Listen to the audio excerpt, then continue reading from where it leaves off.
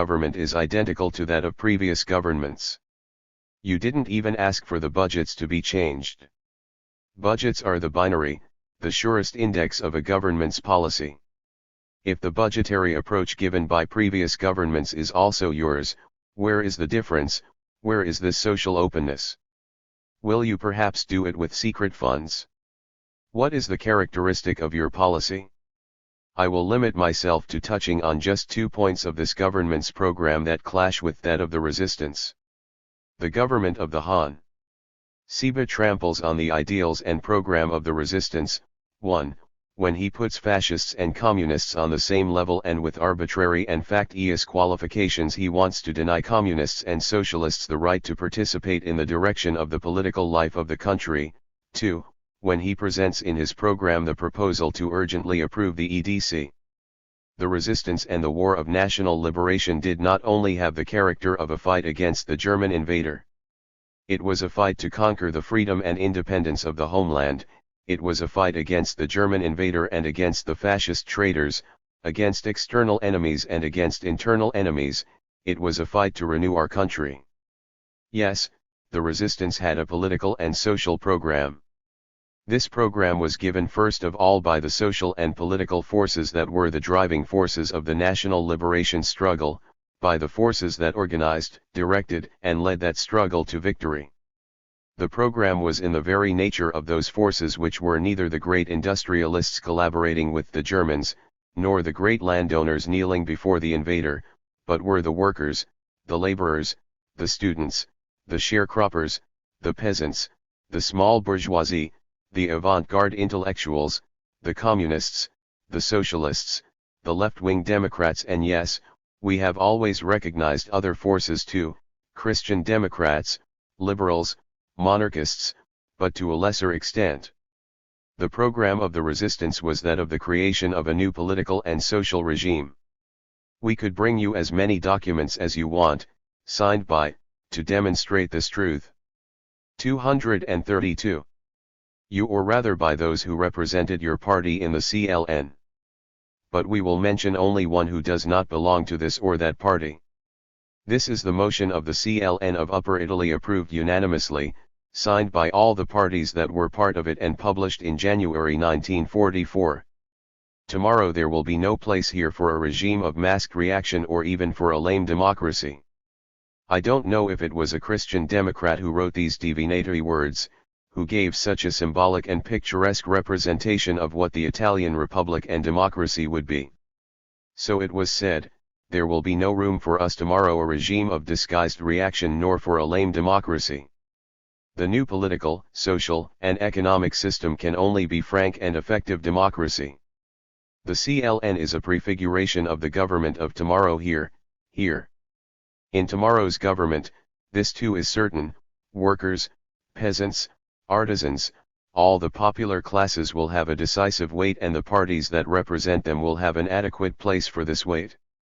You leaders of the clerical party and you leaders of the liberal party, I cannot say about the leaders of the Social Democratic Party because in those days there was no representative of the Social Democratic Party, then solemnly signed that commitment which, even before being sanctioned by the Constitution Republican, had been sealed during the struggle and combat by the blood of the best sons of our people, who were going to die so that the homeland would be free and independent again.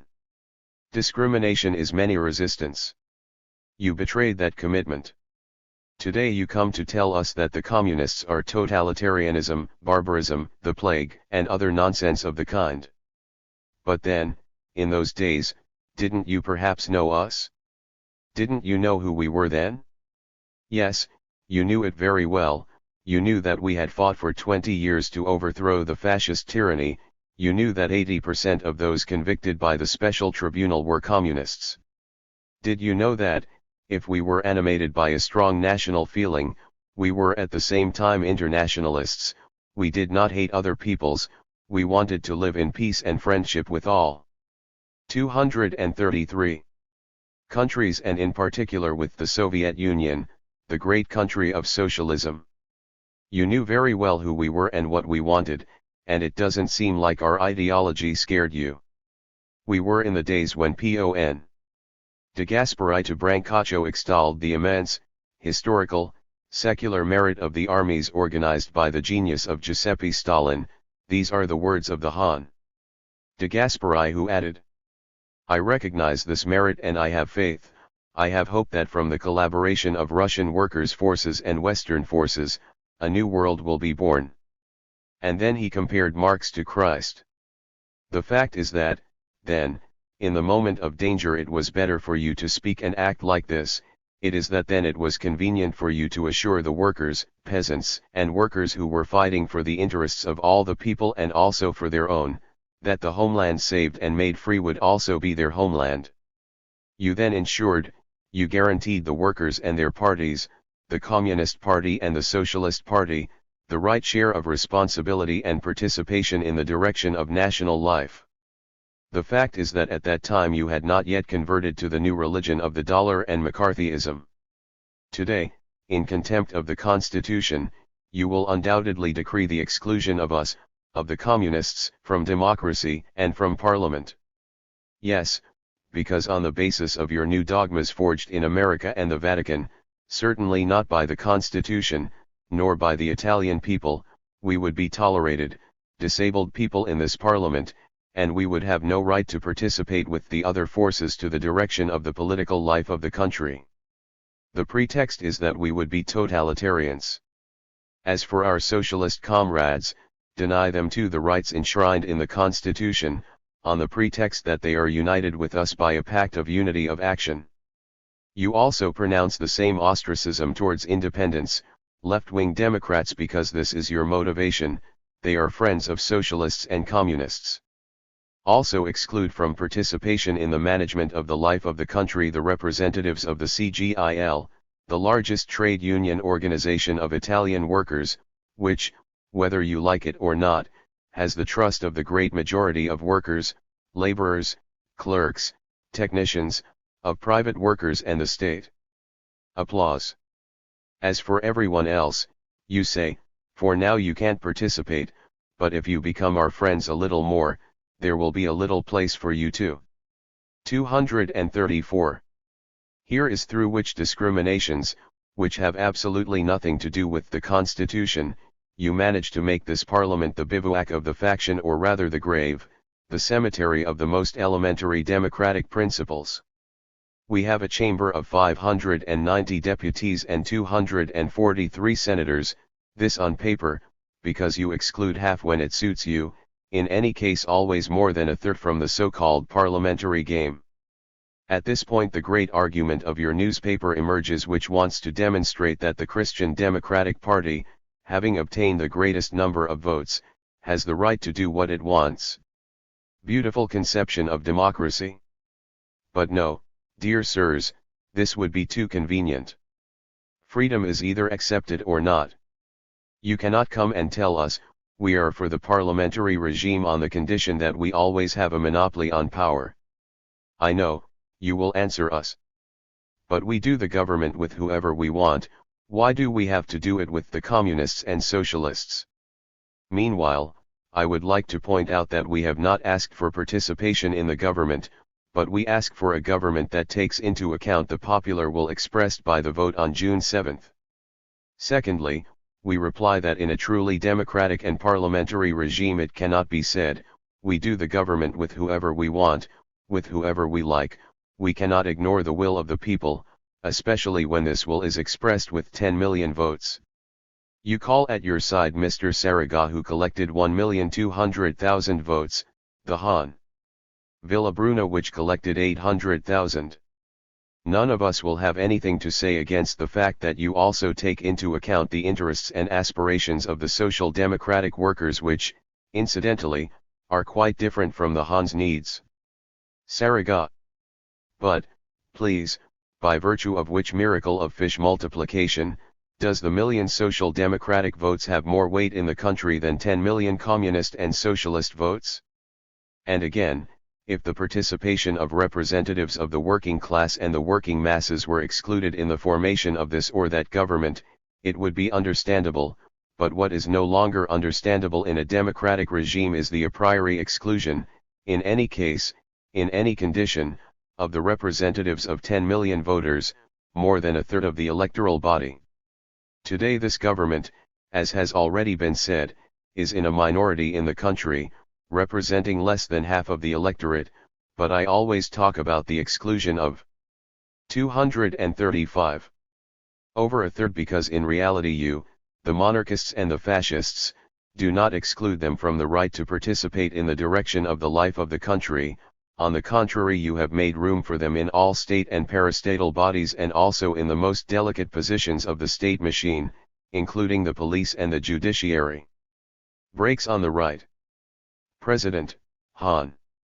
Secchia, don't pick up on the interruptions. Your democracy it is to the representatives of the working class and workers that you, despite the Constitution, deny the right to participate in the direction of the life of the country. I know, you say, it's because they vote for the communists. But what do you want to do? Elections are held so that every voter, every group, every social class can express their vote, which should be free and equal for all, can elect their own representatives, those to whom they entrust the mandate of defending their interests and the interests of the whole community. Nation. What would the right to vote still be worth if you denied entire social groups, entire classes the right to send their representatives to Parliament? But if they send them, you say to them, note that they are communists, they will be able to sit in those benches like in a theater, in a cinema, like spectators, but we will not take any account of what they say. They will be able to make speeches if they get bored listening to those of others, but do not delude yourself that they will ever be able to participate in a government. And then, addressing millions of other voters, you say, be careful not to send socialists to Parliament who are punita of the working class and workers, socialists who are faithful to the ideals of the resistance. Be careful not to send to Parliament men who are supporters of the democratic republican regime as our constitution has defined it, because in that case they too would not count. Your democracy is truly very strange.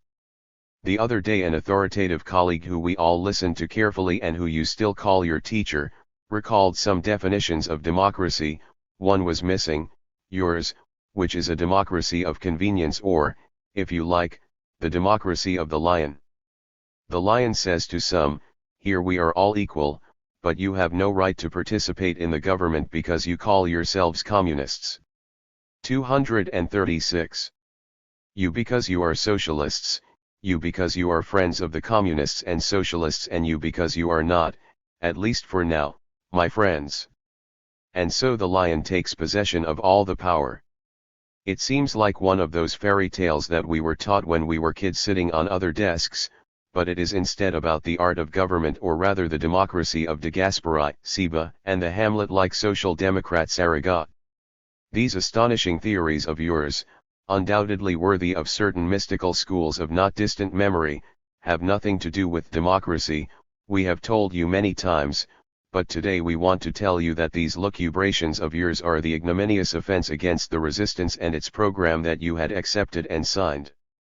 However, I believe, gentlemen, that we are not here to be funny, to make fun of each other and to tell tales of the lion or the jaguar. The workers, the Italian workers, have the right to know why all this happens. They have the right to know why their representatives are denied the rights enshrined in the Constitution.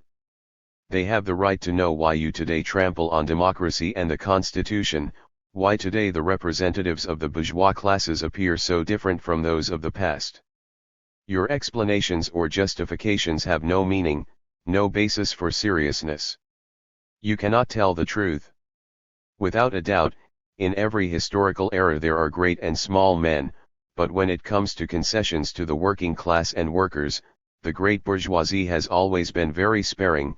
It has never conceded anything that has not been snatched from it, and this I would say is in the logic of class struggle.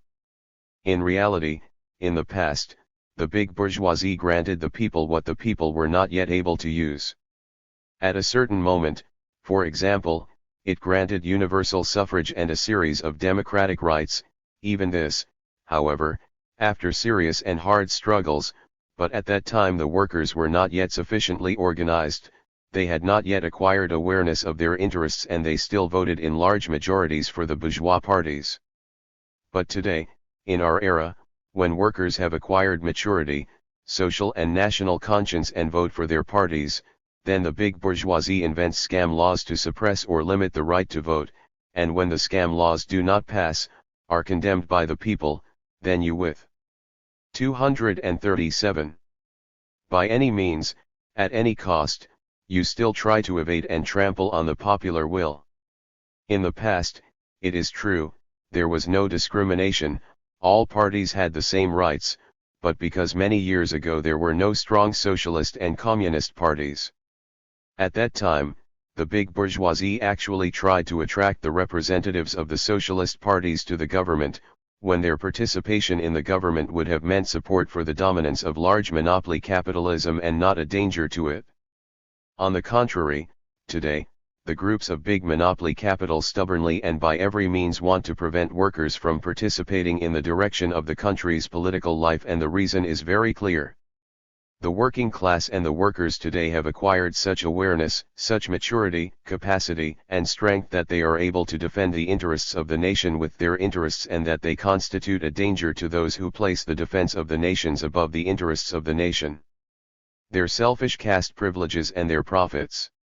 In a word, the principles of bourgeois democracy no longer guarantee the privileges and profits of the large monopolies, and so they and their representatives put these principles underfoot, want to annul the democratic constitution, and this leads to discrimination between citizens.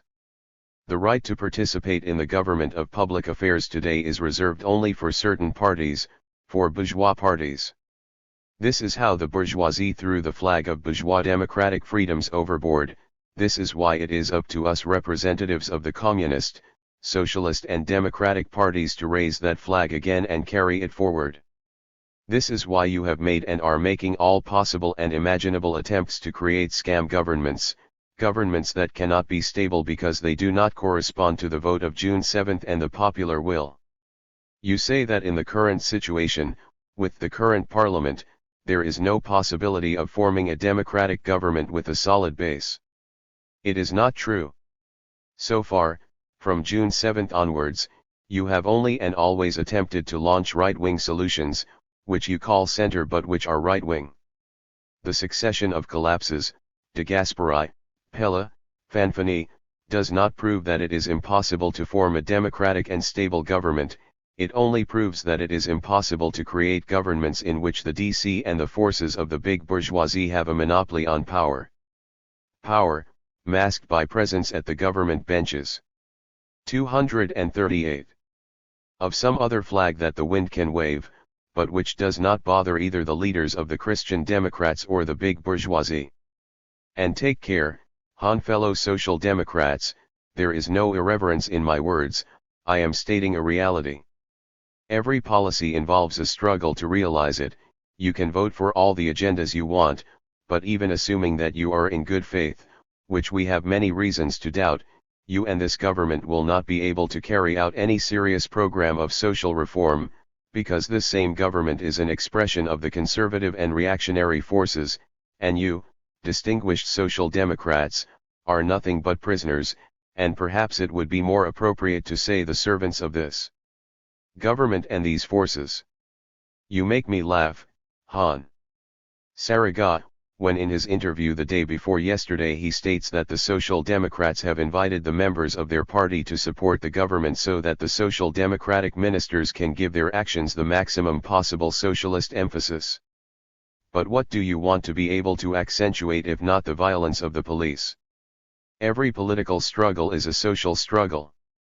Every political struggle is a social struggle, and those who serve the interests of some, even if they are the majority in the country, as are the workers, attack the interests or privileges of others, even if they are the privileges of a small minority, even if they are of the privileges of big capital and monopolistic groups.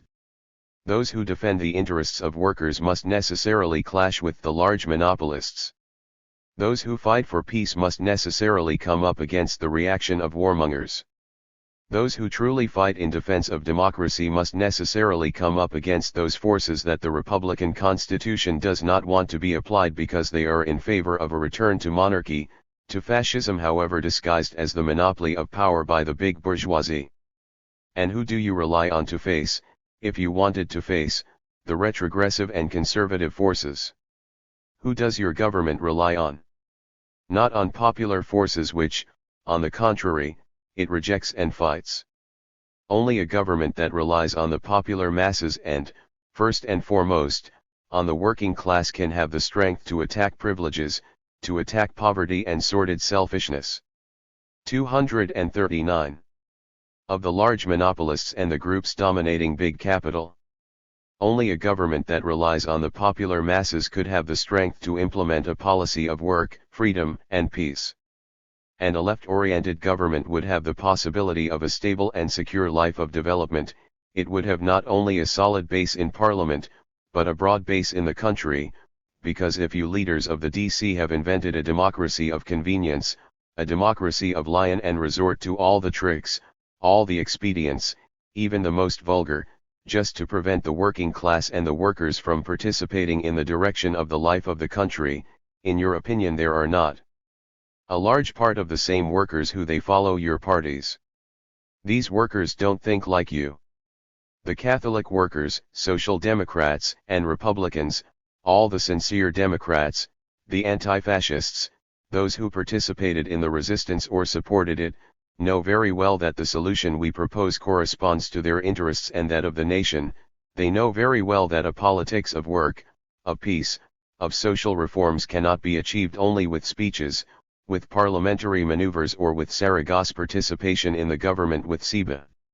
And don't have any illusions about the vitality of this government. It may perhaps be able to temporarily win some votes, but this government too is destined to fall, just as all the governments that want to artificially set up against the will expressed by the Italian people on June 7, against the will expressed by the resistance, will be destined to fall.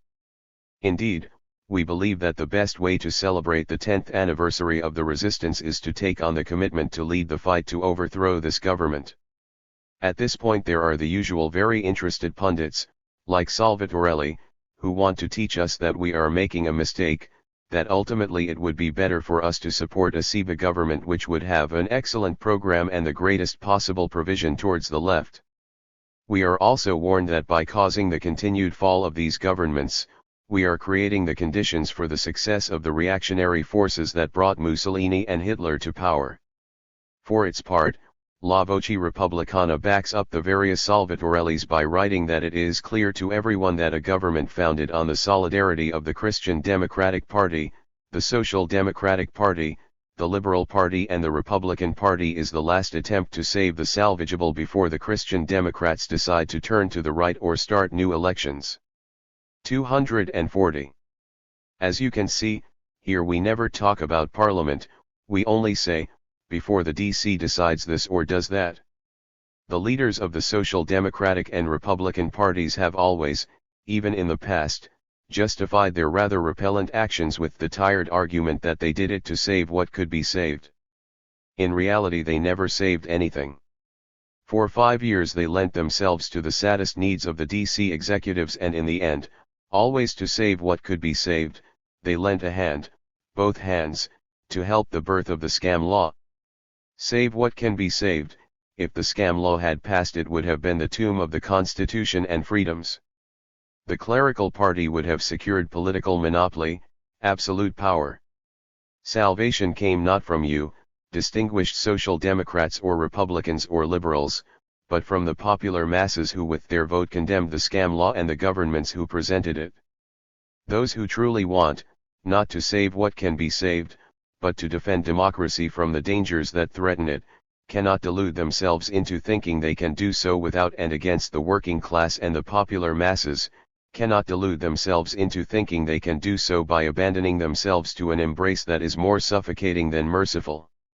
Of the DC.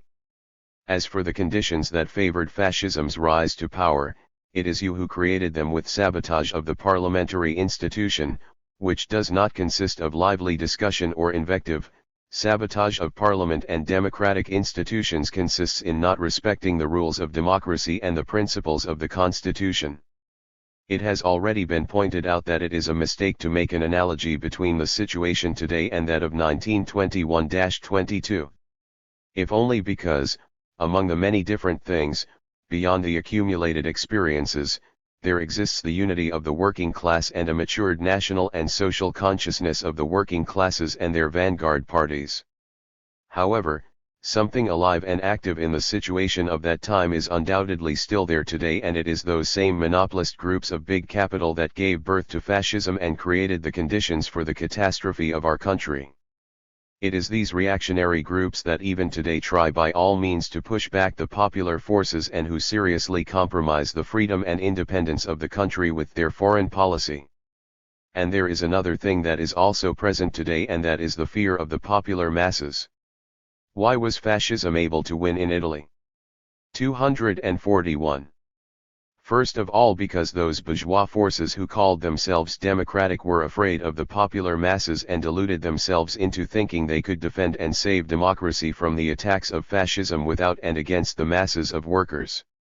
Those forces refused to unite with those of the workers, but they did not refuse to collaborate with the groups of the big bourgeoisie, and did not even disdain at a certain moment to collaborate even with fascism, in the same way as today you, social democratic and republican gentlemen, between democracy and law fraud, between governments that are the expression of popular forces and those that express the interests of large monopoly capitalism, choose the latter.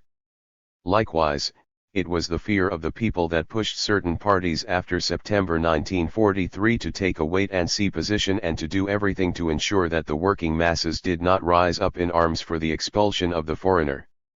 The program of the resistance was the conquest of peace, freedom, and independence of Italy. And here I touch on another point of this government's program, in contrast with that of the resistance, and I move on to the conclusion. The problem of national independence is today at the center of the life and future of our country, and all parties, all Democrats are aware that it is impossible to remedy the evils from which our country suffers without a change in its foreign policy. The SED and the resistance in the government of the Han. As his first political act, Sibo pledged to ask that Parliament soon decide on the ratification of the Treaty of the so-called European Defence Community. Others have already covered this issue extensively. I will limit myself to saying that when the partisans fought to regain freedom and independence for Italy, they certainly did not think that, a few years later, our country would once again be dragged into war alliances and pacts that enslave it to foreigners. The resistance was a people's movement, it fought for peace and freedom and was never subservient to foreigners.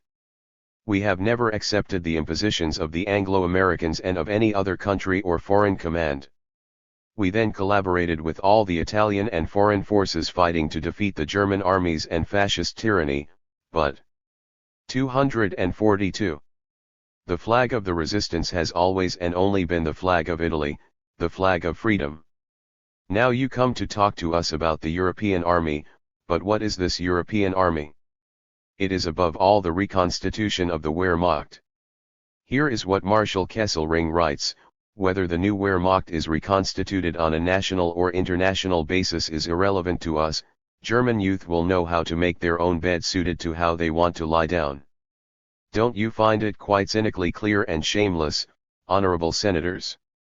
And the general of the 12th SS Armored Division, Kurt Meyer, whose deeds were no less ferocious than those of Kesselring, writes from the prison where he still remains as a war criminal: I study English every day. I believe in the European army and I am preparing to be part of it. In 1944 I was a fanatical National Socialist, but today National Socialism is a thing of the past. If I return to being a soldier I will no longer serve only the German army, what matters today is Europe. 8 years have passed since the defeat of Nazi German militarism, and Kesselring is still there, and with him the von Küchlers, the von Liebs, the von Lists, the von Mansteins and the other Hitlerian marshals. They have only one thought: to reconstitute that army, those divisions that they led to plunder and torture Italy, that they brought across Europe and Africa.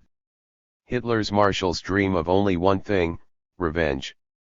It matters little to them whether their panzer divisions are called the European Army, as long as they have their revenge. And would you like to supply these criminals with Italian soldiers? And the deportations of millions of Italians, and the tens of thousands of deaths in the concentration camps, and the sadism of the SS, the torture, the gas chambers, the massacres of the Jews, the massacre of the Fosse Ardeathan, the massacres of Secchia, of Marsabato, Montefiorino, and all the horrors and all the ruins of our country at the hands of the Germans, have you forgotten them? The barbarians, the war criminals, set free, are today about to become the commanders of the European army. And is it this republic of ours born from the resistance that should ratify such monstrosities? No, it never will be. But then, with what right can you force soldiers and officers, patriots to obey foreign commanders, to obey, if necessary, Hitler's generals, to fight alongside the SS? But even before asking this question, many others can be asked, and we will ask them in due course when the problem is. 243. Discussion. That is, one can ask, who gives you the right to transfer to any police station, to a commission of foreigners, those prerogatives and powers in military matters that today belong to the President of the Republic, to the ministers and to our Parliament? You know it, our Constitution does not give you this right. And it was one of the reasons why you invented the scam law, the Han. Paciardi had candidly confessed it. In conclusion, these are the reasons why we vote against this government. As you can see, these are not personal reasons. Someone, amazed or feigning amazement, asked us if we have a personal issue against von Shiba. No personal matters, indeed from a certain point of view we prefer the rough and even brutal temperament of the Han Shiba rather than, for example, the variable, treacherous and false one of the Han Saragat. But this is not a personal matter.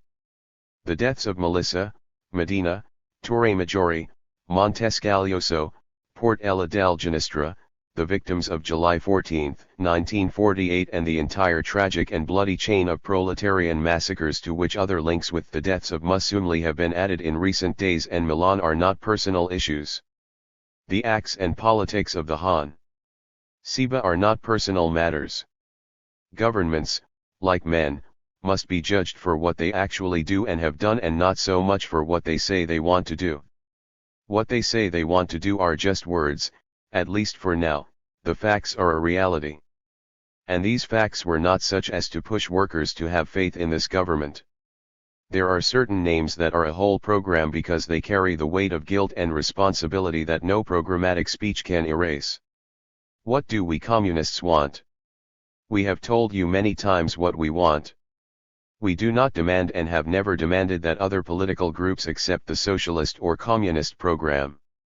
We have put forward proposals that every common-sense citizen, who is not blinded by hatred and fanaticism, cannot fail to accept.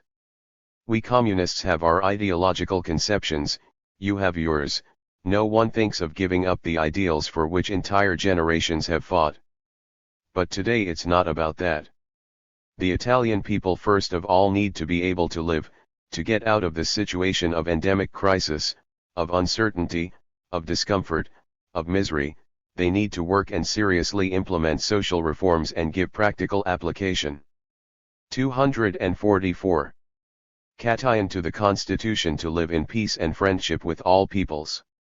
We are for peace within our country and for a policy of peace, agreements, peaceful relations with all peoples.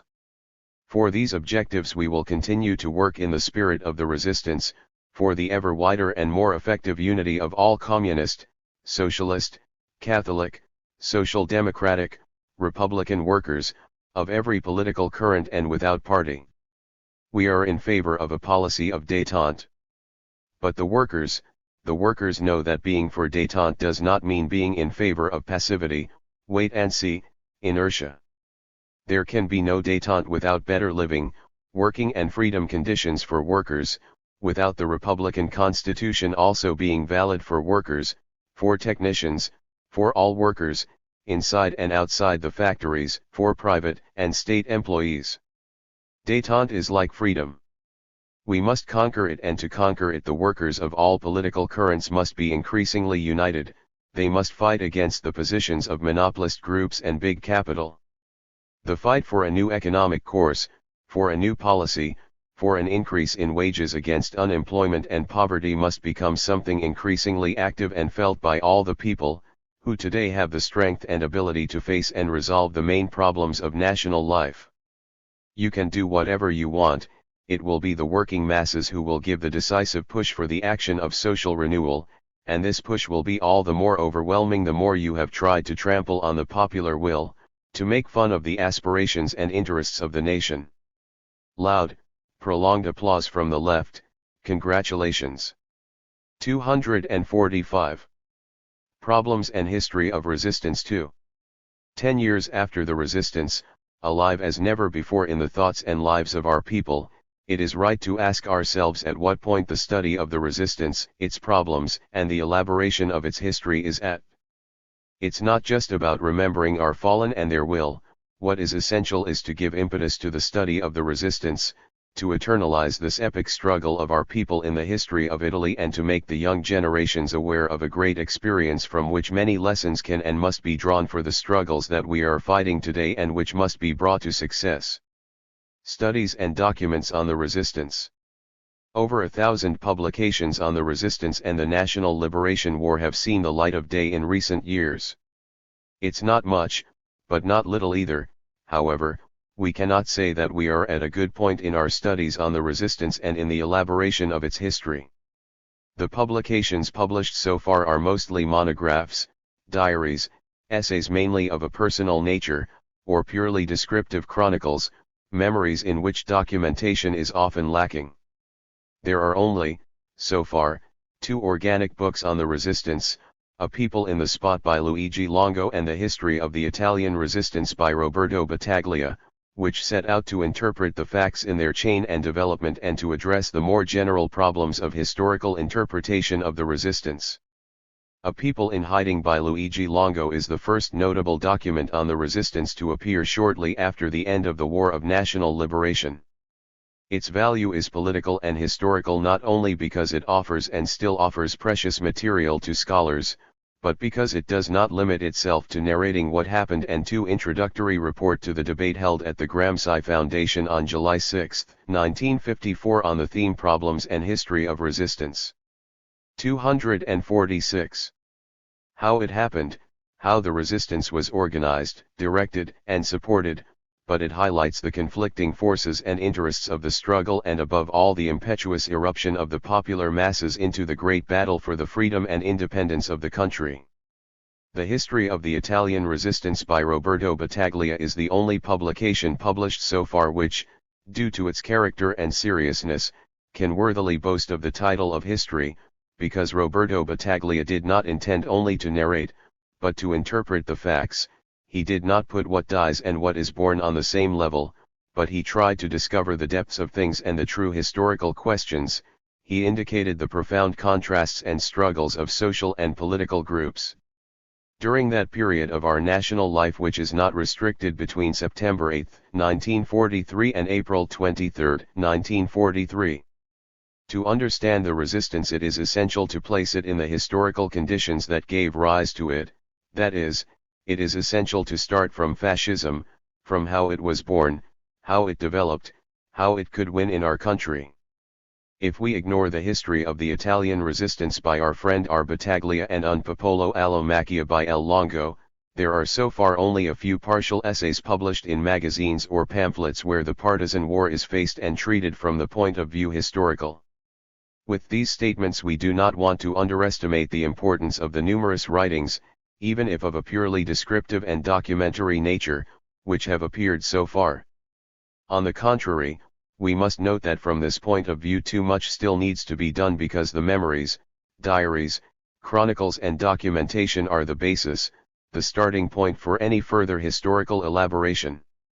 In our opinion, documentary publications have considerable value even if, as Professor Piero Pieri observed, no document has ever been drawn up with the aim of telling the truth to historians, but rather to produce a certain practical result. But precisely for this reason the documents of the time have historical value, because whoever wrote them at that moment was certainly not thinking of writing about history, but rather of making it, thinking of obtaining a practical result in the struggle. So much so that the content of certain directives and political positions signed by all the parties of the CLN no longer correspond to the political positions that 247. Today certain parties and movements have taken over, to the point that they do not like certain reenactments and documentation. We are far from underestimating the writings that have a documentary nature, so much so that Comrade Longo and I thought we were doing something useful in publishing in 2 volumes the main articles and documents we wrote during the War of Liberation and relating to the partisan struggle and the political and organizational problems that characterized it. Our aim was precisely to make a contribution to the studies of the resistance with the documentation of the positions taken by the Italian Communist Party and other parties and the decisive role played by the working class and workers during the War of National Liberation. Our friends Lussu, Battaglia, Fansolo, and others, greeting these publications of ours, wanted to grasp their value among other things precisely in the fact that they do not use hindsight, but offer authentic material of articles, documents, and appeals published during the struggle. That is, they enable everyone to know what the directives given by the Communist Party were to the action of its political, trade union and military nuclei in the decisive struggle against the German invader and against his fascist accomplice, and to what criteria it followed inspired in its relations with other anti-fascist groups, with a view to the establishment of a regime of freedom in our country. But we would like many other protagonists and participants in the great partisan struggle to collect, organize, and publish their writings, their experiences, those of the military formations or the movements and political parties around which they fought. The publication of the acts and documents on the struggles fought and the political positions taken by the various parties, political currents, partisan formations in those years, and on the effective contribution given by both to the War of National Liberation and to the defeat of fascism, is essential to the historiography of the resistance and is at the same time a dutiful albeit very modest tribute to the heroism of the fighters and the sacrifice of the fallen. This is a duty and an obligation that transcends any personal consideration or inclination, since the need to make young people aware of the history of the resistance, the actions of the partisans and patriots, is a duty towards the nation. It is a task and a duty that must be felt by all democratic organizations. 248. Omissions and historiographical distortions. Giving impetus to these studies is all the more necessary given that today there are already open attempts at deformation and actual falsification of the history of the resistance, without talking about the work of denigration carried out by the enemies of freedom in recent years and particularly virulent in these times by McCarthy's agents. There are also those who distort and falsify the resistance, so to speak, in good faith. When judging past events in which one participated, it is sometimes easy to mistake the plea bargain one has today in front of them, or which one believes would have been right to assume, with the one actually assumed then, when those events had not yet had their epilogue. In many narratives, expositions, and chronicles of the resistance put into circulation, there are a notable quantity of interested judgments and explanations, not too faithful to the truth, and real inventions made in good faith or not, the result of hindsight and positions of part of their authors. Among the different forms of historical falsification there is also that of omission. There are, for example, those who narrate certain military actions or episodes of war fought by the resistance, the success of certain formations, do not invent, say neither more nor less what happened, but keep silent about a small detail, and that is that while that battle was in during the course the workers of the nearby city or province had proclaimed a general strike, or the peasants of the surrounding countryside with large mass actions had paralyzed the action of the Germans and fascists, limited their movements, delayed their movement.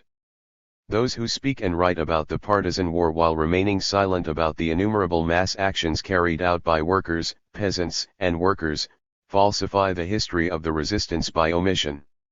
Each of us, recalling past facts, events in which we participated, cannot help but, despite the effort to remain objective even in detail, judge yesterday's positions in the light of today's experience, in the light of criticism and self-criticism, that is, the level of consciousness we have reached. Furthermore, in stories, diaries and personal memoirs, there is sometimes a marked tendency to exaggerate the decisive importance of battles for the development of events. 249. And battles in which the one who tells the story personally participated. For example, from this point of view, it is not easy to establish the actual military contribution of certain partisan formations that supported major battles or occupied entire areas for more or less long periods. Yet even for this reason this study is necessary, indispensable, because from it will appear that in certain cases the decisive contribution to the success of certain actions or battles or to the victorious conclusion of a struggle does not belong to this or that other group of partisan units, which compete for primacy sometimes for political reasons, but was given by the result of actions, combined or not, of different partisan units and mass actions that developed simultaneously or almost simultaneously in the same locality or region.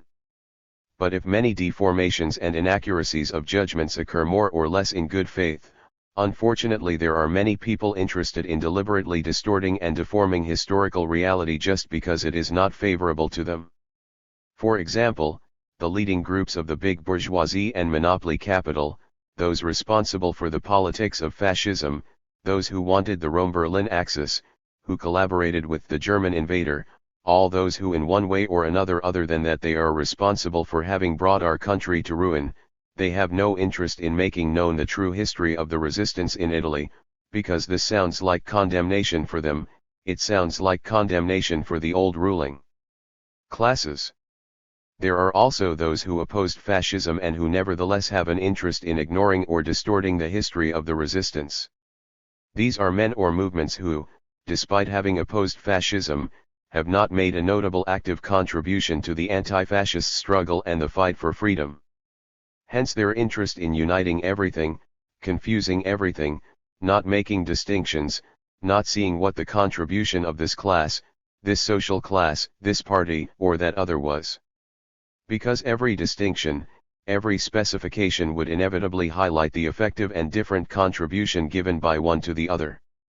Here then arises the legend, already widely in circulation, that the resistance was a great spontaneous phenomenon and that the partisan movement was not organized by anyone.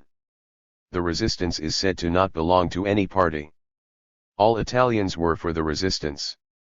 Everyone hears some people write a voice from the bottom of their soul, someone calls it their 250 voice of the country, others the voice of conscience, others the voice of God. Everyone would have heard this voice as if by magic on September 8, 1943. It is a theory that may be convenient, but which is not the truth. It is very true that the resistance does not belong to any party, but it is equally true that not all parties contributed to it in the same measure. It is very true that in the resistance, in every country, all social classes were present, but not all in equal measure. Not rebellion, not legitimist movement, but patriotic war. Meanwhile there were the fascists who found themselves on the other side of the barricade, who were the enemies, we naturally mean those responsible, the adversaries of the resistance and who today vilify it, slander it, insult it. Then there were those who took a stand against the Germans only in obedience to the king and the monarchy, but who did not think of any social renewal, indeed they were hostile to them and feared the popular masses. They had deemed it right to march arm in arm alongside the Germans and fascists and approve of all their crimes as long as the monarchy supported fascism. It is clear that they have no interest in having a true history of the resistance elaborated and in highlighting the contribution given to the resistance by the popular masses. During the War of Liberation they did everything to slow down and contain the development of the partisan movement, to limit the mobilization of the people. Today they openly confess what their function was, they even exaggerate it, they try to make people believe that the resistance was the result of the people's loyalty to the monarchy, that it was a legitimist movement that arose on the basis of we know not what agreements with the Allies.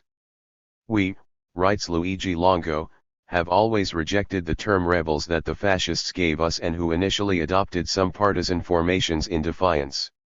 Not us, but the fascists were the rebels, the usurpers of the laws of the homeland. We were the patriots and therefore represented the state, the law, the regulating force of national life. Quite right, but the fascists, and not only the fascists, didn't think that way, but those who see power, rights, and justice only in laws didn't think and don't think that way. 251.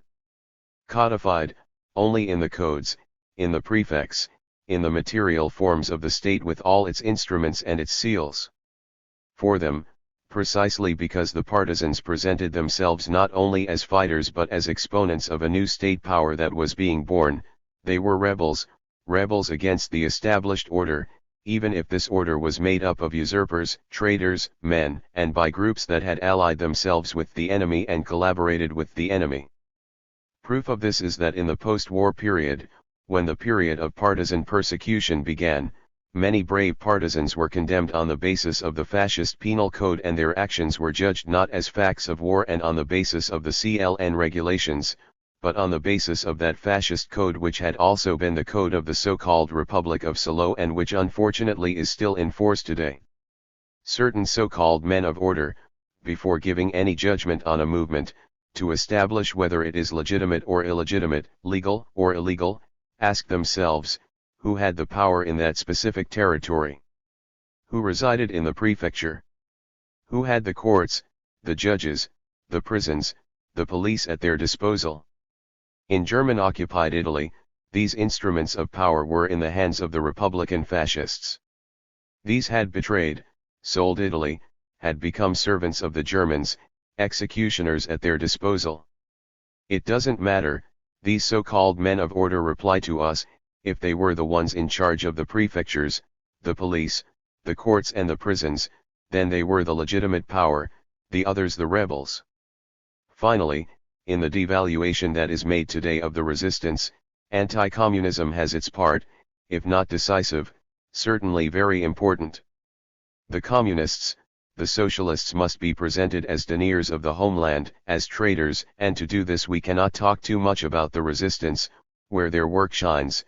To do this we must silence or reduce to a minimum the decisive contribution made to the resistance from the popular masses, from the working class, from the peasants, from the avant-garde intellectuals, from the workers. 252. The attempt to celebrate the resistance as a great religious phenomenon. The ruling circles of the big bourgeoisie are never interested in glorifying partisan movements, movements which, however patriotic, have the character of revolt against the so-called established power.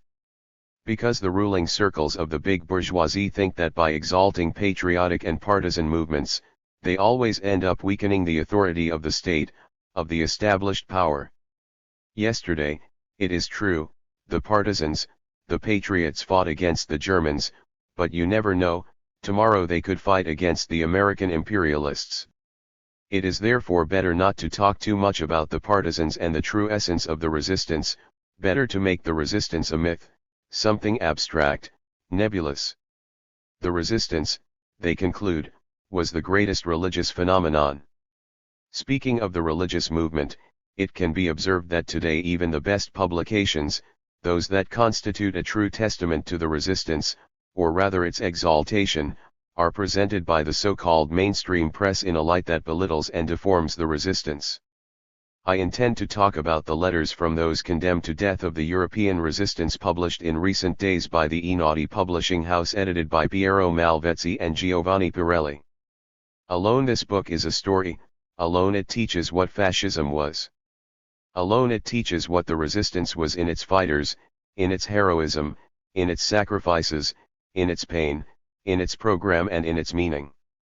At the very least it is a very strong stimulus to deepen the study of the fighters, programs, and political and social ideas of the resistance. Yet, how is this book reviewed, how is it presented by the mainstream press, by the so-called independent newspapers?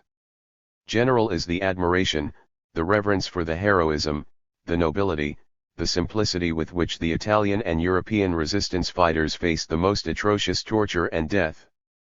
But even in this general recognition, in this admiration for heroism and nobility, for the fallen as fallen, for the heroes as heroes, the intention to belittle the resistance by emptying it of its reality, ignoring its ideals, appears clear. And his program. Everyone takes off their hats to the dead, everyone admires their heroism. Unfortunately, it is customary in front of the fallen, the martyrs.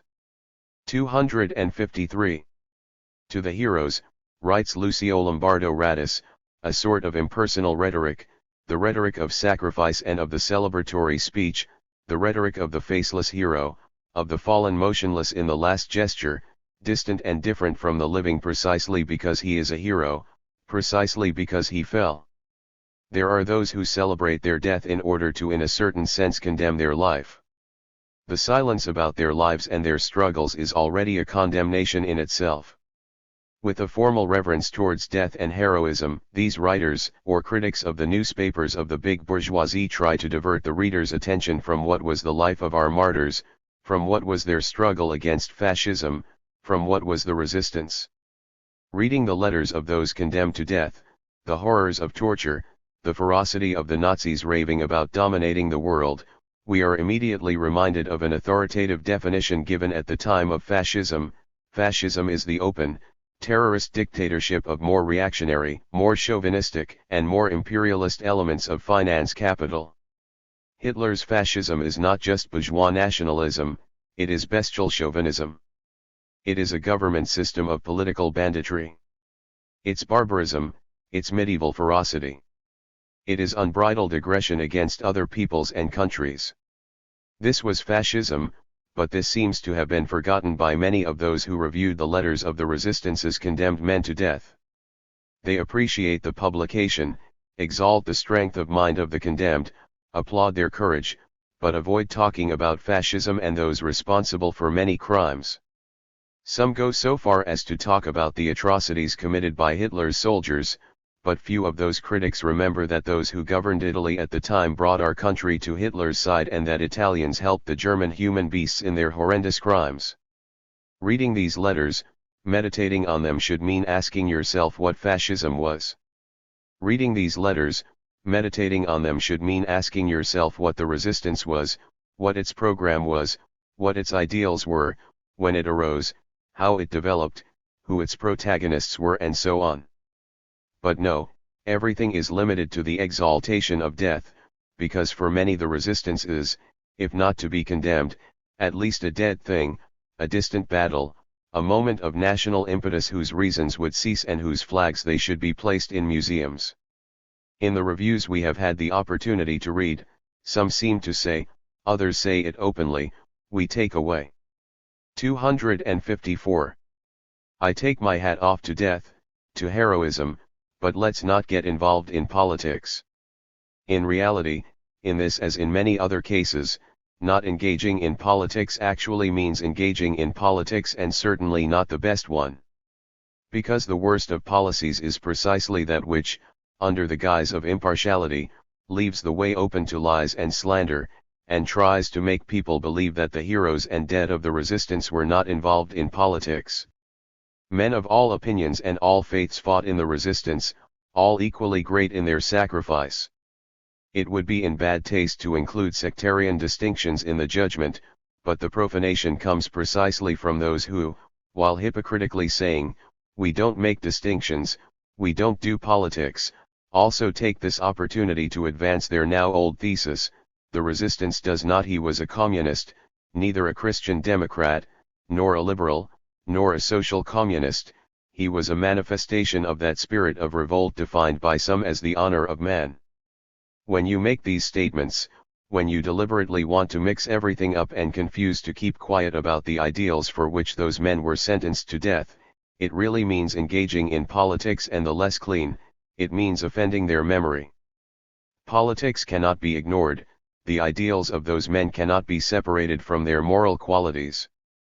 Those men were such, they had such strength and such moral greatness, first of all because they were fighters for an ideal and for a great ideal.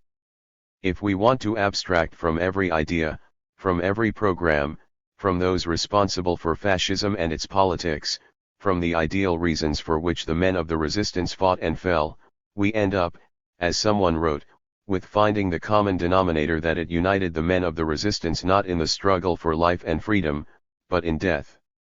It is right to try to grasp in the resistance the unitary element that moved the patriots and freedom fighters, which led communists and Catholics, socialists and liberals, men of different political ideas and faiths, to fight and die side by side, but yes commits a serious error of judgment, evaluation and deformation of the resistance as it was and of its history when it denies and tries to hide that the main forces contributed to its epic struggle by the workers, the left-wing democratic avant-gardes. 255. For the history of the Italian resistance.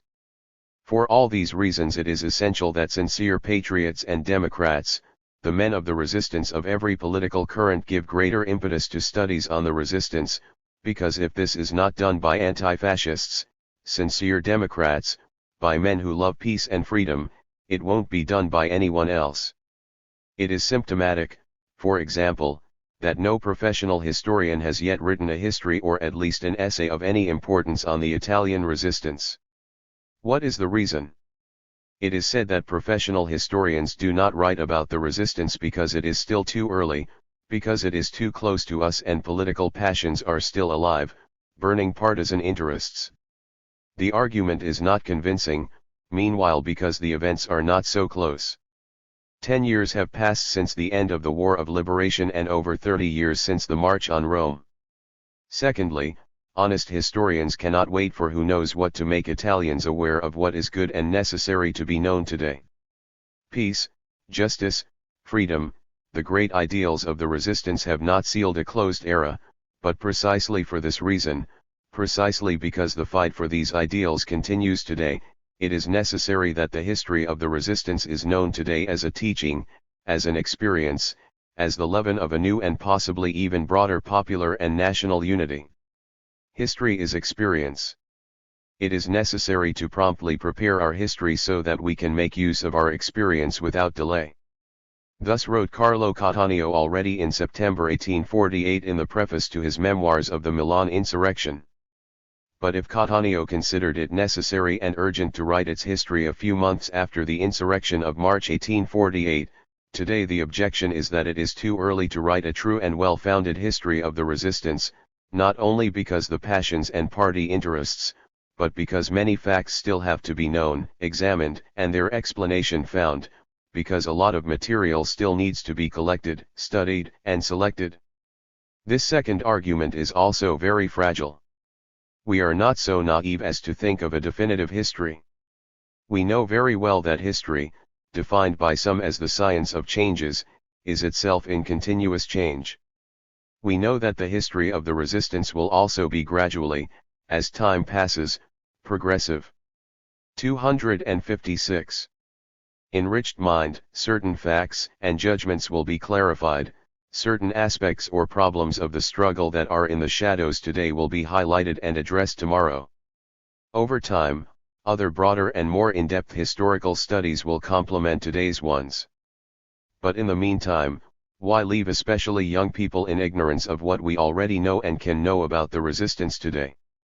The real reason for the perplexity, the hesitations, and the renunciation, at least until today, on the part of official or professional historians to write about the resistance seems to me to have been captured by Pietro Togliatti when he states that idealistic historiography is not capable of understanding and explaining what was fascism.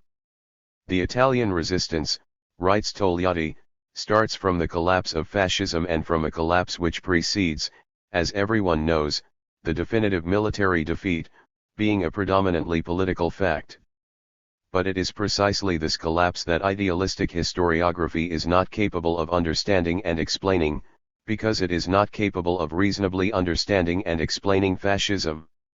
It is too convenient and meaningless to repeat that that was a parenthesis of madness, an aberration. Fascism was the government and regime of the Italian bourgeois classes, as they emerged from the Risorgimento, from the first 50 years of unification and from the first participation in an international armed conflict.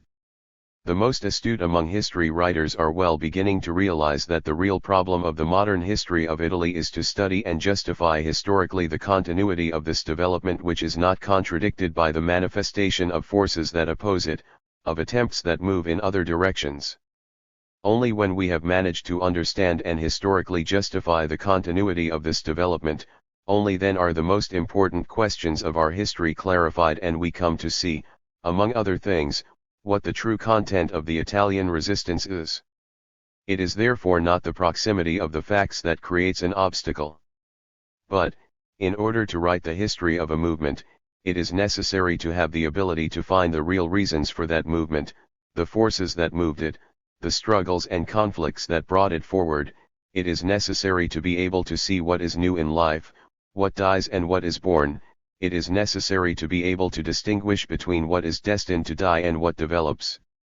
What is missing from today's historiography, as Togliatti acutely pointed out, or what is not entirely clear for it. 257. In fact, it seems to be precisely a correct concept of development, that is, of novelty, of transformation. It is not excluded that this happens because his constructions move in an atmosphere that is called ideal, but where ideas are no longer such, because they mostly lack body, and an idea cannot exist without body. It would be vain to lose ourselves in complaints and expect from others what they do not want or are unable to do. Bourgeois historiography does not see in the resistance an object of the greatest interest for its own studies and for the study of the history of Italy, but more or less consciously or unconsciously sees in it an enemy to the preservation of the class dominance of the great bourgeoisie. Writing the history of the resistance must be the task of democratic men of culture, of anti-fascist intellectuals, and not only of intellectuals but of workers, peasants, of all those who have fought and are fighting for freedom, peace, and independence of the country. The true historiography of the resistance, and above all the history of the resistance, can only be the work of the resistors. I use this term in the broadest sense of the word. That is, I consider today's young people and all those who, even if they did not directly participate in the partisan formations, fight today for peace and freedom as resistant. The resistance was the first appearance and affirmation of a new ruling class at the head of all national life. For this reason, it is above all the men of this new ruling class, the men who march towards the future. They are the men who make their own history, who must also write it. I would feel flattered if this evening's conversation also served to make an even modest contribution to stimulating discussion and debate on the themes of the resistance, if it succeeded in enticing and pushing someone to delve deeper into these problems, to direct his research and studies. Two themes already discussed, wait and see, and the relationship between armed struggle and mass struggle. There are themes that have already been largely developed, such as, for example, that of wait and see and the social and class roots of wait and see, also if any wait and see arrangements have been made. 258. The open and gross aspects are highlighted more than the masked ones. The wait and see attitude in its most subtle and dangerous form did not present itself openly, without veils, in the guise of those who said that it was necessary to be very prudent, to wait for the arrival of the Anglo-Americans before taking action, or that it was only necessary to attack the fascists and not the Germans. The most subtle and dangerous wait and see attitude was represented by those who did not object to the need to act, but maintained that to act immediately and successfully it was essential to place professional officers, career officers with proven technical skills at the head of the partisan formations, and without putting political commissioners in their way. This trend was dangerous for the very conduct of the partisan war, which had its own particular characteristics, and for the democratic aspirations of the popular masses who fought not only to expel the Germans, but also to defeat fascism and gain freedom.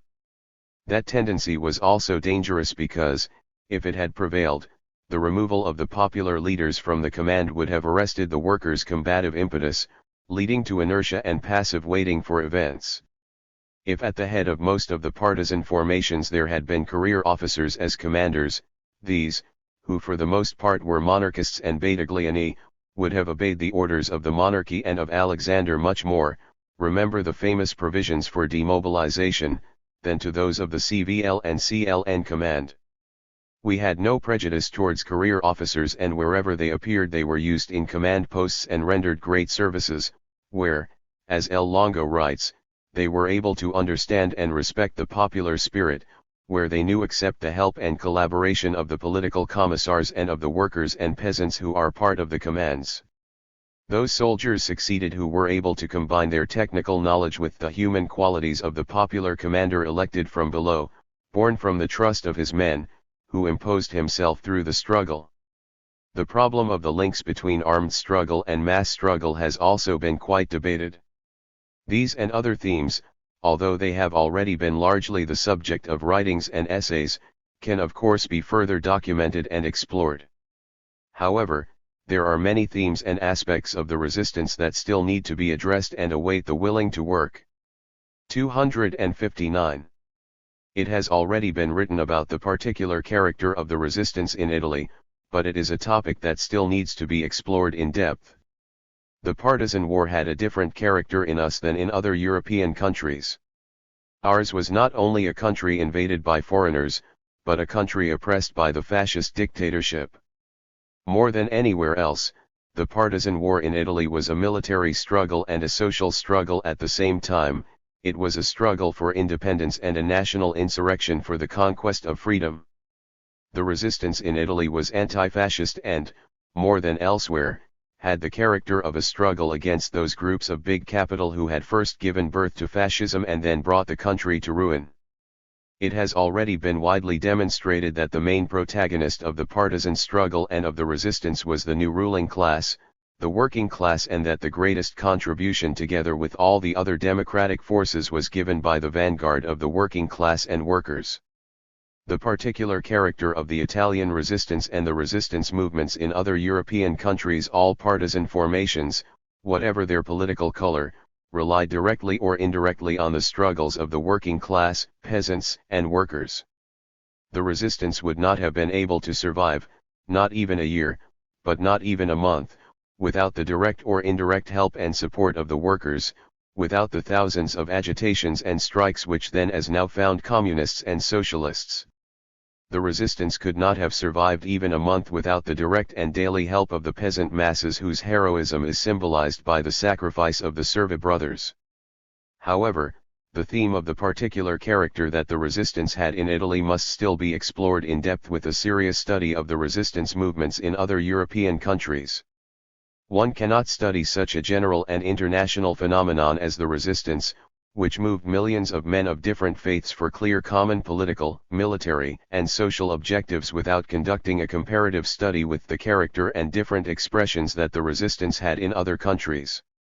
How were political and military problems that faced us faced and resolved in other countries? In many cases the solutions were similar, in others very different. To what extent is it different? 260. Did the tactics followed and the different solutions given to the problems of political unity, unity of command or military conduct of partisan warfare correspond to a difference in situation or to different political and military methods and criteria? And in this case, in light of the facts, results, experiences, what judgment can be made? We know little so far about the resistance movements in other countries, and what we know is insufficient for a comparative study, resulting in judgments that are as superficial as the information. We speak, for example, of European resistance driven everywhere by the same reasons and the same ideals, but this is nothing more than a cliché that captures only some general characteristics. We know, for example, that even in France the national movement for liberation from the Germans had similar characteristics to our resistance. Even in France the main protagonist was the new ruling class, it was the working class, it was the workers. Even there, as in our country, there were forces that worked to prevent the national insurrection and for the peaceful transfer of power from Pétain to de Gaulle. De Gaulle himself had rather the function of a brake, of an obstacle than of help and impulse to the popular movement of the resistance. Pierre Montauban writes, by deliberately depriving the French of the weapons they needed, de Gaulle facilitated the Hitlerites' repressive plans and their plans of destruction and limited the role of the French in the war. In Italy the French resistance is so little known that a legend has even been created, a sort of myth about de Gaulle's movement during the war. Many people ignore the fact that de Gaulle's general staff in London did everything they could to prevent popular partisan groups from being armed. It is unknown that in October 1941 the slogan launched by de Gaulle was the following: "The order that I give for the occupied territories is not to kill even one more German." And in August 1944 he launched this other directive: "Stop the guerrilla warfare." It was the same directive that Alexander believed he could give to the Italian partisans. It is true that in France unity, unlike here in Italy, was formed under the impact of events, at least initially, more around the military, the generals than around the progressive parties, but even in France, without the decisive contribution of the working class and the popular masses, the resistance would have been much more limited and with little chance of success. 261. The Catholic French writer François Mauriac recognizes this when he writes, "Only the working class in its mass has remained faithful to the nation."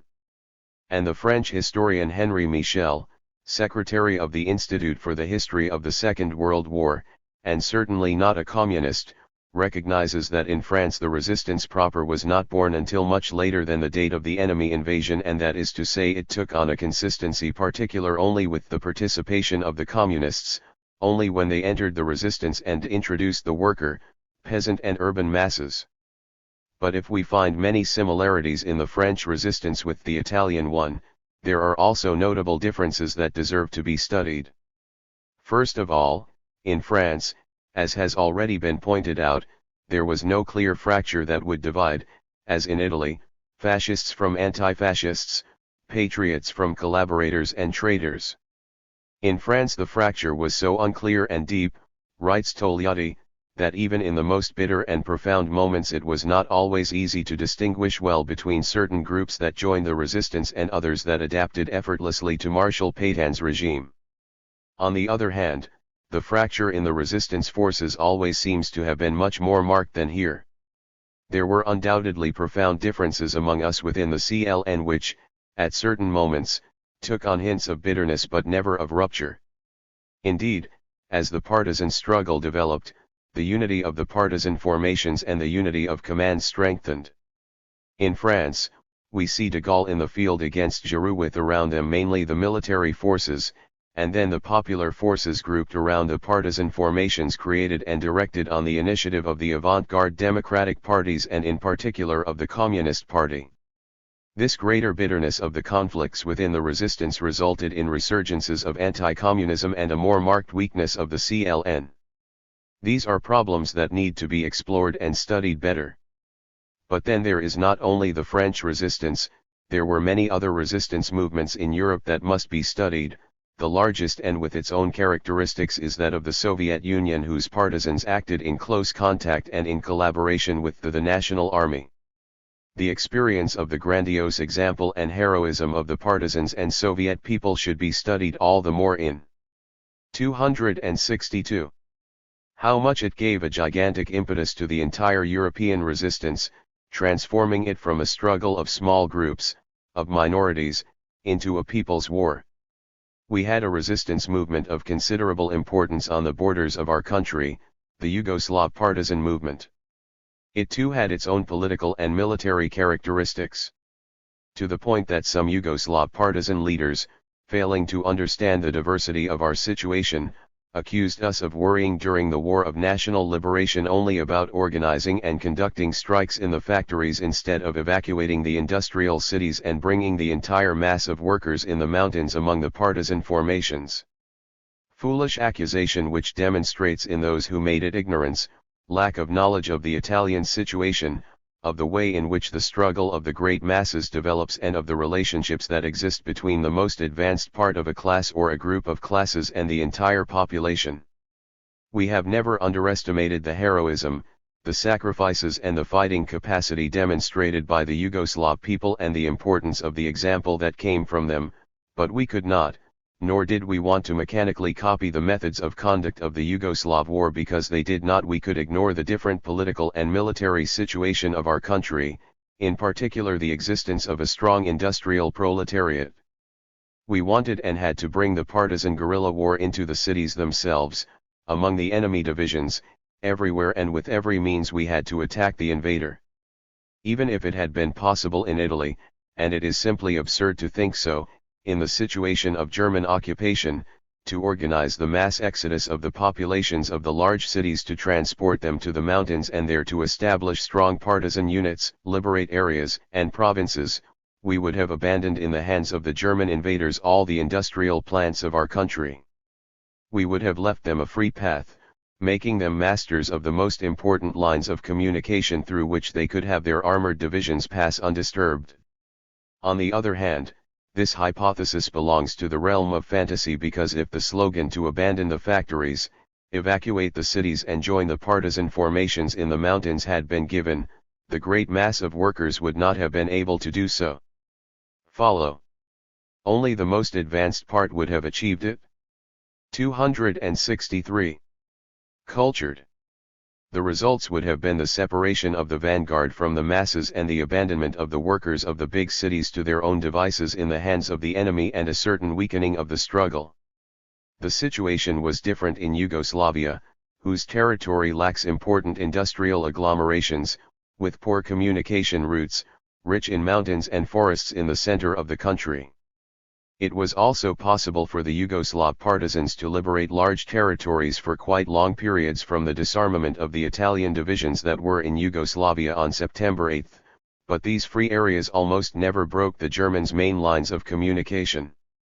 But even these are considerations which we still recognize as too superficial and generic, and the political and military experiences of the Yugoslav partisan movement deserve to be further studied and explored. Spontaneity and organization of the resistance. Another topic on which much still needs to be said is that of the spontaneity or otherwise of the resistance, also because, on this as on other topics, the controversy is still quite lively today. Friend the Han. Pietro Calamandrei, for example, politely responds to our documentation aimed at demonstrating that the resistance was not a spontaneous movement, writing, "These same words were reproached by those who objected to me that, by highlighting this character of spontaneity that the resistance had from the beginning, a moral insurrection before a military insurrection, the various political and social motives of it are left in the dark, prepared by 20 years of conscious party education. Clandestinely pursued at the cost of shootings, imprisonment, borders, of exiles. I am not of this opinion. It would be foolish to deny that one of the foundations of the resistance was the social struggle, the aspiration of the sufferers towards social justice, and it would be blindness not to realize that the organizational framework was given to the resistance by those anti-fascist parties that had resisted clandestinely or that had been formed under fascism, and that in those 20 years of oppression kept the flame alive and sowed the seeds in consciences. But, on the other hand, not even this religious and mo. 264. The real nature, before being social and political, of the resistance could not be denied without falling into equally blindness in the opposite direction. Without this spontaneity of a moral and religious nature, it would not be possible to explain how, in the aftermath of September 8, long before the organizers had been able to make the first contacts, long before the parties had put to their clandestine threads, had arisen in 100 places in Italy, not only in the cities, but in the most solitary villages, in the mountains, in the farmhouses, in the workshops, in the schools, among the farmers, among the workers, among the students. Among the intellectuals, 100 hotbeds of insurrection, one without the other's knowledge, without means, without having clear ideas, without knowing exactly what needed to be done, but nevertheless all moved by an irrepressible will to do. This controversy is itself the demonstration that there are periods in the history of the struggles of the Italian people that still need to be studied. Among these there is the entire period of 20 years of struggle against fascism, and there is the period from July 25 to September 8, which marked the return to an albeit limited freedom in which the parties saw the light again, the newspapers, the internal commissions in the factories, and during which the prisoners of fascism returned from prisons and islands of confinement, and in which many of those who had until then been passively waiting felt the duty to begin to act. The period from July 25 to September 8 deserves to be carefully studied to understand the political and organizational work necessary to set up the partisan formations. This work was carried out during the harsh clandestine struggle waged for 20 years against fascism and during the activities carried out during the 45 days of the Badoglio government. On September 8, with the disintegration of the army, groups and gangs of disbanded soldiers and officers spontaneously formed, but their concern was not to let themselves be caught by the Germans and to take refuge in the mountains. This wasn't the resistance yet.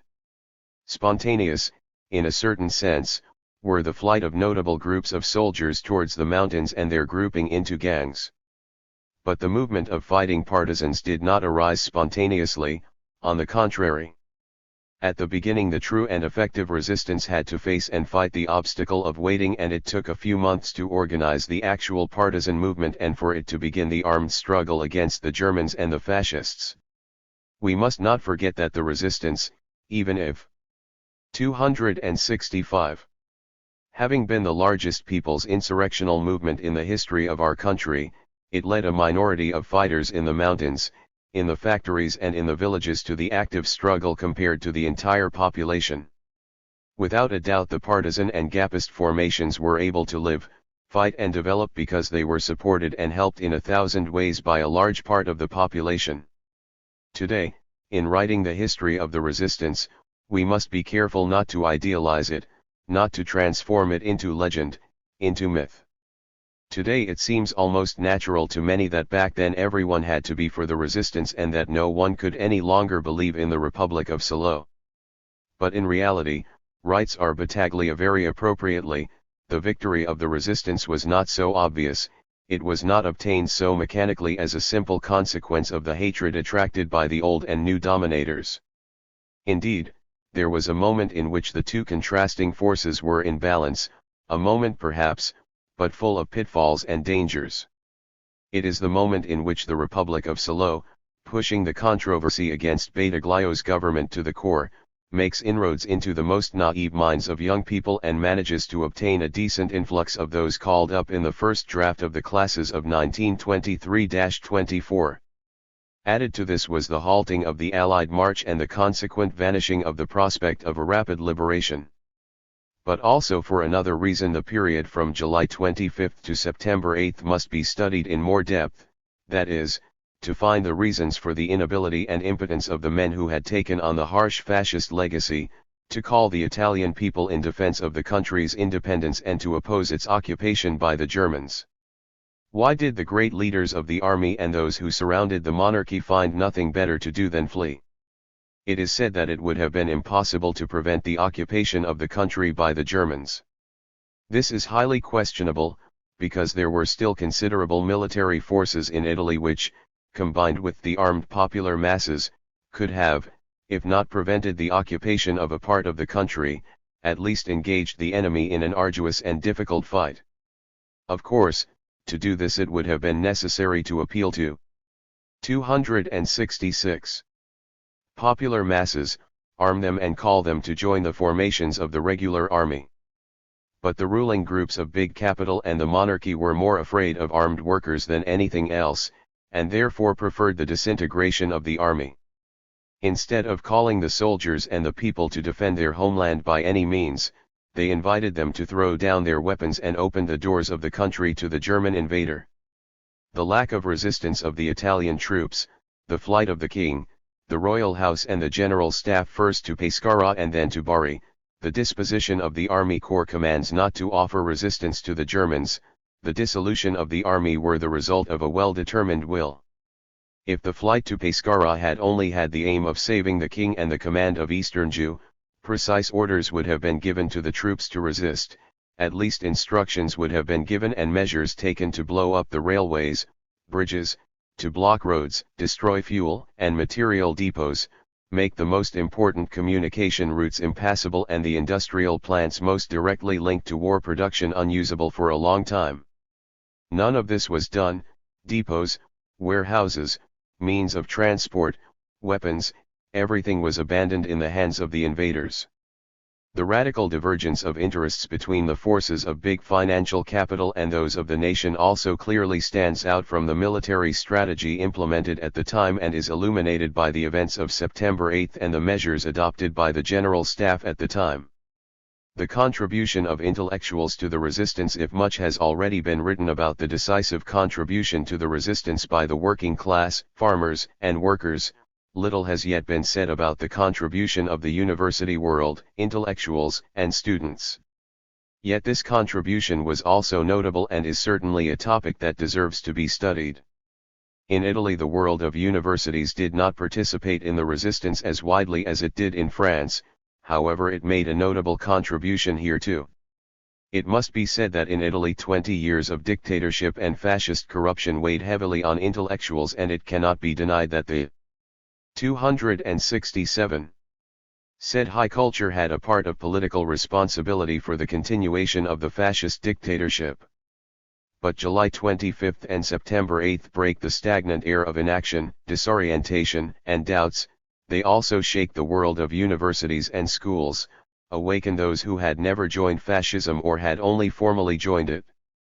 There had naturally been avant-garde intellectuals, communists, socialists, shareholders, sincere Democrats, who had fought against fascism and had ended up in a special tribunal or in exile even during the 20-year period. These nuclei in Naples, Rome, Florence, Pisa, Bologna, etc. are particularly strong. But the appeal launched in November 1943 by the University of Padua by Concetto Marchesi was, we can say, the true mobilization appeal, and showed professors and students the way to follow. For the faith that enlightens you, the appeal said, for the indignation that ignites you, do not let the oppressor control your life, resurrect your battalions, free Italy from ignominy, add to the banner of your university the glory of a new, greater decoration in this supreme battle for justice and world peace. From that moment the universities also became centers of conspiracy and provided long lists of fighters and intellectuals, professors, assistants, and students shot, killed in combat or massacred in prisons. We remember among others Guillaume Pinter, Giorgio Labo, Eugenio Colorni in Rome, Dr. Gianfranco Mattei of the Milan Polytechnic, who was also shot in Rome, Professor Paolo Bracchini of the University of Turin, Primo Vicentin, Mario Bastia, Eugenio Curiel, and many others. There is no university from Milan to Bologna, from Padua to Pisa, to Rome, to Palermo that has not given its generous contribution to the struggle and the war of national liberation. The military aspect of the resistance. We can say that a military history of the resistance is almost completely missing. In-depth, concrete studies on the actual contribution made by the partisans and patriots to the war against the Germans and to the defeat of fascism are almost completely missing. 268. This too should offer every scholar, politician, or military man ample scope for research and study. The opinion fueled by those who have an interest in belittling the resistance movement is quite widespread that the partisans were courageous men, but with poor military capabilities, and that in any case the partisan formations, due to their constitution and their particularity, fulfilled more of a function political and military. This judgment is completely wrong. It is true that at the beginning there was a lot of inexperience and a lot of improvisation, but that audacity made up for preparation in many cases is equally certain. This has happened everywhere and not just in our time. Revolutionary war, says Mao Zedong, is waged by the people. It is often undertaken without preliminary study, but is studied in the course of its development. Thus practice is teaching. The partisans not only had courage and audacity, they demonstrated that they knew how to act in a highly organized way, according to very precise plans and objectives. The most successful actions were those prepared and organized with military criteria, even if not according to regulatory norms and old schemes. The military aspect of the War of Liberation, rightly wrote Roberto Battaglia, lies precisely in this, in having broken all the most widespread patterns of military science and art.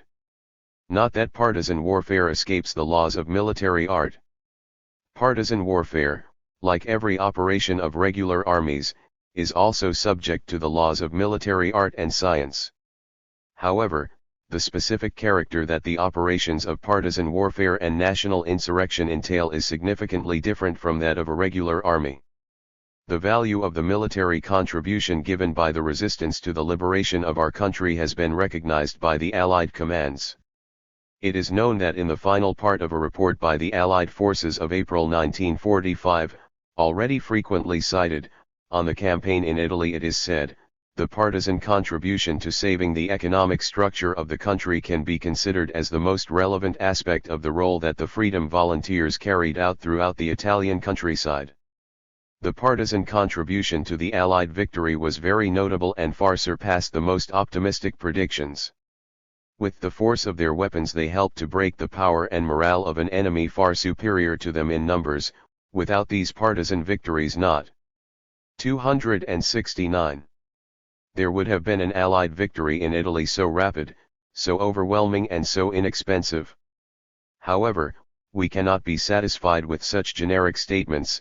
Even if they are important, we feel it is essential to carry out an in-depth study of a military nature which takes stock and makes an overall evaluation of all the operations conducted by partisans of all formations, patriots and Gapists, and also by the soldiers and officers. The heroic episodes of Cephionia, Corfu, the Dodecanes, Thessaly, Macedonia, Madalena, Bastia and other locations, where army units fought valiantly against the Germans, must be studied and included in the history of the national resistance. It is said that American military circles had estimated the ratio of Italian partisans equivalent to 18 to 20 divisions. The CVL data gives the figure of 75 to 80,000 mountain partisans in June and 100,000 in August 1944 and around 100,000 other fighters included in the city Gaps and in the plain Saps in northern Italy. At least another 20,000 partisans are to be estimated in central Italy. I do not discuss the figure of 20 divisions estimated by the Allies. I do not know if this evaluation is insufficient, but I believe that the effort of the resistance of a people cannot be measured with a specific number of divisions. The War of Liberation, the national insurrection and the resistance were not the work of partisan formations alone, but the result of the struggle and action of a large part of our people, of the workers of the cities and countryside. I believe it is impossible to mechanically evaluate the contribution of a divided people, because we must take into account not only the more specifically military actions, but the struggles conducted in the cities and the countryside, the strikes, the sabotage of war production, the peasant revolts in villages, of the attacks on German convoys, of the troops that the enemy was forced to keep busy in the Po Valley, in the industrial centers and to carry out raids. All sources agree in raising the number of Germans and fascists who occupied partisan positions only in the Veneto region, from Cadore to the Asiago Plateau, at 30,000. Over half of the German army occupying Italy was engaged in anti-partisan actions. The study of the partisan military experience is also so different. 270. From area to area, from region to region in its military, technical, and organizational aspects has not yet been addressed, and the men of the resistance should undertake to do so at least each for their own region or for their own province or area. Resistance equals one fight against fascism. Another theme that still needs to be studied and explored in depth is that of fascism. Because the history of the resistance cannot be written without starting from the fight against fascism. The Italian resistance began much earlier than in other European countries, long before September 8, 1943. It began with the resistance to fascism.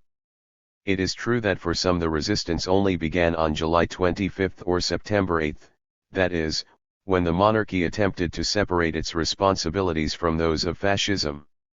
For them it was legitimate to fight fascism only when it, by giving life to the Republican government of Salo, went against the institutions of the homeland and openly placed itself at the service of foreigners. Those who think like this see the resistance almost exclusively as a fight against foreigners and not as a fight against fascism. But, in our view, it is not permissible to start from the moment of the military disaster, from July or September 1943, to write the history of the resistance. It is not true, not only because this does not correspond to reality but because in Italy for 20 years it was led by small minorities of the vanguard of the working class and workers, of the left democratic forces and in particular of the Communist Party, a fierce fight against fascism. Secondly because, if we considered that the resistance only began in 1943, it would practically mean recognizing the legitimacy of the government and the fascist regime up until the moment of the disaster. That is, one would accept a very strange theory. That those who win are right. No, the fascist regime was an illegal and banditry regime from the moment it arose. Fascism was a nefarious policy that would sooner or later lead the country to disaster and ruin. It was right to fight against politics and ideology, if we can speak of ideology, of fascism from the moment fascism arose, which is why for us the resistance begins from then, with 271. Starts from the years 1921-22, although naturally after September 1943 the resistance took on the most advanced form of armed struggle and national insurrection. First and Second Risorgimento. Finally, another topic that scholars and volunteers could address is that of the relationships between the first and the so-called Second Risorgimento. Does this repeat that? Asks Pietro Togliatti. Does it prolong it, reproduce it in different conditions, confirming the virtues of a people in the claim of their political freedom and national independence? Or does he correct it by placing himself and moving on a different plane? Where is continuity and where is novelty, where is the concordance and where is the contrast? Togliatti did not limit himself to asking the questions, but he gave us the orientation and indications necessary to find the answers. The fundamental difference lies in the fact that the resistance and the Second Risorgimento were directed by a new ruling class. The fight for freedom and national independence is a very different thing if it is inspired and directed by the politicians of the bourgeoisie, conservative or liberal, as happened during the First Risorgimento, or if it is directed by communists, socialists, and trendy Democrat socialist, as happened during the War of National Liberation.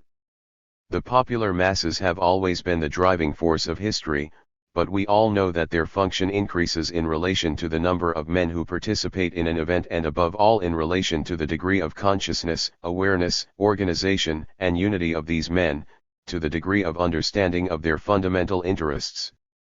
The mass and popular character that the partisan struggle had in Italy gave it a particular progressive and social imprint that characterizes it and clearly distinguishes it from the First Risorgimento. Although even then the men of the people wrote glorious pages with their heroic deeds in all the insurrections and wars for the independence of Italy and especially in Garibaldi's legendary exploits, there is no doubt however that the working and popular masses were largely absent and kept away from the movement for Italian unification, and to the extent 272 whose denial they were present were in the context of a struggle conducted under the leadership of the bourgeoisie. Precisely for this reason the First Risorgimento was stunted, its reforms were stunted and limited, the bourgeois revolution ended in a compromise and failed to bring the fight against feudalism to the end.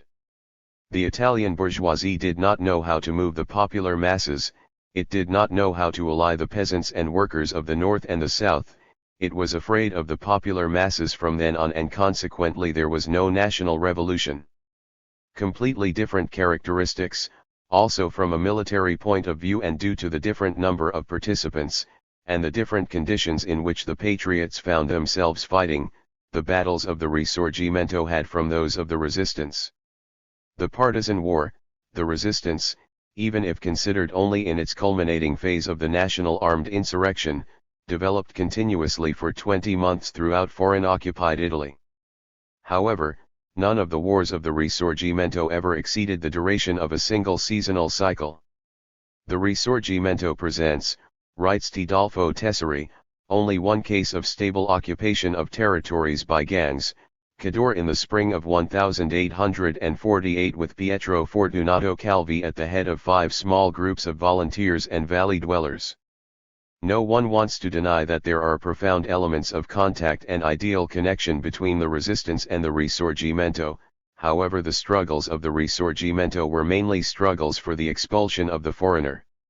Elements of a social nature were undoubtedly also present in some of the most characteristic movements of the Risorgimento.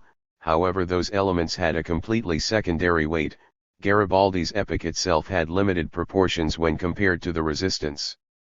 Of course, fighting against the foreigner and his satellites, the men of the Risorgimento also fought for freedom, but it was the freedom of the bourgeoisie against absolutism and feudalism.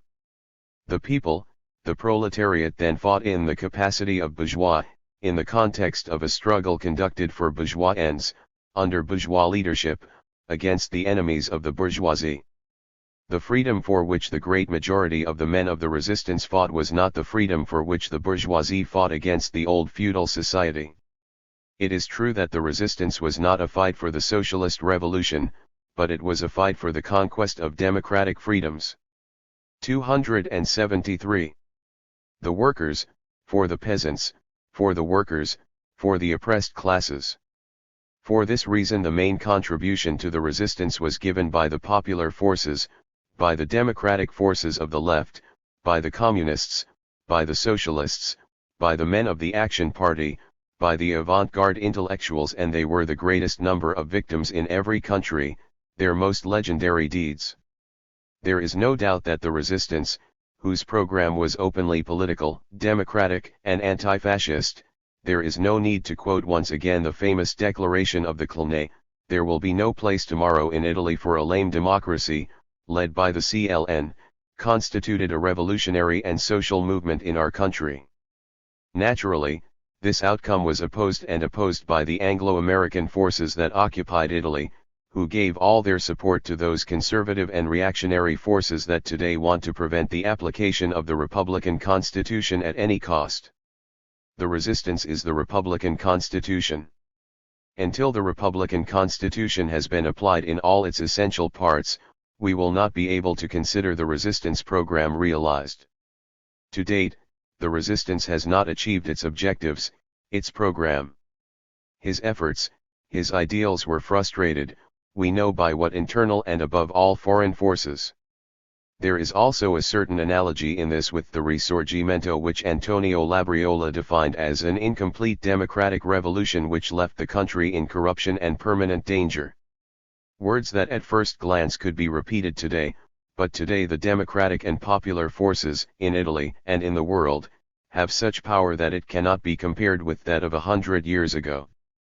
But precisely for this reason the study of the resistance and the Risorgimento, with what they have in common and different in the methods of struggle, in the programs, in the participation of the masses and in the objectives achieved is more necessary than ever. The enunciation of the problems and themes that deserve to be studied and explored in depth could continue. But that's not the case. I've already been too long.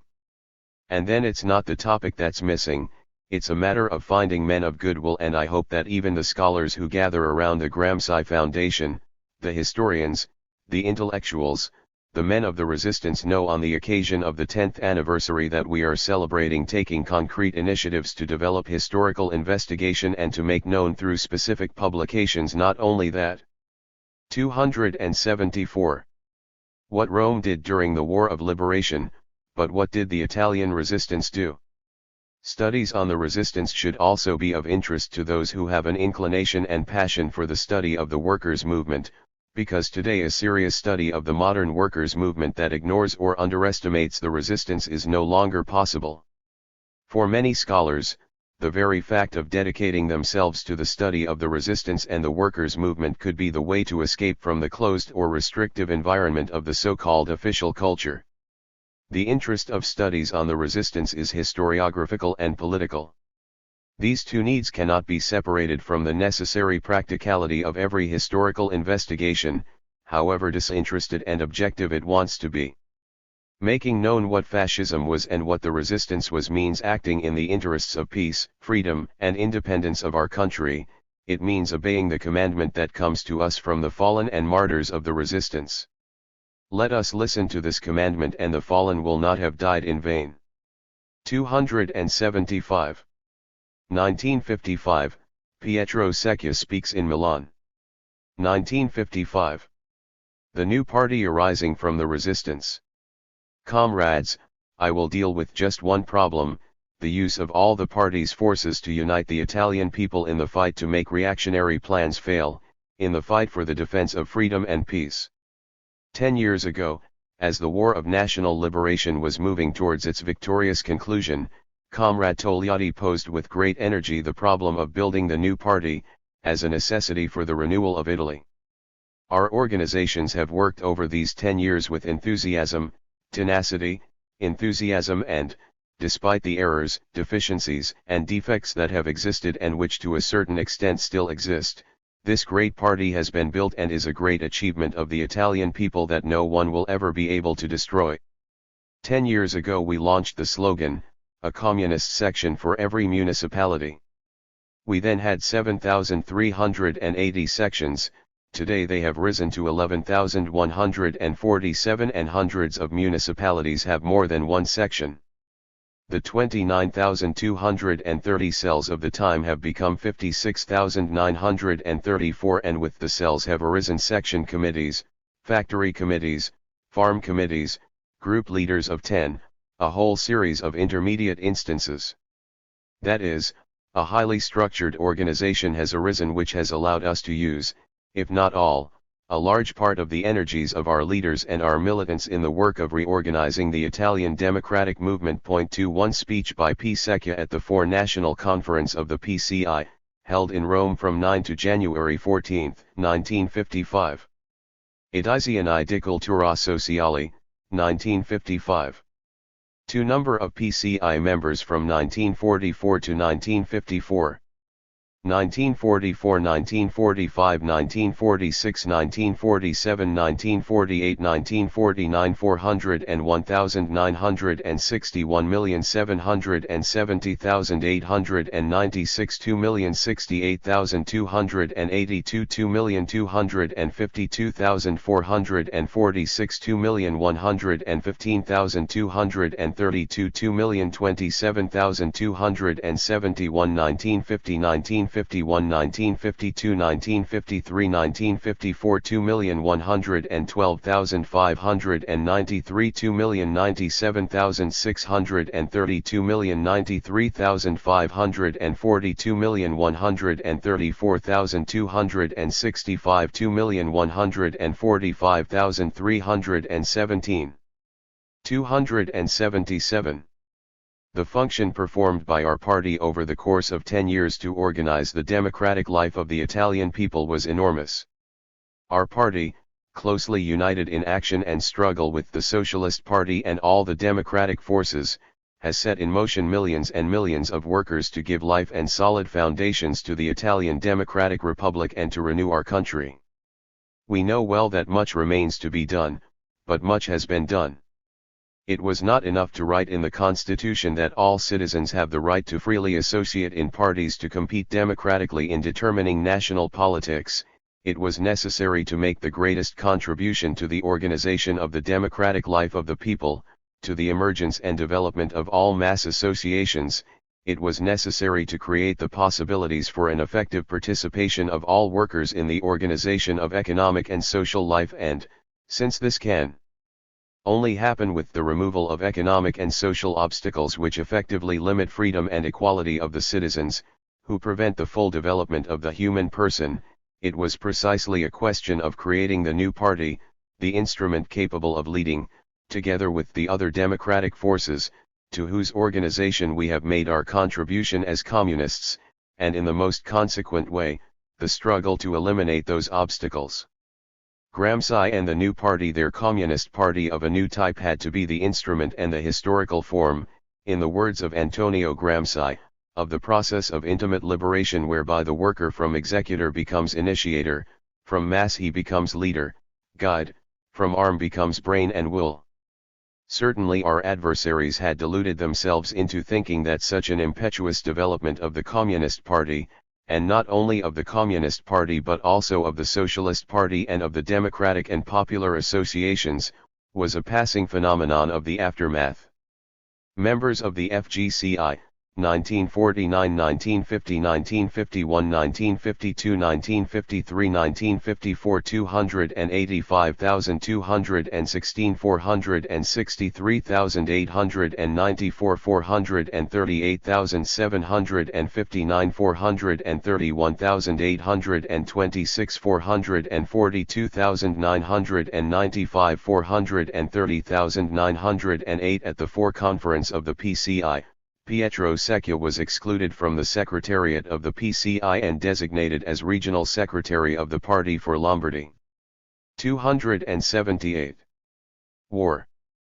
They had to realize that in reality it was a much deeper phenomenon, inherent to the life of the nation.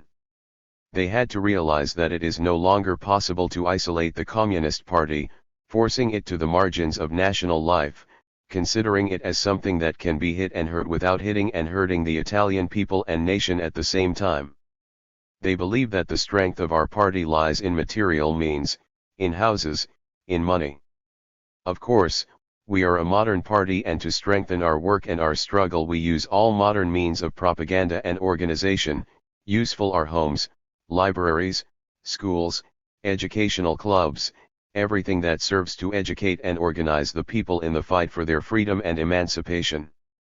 But material things are not the fundamental reason for the life, strength, and development of our party and the Italian democratic movement. Let them prove that they have billions galore, that they have everything at their disposal, including the means that allow them to exercise all sorts of favoritism and illegalism, to create a party like ours. To build a party like ours, material means are not enough. It takes men, it takes the working class, it takes those who fight to free themselves and the whole nation. How much foolishness in the various Saraga when they believe, by attacking the Communist Party and the Socialist Party, that they can wrest from them the trust, the adhesion, the following of the working masses, of the most active part of the nation. This was already the crazy dream of those who brought Italy to ruin, with the difference that these experiences, made on the living flesh of our people, not only can no longer be erased, but can no longer be repeated. Let the reactionary gentlemen remember that liberticidal and unconstitutional measures are a heavy weapon and that their hand is weak, while the organization of our party and the democratic movement is robust, articulated and solid.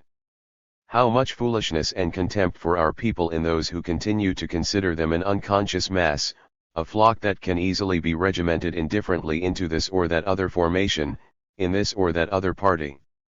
If there wasn't the Communist Party, if there wasn't the Socialist Party, some gentlemen think, Italian workers would join the ranks of our parties. Almost as if it makes no difference to Italian workers whether they belong to one party or the other. Millions of Italian workers, the most advanced part of our people, today feel the need to join the Communist Party and the Socialist Party, not due to an elementary instinct for organization. 279. But because their class consciousness, their national consciousness, is developed today. The leaders of the Christian Democratic Party or the Social Democratic Party have a lot of fun shouting, "We are the Workers' Party" there. Their banner cannot mislead the fundamental masses of the working class and workers. They can launch their filth and slander against us, employ the weapons of defamation and provocation, but their effort is in vain. Their people know his sons, sang the partisans 10 years ago when they went to fight against the foreigner and his servants. The people knew that those men called bandits, those men reviled, defamed, hanged, and tortured by the Germans and the Republicans, fell for Italy and for her freedom. Unity against danger. However, it would be a serious mistake if we indulged in easy optimism, if we did not see the gravity of the situation as Comrade Togliatti indicated in his report, if we did not understand that the anti-communist offensive masks the reactionary plans of the great Italian monopolists and the plans of the foreigners' war. It would be a mistake if we only saw the Communist Party and the Socialist Party, if we only saw the already organized forces that are around us, the millions and millions of workers already permanently won over to the socialist ideal or influenced by our parties, and we did not see the workers and honest citizens who still follow the Christian Democrats and the bourgeois parties or are influenced by their propaganda. It is precisely because this reality is very clear before our eyes that we pose the problem of unity as a fundamental problem for the salvation of freedom, peace, and the future of the nation. We are aware that we cannot win the great battle of freedom and peace alone, but we also know that without us, without the communists and socialists, without the working class and its action, peace and freedom cannot be saved. There can be no fight against monopolistic groups, there can be no social reforms, there can be no improvement, no progress of Italy in the march towards socialism. This is why today more than ever have we posed, with the greatest energy, the problem of the unity of all truly democratic forces, the problem of the unity of all men who want, freeing themselves. 280. Themselves from the oppression and exploitation of the regime of large monopolies, at the same time free the nation and open the path to renewal for it. We are aware that the strengthening of the unity of the working class, of the workers and of the people can only be achieved with the permanent mobilization of all our forces, with a further ideological, political, and organizational strengthening of the party. Much progress has been made in these 10 years, but we would be making a mistake if we concluded that the strength of the party already corresponds to the number of its members. No, we have already repeated it many times, the number of party members and those who vote for the party does not yet count in the life of the country, for all that it could count, even if the results achieved are unprecedented in the history of the movement Italian worker. The success of the struggles for work and in defense of democratic freedoms and peace is directly linked to the strength and influence of the democratic movement and primarily of the Communist Party. Already at the 7th Congress, the organizational problem indicated as fundamental was not so much the search for new structural forms, but rather the contribution to be made to the strengthening of mass associations and trade unions in the first place. This problem arises today with equal force since we are still far from having solved it. Strengthen trade unions. If we want to take a decisive step forward in setting our organizational tasks, we will not have to put all mass organizations on the same level again, because otherwise we would run the risk of obtaining poor results. Evidently we will have to be actively present everywhere, but it is difficult for the party to make maximum effort in all directions at the same time. Whenever we wanted to achieve real success, we had to concentrate, for a certain time at least, all our forces in one direction or in some directions. The list of democratic associations is long, the activity of the communists must be intensified in all, but, if we do not work with a plan, we will waste all our forces and the results will not be what they should be. For too long, for example, we have been repeating that the communists 281 must make a greater contribution to the functioning and activity of trade union organizations. Why don't we commit ourselves to 3 months of party organization work for this purpose? Don't we perhaps have the example of the month of the press? The unity of the working class and workers cannot be strengthened only by greater recruitment of workers into the Communist Party. The first, essential condition for strengthening the unity of the working class and workers is the existence and democratic functioning of a strong trade union organization. Where the trade union organization is weak, the enemy can much more easily deliver its blows to the unity of the working class and workers. Among the mass organizations there are two which, in the current situation, have a decisive importance for organizing and strengthening the fight for peace, for work, for freedom. They are the trade unions and the Association of Peace Partisans. Furthermore, if we want to obtain faster results, we must make a greater effort to establish in each section, in each cell, which are the comrades who must be active in a mass association and which are those who must bring their contribution in other. It is the duty of every communist to be a member of the union, but it is one thing to be a member of the union, another thing to be an active militant. It is possible that a comrade is a member of 2, 3, or even more mass associations, but it is impossible that he can be simultaneously active in the party, in the union, in the partisans of peace, in the ANPI, in the cooperatives. If we do not better organize this work, which in too many places is still abandoned to spontaneity, we will always end up having, on the one hand, a certain number of comrades loaded with work and therefore unable to be present everywhere and, on the other, a large number of comrades inactive, and we will never be able to get everywhere in a timely manner. The moment has come when the party's effort at organization and action must take on such a form and breadth that it connects it not only with the workers who are already communists, socialists, or those close to us, but with the millions of workers who are still influenced by Catholic, social democratic organizations or other parties. We have created a great party, but we must succeed in making a larger number of comrades active, and yes. 282.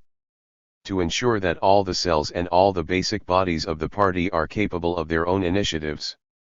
the political line and the initiative of the base.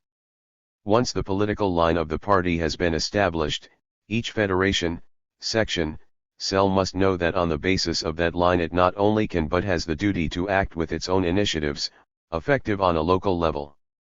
Many of our organizations have demonstrated considerable initiative in all fields, but others have yet to acquire it.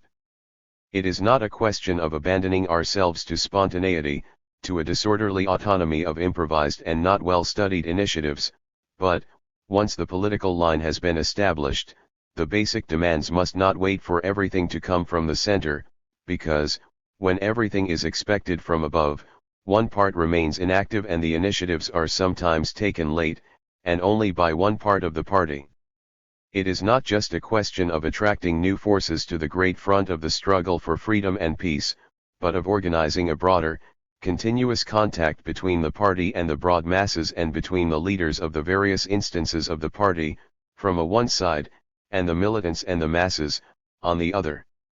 This contact is not only achieved through certain structural forces, but above all by stimulating a great initiative in the party, multiplying its live contacts with the workers whose voice the party listens carefully to.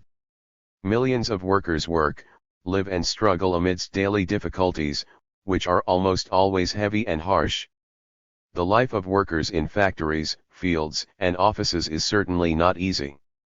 Fighting against all sorts of difficulties and obstacles, they accumulate enormous practical experience every day.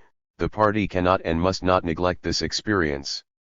Hence the need not only to make all the basic bodies of the party function regularly, to hold meetings regularly, but to ensure that the greatest number of comrades participate in the discussions, give a contribution of studies, experience, elaboration of the problems in the debates, on the action to be carried out, on the initiatives to be taken, because this is the necessary condition for developing the action of the party, for the strengthening of the unity of the workers and for the realization of the tasks that the situation presents before only to the communists and socialists, but in front of all the Italian people. What matters in organizational work is to have awareness. 283. That the reality of life cannot be enclosed in formulas, and above all that organizational work can never be an end in itself. The development and strength of the party are a function of and, at the same time, the consequence of its ability to act, not only to defend, but to broaden democracy in all its forms, to successfully lead Italian workers forward in fight for peace, for freedom, for socialism. When Comrade Togliatti tells us, "We are and will always move forward," we know that this is not just a directive, but a scientific observation and imperative. Yes, it is a certainty, because Marxism-Leninism is a living science, and whoever says science means movement, says progress, says battle against conservatism and reaction in all fields. Whoever says science says action, fight. We are all convinced of the greatness of the teachings of the great Comrade Stalin. The real influence of a party is measured by the actions it is capable of organizing and directing. For this reason, the essential thing lies in the mobilization, activity, and initiative of the entire party. For this reason the essential thing lies in the unity and action of the great working masses. For this reason, the party of Gramsci and Togliatti, the party that was the soul and driving force of the resistance, the party that is the hope of all those who fight for peace, freedom, and socialism, will move forward, ever more forward. It will be worthy of the great trust that workers place in it. Secchia's conclusions are heartily applauded. 284. Unity and Action 3. When we talk about the contribution made by the working class and its vanguard, the Communist Party, to the resistance and the national insurrection, we must not only calculate the number of Garibaldi brigades that took part in the War of Liberation, the number of partisans and Gapists communists fallen in combat, we must take into account the contribution of blood and sacrifices of the working class and its vanguard party during 20 years of struggle against fascism. We must take into account the contribution of ideas and orientation brought by the Communist Party to the struggle. It wasn't just a matter of understanding what fascism was, it was above all a matter of finding the way to overthrow it. This path was that of unity and action. It was neither easy nor the work of a few months to achieve the unity of all democratic forces for action against fascism. There were years in which triumphant fascism seemed like an unbeatable fortress, and the communists who faced the special tribunal and prison appeared to most like visionaries engaged in a reckless and hopeless struggle. Even then there were those who, having remained firm and indifferent when fascism had, at its beginning, concentrated its violent and bloody attack against the workers and peasants, had subsequently allowed themselves to be overcome by confusion and disillusionment and tended to heap the own responsibilities. What do factory workers do? Asked the petty bourgeois Philistine in the years 1935 to 36, crushed and disheartened under the heel of the fascist dictatorship. Yet the avant-garde did not sleep, and the working class would be the driving force of the war of liberation and the national insurrection. Even after September 8, 1943, when the fight against fascism became somewhat easier, the partisan movement did not arise spontaneously. At the beginning the true and effective resistance had to face and fight the obstacle of waiting and waiting, of the lack of confidence in its own strength, of the alleged futility of a struggle that cost too much. If over the course of 18 months the great national movement went 3L Unita, April 24, 1955. 285. Conquering more and more, in the unity of all democratic currents, the adhesion of the people, until the last moment the struggle between those who wanted freedom and those who wanted the return to the old order was continuous. The terrain on which the resistance strengthened and advanced was always fraught with obstacles and pitfalls, until the last day. The anti-insurrectionary tendencies that manifested themselves on the eve of April 25 also within the CLN expressed the contrast of class and social interests that worsened precisely at the culminating moment, demonstrating the precise will of part of the conservative forces to prevent the development of the situation in a democratic sense. Woe if in those days we had allowed ourselves to be entangled by the fetishism of unity, and if, for fear of offending this or that other character, we had capitulated in the face of those who tried by every means to prevent the insurrection. Unity in expectation would have meant capitulation and defeat. Unity without action would have been the betrayal of the resistance and the insurrection. We always fought consequently to achieve the unity of all democratic forces, but unity in action, we never forgot that the unity of the working class, of the workers, of all democratic forces is achieved in the struggle. The socialists, the men of the Action Party and the vanguard democratic forces fought with us on the front line for the objectives of social renewal. The resistance was not a fight for the socialist revolution, but it was a fight aimed at the conquest of democratic freedoms for the workers, for the peasants, for the workers, for the oppressed classes, for the people who today once again want to be put in chains. Owners, government, bodies of executive power must and can be brought back to respect the democratic constitution conquered by the resistance. The current situation can and must be changed with our own strength, with the struggle of united democratic forces, without waiting for any miracle to fall from the sky or come from outside. This is possible if we know how to work with maximum enthusiasm to strengthen the unity and struggle of all democratic forces. The recent elections of the internal commissions and the results in some large industrial complexes have been a lesson for everyone. They have been a warning and a reminder. Today the number of those who have realized where and from whom the threat to democracy comes has certainly increased. The factory elections are about to end, the electoral fever will disappear, but the battle fought will certainly not go down in memory. It was rich in teachings. 286. Taken head-on and from behind, the workers defended themselves well even if weaknesses and errors came to light. It also happened then, before April 25, that the partisans defended themselves well, but had to give up positions and pay dearly for their fight. And even then, in the face of failures, there were the cheap strategists who proclaimed that there was no need to take up arms, that there was no need to fight, that there was nothing that could be done. They had the knife by the handle, we need to wait for better times. These positions would have led to defeat in 1945, they would lead to defeat today if they were to gain the upper hand. It is not true that in the current situation, as the disheartened and the enemies of the workers are whispering, the solution lies in not moving, in not fighting, in adapting to the impositions of the employers. It is not true that there is no way out of the current situation. There is a way out, and this consists first of all in reacting against skepticism, passivity, and waiting. The way out lies in working with greater impetus to create, in the factories and outside the factories, a powerful united movement in defense of democratic freedoms. The defense of freedoms in factories, on farms, in the workplace has a decisive importance at this moment, because preventing monopolistic groups from destroying freedoms means ruining their war plans. Once again we are certain that the working class will be able to be the main force of the great unitary movement for the defense of freedoms in the factories and outside the factories, of this great movement which must break the political monopoly of the conservative forces, give new impetus to democracy and the renewal of our country. This struggle movement is not born spontaneously, it is not created in a day, it does not fall from the sky. We can and must create it by broadening unity and intensifying action, widening the unity of all workers, which gives strength and power to the action, giving impetus to the action which creates and broadens the unity. Unity and action must go hand in hand.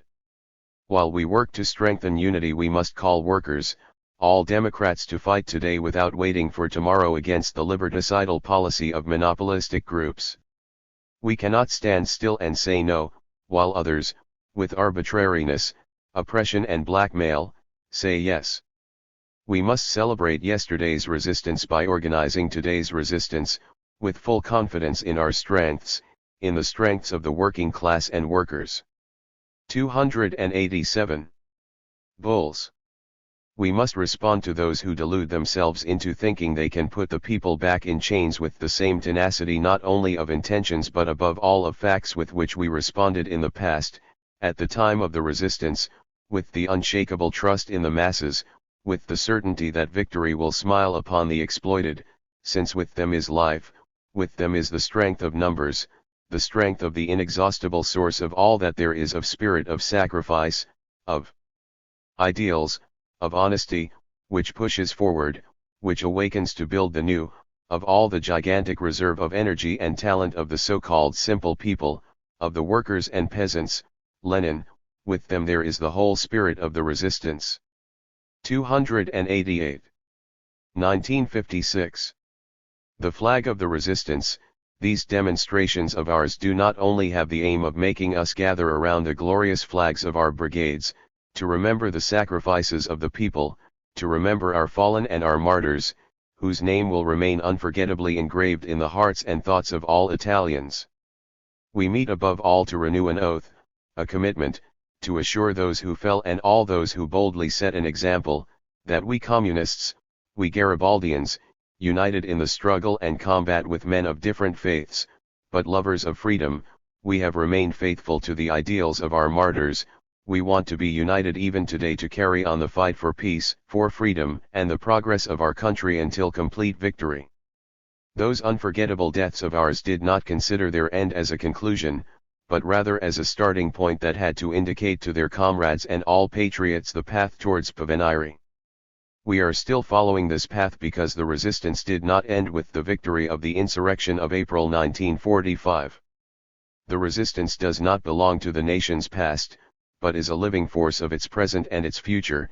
It must continue and will continue until the Republican Constitution, which expresses the program and ideals of the resistance, is completely realized in its spirit and content.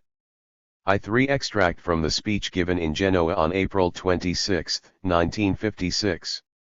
On April 25, Comrade Secchia had written the article for El Unito with the same title, The Flag of the Resistance, which contained concepts developed here. 289. There are those who are annoyed by these demonstrations of ours.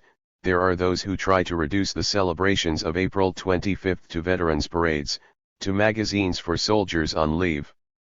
But we do not yet live on the memories of being veterans, nor are we old enough to go on leave.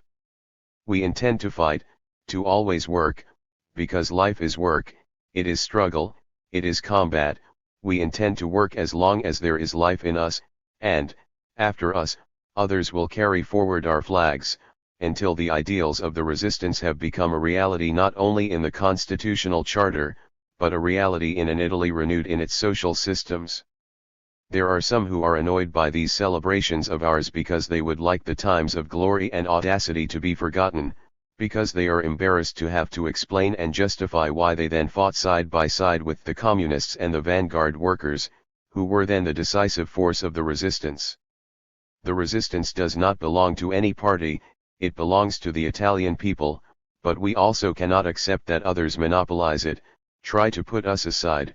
We cannot accept that the absent of yesterday become the heroes of today, and that those who have given everything are considered reprobates only because they are communists, only because even today like yesterday we fight for freedom, but for the freedom of all, against all discrimination, for the freedom of workers, peasants, workers, of the oppressed classes. We want the decisive contribution made by the working class, by the workers, by their vanguard parties and in particular by the Communist Party to be remembered. In this need of ours there is no personal vanity, no sect pride, nothing petty or immodest.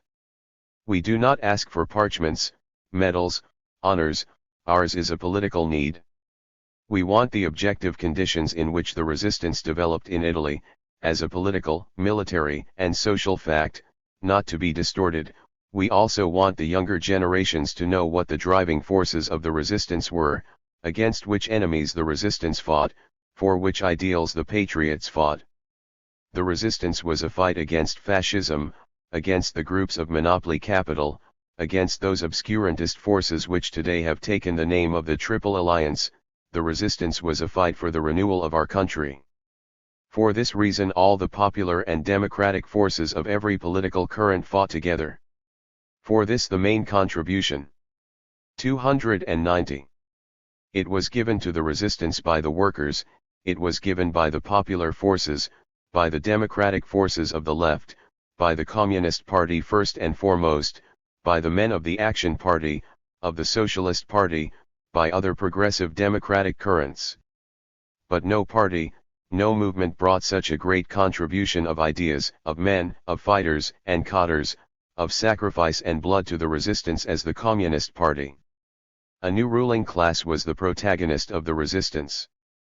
The old ruling class had failed when it gave birth to fascism, when it linked the fate of our country to German Nazism.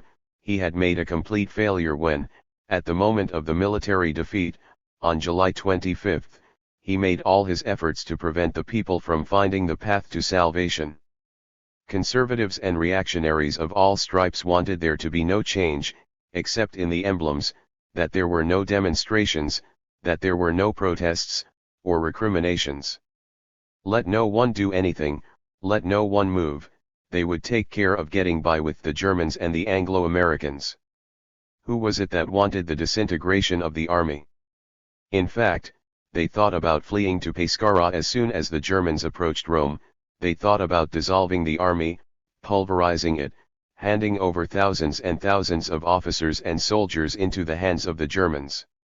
It was clear that those gentlemen did not want democracy.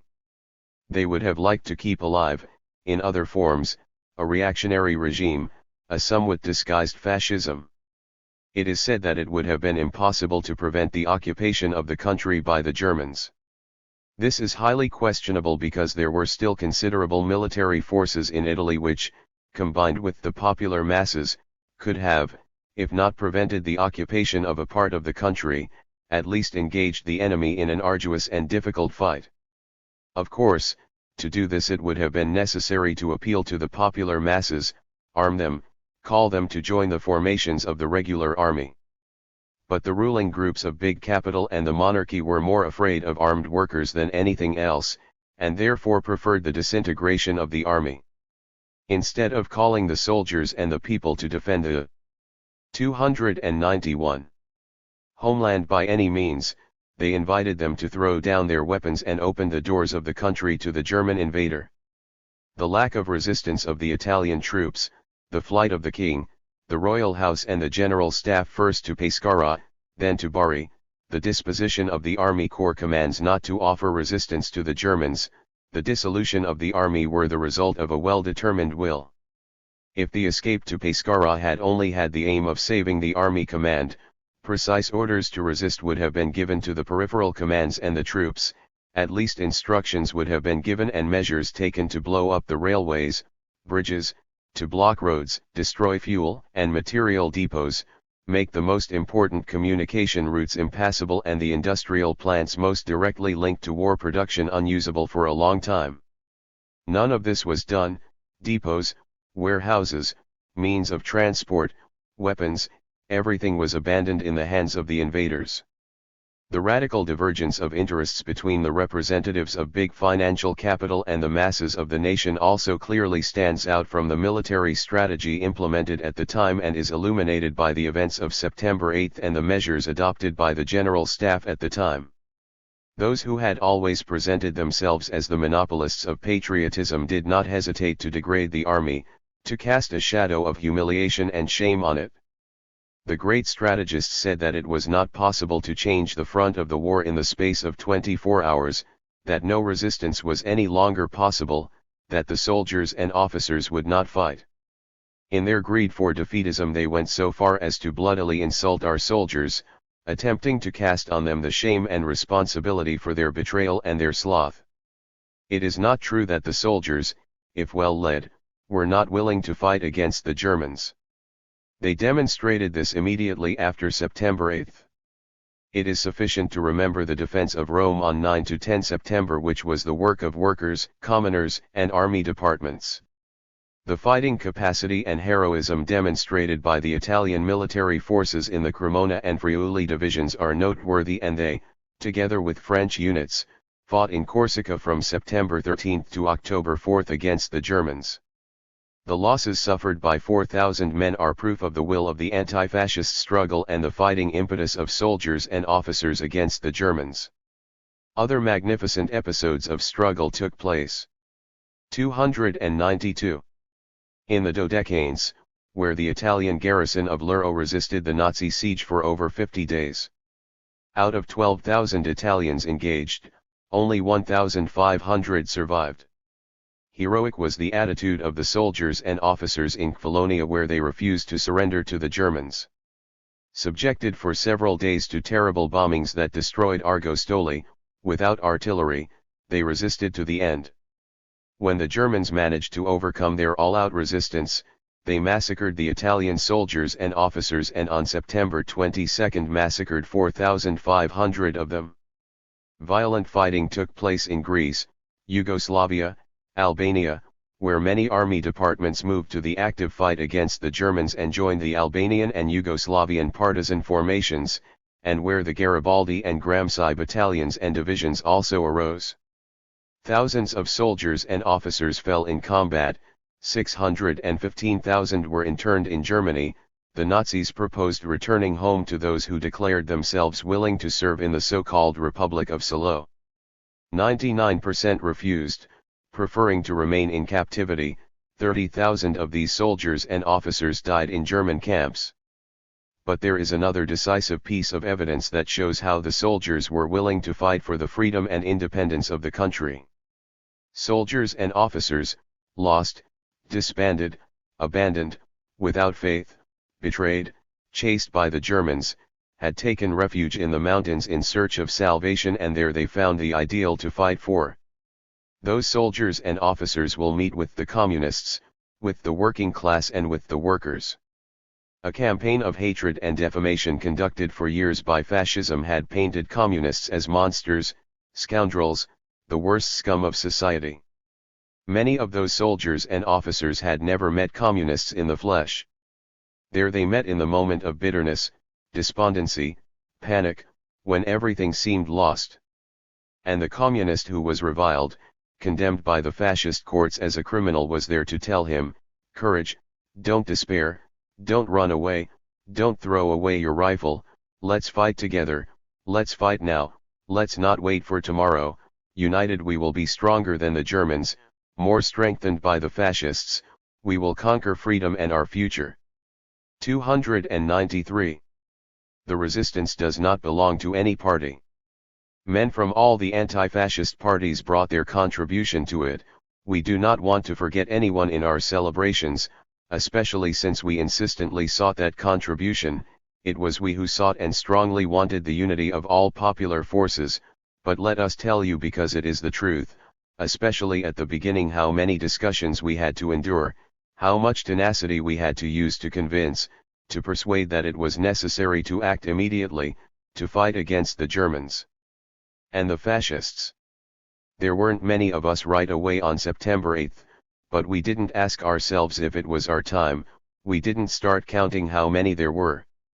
We knew that it was a decisive hour for the future of the country. Others, many others from every political current, then came to swell the CVL army. Unity was achieved during the struggle, forces flowed to the extent that action and success taught us that we could fight and win. But at the beginning there weren't many of us, and if many others joined, it was also because our example had been there. Every time it was a question of defending freedom, of carrying forward the banner of democracy and socialism, the Communist Party found itself in the front line at the head of the working class and workers, and we did not find certain gentlemen like the Hahn Fanfani, who today would like to give us lessons in democracy and freedom. The program of the resistance was not to restore the old pre-fascist regime, but was to establish a new political and social regime that would bring about profound reforms in Italian society. There is no doubt that the resistance, whose program was openly political, democratic, and anti-fascist, was the largest popular mass movement in the history of our country. It was a revolutionary movement that should have led to profound changes in the socio-economic structure of our country, and which led to a concrete beginning of renewal in the political and social life of the nation. This renewal, recalled Comrade Togliatti, did not proceed and was not accomplished as we would have wanted and as the heroes and fallen of the time would have wanted. 294. Let this be said with all clarity. We had fought, and with us the best part of the people had fought, to open up for Italy a path of new development, of radical progress. We wanted a profound transformation of social, economic, and political relations in the interest of the workforce, respecting the equality and freedom of all citizens. We wanted the change in the ruling class that made the resistance possible to become permanent as the foundation of a new society. We were unable to get people to proceed along that path for a long time. These things must be said because there are those who work to distort the history of the resistance, who present us with a resistance without ideals, without a program, without a flag. Sometimes there are also friends of ours who, perhaps for fear of fueling certain bitterness and certain disappointments that sometimes make themselves felt especially in partisan circles, deem it more appropriate to remain silent on the character, objectives, and ideals of the resistance. On the contrary, we believe that those bitternesses and disappointments, when they exist and where they exist, can be better overcome by not keeping silent or veiling the truth, but by proclaiming it openly with complete clarity, clearly explaining why those objectives could not be achieved, indicating the causes and the serious responsibilities that the situation weighs on parties and men for having carried out serious acts of violation of democratic freedoms, for having broken that unity of democratic forces that had been established in the resistance and on which the new Italy was to be founded. This responsibility falls primarily on the leaders of the DC, who became accomplices and supporters of the policy of the large monopolies, and who attempted first in 1948 and then with the fraud law, 1953, to implement a real coup d'état that would allow them to revise, and that is to annul some of its fundamental parts of the Constitution. Yes, we have no hesitation in stating that the resistance has not yet achieved its objectives, and its program, its efforts and ideals were frustrated, and we know well by which internal and foreign forces. Once again the old privileged groups have managed to prevail in our country, those groups animated only by a sordid desire for 295. Profits and power that have recently given rise to the Triple Alliance. The resistance paved the way for socialism. Was that struggle then useless? Were our sacrifices in vain, the sacrifices of our best? No, our struggle, the sacrifices of the people were not in vain, because everything that was conquered was not lost, because the workers, the Italian people, have conquered a conscience and a position in national life that no one will ever be able to erase. A road has been opened, and has been opened by the War of Liberation. The resistance paved the way for socialism in Italy too. There is a lot of talk about different paths for the transition to socialism, and now there is even a kind of competition over who was the first to find the Italian path. There is also Saragat who claims to be its inventor, no less. Those who opened this path in Italy were the partisans, it was the men of the resistance, it was the working class, it was the farmers, the avant-garde intellectuals, the workers, and their party. And to the Han Saragat, who today would like to present himself as the precursor and inventor of the right way to reach socialism, let's say only one thing: the ways to get closer, to reach socialism, are different depending on the countries and historical situations, but not all roads lead to socialism. The path of collaboration with the Triple Alliance of the large monopolies does not lead to socialism. The path of rearmament, the arms race, division, and discrimination does not lead to socialism. Despite all the Italy of today, despite the old economic and social structures still standing, it is not the Italy of the fascist period nor that of 1921-22, even if it still has many elements of the one and of the other. Of course, things did not move forward as quickly as we would have liked, but in Italy today we have a democratic movement and a communist movement such as there has never been in the history of our country. Among the many elements of differentiation, it would be enough to remember that in the past in our country there existed a socialist, democratic avant-garde in northern and central Italy, but a southern Italy that was backward and enfeoffed to reaction. The old fracture. 296. Between North and South is now largely bridged. This fracture still weighed heavily during the War of Liberation. The balance of power between North and South during the War of National Liberation was completely different. In the North, anti-fascism, the left-wing democratic forces had not only an important but decisive and leading role and managed to be the leading forces in the CLN and in the command of the CVL. In the South the balance of power was completely different, so different that in Rome on the eve of the entry of the Anglo-Americans a popular insurrection was not possible. Had we had the strength in 1943 that we have today throughout the country, July 25 would have been a very different thing, and September 8 too. When someone says that today we are at the same point as before, it means that this someone has never known how we were before or has mistaken the situation of his village or the neighborhood of his city for the whole of Italy. It is very true that even today, despite the great development of the communist and socialist movement, of the democratic movement, of workers' organizations, there still exists serious dangers represented by the remnants of fascism, by large monopolistic groups, by bosses' despotism, by threats to democracy, etc. But we are not at the point we were before. The important thing is to continue to fight tenaciously, to fight and not to linger on recriminations and regrets about the past. We remember the past not for the sake of making historical considerations, but we remember the past to the extent that its teachings can help us move forward. We know that until the Republican Constitution is applied in all its parts, we will not be able to consider the resistance program realized.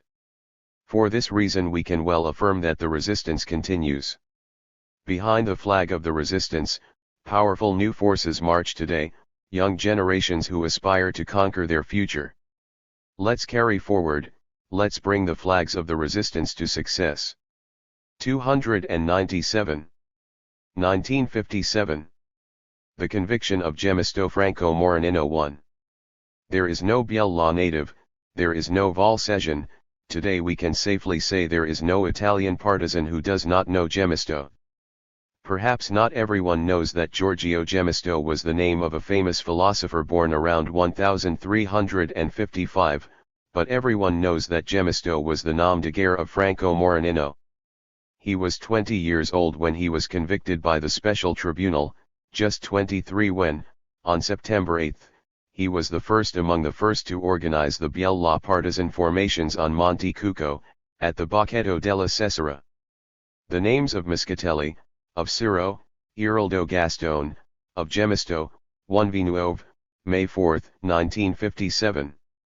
Francesco Morinino, Gemisto, born in Toleno, Vercelli, on 16-2-1920, died in Grugliasco, Turin, on 18-6-1971. Worker and then technician in a textile industry. Not yet 20 years old, he participated in the anti-fascist movement, militant in the PCI since 1940, arrested in 1941, sentenced by the special court to 12 years in prison. Detained in Civitavecchia, released in August 1943, he was among the first organizers of the resistance in the Biella area. Commander of the Garibaldi Pisacane detachment, then of the 50th Garibaldi Brigade and finally of the 12 Garibaldi Neto Division. Member of the Constituent Assembly in 1946, Under-Secretary of the Ministry of War in De Gasperi's Third Ministry.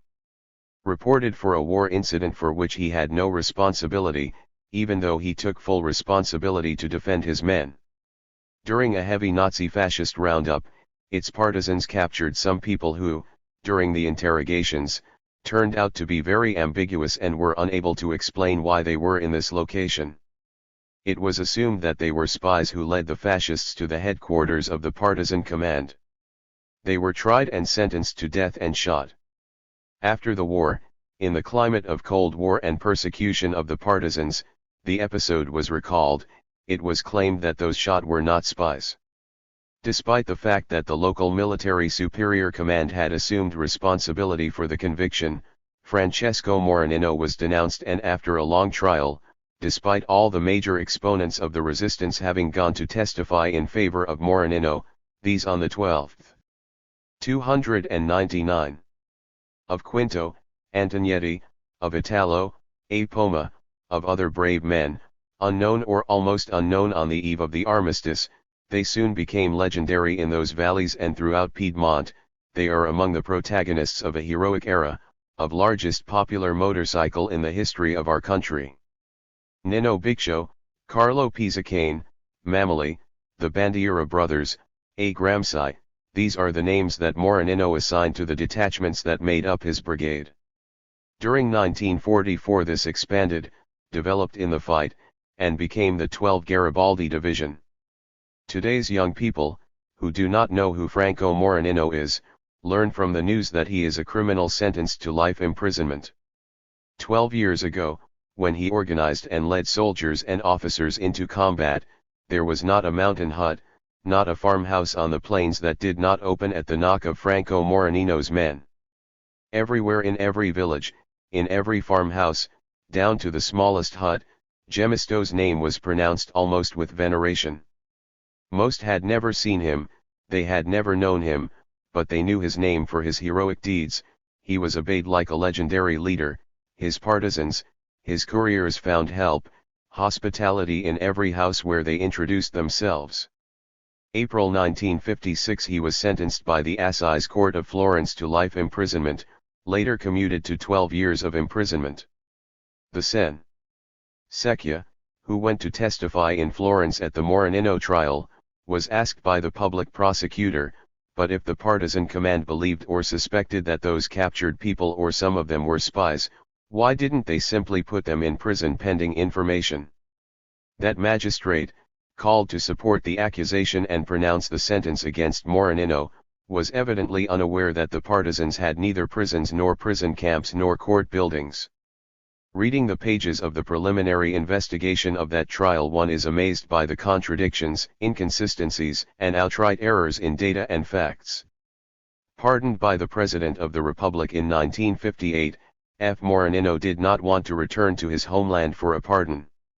He returned there only in 1965 following the application of the amnesty, given on the 20th anniversary of the resistance, with which it was recognized that the facts of which he had been accused and unjustly convicted were war events, connected with the War of Liberation.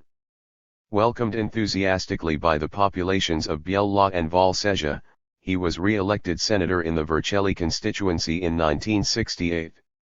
Struck by a heart attack following his feverish, tireless activity, his life entirely dedicated to the cause of the liberation of men from all servitude, to the cause of socialism, was cut short. 300. This is how two Swiss writers, André Guex and René Collas, describe the figure of F. Moranino in a book, Le sang et la peine, published a few weeks after April 25, 1945. After leaving Valsesia, we enter the Biellese district, popular and industrial, where the majority of Italian spinning mills are concentrated. There are no more Germans here. The area was liberated from the partisans. Gemisto's men no longer sleep in huts, in dens, in vineyards, and in the woods, but are welcomed, housed, caressed by an exultant population, freed from an execrated presence. Finally we arrive. Gemisto installed his command in one of those old typically Italian country houses. We enter. Gemisto is dictating a letter with his rapid and sonorous voice, while in the room other partisans, the military doctor, a former German prisoner, the chaplain Don Russo, are having a lively discussion.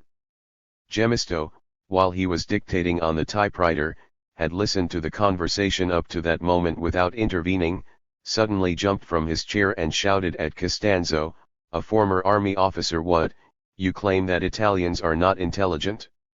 During the long years of my imprisonment I too asked myself. But don't the Italian people have courage? Yet, you see, now what the Italians have been able to do. And Gemisto speaks about the courage, about the intelligence of peoples when they fight for their cause, for the cause of freedom. This man, transported by his theme, seems like a volcano. His clear and sonorous Italian speech reverberates under the arch like a machine gun rhythm. The names of philosophers, poets, musicians, Verdi, Goethe, D'Annunzio, Garibaldi, Labriola, Gramsci are thrown, picked up, relaunched, but this boiling lava seems channeled by Gemisto's tight logic. He comes alive, driven by his passion, and the listeners are captivated by his arguments. All of a sudden he rushes to a pile of books, takes one, opens it, turns to his secretary and says, "You are a farmer or son of farmers?" Well, we see ferocious animals, males and females, scattered across the countryside, black, bruised and all burnt by the sun, attached to the earth which they search and remove with an invincible obstinacy. They have an inarticulate voice. In reality they are men. They retreat during the night into dens, into caves. They live on black bread, water, and roots. They save other men the effort of sowing, working, and harvesting to live, and thus deserve not to lack the bread that they sowed. 301. Who is that fascist who wrote this? Shouts the partisan peasant. Gemisto laughs heartily and says, "He's not a fascist, he's a French writer, he's La Bruyere. He shows us how things were in the world a few centuries ago. Then since then many others came, there it was above all Marx. Here is the man sentenced to life imprisonment. Franco Moranino's sentence does not affect one man, a Garibaldi supporter, a partisan commander, but the entire resistance. The life sentence transformed into 12 years of imprisonment in Moranino is a sentence that may outrage us, but does not humiliate us. The partisans can attach the sentence on their flags, together with the medals that remember the hours of combat and redemption. There is no one who knew Franco Moranino who can believe that he killed innocent people like that, for the pleasure of killing. None of the partisans, the patriots, the men who knew him will ever believe that ferocity harbored in his soul. He always had a heart open to generosity, pity, to forgiveness. In the early days of the War of Liberation, when experience was still scarce, he was even reprimanded by the military command of the CVL because too many enemies taken prisoner were able to move him and get himself freed. In recent days someone has uttered words of blasphemy in a classroom where justice and truth should be sacred. Someone said that Moranino does not belong to the resistance. We are very sure whoever said those words never knew Moranino, he never knew the resistance. For certain men who did not experience it, the resistance is something abstract, little more than a word. It is an anniversary that is celebrated once a year, on April 25th. But the resistance in its greatness, in its heroism and its tragedies, the terrible reality of war is ignored by many of those who today, years later, stand as judges of our fighters. They do not know the resistance in its living reality, in its sacrifices, in its audacity and its harshness. They do not know the resistance made by men in flesh and blood, made up of hardship, blood, suffering, immense responsibilities. They don't think that the partisans had neither prisons, nor fortresses, nor archives, nor permanently liberated territories, nor the possibility of conducting investigations and investigations. Yet the partisan commanders at certain moments were forced to judge their peers, and they had to do so because the harsh conditions dictated it. 302. Needs of the war, because they had to defend the lives of their men from the dangers of the enemy, traitors, and spies.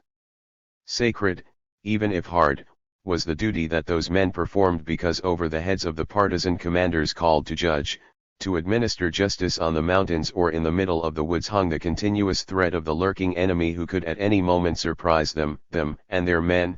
Capturing them would have been atrocious torture and then death. It is easy today to process and judge. But have those who judge known the resistance? The anguish of sleepless nights, the approach of the SS, of the iron steps, the black brigades arriving, knocking on the doors of the houses, and the partisans forced to remain hidden, buried in holes. Do they know what it meant to hear about the torture of tortured comrades, the news of peaceful citizens and patriots hanged on street corners? It is said that among the spies shot there were innocents. It is said that mistakes were made during the resistance. But how can we not also make mistakes in those conditions? How can one judge with justice, with honesty, if one does not take into account how life was then, if one forgets that it was a war for life and death, a war in which patriots fought with every means to win freedom for our country, if we forget that the partisans were continually hunted down by the Germans and fascists, if we forget the horrendous tortures to which they were subjected? When we think of our fallen, of the cabins, of the burned farmhouses, of the looted villages, of our women raped by the barbarians who knew neither human laws nor civil laws, when we think of the fascist torture chambers, the Nazi extermination camps, and then we look around and see our liberated cities, the smoking chimneys of our factories, our fertile countryside, this apparent well-being of our country, compared to the Italy of 12 years ago, then we think of the miracle. But this miracle was performed by the Moraninos and their men. 303. 1958. Act for Peace 1. Before even addressing the details of the changes in the budget of the Ministry of the Interior and the report of our colleague Sen. Molinari, who accompanies him, I believe it is necessary to immediately raise the problem of the activity of the ministry itself and its police bodies. For some days, without any legitimate reason, without any justification, the rights and freedoms of citizens have been effectively suspended. The Constitution has been put on vacation. All rallies, held for any reason, are prohibited. Each of us has been prevented from speaking in recent days, before we even knew what we would say. Rallies of parties, trade unions, and mass associations are prohibited. The peaceful demonstrations were violently broken up, the citizens demonstrating for peace were arrested and beaten, seized from the speech to the Senate of July 23, 1958. We reported the part of the speech that concerned the struggle for peace. In those days the armed forces of the United States and England had invaded Lebanon and Jordan. The working class and the Italian people had welcomed the imperialist aggression in the Middle East with anguish and disdain, demonstrating in the squares of Italy. The ruling class and the government, on the contrary, both to evade the people's protest and at the same time to favor imperialist plans against the independence of the Arab peoples, demonstrating tragic irresponsibility in the face of the real danger of an atomic and nuclear war which could have flared up and involved our country itself. They wanted to show off a certain indifference. Not only that, but they prohibited all rallies and demonstrations and intervened with the police to repress them. At the same time, the government did not hesitate to assume the responsibility of granting American military forces the use of our country's ports and airports for their operations in Lebanon. The most reactionary and extremist circles openly applauded the attack. 305. Posters, even those that simply reproduce the questions presented in Parliament. Last Saturday around 20 people were arrested in Naples, 10 workers, the university professor and city councillor Luigi Cosenza, the writer Aldo de Jaco, some students, and reported for seditious demonstration. Sitting on these benches are our colleagues who are witnesses of the brutality and violence used by the police who, without any warning, charged the demonstrators and citizens who happened to be passing through those streets. Similar attacks reminiscent of the times of the Squadrism occurred in Taranto, Rome, Bologna and other cities. In Bologna, where the rally by Enrico Bonazzi, of the National Secretariat of the PCI, which had been duly authorized by the police headquarters, was then violently interrupted and suspended because the speaker, according to the PS Commissioner, had gone off topic. Forator arrested, the city councillor and university professor Veronesi, the union leader Bolognesi, Giorgio Vecchia, Maz Adri and others were dragged to the police station. In this case the provocation, from a certain point of view, is even more serious because it poorly hides the deliberate intention to arrest our comrade Enrico Bonazzi. In other cities, rallies are prohibited, in Bologna they are authorized, but only to have the pretext of proceeding with the arrest of the speaker. He was off topic. But perhaps today the topics of the rallies are set by the PS commissioners and brigadiers? And does leaving the topic entail immediate arrest? With what right, I would say with what opportunity do you want to prevent the Italian people from demonstrating their Zion in the Middle East, seeing in it not only an attack on the national independence of the Arab peoples, but also a new starting point for the aggressive push of imperialism against the Soviet Union and socialist countries? After the elections of May 25, 1958, the Zalai government was succeeded by the government presided over by the Han Fanfani. After a brief period in which it seemed that the rulers were beginning to realize that the situation had changed and that their duty was to respect freedoms, the Fanfani government attempted to make the country take steps backwards, undermining the constitution. Therefore the turning point that had been discussed with the Fanfani government soon manifested itself as a turn for the worse.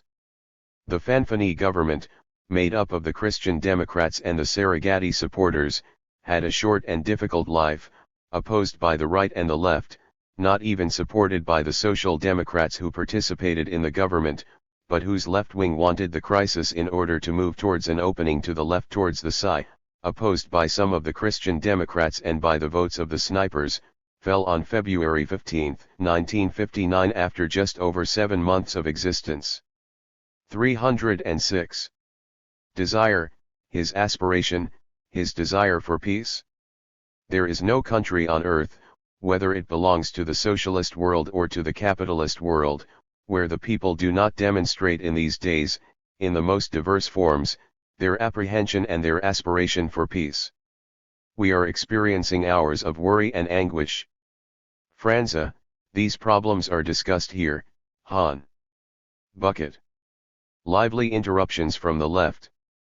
Secchia, our constitution gives the right to the people and their representatives to discuss these problems here and in the country. Franza, but not to disturb public order. You disturb public order. We are experiencing hours of worry and anguish. No one can deny that the danger of a conflict is more serious today than ever, of a conflict that if it were to explode could hardly be limited. In any case, a fire of this severity in the Middle East would be a danger, a permanent threat to everyone.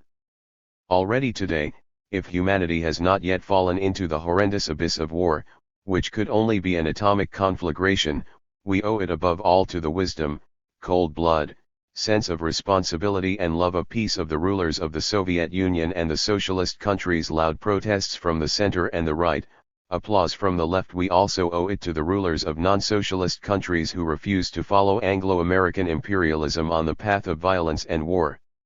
Under no circumstances does the Ministry of the Interior or the government have the right to suspend or annul the Constitution, but if there could be a justification, it could only exist in one case, only if our government, in the name of all the people, had demonstrated Italy's determined desire for peace with concrete acts and initiatives, with binding declarations. And, in any case, the firm, unshakable decision to remain neutral and extraneous to any conflict. In this case, you would not only have the right, but a justification in stating that the government will take care of defending the peace and freedom of Italy, the parliament will take care of it, all the representative and executive bodies of the state will take care of it. But the situation is very different. If there is a government that demonstrates not only the most absolute indifference, but even almost exultation for what is happening, this is our government. Our government demonstrates that it has already made its choice, that it has embraced the cause of violence and war. Instead of moving, taking initiatives. 307. To make felt, in these tragic hours, the determined will of the Italian people to maintain peace, instead of immediately making Washington and London feel that Italy desires and wants peace in the world to be preserved, but that in any case it is determined to remain neutral, extraneous to any conflict.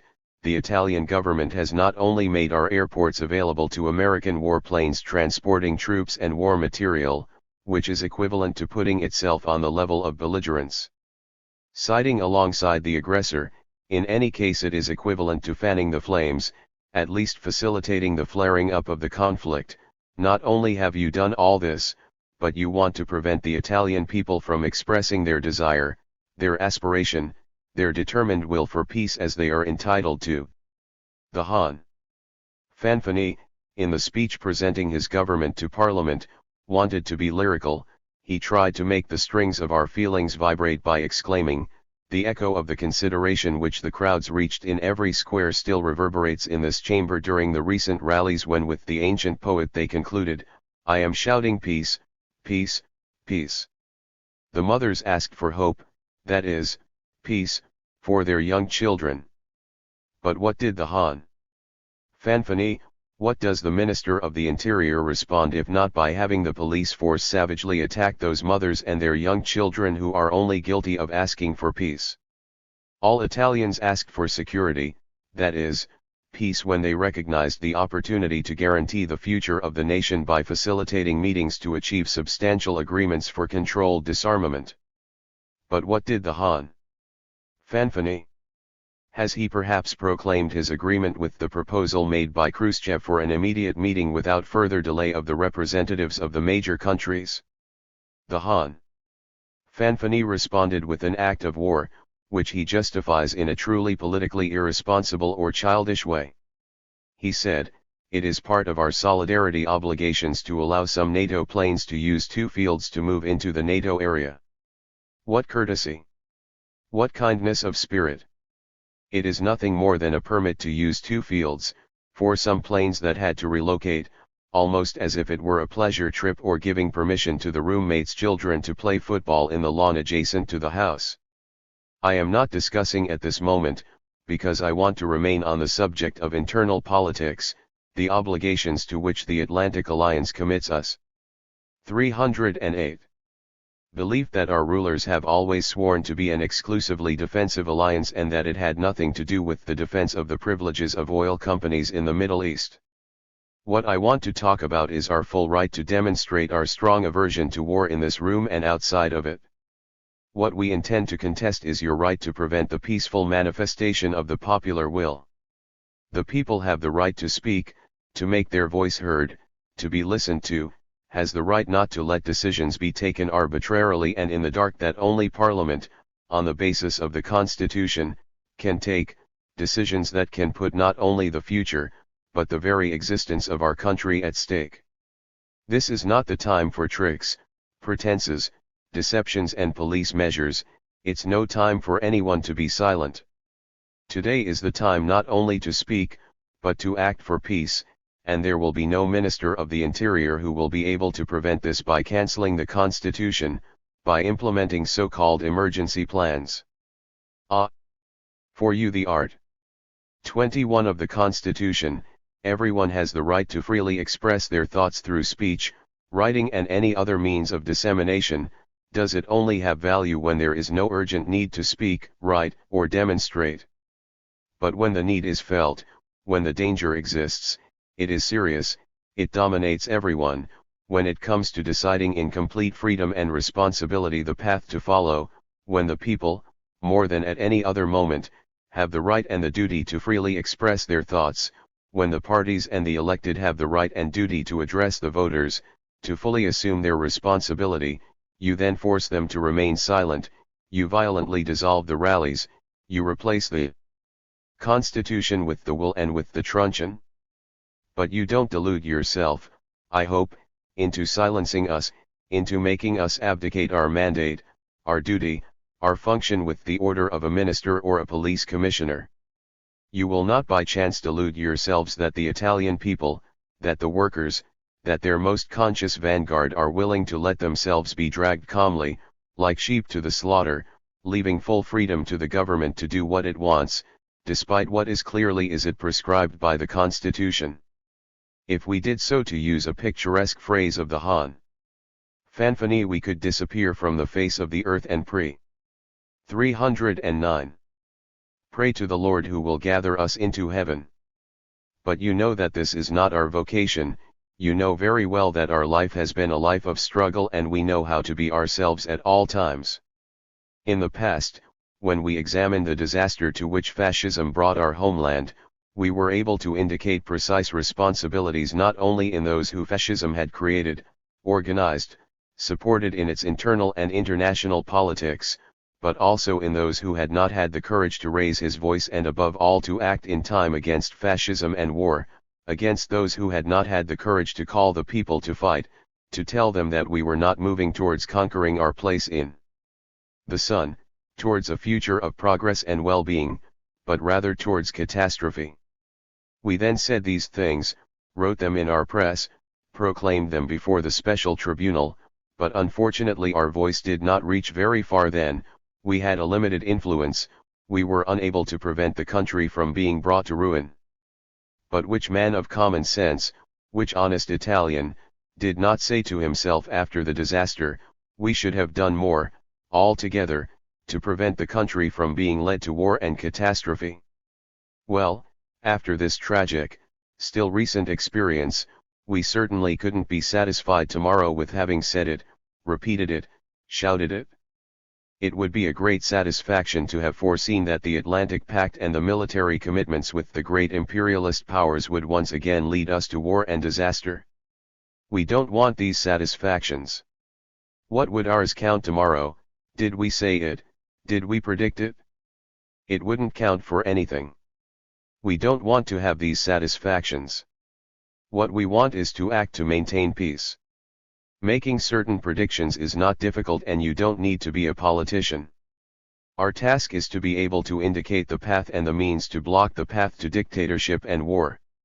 Our task as workers, Democrats, resistance fighters, and all Italians is to do everything possible to save peace and, with peace, the freedom and future of our country.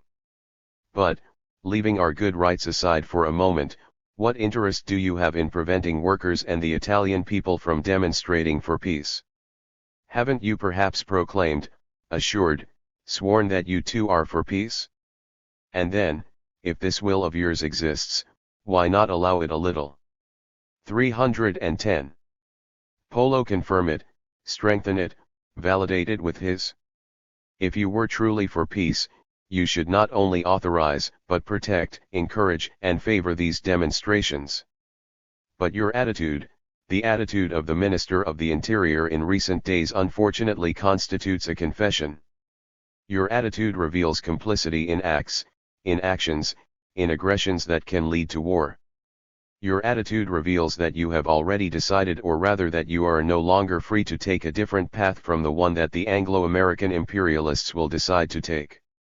This is why you need to silence the voices of the people, you need to prohibit, to denounce, to arrest, to intimidate, to try to make people believe that at least a part of public opinion supports your policy and that the other part does not, opposes and does not protest. You say you are for peace, but in reality every demonstration of peace disturbs your consciences, weakens your authority, weakens your power. We have all exalted our Constitution so much as a great step forward on the road to democratic freedoms, we have also exalted it in relation to what was the pre-fascist statute and legality, but in the years 1913-14, on the eve and at the outbreak of the First World War, public demonstrations, rallies of parties, of trade unions, of all those who wanted to express their desire for peace and ask that Italy remain neutral, could freely take place throughout the country until May 24, 1913, then the shutters of those who managed to impose war fell. You, on the other hand, want to decide for yourself alone, as the fascists did in 1939 who, moreover, then had uncertainties, hesitations, and asked to be able to remain strangers for a while. The day after tomorrow will mark 15 years since July 23, 1943. It is not superfluous to remind at this moment, to those who have already forgotten, that July 23 marked not only the collapse of the dictatorship, but the complete failure of that policy of military alliances, of subservience to great foreign powers, of that policy of adventures and aggression. That policy ended with a military defeat unprecedented in the history of our country, in an immense catastrophe. Nor should it be said that Mussolini was to blame alone. It would be too convenient to reduce everything to the responsibility of a single man, to repeat that that was an interlude of madness and aberration. Fascism was not only Mussolini's government, but it was the regime and politics of monopolistic groups and the great Italian bourgeoisie. And in any case, 311. If it was madness, the same madness is being committed today. 15 years have passed since that July 25th, we all remember how our country was reduced to, the immense ruins, our cities partly destroyed, hundreds of thousands of men, women, children killed, murdered, families, populations dispersed, decimated, and all because of that monstrous crime that was war and fascism. Do we want to repeat that tragic experience today in larger and more unimaginable proportions? We talk about public order, but who is threatening public order these days, if not those who do not give Italians a guarantee that peace will be protected and assured? Who is it that threatens public order if not those who order the prefects, the police commissioners, the police forces to prevent and ban peace demonstrations? By banning peaceful demonstrations, you want to transform them into violent and quarrelsome demonstrations. By banning rallies, you create fear, panic, disorder because you alarm public opinion. You give proof that you have already decided for war to the point that you want to prevent it from manifesting itself in favor of peace. And by what right do you prohibit our demonstrations and our rallies while you have decided to grant wide freedoms for your party's rallies? Today's Il Popolo announces the convocation of the National Council of the DC, whose central management invites the provincial committees and the sections of the party to immediately carry out a consequent information and propaganda action in the certainty that this work will support and make more effective the Italy's commitment to compete in solidarity with its allies. These are the new tracks on which the Hans government intends to set out. Fanfani. The Honorable solemnly proclaimed the first objective of every government action. Fanfani is to ensure that citizens enjoy the rights that the Constitution guarantees them. We know that these freedoms and rights must first of all be defended by the strength, unity, and struggle of workers. Never before have the struggles for bread, for wages, for work been linked to the struggles for democratic freedoms and peace. Workers want peace because without peace there can be neither freedom, nor well-being, nor progress. There are moments in which every man must feel that he is a citizen, that he has a fiber, a brain, a heart, that he has the courage to raise a flag, to make a commitment, to express his will. It is in everyone's interest to save peace, both the worker, the student, or the intellectual who demonstrates, as well as 312. Of the police officer who should guarantee everyone the opportunity to demonstrate freely for peace. Let no one delude themselves into suffocating the voices of those who want peace with truncheons. Against the most enormous and premeditated crime, these are not our words, they were pronounced by a man who was at the head of Italian reformist socialism, by a man who at least some of the ministers who make up this government say they venerate and consider as theirs master and guide. Against the most enormous and premeditated crime, against the crime of the war that is being prepared, against the new ocean of blood that can be glimpsed, every demonstration will be legitimate, every prophylaxis will be holy, every holocaust, every sacrifice will be light and blessed. For Filippo Turati these expressions were perhaps only an elevated poetic flight of thought. For all of us communists, socialists, Democrats, anti-fascists, men of the resistance, they want to be and are a commitment to activity and struggle for the triumph of peace. Loud applause from the left, many congratulations. 313. 1959. Resistance and Resurgence 1. Tomorrow will be the 14th anniversary of April 25 and we meet promptly, like every year, to celebrate it, addressing a topic that seems to us to be of particular interest and relevance for the centenary of the unification of Italy.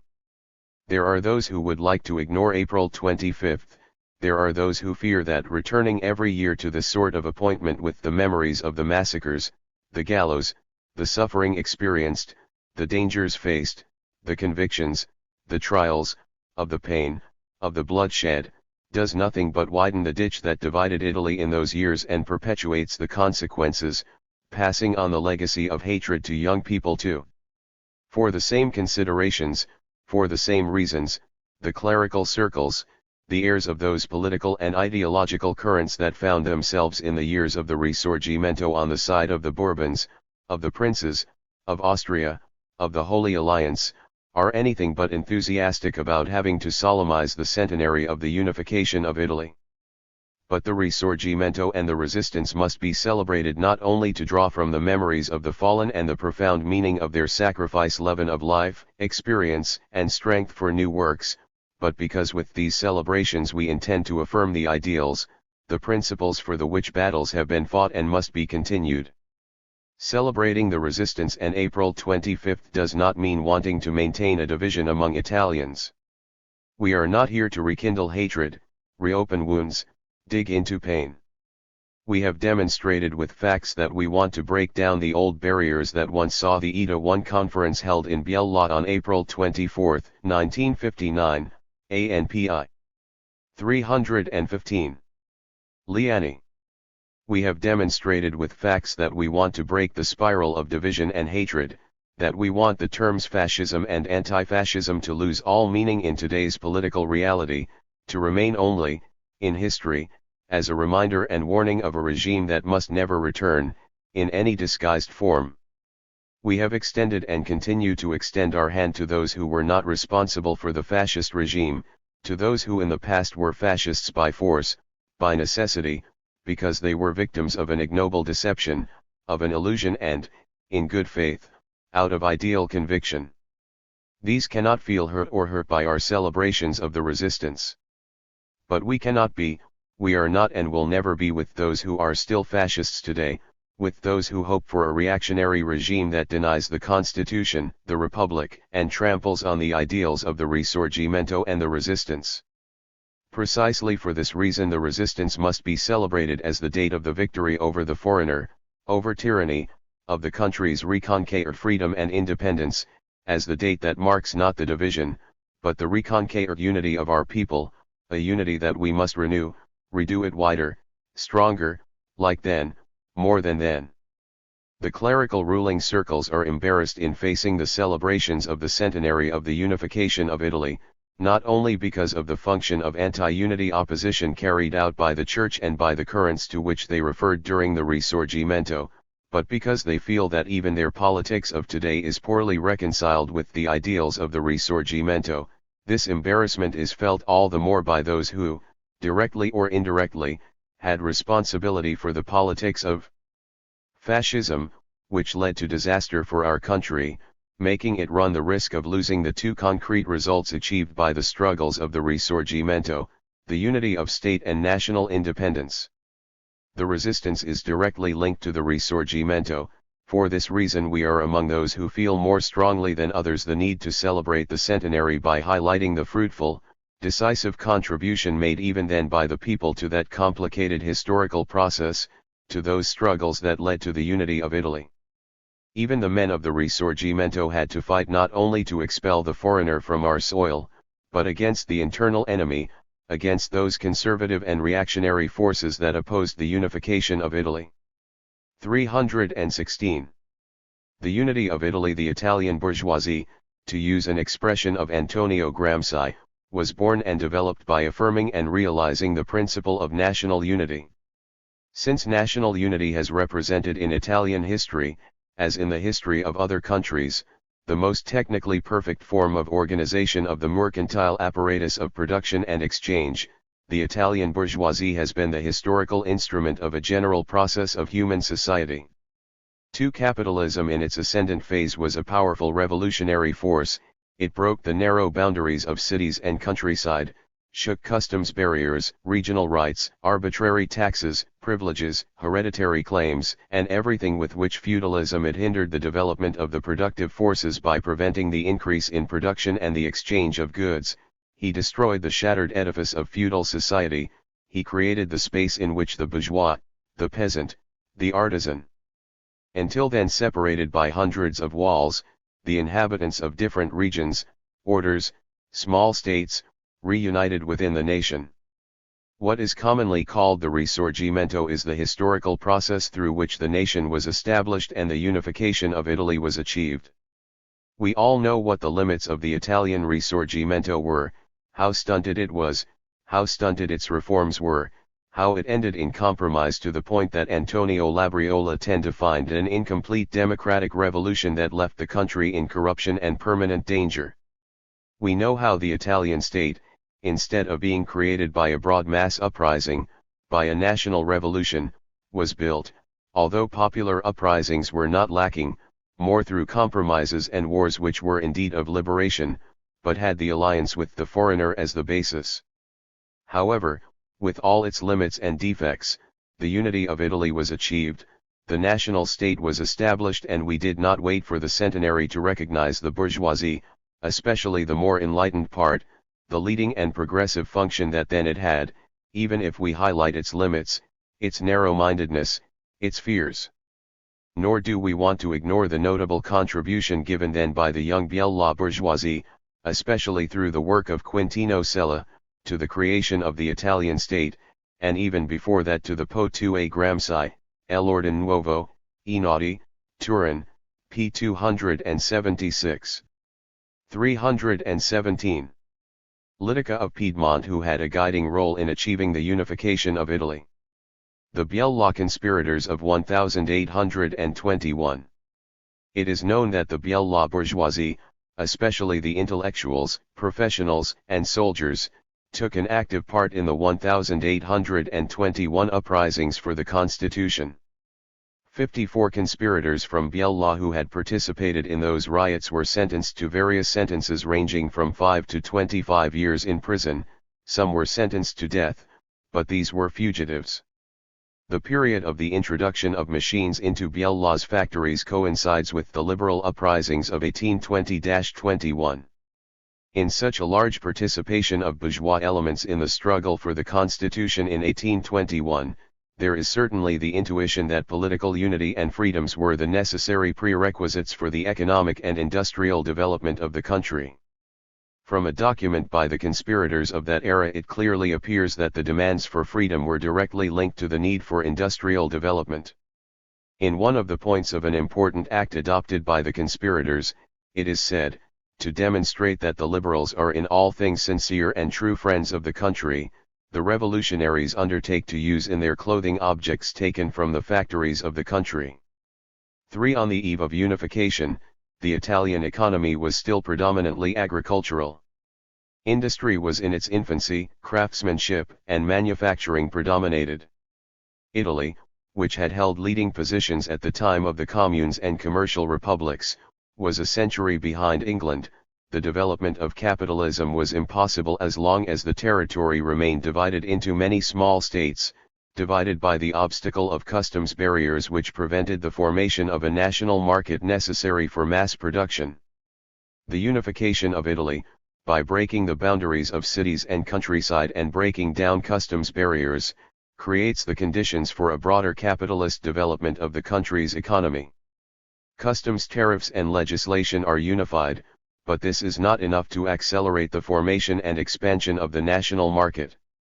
For this purpose, a whole series of measures are necessary, to which the men who are at the head of the young Three-Torta, the Piedmontese Revolution of 1821, Secchia, Rome, 1908.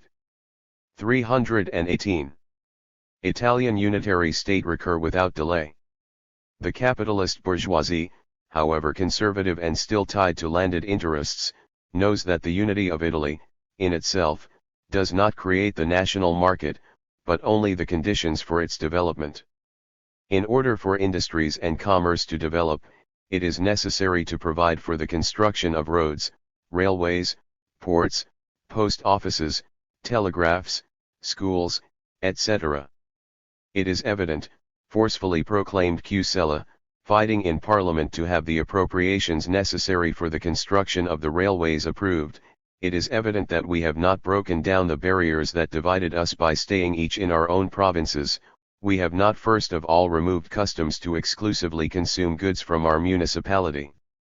For the bourgeoisie uses the power it has acquired to accelerate the pace of construction, for this purpose the state raises capital by every means, both by granting advantageous concessions for public works contracts and for railway construction, and by tax pressure and the use of foreign capital. 5 The railway network goes from 2,404 kilometers in 1860 to 9,290 kilometers in 1890.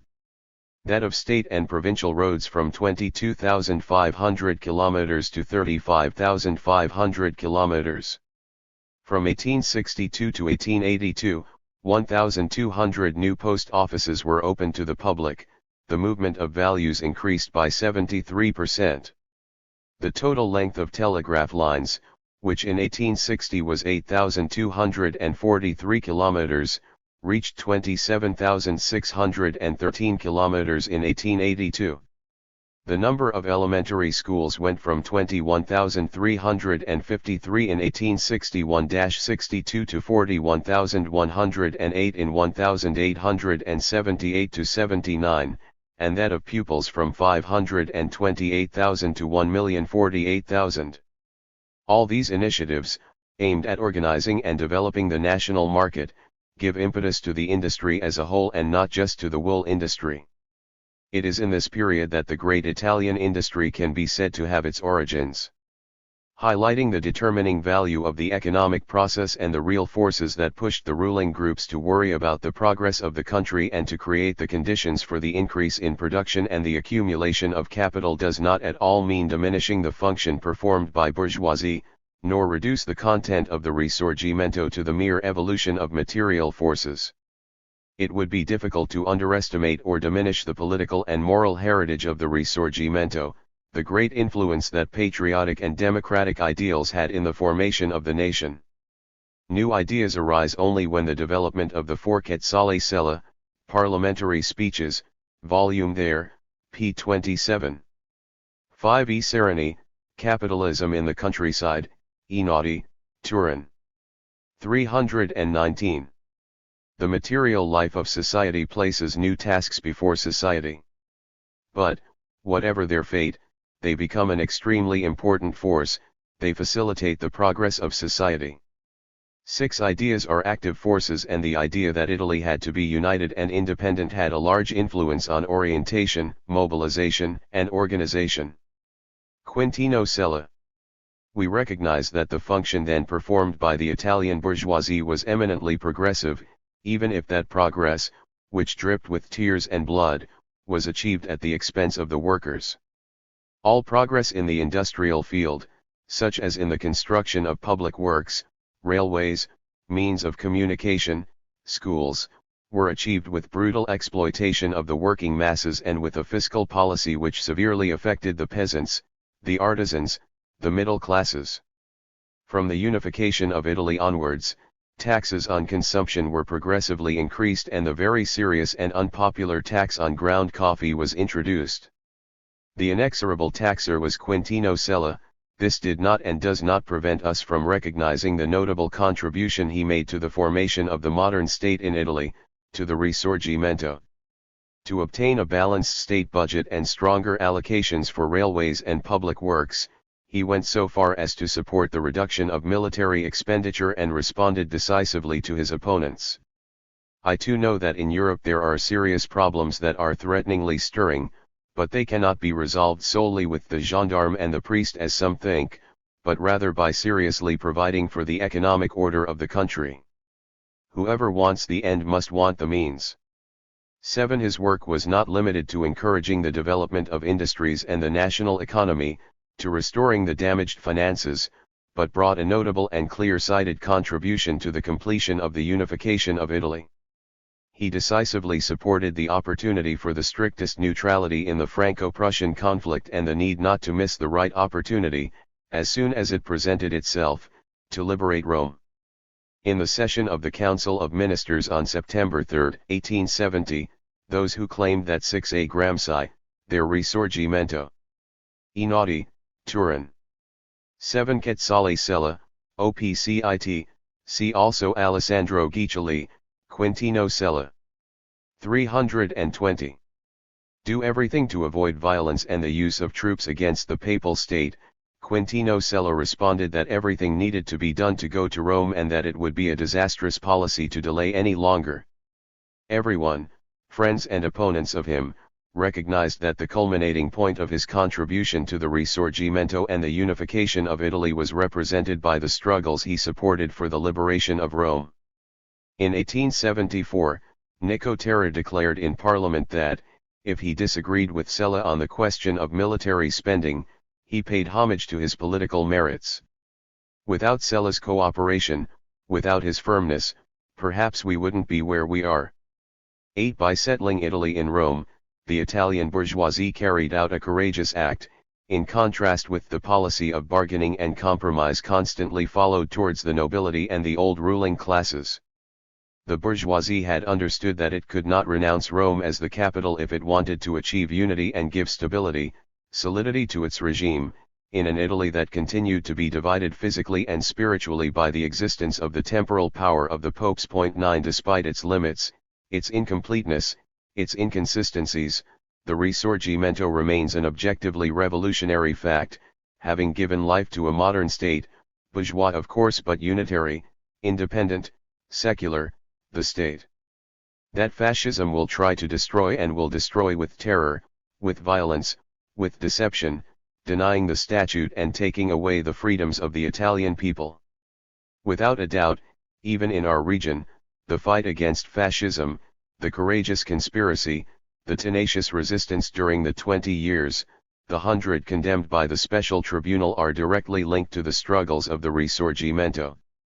The Biella partisan movement, 5,000 fighters, 500 deaths, was so large and robust, so combative and solid, it was able to give itself a disciplined organization, a severely military order, because it had an old history behind it, a set of social struggles, civil and military virtues, was linked to ancient traditions of labor and freedom struggles, to the insurrectional uprisings of 1821, to the wars of independence of 1849-59, to the great strikes of 1863-73, his conscience had forged and matured over a century of national and social struggles.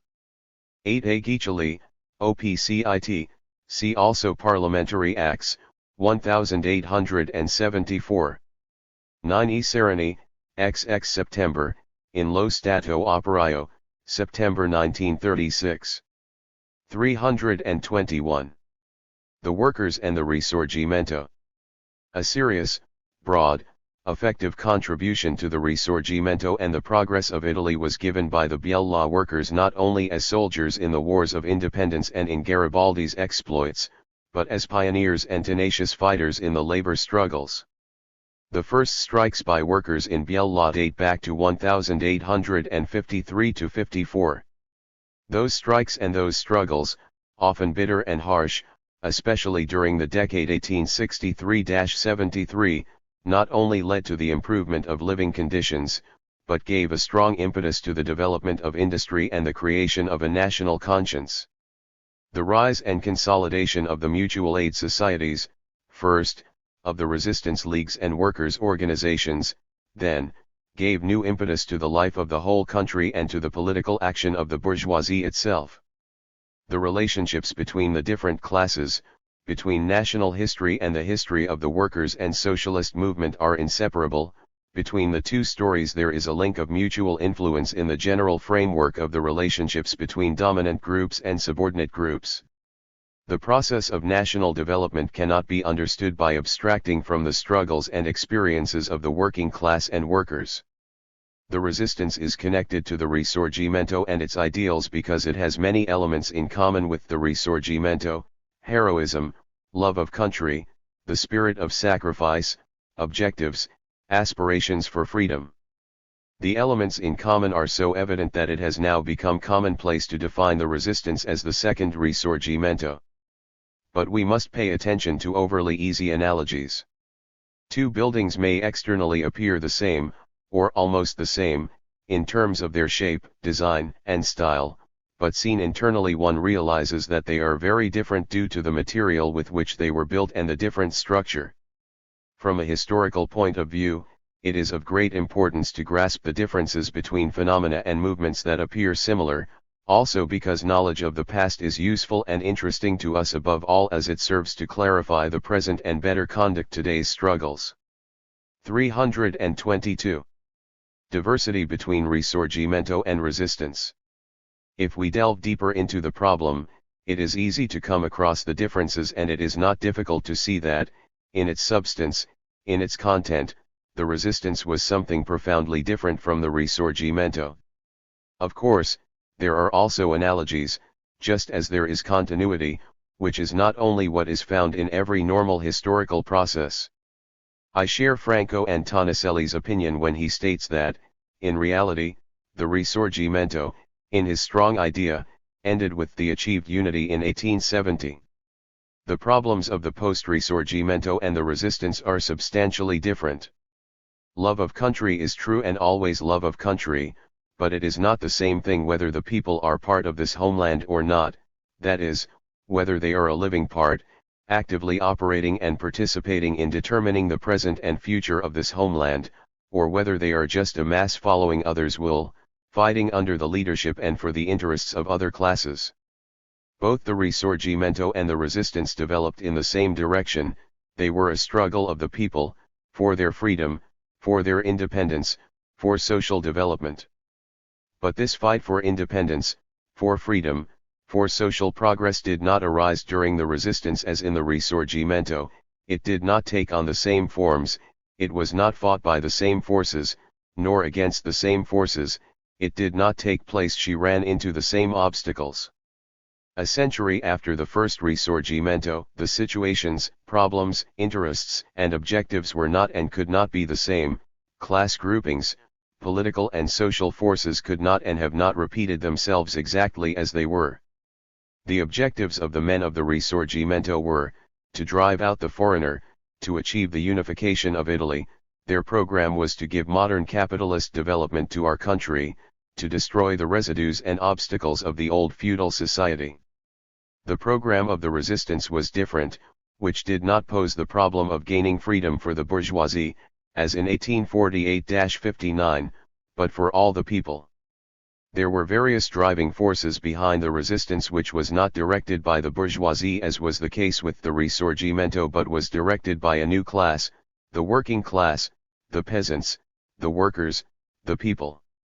It is not the same thing if the struggle for freedom and national independence is directed by the politicians of the bourgeoisie, by conservatives and by liberals as happened during the Risorgimento.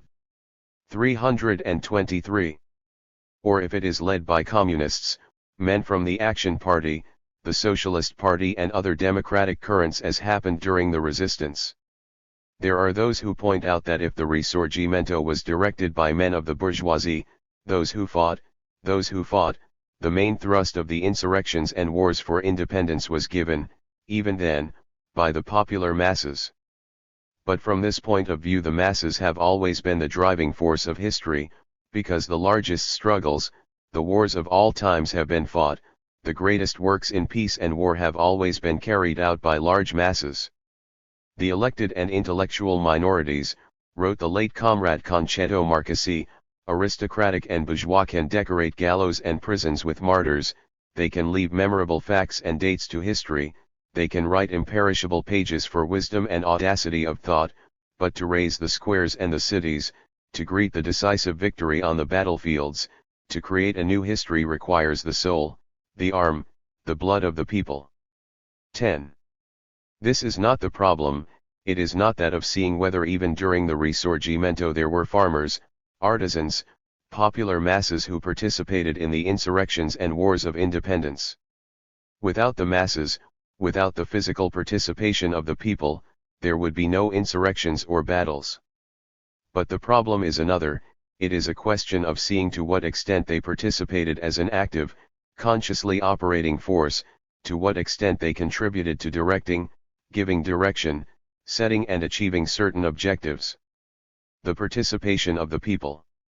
Far from denying it, we appreciate the value of the research done by objective and conscientious historians to establish and demonstrate the participation of the people in the battles of the Risorgimento and liquidate the old cliché, imposed for many years by bourgeois historiography as an irrefutable truth, that the Risorgimento took place carried out amidst the indifference and complete absenteeism of the masses. It has been shown that, according to a budget of the time, the losses in Milan during the 5 days were distributed as follows: out of 463 deaths, 411 were artisans, workers, men of the people. Out of 10 Marcasi, in the 10th anniversary of the Resistance, Milan, 1955. 324. 1,003 injured, 914 were workers. 11 The Ferrari division, made up of citizens of the Roman state, was made up, according to Lodolini, of authentic plebeians and artisans, except for many officers belonging to the liberal arts and the aristocracy. 11. 12. The historian Ettore Rota also wrote, "We must consult the lists of our voluntarism to have proof of proletarian heroism, which descends to the most humble levels. It is enough to examine which classes the columns of Parma volunteers from 1849 to 1839 belong to. The number the highest is held by carpenters, second-hand dealers, shoemakers, coffee makers, painters, cooks, barbers, bakers, domestic servants, bricklayers, tanners. 13 Among those reported and condemned for having taken part in the revolution of 1848-49 in the Papal State, 2,227 defendants with indicated profession were listed in the registers of the Sacred Consulta, 217 nobles or landowners, 16 ecclesiastics, 233 professionals and intellectuals, 143 farmers, 334 traders, porters, second-hand dealers, 840 artisans and workers, 90 domestic servants, 110 public and private employees, 206 soldiers, 13 without profession. 14 Among the same Biella conspirators convicted in 1821 together with the lawyers Marocchetti, Paulino, Ubertelli, to the nobleman Dal Pozzo della Cisterna, to the industrialists Ambrosetti, to numerous officials including Toso, Angelino, Maglia, and Viana, to the doctors Giovanni Benna, Carta, and Speziale, to the architects Beltrame and Maggia, to the notary Prina, and to other professionals. We find a group of workers including the miner Gastaldi from Netro, the carpenters Margari from Graglia and Giordanetti from Biella, the blacksmith Parolo from Trivrio, the watchmaker Masurino from Biella, and other names of convicts whose profession is not indicated. Very probably they must be workers or in any case men of humble conditions not belonging to the wealthy and cultured classes. Gasalberti also demonstrated with data and documents the falsity of the assertion that the Risorgimento was the undertaking of an aristocratic and bourgeois minority. 15 It is now recognized by the most serious historians that, throughout all 11 Scanzio, the struggle of class in 1848 in Lombardy, Edizione di Rinascita, Rome, 1948. 12 A Lodolini, the mobilization of a division of volunteers in 1848, in History of the Risorgimento, April-June 1932. 13 E. Rota, Spirituality and Economism of the Italian Risorgimento, in Questions of the Risorgimento, p. 469. 14 D. DeMarco, For the History of Social Classes in the Risorgimento, July-December 1947. 15 A. M. Gasalberti, More on popular participation in the Risorgimento, in Historical Review of the Risorgimento, 1944-46. 323. The Insurrections and Wars for the Unity of Italy. The men of the people wrote glorious pages, especially in the legendary Garibaldi exploits, in the 5 days of Milan, during the heroic resistance of the republics of Rome and Venice, in the insurrections of Naples, Genoa, Palermo, and Livorno. All this is true, however it is equally true that the working and popular masses, especially the peasants, were largely absent and kept away from the movement for the unification of Italy and, to the extent that they were physically present in the action, they were in the context of a struggle led by the bourgeoisie, they participated in it following the bourgeoisie, under the direction of the bourgeoisie, they fought against the enemies of the bourgeoisie. That movement in Italy, wrote F. Engels in 1848, is therefore a decidedly bourgeois movement. All the classes thrilled by the reforms, from the princes to the nobles, up to the pipers and the lazzaroni, present themselves on the scene for the moment as bourgeois. The Pope is for the moment the first bourgeois of Italy. But all these classes will find themselves very disillusioned once the Austrian yoke has been shaken off. Since, when the bourgeois have done away with the external enemy, in their own house they will separate the goats from the sheep, then the princes and counts will once again invoke Austria for help, but it will be too late, and then the workers of Milan, of Florence, and Naples will discover that their work begins right now. 16. This prophecy of F. Engels came true to the letter, although perhaps more slowly than he supposed. To cope or at least avoid the intervention of the masses, defeats and compromises were preferred. Was the defeat of Novara on March 23, 1849 inevitable? We are not among those who like to make history with what-ifs. This is not our retrospective consideration. There were those who then clearly saw that the Fati Novara could have easily been repaired. If Piedmont were a republic, if the government of Turin were a revolutionary government, wrote C. Marx on April 1, 1849, exactly 1 week after the defeat of Charles Albert, and had the courage to resort to revolutionary means, nothing would be lost. Italian independence is about to be lost not as a result of the invincibility of the Austrian weapons, but due to the cowardice of the Piedmontese royal power. Mass insurrection, revolutionary war, guerrilla warfare everywhere are the only means of F. Engels, Deutsche Brüsseler Zeitung, January 25, 1848, in the Rebirth Notebook, p. 144. 326. Conditions with which a small people can defeat a larger one, with a weaker army it can face a stronger army. But the revolt of the masses, the general insurrection of the people, are means that the royal power is afraid to employ. The monarchy will never risk a revolutionary war. Rather than allying itself with the people, it will prefer to conclude peace with its worst enemy, as long as it seems to be of origin. 17. The humiliating defeat suffered by the Piedmontese monarchy in the defeat of Bicocca, in Novara on March 23, 1849, was redeemed almost 100 years later by the partisans, by Garibaldini from Biella, Valsesia, and Novara, who at midnight on April 23, 1943 had finished, after daring battles, the encirclement of Novara and, at 4 p.m. the following day, they forced the Germans to surrender, capturing 3,700 prisoners, tanks, and a large quantity of weapons and ammunition. I was saying that F. Engels' prophecy came true word for word, because not only then the Italian bourgeoisie was afraid and preferred defeats like in 1849 and compromises like in 1839, Peace of Villafranca, but the day came when, in 1941-43, he preferred to invoke the age-old enemy on our soil in order to keep the workers of Turin, Milan, Florence, and Naples subjugated. Between a defeat and a civil war, we choose the former, confessed Massimo D'Azeglio. The peasants and the resistance. Another characteristic that fundamentally distinguishes the resistance from the Risorgimento is not only the fact that the resistance was a great mass movement, the largest that has ever occurred in our country, directed by the avant-garde democratic currents, but it was a united movement. The working class, the workers of the cities established a firm alliance with the peasants. During the resistance, the peasants were with us, however during the Risorgimento they were either absent or were on the side of the Bourbons, the church, the princes, the reaction. Mazzini was not addressing the farmers. The patriots of the Risorgimento saw in the oppressed peasant only the servant of the landowner, and 17 Marx, The Struggle in Italy, in Neue Rheinische April 1, 1849. 327. Of the priest instead of seeing the man crushed by fatigue, oppression, poverty, and ignorance.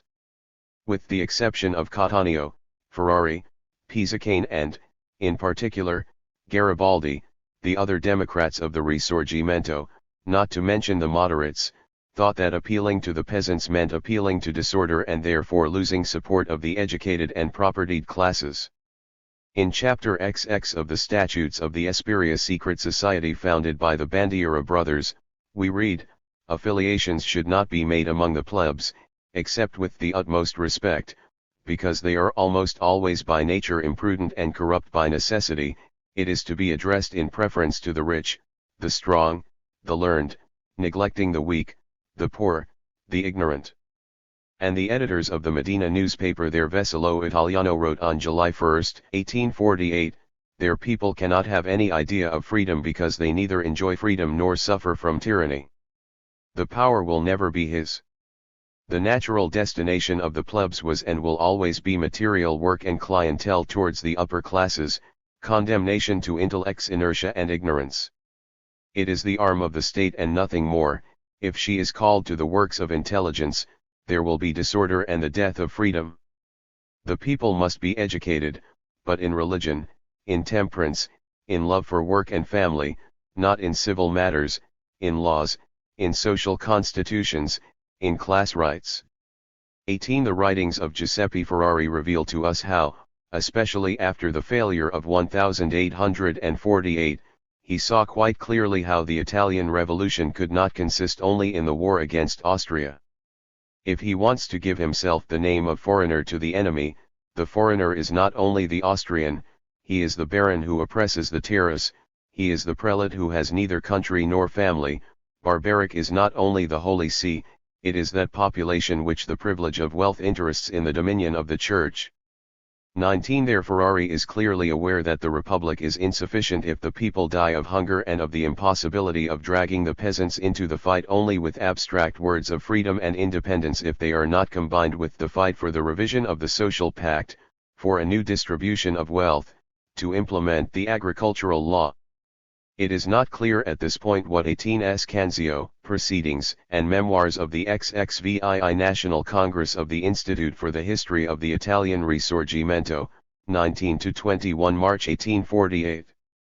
19. G. Ferrari, Political and Literary Brochures, Typographia Helvetica, Cape Iolo, 1852. 328.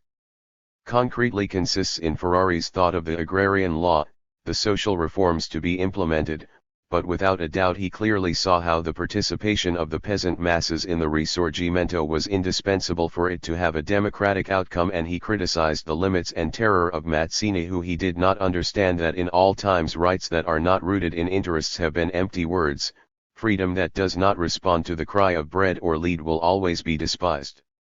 He suppresses the revolution and wants a war of insurrection, he doesn't put forward any principle and wants the peasants to rush against the enemy. He marches with the lords and wants all the poor to sacrifice themselves for his cause, he fraternizes with the executioners of June, then demands that the war be popular and incendiary, he has the ideas of Cavaignac and demands the wonders of socialism. 20 At the same time, Marx clearly highlighted that Mazzini could never have won because he did not know and did not raise peasant questions. He neglects to dedicate himself to that part of Italy which has been oppressed for 1,000 years, to the peasants, and thereby prepares new resources for the counter-revolution. Mazzini only knows cities with their liberal nobility and their enlightened bourgeois. But it certainly takes courage to declare to the bourgeois and the nobility that the first step towards the independence of Italy is the full emancipation of the peasants and the transformation of their sharecropping system into free bourgeois ownership. 21. But the Italian bourgeoisie could not have this courage, it was itself tied to the land. The manufacturers, merchants, and industrialists were themselves landowners and were greatly afraid of social upheavals that would undermine the foundations of property. Hence their tendency to carry out tunification without shocks, without mass participation and clashes with agreements from above and alliances with foreigners. This analysis leads us to note that the forces fighting in the resistance were very different from those of the Risorgimento. During the Risorgimento the struggle was led by the bourgeoisie, allied with a part of the more enlightened nobility, against the reactionary, feudal forces, almost always absent the peasants, present in 20F della Parida, preface to the reprint of the Revolution and the Revolutionaries in Italy by G. Ferrari, University of Milan, 1952. 21c Marx to Weidmaier, in Ausgewählt Brief, September 1851, p. 47. See also I Regionieri, their Italian Risorgimento in the work of Marx. Engels, in Society, A. 7, 1951. 329. To a certain extent, but in the wake and under the direction of the bourgeoisie, artisans, and workers.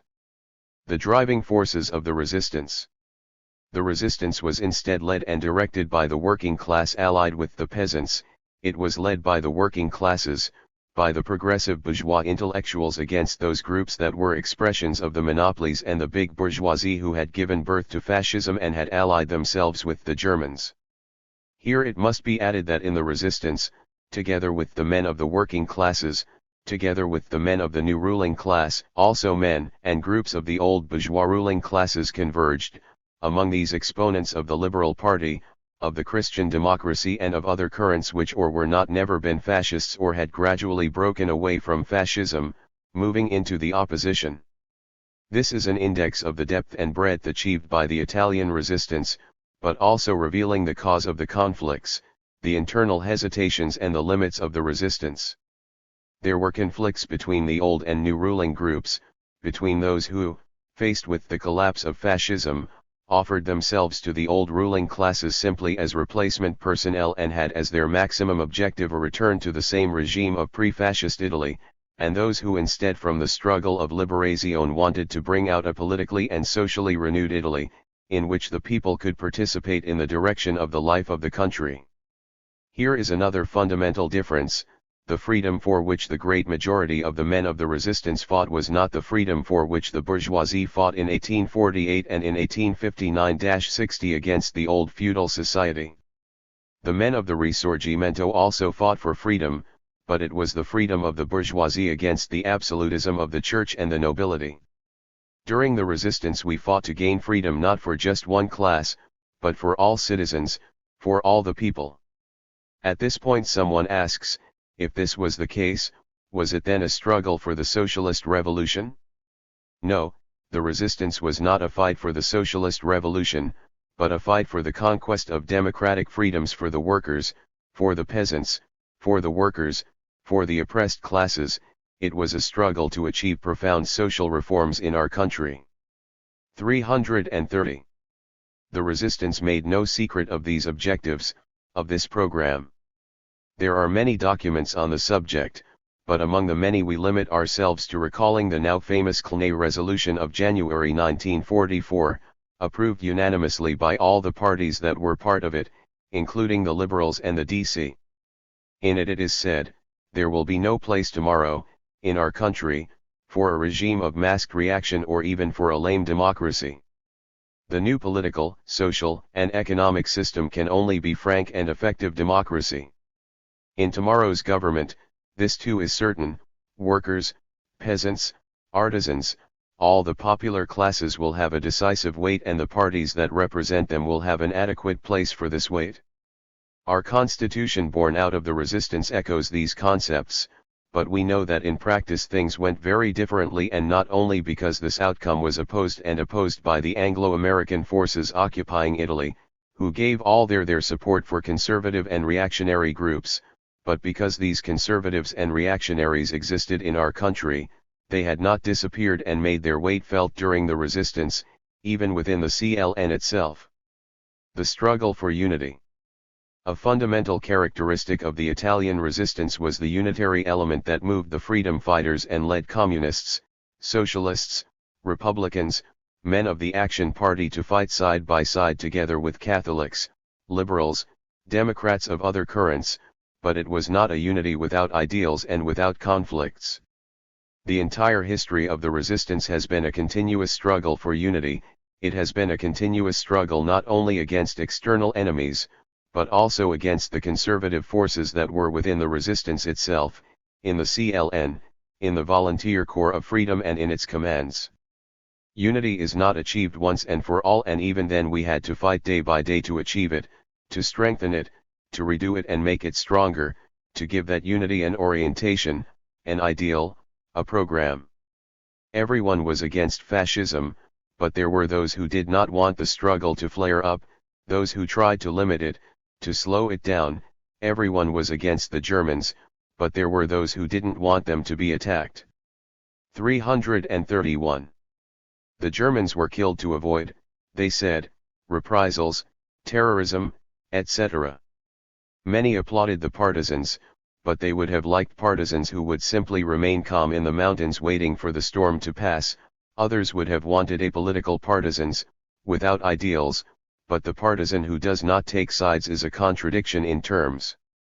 Many wanted to expel the foreigner, but they did not agree to expel him with armed insurrection. They were afraid of the people, in arms.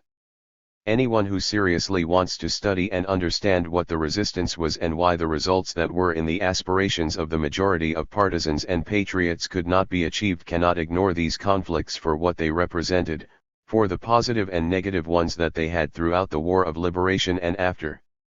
In the same way, studying the struggles of the Risorgimento, we cannot put in one bundle, on the same level, all the currents that participated in those struggles. Mazzini was not Carlo Alberto, nor D'Azeglio, Garibaldi was not Cavour, Cusella was not La Marmora or even Crispi. Even in the action and struggles of the Risorgimento, forces of different classes converged and polarized. Each of these forces, of these currents, from conservatives to moderates, to Democrats, up to the most radicals, left the imprint of his interests, his economic, political and ideal aspirations. Point 22. We also find progressive and social elements present in some of the most characteristic movements of the Risorgimento, especially in the Garibaldi movement. Young Italy itself and its founder, Giuseppe Mazzini, despite their weaknesses, limitations, and errors, have the merit of having given the national liberation movement a revolutionary impetus and having given it much more advanced prospects. Italy, as F. Engels observes, unlike Germany, was not only unified from above with dynastic wars and diplomatic maneuvers. In the process of unification, in which different forces and factors contributed, a great and in certain moments the people's movement had a decisive function, that is, the revolutionary struggle of the masses aligned under the flag. 22. See Miziano, Some Problems of History of the Italian Risorgimento, Istitutelsfa Academy of Sciences of the USSR, Moscow, 1955. 332. Of the avant-garde bourgeoisie and its major leaders. The War of 1859, for example, began as a dynastic war, but took place in the climate of a matured revolutionary situation. Not only were the units of the Franco-Italian army fighting against the Austrian army, but also the Garibaldini volunteers and not indifferent popular forces in the cities and countryside. Florence rose up, forcing Leopold to flee there. Parma and Modena rose up and the Lombard countryside rose as Garibaldi's Cacciatori delle Alpi advanced. Villafranca was born from the fear of the popular movement flaring up. The Democrats, the Mazzini supporters, the Garibaldians undoubtedly exercised a notable influence. They aroused the movement from below, they appealed to the people, they agitated demands of a social nature. Garibaldi's decrees in 1860 on state lands aroused enthusiasm in Sicily of the masses, accelerated the process of unification of the Italian territory, left their mark in the creation of a national consciousness, gave life to experiences and traditions which were a precious element of development of the people and progress for the whole country. But, then, they did not manage to gain the upper hand, consequently they had an important weight, yes, but secondary in the Risorgimento. In the resistance, however, the progressive, popular elements had a decisive weight, they were at the head. It is true that the partisan movement and the liberation struggle did not have the breadth and characteristics of Piedmont and the other regions of northern Italy invaded by the Germans everywhere. In the north, the resistance developed in the heart of the great industrial centers, Turin, Milan, Genoa, where millions of workers were concentrated, actively supported by the advanced peasant masses of Emilia, Romagna, the Po Valley, Veneto, and Tuscany. Anti-fascism, given the balance of power in these regions, had a decisive role, managing to take the direction of the CLN and the CVL command into its own hands. We repeat, this did not happen without clashes, but, despite the conflicts, the democratic forces of the left, communists, Action Party, socialists, managed to gain the upper hand in the main issues. They managed to give the resistance a character of active struggle, above all to make people accept and impose the popular insurrection which forces them to 2323 F. Engels, Violence and Economy in the Formation of the New German Empire, Rome, 1951. 333. Servants inside and outside the CLN tried with all means to sabotage and prevent. But the north was not all of Italy. The resistance and the partisan war did not develop south of Rome, in the regions where the Anglo-Americans arrived almost immediately after September 8, and was limited to below Florence. In the south, the CLN did not arise or failed to establish itself, it had few roots among the people and, where it existed, bourgeois influences were strong within it. The balance of power in Rome and in the south was completely different, so different that national insurrection was not possible in Rome. The conservative forces opposed it and had the upper hand, found the basis for their reorganization in Rome and the South, and this had its weight and consequences on the development of events, even if it did not change the nature of the resistance, which was characterized not only by the forces that moved and directed it, but also from his program. These seem to me to be the fundamental differences that some historians and certain politicians who have written so far are unable to grasp, which is why they end up presenting the resistance as a movement, if not identical, at least very similar to the Risorgimento. It would not be difficult to highlight other differences as well. Just think that in all the countries where the resistance broke out we found ourselves not at the dawn of capitalism, but in the phase of monopoly domination, in an era in which the democratic movement was represented by strong communist and socialist parties, by large movements mass organized, by the vanguard forces of the workers and the people. Not only that, but a strong socialist state existed in the world, which made the decisive contribution to the defeat of fascism and Nazism, which created a very characteristic situation and international relations. Even from a military point of view, the resistance differs from the Risorgimento and has its own characteristics both for the number of participants, and for the conditions in which the partisans and patriots found themselves having to fight in all the regions occupied by the Germans, and for the tactics employed.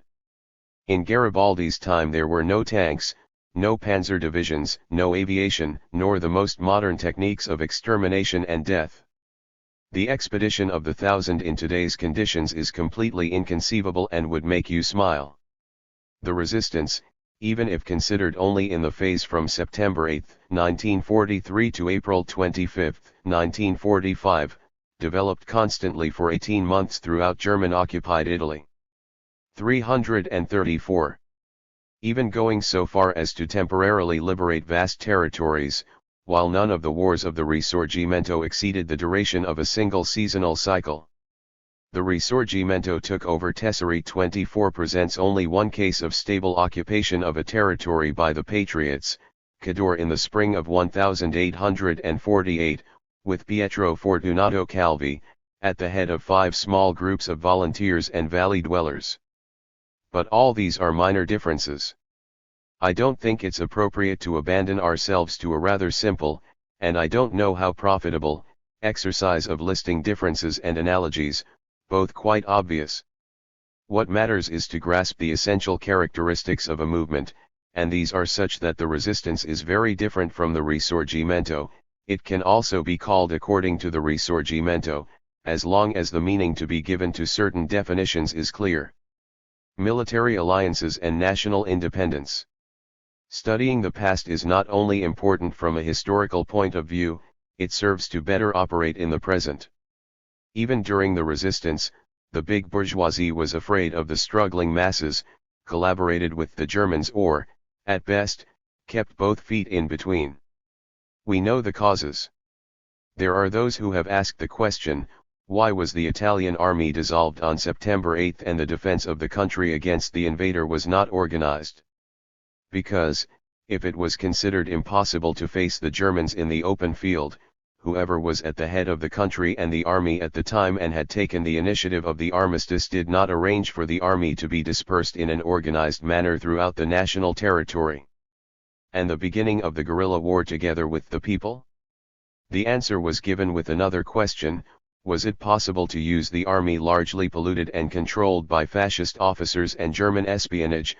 Was it possible to use it for such a sudden reversal of front?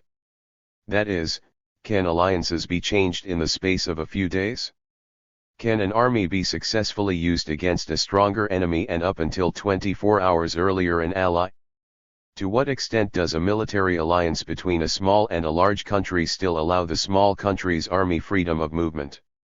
24 T. Tesseri, Liberation Movement in Italy, and there, 1951. 335. This problem is not abstract and not only of historical value, but of current, immediate importance.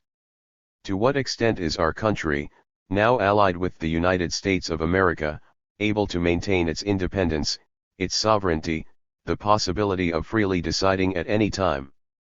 To what extent does our army, with the transfer of military bases to the United States of America, with the installations of atomic missile launch bases being built on our territory, with the installation of devices and American troops under the orders of commands Americans, our army, and not just the army, the government itself will still have any freedom of movement in any eventuality?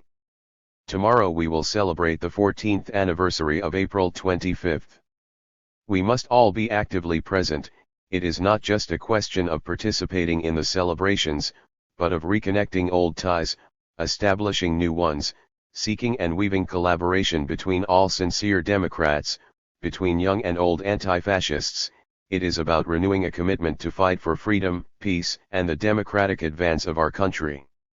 We must all find ourselves reacting to that certain desistance that is sometimes encountered even among men who actively participated in the resistance. Some, perhaps disappointed, embittered because the profound aspirations for social renewal that were in their hearts and that of all of us who were part of the resistance program were not realized, retreated into the shadows, set themselves apart. Others returned to obscurity. They keep away from certain celebrations and do not do everything they could to ensure they succeed with the grandeur of the past. It is very true that heroic periods of high tension are always succeeded by more or less long phases, if not of relative passivity, of less bitter struggles, of apparent immobility and even of disappointment. It also happened after the first Risorgimento and afterwards. Since these heroic phases, Alessandro Guiccioli wrote in 1880, respond to special and very fleeting historical conditions which require a great effort of will, a moral tension much superior to the ordinary strength of most men. Their duration is short, and almost always follows a long period of relaxation, during which the greed of selfishness makes us forget the interests of the country, the care for material enjoyments replaces the cult of great ideals, and every idea of sacrifice and duty is overwhelmed by muddy wave of vulgar opportunism. A show before which one feels profound discouragement and bitter skepticism, faith and hope. 336. They would believe themselves dead, if it were not thought that in the political and social order as in any other phenomenon of nature, when there is conflict between forces that do not balance each other, rhythmic movements are produced which make humanity oscillate between two opposite extremes. These were the considerations not only of Guiccioli, but of men who had been at the vanguard of radical democracy during the Risorgimento. Something similar can also be seen today among elements who were active in the resistance. But beware of allowing yourself to be assailed by mistrust and discouragement due to things left unfinished and objectives only partially achieved. Struggles, suffering, sacrifices were not in vain. It's about continuing to operate and fight today to complete the resistance program. There is no need for regrets and recriminations. What matters is the action to be taken, the activity to be carried out today to change the situation. We must not wait for a hypothetical tomorrow, we must create tomorrow with our struggle. Above all, we must work together today. Only in this way will we move forward to realize that Italy of the people that was in the aspirations and dreams of the martyrs of the Risorgimento and the resistance. 337. 1960. Celebration of resistance during the battle against the Tombroni government. 1. We do not intend to utter a few words of circumstance to fulfill a duty, even a sacred one, towards the fallen, towards the heroes, the tortured, the massacred, towards the best of us who sacrificed their lives for the freedom of Italy and the people our. Today marks the 22nd anniversary of the slow assassination perpetrated by fascism of Antonio Gramsci, and with him we remember Giacomo Matteotti, Don Manzoni, Giovanni Amendola, the Rosselli brothers and all the thousand other martyrs of freedom. But it is also a duty for us towards young people who must learn from school, from books, from struggles, but even before this from this assembly of ours, that the history of their homeland passes through the resistance. April 25th is not a partisan date, the resistance belongs to Italy. For this reason, even before being celebrated in the squares, on the initiative of this or that other association or of all the united associations of ex-combatants, it must be celebrated in the national parliament. This date marks the regained unity of the Italian people. If it was the conclusion of a civil war, we did not want it, it was then imposed on us by the Germans and the fascists, and we accepted it as a painful necessity to conquer the peace, freedom, and independence of our country, to save this one speech delivered on April 27, 1960 in the Senate to celebrate the 15th anniversary of April 25. See during the battle against the Tombroni government, DCMSI, El Unita, April 28, 1960. After the celebration held on behalf of the Communists by Comrade P. Secchia, the Han Prime Minister spoke. Tombroni. As he was about to open his mouth, the communist Bertoli shouted, "Dead man talking." Tombroni was dumbfounded for a moment, then said, "On behalf of the government I join in the celebratory reenactment of April 25, hoping for greater and peaceful fortunes for all the Italian people." A phrase that sounded not like a tribute, but rather an insult to the resistance. 339. That it was still possible to save an ideal, moral, human and material heritage. This had to be saved, and we saved it for all Italians, even for the fascists themselves. But what pushes us to speak is not a formal duty. Today we feel the duty to renew an oath, to assume, without fuss but without any hesitation, a very specific commitment: no one will be allowed to trample on the resistance, to outrage the Constitution, to challenge the country. It is certainly not only due to the fact that 15 years have passed since the victorious national insurrection on April 25, that they found themselves the other day in 100 squares in Italy, side by side, just like 15 years ago, men of different faiths and ideologies, but united in the love of freedom, socialists, communists, men formerly of the Action Party, Republicans, Social Democrats, together with liberals and Catholics. It is no coincidence that the day before yesterday the great and industrious city of Milan, interpreting the sentiment of all the other Italian cities, wanted officially and solemnly, authorities and people in agreement, to celebrate and decorate the commanders of the CVL, Volunteer Corps of Freedom Cadorna, Longo, Pari, and the two presidents of the CLN of Milan and Lombardy, Sereni and Mita, and with them, Mattei, Stucci, Argentin, Marazza. The solemn and united demonstrations of this April 25 have a very specific meaning. they intended to make people feel that, above the political and ideological differences, there is something that profoundly unites all the men who have fought to give Italy a republican constitution, to make Italy a civilized country.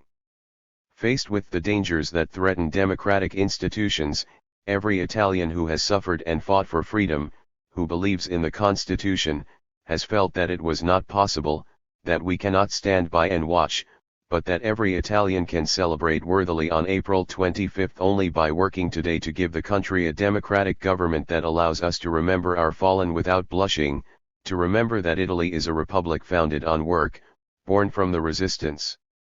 When the Art. 1 of our Constitution solemnly states that Italy is a republic founded on work, it not only says that our republic is not founded on privilege, on monopolies, on corruption, on discrimination between citizens, on the relics of fascism, but it states that all institutions, laws, and, first and foremost, the government of the republic, must be informed and adapted to those values called labor law. 340. Social justice, honesty, freedom of democratic life. These are not abstract principles, but commitments continually affirmed by all democratic parties. These principles and these commitments cannot be reconciled with a government that is supported by the votes of those who still today praise the deceased and forever buried fascist regime. We were pleased to hear, the day before yesterday, that April 25 was also celebrated by various authoritative exponents of the Christian Democracy Party, with noble words of exaltation of the ideals of the resistance. But those words must be matched by facts. A certain indifference, a certain skepticism and even the already reported deterioration of our institutions are also the result of this contrast, more strident every day, between words and deeds. Everyone, but especially young people, feels an almost physical repulsion for words that cover a reality different from the one they express, for words that are merely a means of distracting attention from the facts, from the depths of real things. Honest people want and demand that words correspond to facts, and they demand this from all of us, from all parties. And if today many become rigid, suspicious of every speech, whoever utters it, it is because they fear being deceived, it is because too often it happens that the same words, the same phrases are used by all parties without distinction, which it means that those words often have no content or express things that are then offended in daily practice. The resistance cannot be, is not for us a living thing only in words. We cannot worthily celebrate the 15th anniversary of April 25 without raising our indignant protest in Parliament and in the country against certain marriages which are an insult to the resistance and the Constitution. Our cry of "Long live the resistance! Long live April 25! It is a hurrah that must unite all democratic forces, which must unite all Italians, but it is a cry that says to this government, go away. 341. A walking corpse too. A walking corpse is that of the Han. Tumbroni, but even corpses can cause harm if they are not buried in time. The Han. Tumbroni refuses to leave, at least part of his party is not determined to fire him, the Liberals ruin the agreement already reached, the DC blackmails the parties and Parliament. This is the situation. In recent days we have gone from surprise to surprise, the most disparate and even alarmist rumors were circulating, together with the cavalry and the Celera trucks still roaming the streets of Rome, which has the appearance of a garrisoned city, almost in a state of alarm. There were those who spoke of dark maneuvers and even coups in the making, in an attempt to establish a Gaullist-type regime. Without indulging in exaggerated alarmism, Italy is not France, there is no doubt that the situation created in the country still remains serious. We must not underestimate the attempts of the right, of the Vatican, of the circles of American imperialism aimed at preventing our country from having a democratic government oriented towards respecting and enforcing the Constitution. The Han. Saragat had stated in his speech to the chamber that it was urgent to create an emergency government for an emergency situation, a government formation that resolutely breaks with neo-fascism, is largely open to the social aspirations of the working classes and is qualified in its program and in the person who will have to guide it with a profound democratic and social sensitivity, a government that means a return to the constitution and an effective political truce that allows us to recreate a climate of civil coexistence in the country. This approach was immediately accepted, with a great sense of responsibility, by the left-wing parties, aware that the gravity of the hour required them not to rigidify themselves on prejudices and legitimate party programs, in order to favor an open solution, capable of re-establishing normality of democratic life. This approach, accepted by the large majority of Parliament, could not have its immediate natural outcome because Tambroni desperately persisted in remaining in office. 2 Bida, July 16, 1960. 342. Even if his government no longer has a majority and is openly supported only by the fascists, the situation that has been created in the last 48 hours is absurd and ridiculous, but, at the same time, not without dangers. When a government that no longer commands the trust of either Parliament or the country refuses to resign, even on the pretext that the parties have not yet reached a precise agreement on the new majority, everything is to be expected, especially after the clear evidence that the Han Tambroni has already expressed contempt for democratic legality. A situation of this kind cannot and must not last. All parties, all mass organizations, all citizens, and especially those who are at the head of the bodies protecting constitutional legality must fully assume their responsibilities. The unity, the struggle, the common initiative of all the democratic forces, of the young and the elderly who call themselves to the resistance and anti-fascism are more necessary than ever at this moment. The Tambroni government must leave as soon as possible, immediately. Let no one delude themselves into thinking that they can lower the curtain on what happened, on the bloodshed, and resume the daily grind in Parliament as if nothing had happened. We reject the politics of arbitrariness, provocation, illegalism, and violence. We reject the politics of those who want to create disorder, but for this very reason things cannot end like this. The government allied with the fascists, responsible for the tragic massacres, which no longer has confidence in Parliament, must go. The MSI must be dissolved, the fascist PS laws must be repealed and adapted to our democratic constitution. This is what the forces of the resistance, the United Democratic Forces, ask and want. This is what the forces of the resistance demand, so that the country can resume its normal rhythm of work, of industriousness, of progress. 33 On April 8, 1960, the government created with serious difficulties, obtained in the House and Senate a small majority whose decisive votes were those of the MSI. What followed was a policy of repression of popular demonstrations which culminated in the authorization of the MSI to hold its Congress in Genoa, the gold medal city of the resistance which rose up against this outrage, with the massacre of July 7 in Reggio Emilia, where Lauro Fenoli, Ovidio Franchi, Marino Seri, Emilio Reverberi, Afro Tondelli were killed by the police, with the massacre of July 8 in Palermo where, during an anti-fascist demonstration, Francesco Vera, Andrea Gangitano, Rosa La Barbara, Giuseppe Malio were killed, and with the massacre in Catania where, during a demonstration, Salvatore November was killed, an increasingly unsustainable situation was created for Tambroni. Disavowed by his own party, on July 19 the Han Tambroni was forced to resign. 343. 1961. Against government policy.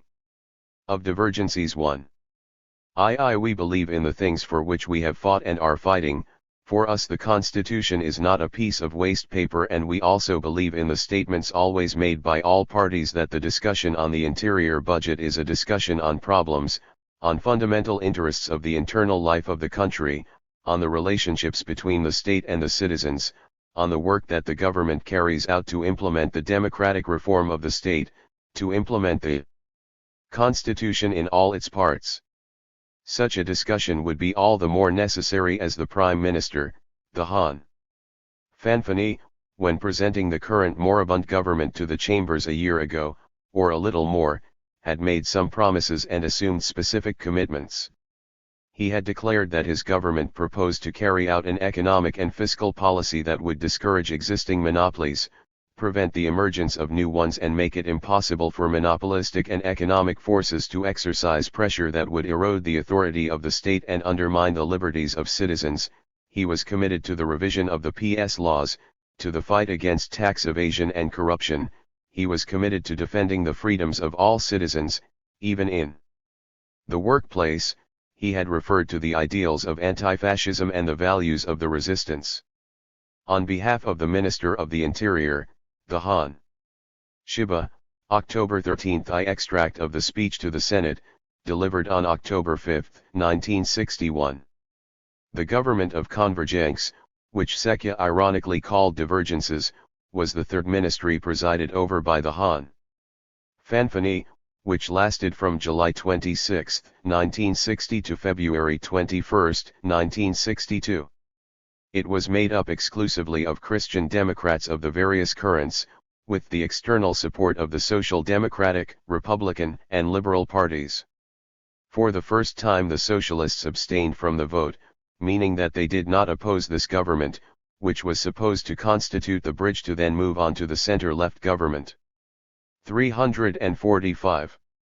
Last year, summarizing the internal policy direction in some points, it committed to 1. Liberalizing relations between the state and citizens, 2. Decentralize the function attributed to the executive bodies in favor of local autonomous bodies, 3. Ensure strict compliance with democratic legality.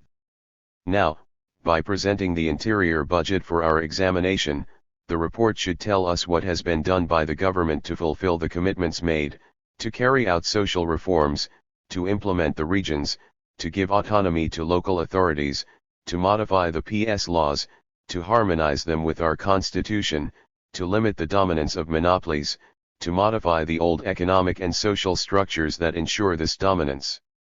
You should tell us to what extent these things have been done, because doing these things means ensuring freedoms, developing democracy, maintaining order, respecting and enforcing the laws. But no, when we talk about order, freedom, democracy, you essentially think of only two things, the police and assistance, and these are in fact the chapters on which the majority reports are always widely spread. Without a doubt, public assistance is indispensable in a civilized country, and we actually complain that the subsidies are insufficient and absolutely inadequate to meet needs. The increase of 1 billion lire is almost insignificant in the face of the many needs, the increase in the cost of living and the progressive, albeit gradual, demobilization underway. But it is the entire public assistance system that should be radically reformed and modernized, and it is not even clear why it should be centralized, as it has been for decades, in the hands of the Ministry of the Interior. I said we don't understand, but that's just a figure of speech, because we understand very well. But I do not propose to deal with this aspect of the problem today. I was saying that public assistance is indispensable, at least until the most striking social inequalities and the plagues of poverty and destitution, still open in many areas of our country and also in certain neighborhoods of large cities, are eliminated.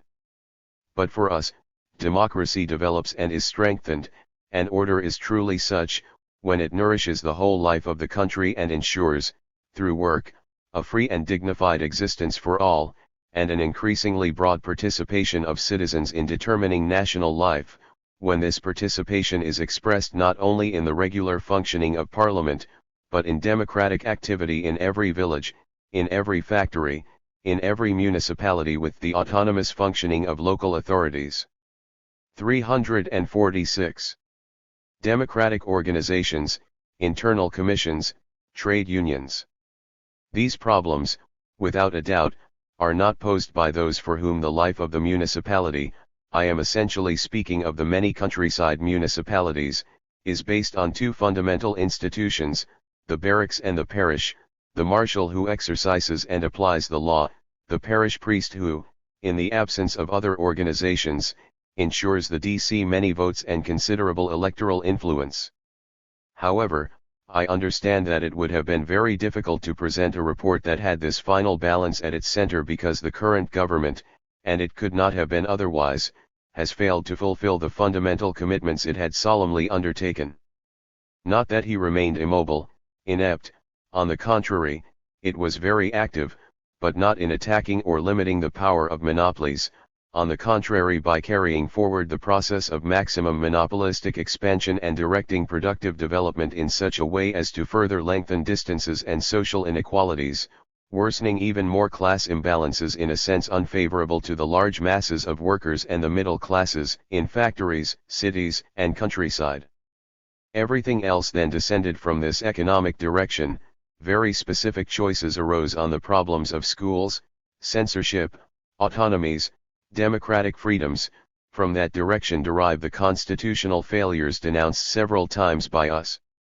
I wanted, once again, to make an observation about methods, which is also about substance, because it doesn't seem right to me that we continue to present reports on the budget of the interior without placing the fundamental problems of application at the center of these reports of our Constitution, which are not only the most important problems facing us, but are facing public opinion, which is starting to ask itself, and young people in particular are asking it, why is ours a country where the Constitution is not applied? Why does Italy have a democratic republican constitution, undoubtedly advanced, but where things are governed and continue to go differently than the Constitution prescribes?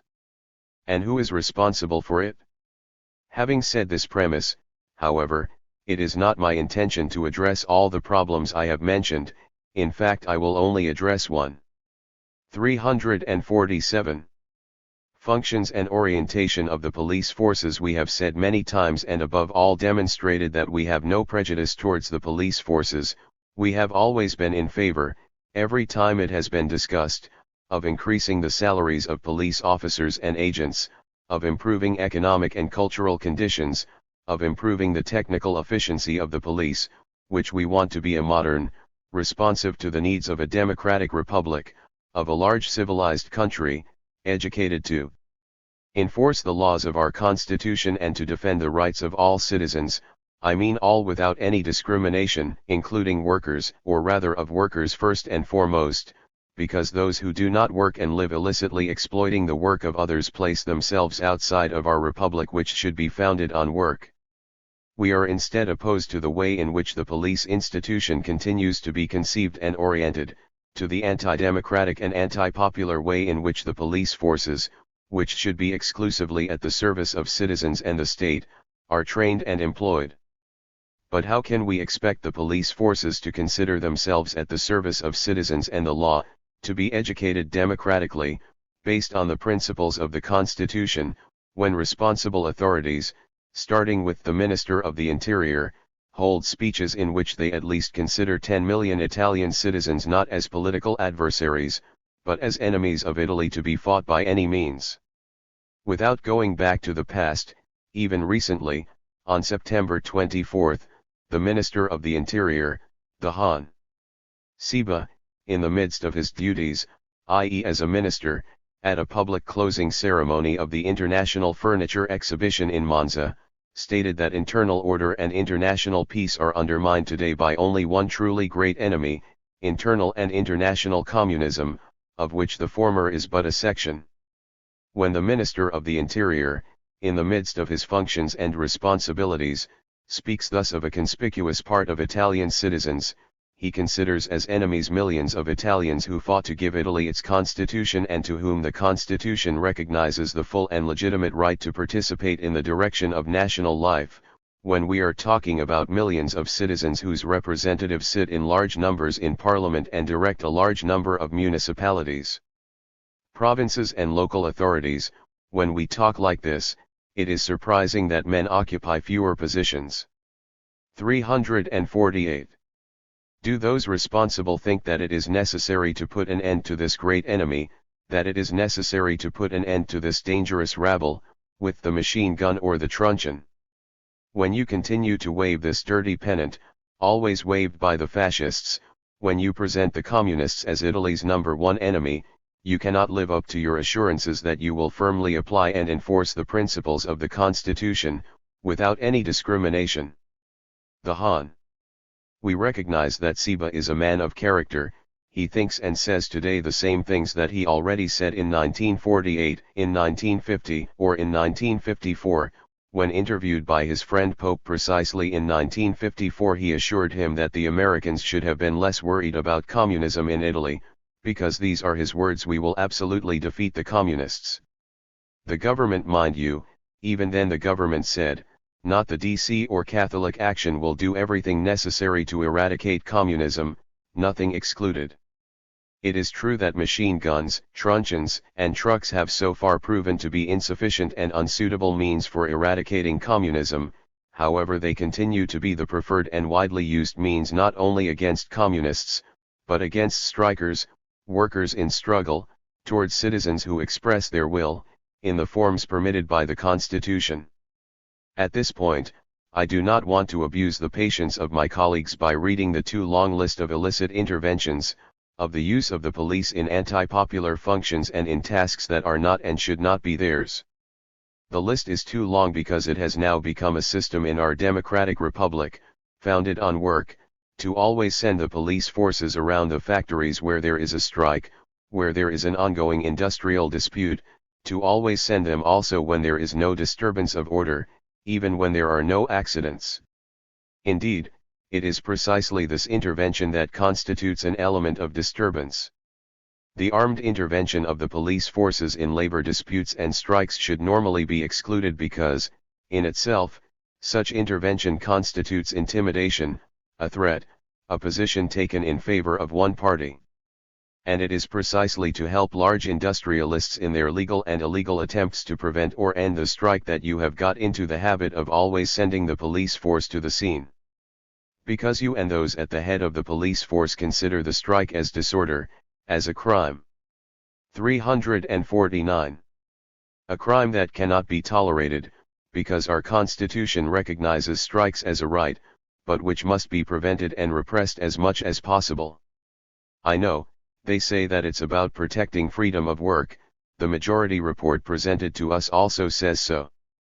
Freedom of work is not protected by placing the police forces in advance at the service of one party, at the service of large industrialists and monopolies who use this deployment of forces to threaten and attempt to intimidate the workers, to create a climate of fear, to create the sensation of danger, to create the climate in which the workers, at least the most worried, have the impression that by striking they are going against the law, against legality, against order, so much so it's that the police have been mobilized, brought to the scene, they are there ready to intervene, weapons in hand and bombs in their backpacks.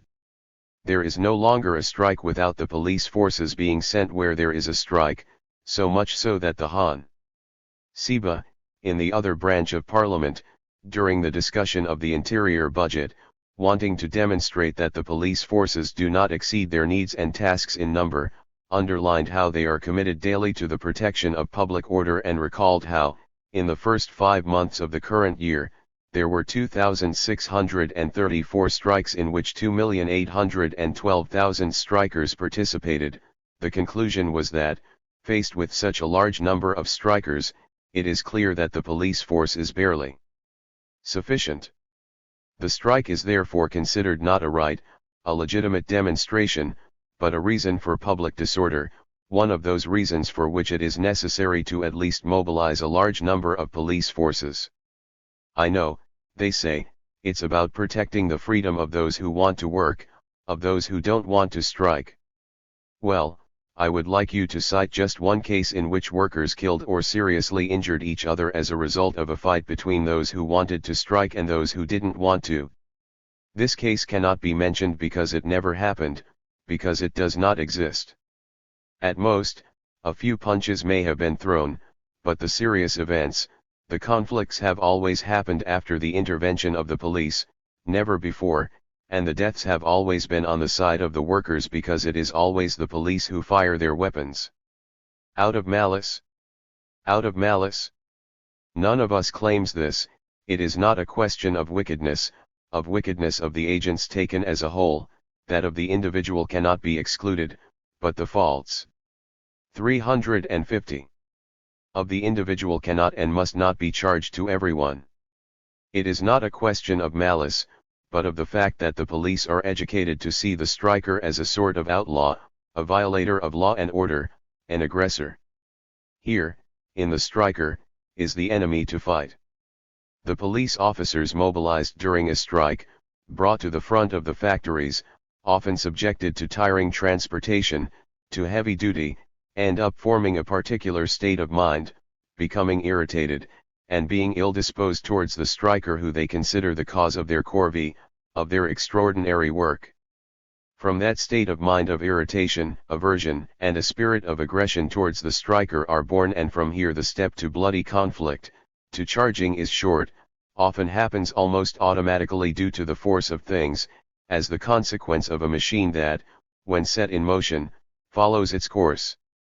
On the other hand, the police officer who never comes into direct contact with the large industrialist is educated and inclined to consider the large industrialist, who almost always provoked the strike by denying the workers the recognition of a just right, as a man of order, like a good person, just because we know it he doesn't take to the streets to discuss, to confront his workers, just because he sits comfortably, imperturbable, insensitive in the armchair of his office. These great industrialists, these steam masters who think only of their own privilege pass thus, to use a recent picturesque expression of the Han Fanfani, as guarantors of freedom, while they are the real responsible for the unrest and disorder. The strike weapon is a democratic and civil weapon, a right enshrined and protected by the Constitution. There is absolutely no need, and it constitutes a provocation that, during strikes and labor disputes, workers are escorted like prisoners by teams of agents and carabinieri ready to charge, beat, and even shoot, as whether it was about waging war on enemies or bandits.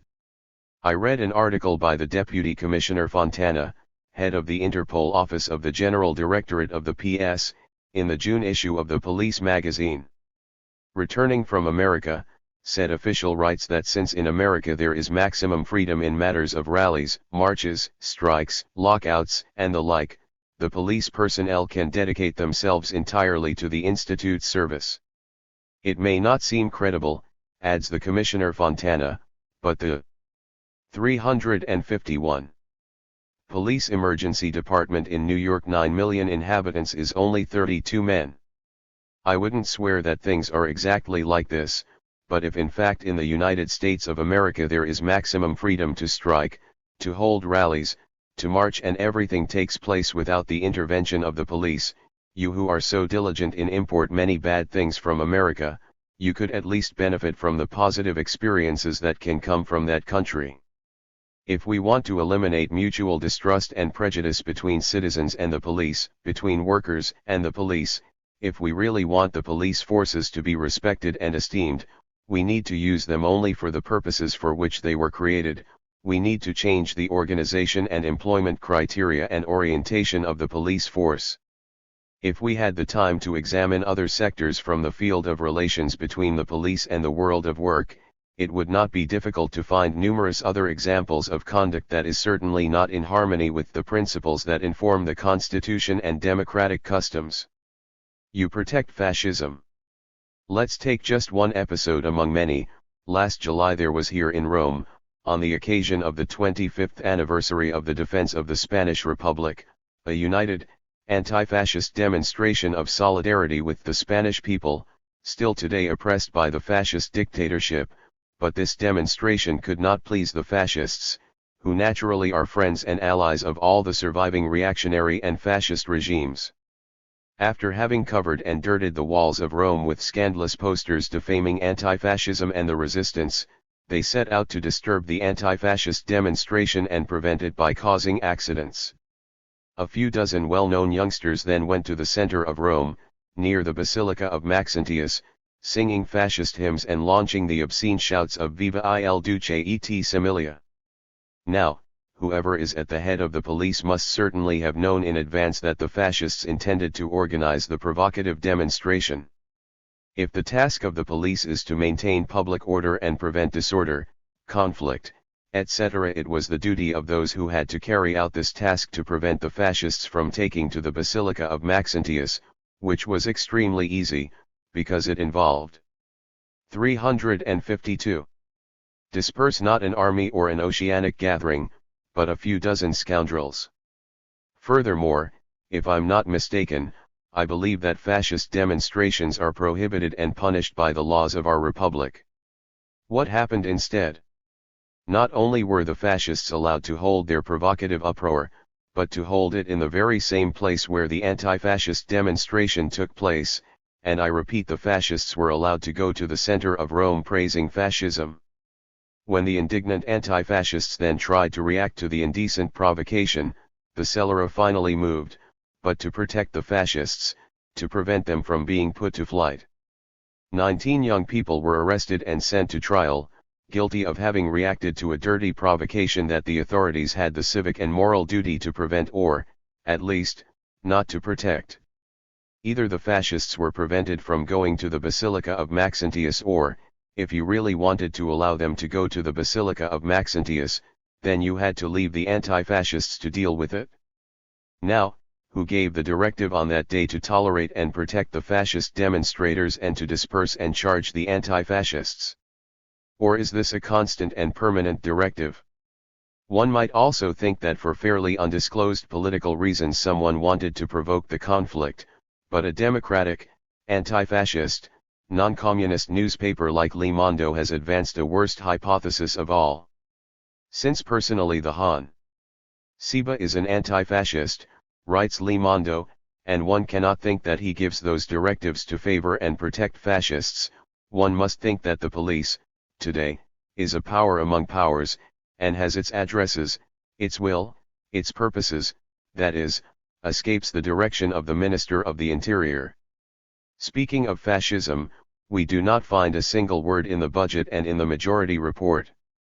There are abundant statistics on a whole series of crimes, from cannons found to thefts, to robberies, to printed matter seized, but not a word on what the PS has done to prevent, repress, and attack the crimes of apologia of fascism and reorganization of the dissolved fascist party. And to say that these crimes were numerous and almost continuous, we have provided extensive documentation. I don't want to dwell on this important and sad problem because we will have the opportunity to talk about it soon when we discuss Senator and friend Parry's bill on skiing. 353. Glyment of the MSI. For now it is enough for me to observe that, also in this regard, the Fanfani government has not kept its commitments to defend the values of the resistance, and the law against fascism of 1952 has never been practically implemented, even if it bears your signature, Han Shiba. I conclude, I said before that it is necessary to change the criteria for organization, use, and orientation of the police force. It is necessary to adapt this orientation to the democratic principles that inform our Constitution, but I believe that more must be done. The police force must be reduced. We need more schools and fewer barracks, more factories and more scientific institutes and fewer barracks. In recent years, both the number of police forces has continuously increased, which has risen to over 220,000 men, and the budget allocations, which exceed 93 billion and 600 million. This rapid and heavy increase is the result of the fact that the habit has taken over, the custom of employing the police forces not to hunt bandits, not to prevent crimes or to discover the guilty, but for tasks that do not are up to them, and I would say for tasks that are not permitted by our Constitution, which establishes the right to strike and to freely express one's thoughts with rallies, marches, the press, and any other means of dissemination. If the police forces were all and only used for the purposes foreseen by the law, many billions and much energy would be saved, many crimes and many criminals who remain unpunished would be discovered, many tragic and scandalous episodes at the same time would have been prevented, like the one of the madman from Rocca di Papa who last July was able to withstand the siege of massive police forces who witnessed his criminal madness for 16 hours, nor is this an isolated case, there was a similar one in Terrazzano, and there are many other crimes that remain forever archived, without mentioning the daily exploits of the mafia or the numerous recent terrorist attacks organized in Alto Adige and in various cities of our country by the Nazis, by the German fascists who found obliging hospitality, complicity, and help undoubtedly from who is animated by the same fascist and revanchist ideals. We know the hard, often thankless work, the spirit of sacrifice, the courage with which many agents, carabinieri, and PS officers carry out their duties, let us not underestimate their merits and let us not attribute to them the sins of individuals and the serious defects of 354. System. It's the system, it's the organization, it's the criteria that need to be changed. We have an antiquated police organization, conceived above all for a political function, for a class function. This is the fundamental flaw. We have an organization equipped and ready to use water cannons, tear gas bombs and even weapons when it comes to attacking workers, but not sufficiently oriented and modernly equipped to lead the fight against crimes and delinquency. The responsibility for all this falls entirely on the governments of the DC that have followed one another in power in recent years and who have made this power an instrument in the hands of a party, of a faction, in the hands of monopolies. Ladies and gentlemen, many of us took part the day before yesterday in Turin in the grandiose resistance demonstration in celebration of the centenary of the unification of Italy. We were all struck and enthusiastic by the spirit that animated those tens of thousands of attendees. It is still the same spirit, the same enthusiasm that animated the freedom fighters in the War of Liberation. It is the same spirit that animated the partisans, the anti-fascists, the patriots, in the fight to give Italy the democratic, republican constitution that it has and not another, that constitution which, to be implemented, needs a truly democratic government, needs the commitment, the contribution of all popular forces, needs not a police policy, but a that unites Italians to renew the old structures, to make the country progress, to ensure Italy a future of peace, freedom, and well-being. This is why we vote against the interior budget, this is why we vote against the policy of the current government. Loud applause from the far left, many congratulations. 355. 1962. The Porto Longone generation. Their long journey by R. Zangrandi 1-2. Since the first days of his journey he has met with many readers and numerous critics. He has seen arguments for or against his theses take to the field in close groups. Fundamentals. Controversies and round tables followed one another, thus testifying to the interest of Zangrandi's work which, through the same passions aroused, demonstrates the vitality and relevance of problems wrongly considered by many to have been overcome. After such an abundant mass of reviews and debates, everything seems to have been said and we even feel a certain repugnance, a sense of guilt in trying to stir the same water, almost as if we wanted to rage the pros or cons. But mine wants to be only a testimony or, if you want, a legitimate defense not of just mine, nor of an entire generation, but of that generation which, in a broad sense, we could call from Porto Azzurro or rather from Porto Longone to use a less romantic name, but more suited to its identification. I intend to talk about those young anti-fascists, because we were young too then, who in the years of triumphant fascism found themselves engaged in the fight against the dictatorship, and of those very young people who, having grown up under the regime, managed by chance or by their own merit to find the anti-fascism, to meet with active oppositions or to be conquered by them. The first thing I want to establish is that we too, when one essay published in Rivista Storico del Socialismo, NOS 15-16. January-August 1962. 2 R. Zangrandi, Their Long Journey Through Fascism. Fultrinelli, Milan. 357. We faced exile and the special tribunal. We were young. Those tried by the special tribunal during the approximately 17 years of its activity were 5,619, by other tribunals, again for anti-fascism, 827, out of the total of 6,446 tried, 5,521, 86%, at the time of their arrest were under 40 years old, 3,645, 57%, were under 30 years old, 2,676, 42%, under 27 years old, 1,968, the 30%, were under 25 years old, 1,293, 20%, under 22 years old, and 957, 15%, under 20 years old. Which indicates that, over the course of 16 years, every year among those convicted by the special court there was always an average of 40% of young people. There was therefore none of the generations of young people during the entire period of the dictatorship, and despite the means at their disposal, who did not make their contribution to the fight to overthrow the tyranny.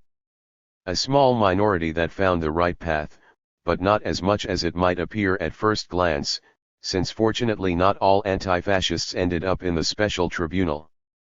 Zhang Randi writes that, at the end of November 1932, it was made known that by virtue of the amnesty, a total of 337 people convicted of anti-fascism remained in prison. The young people, who had no reason to doubt the veracity of these figures, believed that they indicated the exact extent of opposition to the regime.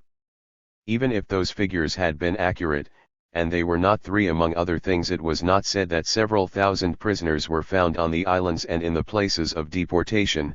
They were far from indicating the extent of the opponents of the regime, who numbered in the tens of thousands in the factories, on the construction sites, in the countryside, part of the same fascist organizations. Young people were 40% of the anti-fascists discovered and brought to the special tribunal. They must also have been a certain percentage. The number of anti-fascists arrested and reported to the special tribunal was much higher than that of those tried.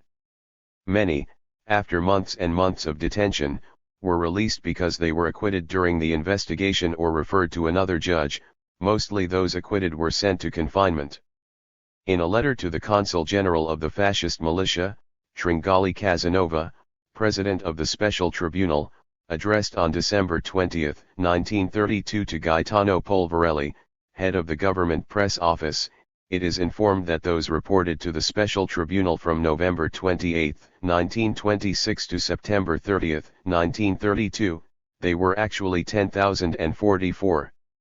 In 6 years there is an average of 1,674 reported per year, which represents, observes Tringali Casanova, one reported for every 4,000 citizens.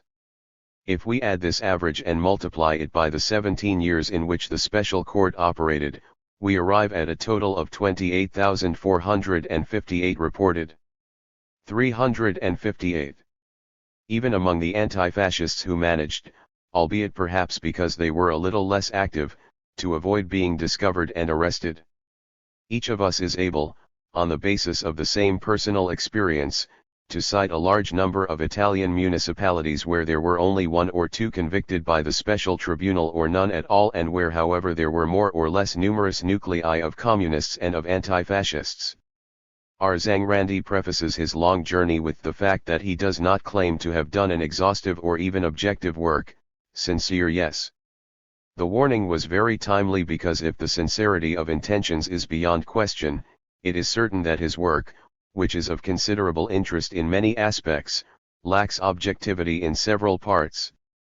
On the responsibilities of the old ruling classes in having opened the way to fascism, in having supported and favored it with positive acts or guilty silences, I believe there are no doubts or objections on the part of the men of militant anti-fascism, but they cannot accept the conclusions that link them to the accomplices and those responsible for fascism.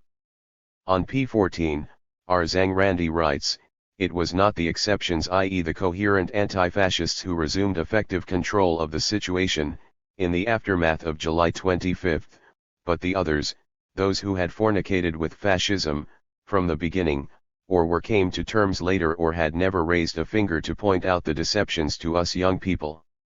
And it was precisely on the part of these people, aided by the circumstance that the exiles and veterans from prisons, knowing little about the affairs of Italy, associated themselves with their attitude, sometimes out of sectarianism, always by mistake, in 1943–46 a singular process of reversal of the truth with which an attempt was made to shift the blame of having kept fascism alive onto the shoulders of the young people who were returning from war or prison, and onto the entire Italian people from the most courageous. Here there is a corresponding call that we must reject, and we reject decisively. The exiles and veterans from prisons never, I say never, associated themselves either during or after fascism with those who tried to throw the responsibility for fascism, or at least for having kept it alive, onto the shoulders of young people or the entire Italian people. Meanwhile, when we talk about veterans from exile and prisons, dear Zangrandi, we talk about the communists because these were 80% and perhaps more. There is no sectarianism in this figure. Anyone who knows me knows that when I need to write about anti-fascism and the resistance, I am led to never forget the contribution given to the fight by all the anti-fascist currents and the broad con. 359. Tribute given, especially during the resistance, by the Action Party, by the Justice and Freedom Movement, by the Socialists. But if historical objectivity must consist in never forgetting who were the comrades in the fight, the allies, the protagonists, we cannot distort reality even through friendship, solidarity, and today's political opportunities. And the reality, always demonstrable on the basis of concrete data, is that 80% of those returning from exile and prison were communists. 4 * It is true that the remaining 20% included eminent personalities whose names had greater resonance than many communists put together. The Don Sterzos, the Sforzas, the Nittis, the Salvminis who returned from abroad were certainly much better known than the thousands of anti-fascists who, forced to emigrate, had spent their energies for 20 years in the mines of the Moselle, in the blast furnaces of Rumlange, in the industrial centers of France, Belgium, other countries. The names of the Ecobedo Rossi, the Bauer, the Fancillo, the Morandi, the Pertini, to name but a few, certainly had a greater echo in cultural circles than those of the hundreds of workers from the north and farmers from Emilia, Romagna and other regions, veterans from Ventotene, Ponza, Civitavecchia, but this does not change the fact that the latter numbered a few thousand, and recognizing the value and merit of the former, there is no reason to attenuate the contribution and sacrifice of the others. It is therefore necessary to start from here. When we talk about veterans from prisons and exile, we must necessarily mean the communists, because these were the great majority, as they were in the active struggle. It would be another thing if we talked about the anti-fascism that existed and was brooding in the country, in the various social environments, in the factories, in the studies, in the universities, in the countryside. The proportions in this case would change, the percentage of communists would decrease. There were certainly errors of sectarianism in our activity, but let's try not to exaggerate, because at that rate one could go so far as to write that the anti-fascists were condemned by the special tribunal not because they fought to overthrow the dictatorship, but because they were sectarians who did not understand nothing about the Italian reality. We have already known in other times a form of 4 of the 4,671 condemned by the special tribunal, 4,030 were communists. 13 socialists, 42 members of the Justice and Freedom Movement, 22 anarchists, 6 Republicans, 323 general anti-fascists, 203 anti-fascists and Slovenian patriots, and 32 conscientious objectors for religious reasons. 360. Anarchism, which claimed to be left-wing and played into the hands of the right, expressed itself in the habit of blaming the oppressed instead of the oppressor. It's not even true that we knew little about Italian things. We knew them much better than many young and old people who were at liberty, but who, due to the conditions created by the regime, knew little or nothing that went beyond their own school, their own place of work, beyond the neighborhood of habitation. In prison and in confinement we were in contact with anti-fascists of all ages and from different classes, coming from every part of Italy, from cities and villages, from workshops and from the countryside. It was a continuous movement of people arriving and leaving for the end of their sentence. There were the freed people and the new adjuncts, the interviews with the families who could even stay in confinement for several days. We also received the majority of the publications that came out in Italy, and in confinement, but in certain periods also in prisons. We also managed to obtain quite regularly, in a clandestine way of course, the anti-fascist newspapers and books that were published abroad. Of course, our contacts were mainly with the working class and peasant world, while those with the environments of the small and medium bourgeoisie were scarce. Young people like Zhang Randi from studies and universities, especially from certain cities, Rome was one of these 5, had a lot of difficulty finding their way, and we communists were unable to give them much help, but we did not succeed because the difficulties were many, our forces were limited. We did not succeed due to the very nature of our party, but not because we were blinded by sectarianism. Even today, with all the possibilities, freedoms of the press, of propaganda that we can enjoy, our influence is exercised mainly among the working class, among the farmers, among the workers. There are limits that are set by the character, by the class nature of a party. The percentage of workers' children who can attend university is still low, but it was even lower 30 to 40 years ago. Sectarianism exerted its influence, it was a limit to our work, but it was not a decisive element since, during 5 Rome had 255 tried by the special tribunal. It is not a high figure, but nor is it negligible if one takes into account that the number of those reported was on average 5 times higher. If we add the confined and the warned, we see that anti-fascism was present in Rome and carried out its activity in a fairly continuous manner. 361. Throughout the years of the dictatorship, it was our constant concern to be able to develop action also within the fascist organizations. This need became more felt as the fascist dictatorship, extending over the years and becoming increasingly totalitarian, made it difficult if not impossible to develop a legal opposition outside of the fascist organizations. The obstacle itself helped and stimulated us in overcoming certain insufficient, incorrect, or sectarian positions of ours. We perhaps took too long to acquire certain experiences, we arrived at certain conclusions too late, but this does not change the essential fact: the fight against fascism had to be first and foremost a fight of the working masses, and a fight to be conducted not to improve and amend, but to overthrow that regime. It would have been much more serious if, in order to better and more quickly adapt to reality, we had accepted that reality by taking opportunist positions or capitulating to them. When, in November 1926, fascism suppressed all freedoms, dissolved political parties and class unions, the PCI and the FGCI were the only organizations that responded to the exceptional laws for the defense of the fascist state by stating, "We communists will not respect these. We will continue our fight, despite everything." Others, however, thought that this position was too advanced, impossible to maintain, and, tacitly or explicitly, they accepted those laws and thought that if anything it was a question of finding in the new reality the possibilities for conducting a covert and prudent opposition. There were undoubtedly magnificent examples of resistance and courage on the part of workers, of anti-fascists of every political current, but the leaders of the other parties submitted to fascist decrees or suffered them. They did not invite their adherents to continue their activity and struggle.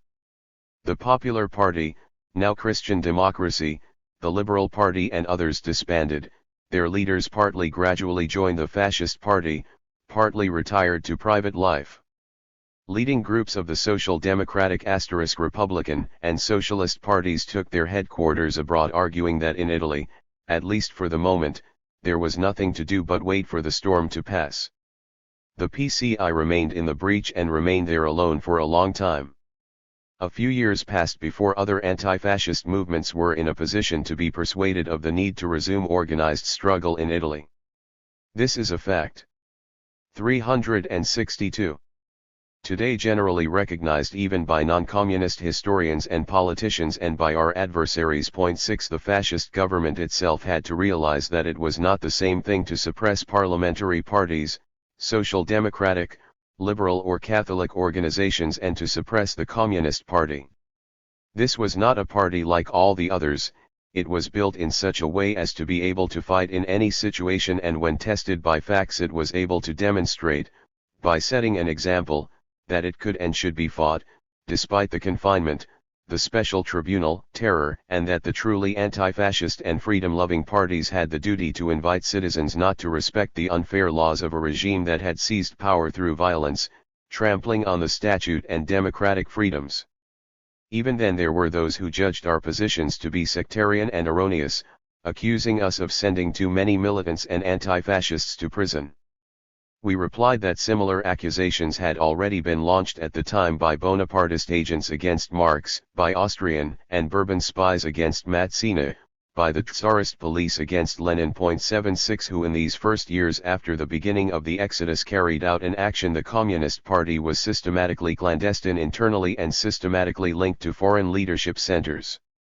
While the other parties effectively dissolved, then reconstituted from scratch with limited efficiency abroad, the Italian Communist Party maintained an internal center with its local ramifications, in relation to a foreign center, in Paris, directed by Togliatti.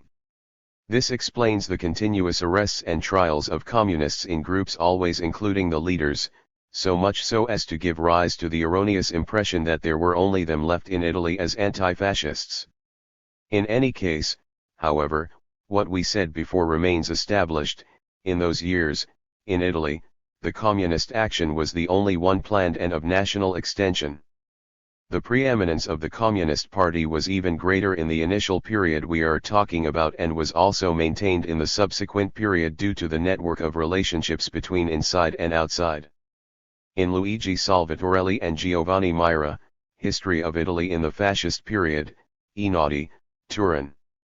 7 In a single statement from March 1928 the PCI leadership declared once and for all to assume full responsibility for the political struggle it is waging in Italy against the fascist regime and for its consequences, for all its consequences. Placed at the crossroads between passive acceptance of the situation and action to modify it, overturn it in favor of the proletariat, our party chose the second path from the first moment, not ignoring any of the conditions that this imposed, accepting them as the inevitable cut of history. It does everything it can to ensure that the fight takes place with the least number of casualties, and therefore takes the necessary organizational measures.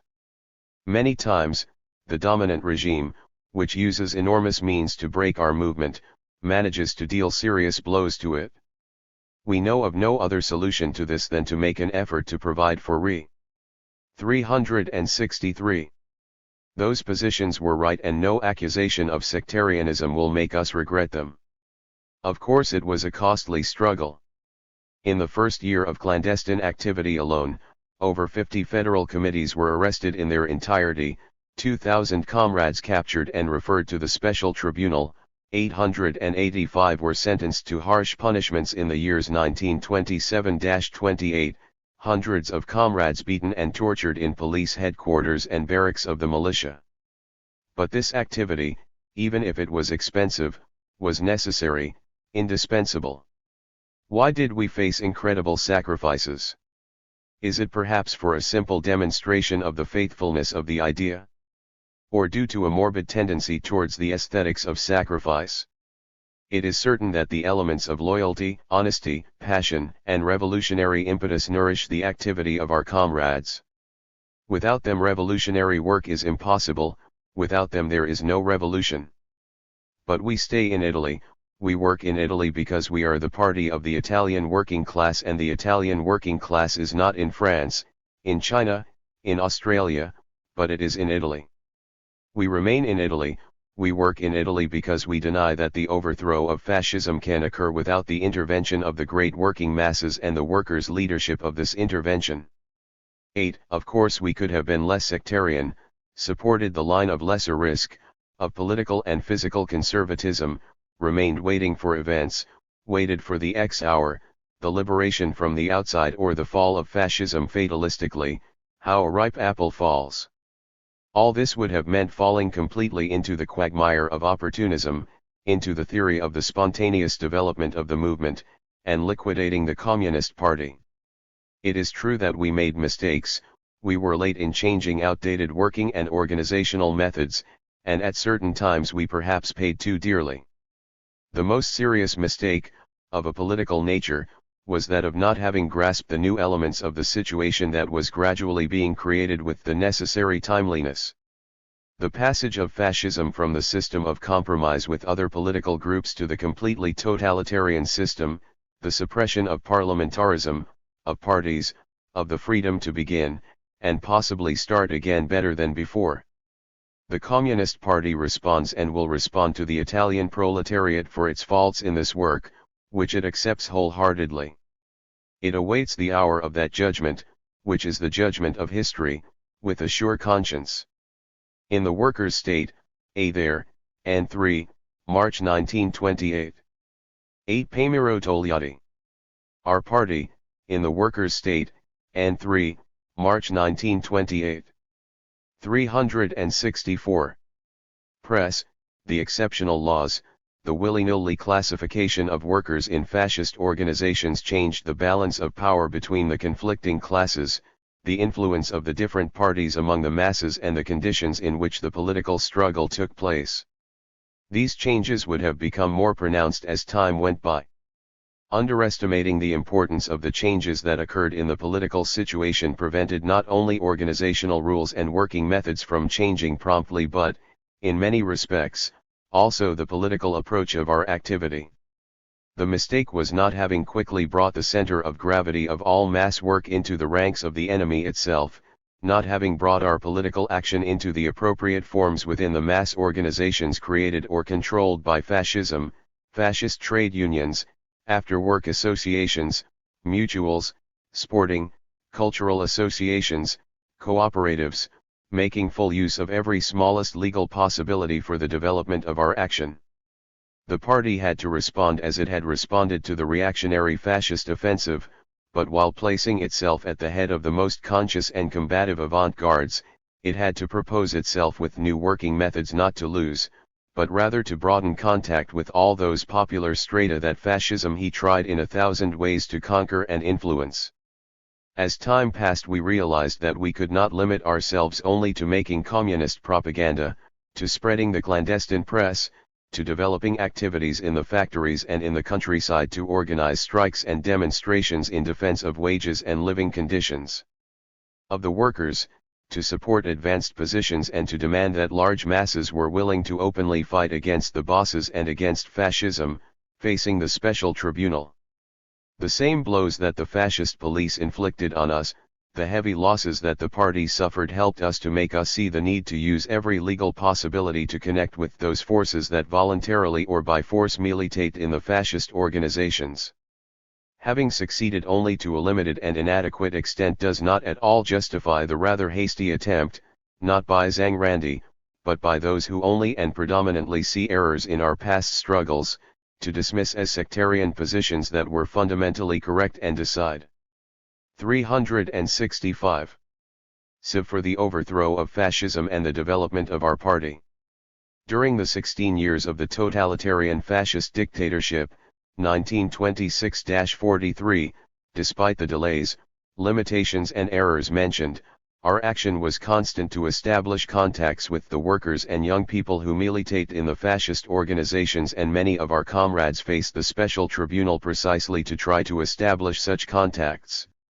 Our attention has always been directed mainly to the fascist trade unions because of the mass organizations of the regime. They were those that presented the greatest interest for the organization of strikes and workers' struggles. On February 20, 1927, in a conference organized in Milan on the initiative of the PCI and attended by a group of former communist and socialist trade union leaders and activists, some anarchist and independent trade unionists, the initiative was taken to clandestinely reconstruct the CGIL, which had been, immediately after the exceptional fascist laws, declared dissolved by the reformist leaders. Trade union groups were subsequently formed in the factories and, during 1927-28, membership cards with the writing CGIL were even distributed. Here too it must be underlined that the act of reconstitution of the CGIL was politically correct, and so was the action to organize the workers in the factories on union grounds. 9 * It was easier to find workers willing to do 9 there. July 23, 1927, the special court convicted 19 communists from Imola. A few months earlier the police had reported 287 people and arrested 70, arguing the need for strong sentences because due to the influence of the communists, it was not possible to form fascist unions in the area. On March 27, 1928, the special tribunal convicted 3 workers accused of disseminating anti-fascist union press. On April 17, 1928, the special court sentenced the laborer Leonardo Nissi to 5 years in prison, in whose house 2 CGIL membership cards and a list of numbers had been found.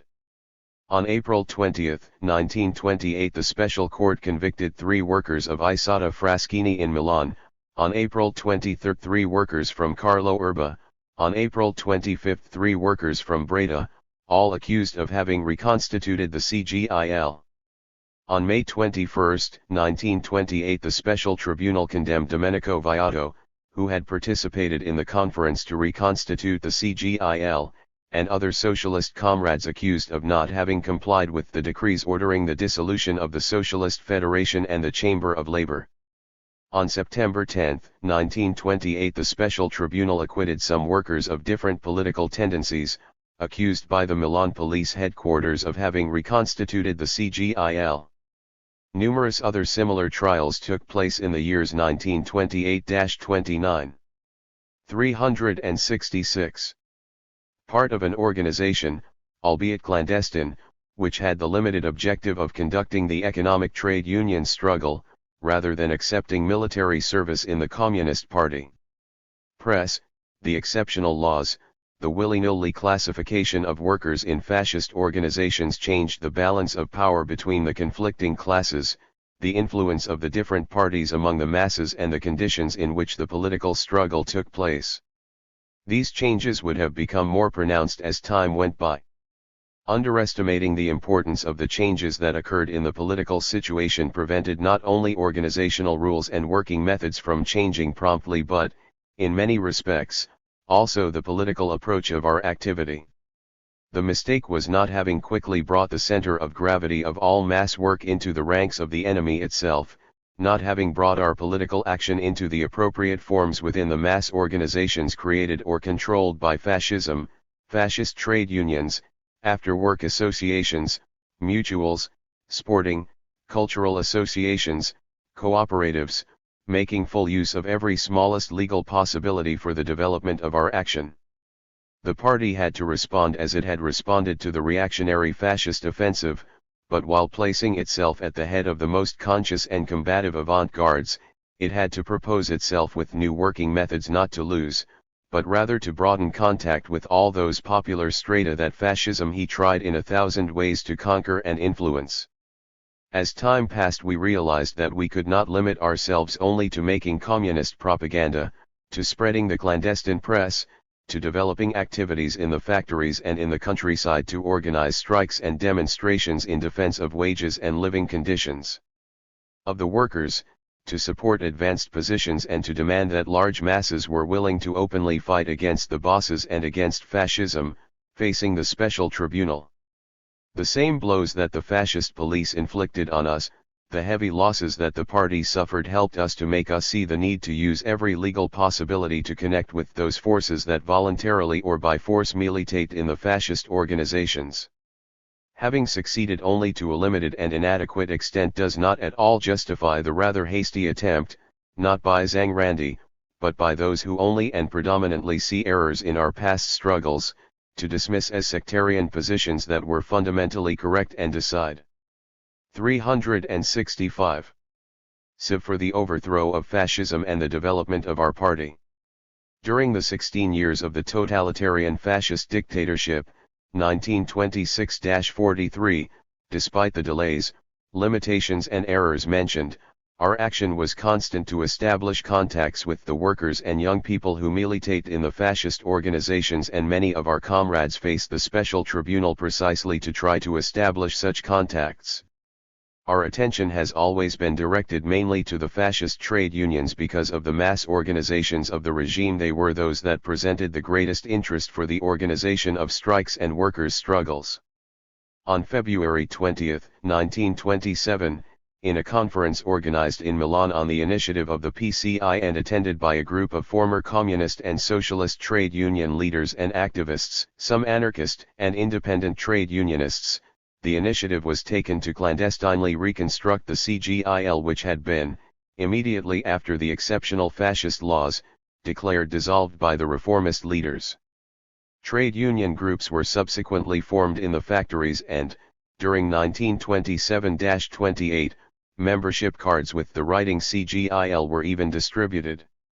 Here too it must be underlined that the act of reconstitution of the CGIL was politically correct, and so was the action to organize the workers in the factories on union grounds. 9 * It was easier to find workers willing to do 9 there. July 23, 1927, the special court convicted 19 communists from Imola.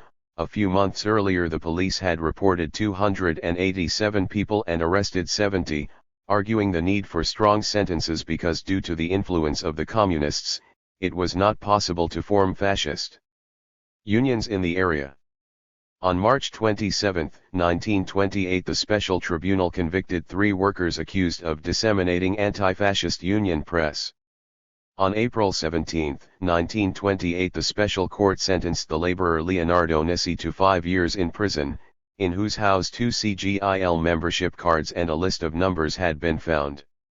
On April 20, 1928, the special court convicted 3 workers of Isotta Fraschini in Milan. On April 23, 3 workers from Carlo Erba. On April 25, 3 workers from Breda, all accused of having reconstituted the CGIL.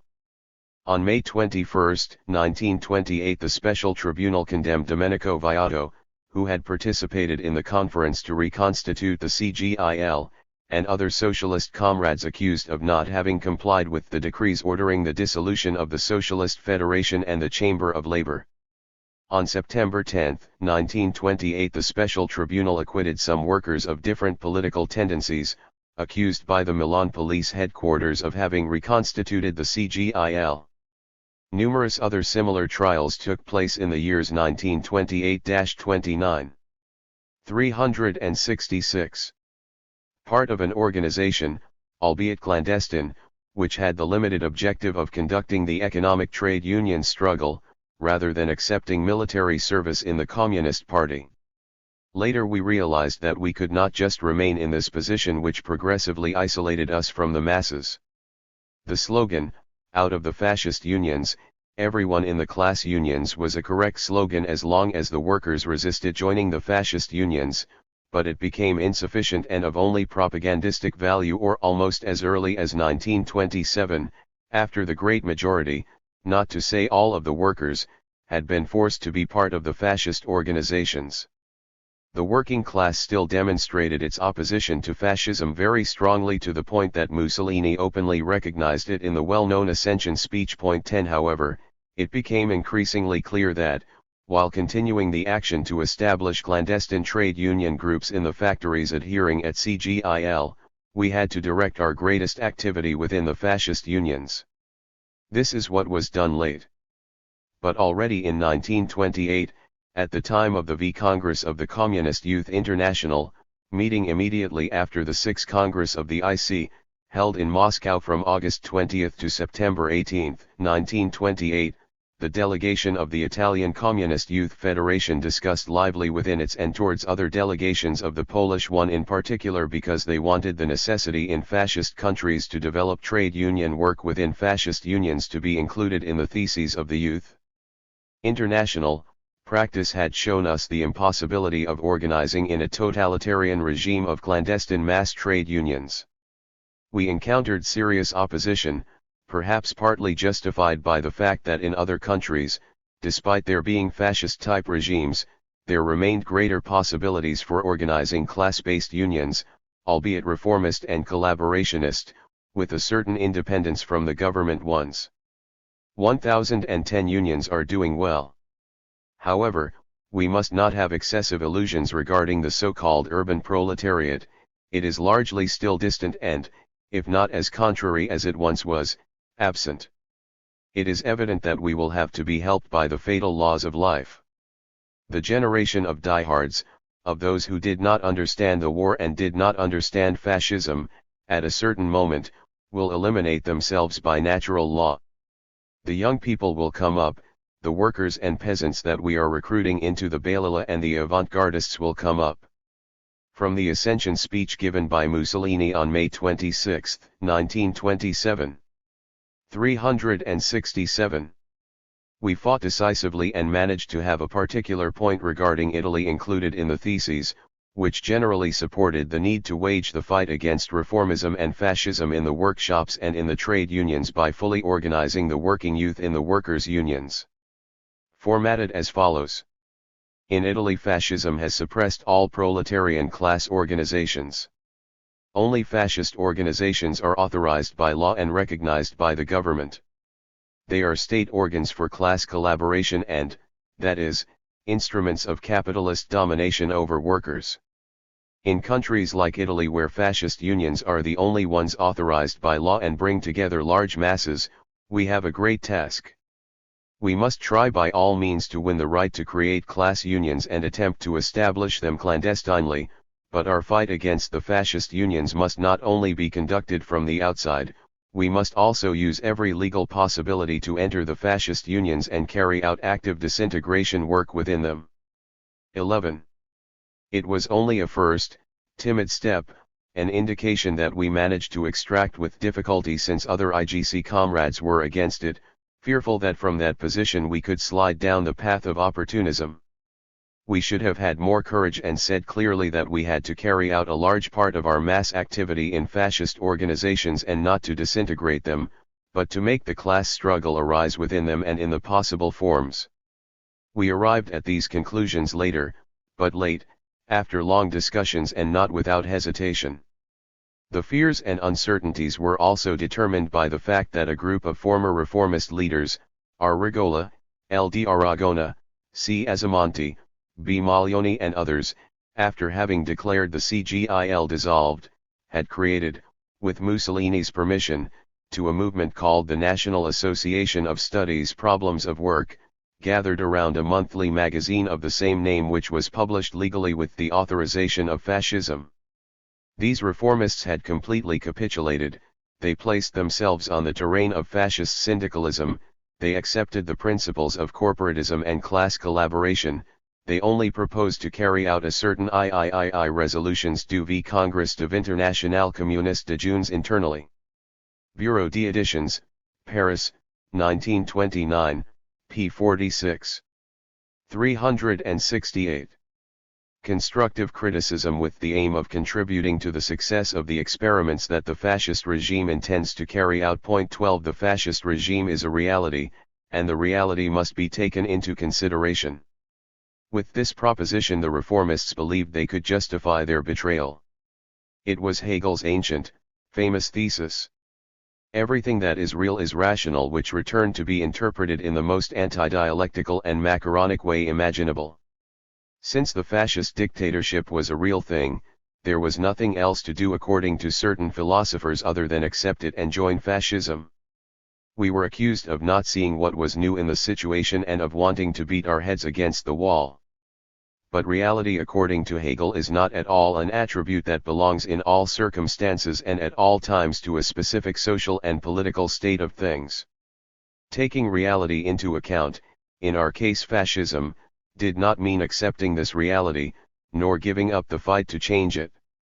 The existence and work of this group created a certain confusion and made it more difficult, even for many comrades in Italy, to understand our tactics, which had nothing to do with the action of the reformists of the problems of work. We communists proposed to operate in the fascist unions not to improve them and to contribute to the success of the fascist experiment. It was very clear to us that these were employers' unions, state unions, created on purpose by fascism to serve the interests of monopolies and big capital. Point 13. Our aim. 12. The regime is a reality and reality must be taken into consideration. This reality also arose from our principles, which imposed themselves. The trade union policy of fascism, for example, is identified in certain respects with ours. We were not with the liberal state for its intervention in economic activity. Likewise, we would be contradicting ourselves if we placed ourselves against the corporate state or the labor charter that the fascist regime intends to implement. It is enough to recall our votes and our projects from the past to establish that we are required to contribute with our action and our criticism to the success of these experiments. From the theoretical and programmatic motion which constitutes the fundamental charter of the National Association of Studies Problems of Work. Signed by Azamonti Carlo, Calda Ludovico, Colombino Emilio, D'Aragona Ludovico, Maglione Battista, Reina Ettore, Rigola Rinaldo, in The Problems of Work, A. I. N. 1, Milan. March 25, 1927. 13. What is certain is that, since then, all the oppositions in Italy have collapsed, are dispersed, have ended, dust. An important group such as Catholic Action has signed up to the regime. Then there was the Confederal movement.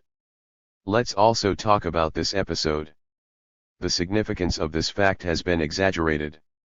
When the signature circular was published, 369 was to be able to use them to develop, in possible forms, the class struggle even within them.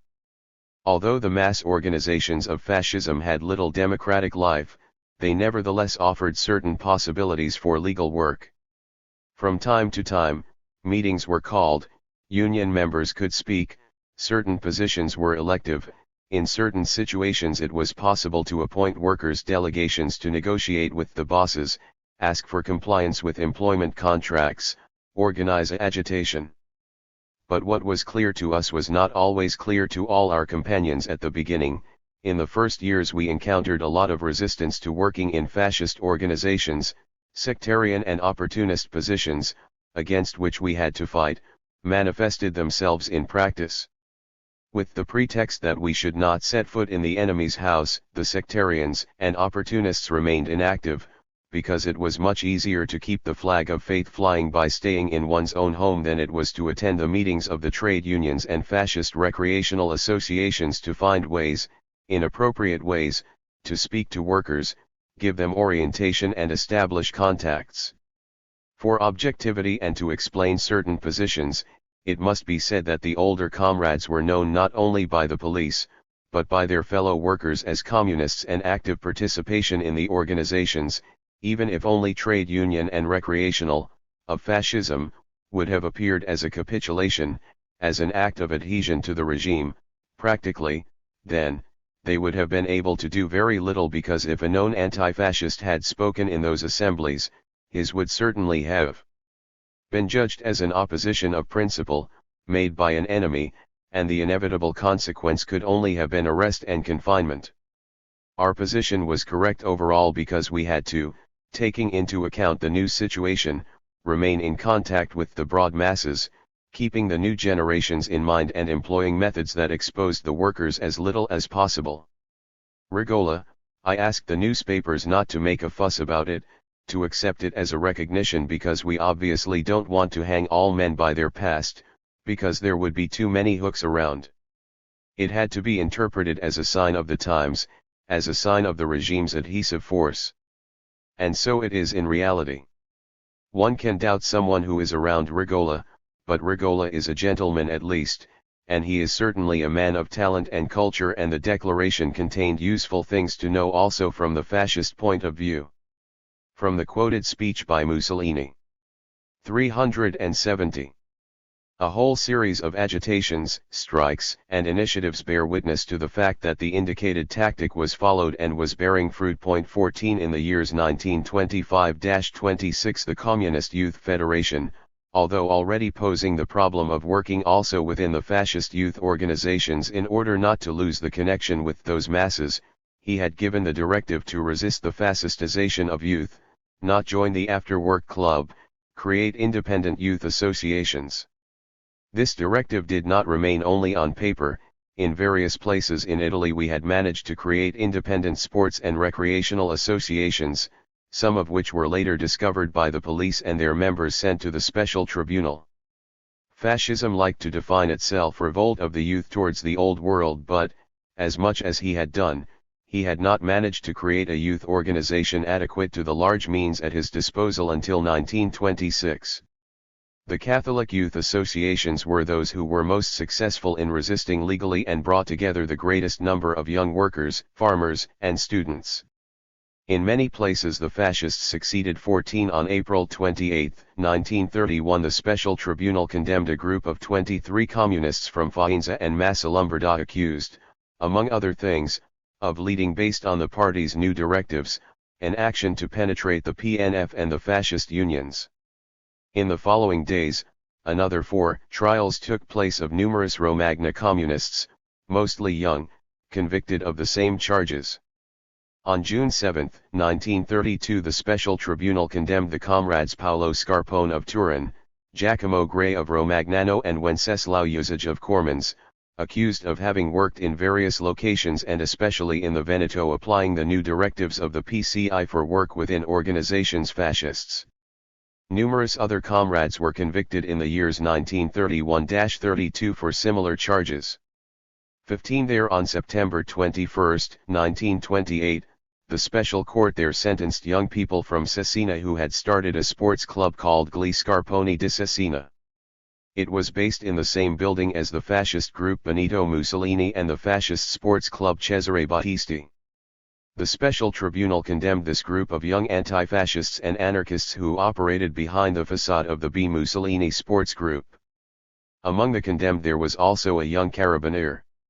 On October 8 of the same year, the special court convicted some young communists from Malnate, Varese, accused of having set up the El Rat Sports Club which hid anti-national aims and carried out its activities secretly. On November 5, 1928, the special tribunal condemned some young communists from Milan accused of having created a recreational club called Fat Saturday, with the aim of covering up their work of organizing the Communist Youth Federation. 371. Kings to dissolve and disperse them were forced to use the same violent methods used before against the communist and socialist youth circles. But, from the end of 1926 onwards, fascism forcefully addressed the problem of the conquest of youth, unleashing a major offensive which had as its objective the elimination of all non-fascist youth, sporting, recreational and cultural organizations. The dilemma was either to submit or be dissolved. The laws of the Opera Nazionale Balilla and the new CONI regulations, March 1927, aimed precisely at this purpose. At the same time, massive pressure and propaganda were exerted, by every means, to force families to send young people and children to the Balilla and avant-garde organizations. On March 25, 1927, the president of the Opera Nazionale Balilla, the Hon. Ricci wrote in Popolo d'Italia, "Catholic circles today no longer offer cause for concern, because I don't believe any remnants of popularism can still lurk in them. Moreover, if this were to occur in any case, we would not fail to attack those circles, naturally not for their religious activity, but for their political one." In the new situation that had arisen we had to realize that our 1926 directives were outdated or at least insufficient. Already in 1929 we wrote, "The danger of fascistization really exists due to the lack of any freedom of association and of the press which prevents young people from reading publications other than fascist ones, due to the teaching given to them in schools, due to the intense ideological campaign that fascism wages.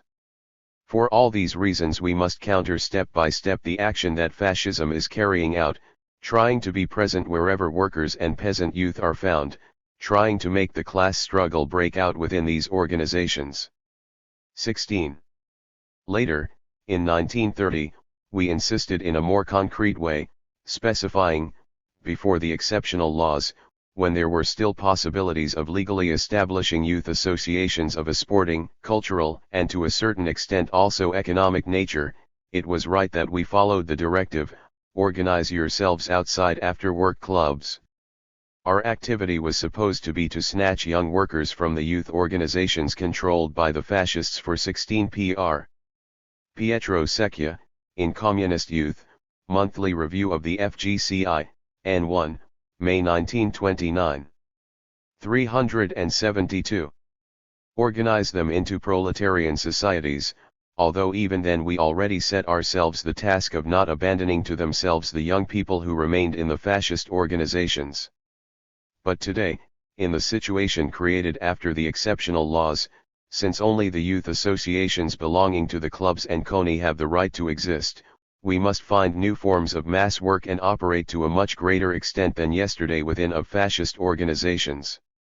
LX then came the turning point of 1930. Space prevents us from explaining, except with a quick reference, what it consisted of.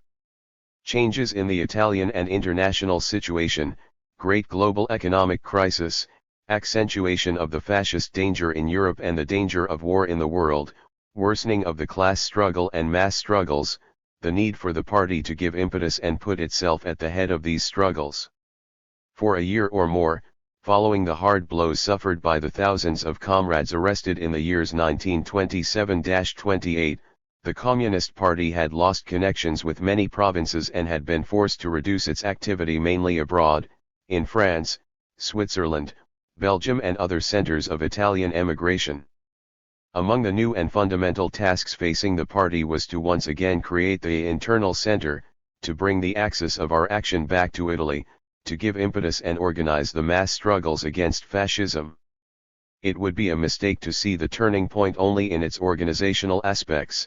It meant the choice of a political line which, as always, was substantiated by thought and action. In posing the new tasks that the political and organizational change entailed, we then encountered a serious obstacle represented by the emergence of an opposition within the party leadership, which almost split the organism itself into two equal parts. Even today, more than 30 years later, if we re-examine this struggle, which ended with the expulsion of the three from the party, our political positions, although we recognize that they would need various clarifications, we cannot help but consider them fundamentally right. On that occasion the FGCI did not limit itself to resolutely supporting 1817 Bot, Pietro Secchia, the struggle of proletarian youth against fascism, Edizioni della FGCI, Bureau d'Editions, Paris, August 1930, p. 65. 18 Pietro Tresso, Blasco, Lino Ravazzoli, Santini, Alfonso Leonetti, Ferroci, recently returned to the PCI, a few months later, Secondino Tranquilli, Ignazio Silone, was also expelled. 373. Mind the need for the turning point and to support the party's policy, but in establishing its particular tasks he specified that achieving the turning point, for the young communists, means working within the youth organizations where the young proletarians are found, to influence them, snatch them from the hands of their enemy, direct those misguided energies towards the active and open class struggle. Achieving the turning point means not being afraid of the masses, breaking the closed circle of our isolation, resolutely putting an end to sectarianism, resolutely going wherever there are young people. In many workshops we don't have a youth cell, in others our cells are limited to propaganda aimed at a very small circle of people. Our work in the army has weakened enormously. Without the struggle committees, without our vanguard nuclei wherever working youth are found, without dragging the broad masses of youth along, we will not overthrow fascism. Opportunism is expressed in the tendency to not want to carry out activity within sports clubs, after-work clubs, Catholic clubs, and in general in opposing organizations, under the justification that we have nothing to do with the organizations of our enemies. With left-wing phraseology, these comrades cover their opportunism with the result of not going to the masses, of not going wherever the proletarian youth are found, of capitulating in the face of difficulties and struggle. We must put an end to those who believe that the masses can be directed and prepared for insurrection with fiery appeals, written from above, on paper, which are not believed, by inventing slogans, by speaking continuously of great politics, without achieving anything in practice. 19. At the beginning of 1931, a conflict between the Catholic Church and fascism worsened and openly came to light. The Pope, despite having approved and exalted the corporate regime as a whole and despite the Catholic action having invited Catholic workers to join the fascist unions since February 1927, 2019 Bot, Pietro Secchia, a historical turning point in the communist youth movement, in the workers' state, and 2, February 1930. 20 The resolution of Catholic action assigns Catholic workers their place in the fascist trade union organizations recognized by the fascist regime. All the sports organizations that bring together hundreds of thousands of young athletes have in recent days come under the banner of the Lichter. Summary of the internal political report made by Mussolini in the Council of Ministers, March 8, 1927. 374. However, he tried to defend and maintain a certain autonomy for his organizations. Since March 1928, the Young Catholic Explorers had been disbanded, but the Catholic Action organizations remained alive and large numbers of workers, peasants, and anti-fascists had taken refuge in them. The CC of the PCI took a position reminding all communists that their duty was to get closer to the workers and peasants who are in the Catholic organizations, to fraternize with them, to help them find and follow the path of the class struggle. The CC reminds communists and young communists that they have the obligation to penetrate even the most reactionary organizations. Point 21. Meanwhile, the controversy between the press and the organs of the regime and those of Catholic Action was accentuated. On May 31, the Pope prohibited processions outside churches throughout Italy. The Ministry of the Interior ordered the immediate dissolution of all youth associations that were not part of the PNF. Point 22. The conflict culminated on June 29 with the publication of the encyclical We Don't Need, in which the violence committed by fascism against women was openly denounced. Catholic Youth Associations. The document of pious sincere gratitude. But then, the episcopate, the clergy and all the good faithful, indeed all the citizens, became worried in the face of the attacks which began too soon against the healthiest and most precious freedoms of religion and conscience, such as the attacks against Catholic Action, its various associations, youth maxims, attacks which culminated in the police measures taken against them. Further on, the pontiff stated, documents have been seized en masse in all the offices of the Italian Catholic Action. We continue, this too is being done, to intercept and seize any correspondence that may be suspected of having some relationship with the affected associations. After declaring that a conception of the state that 21 PCI directive published in Lo Stato Operaio, N. 5, May 1931. 22. On June 2, Stefani issued the following statement.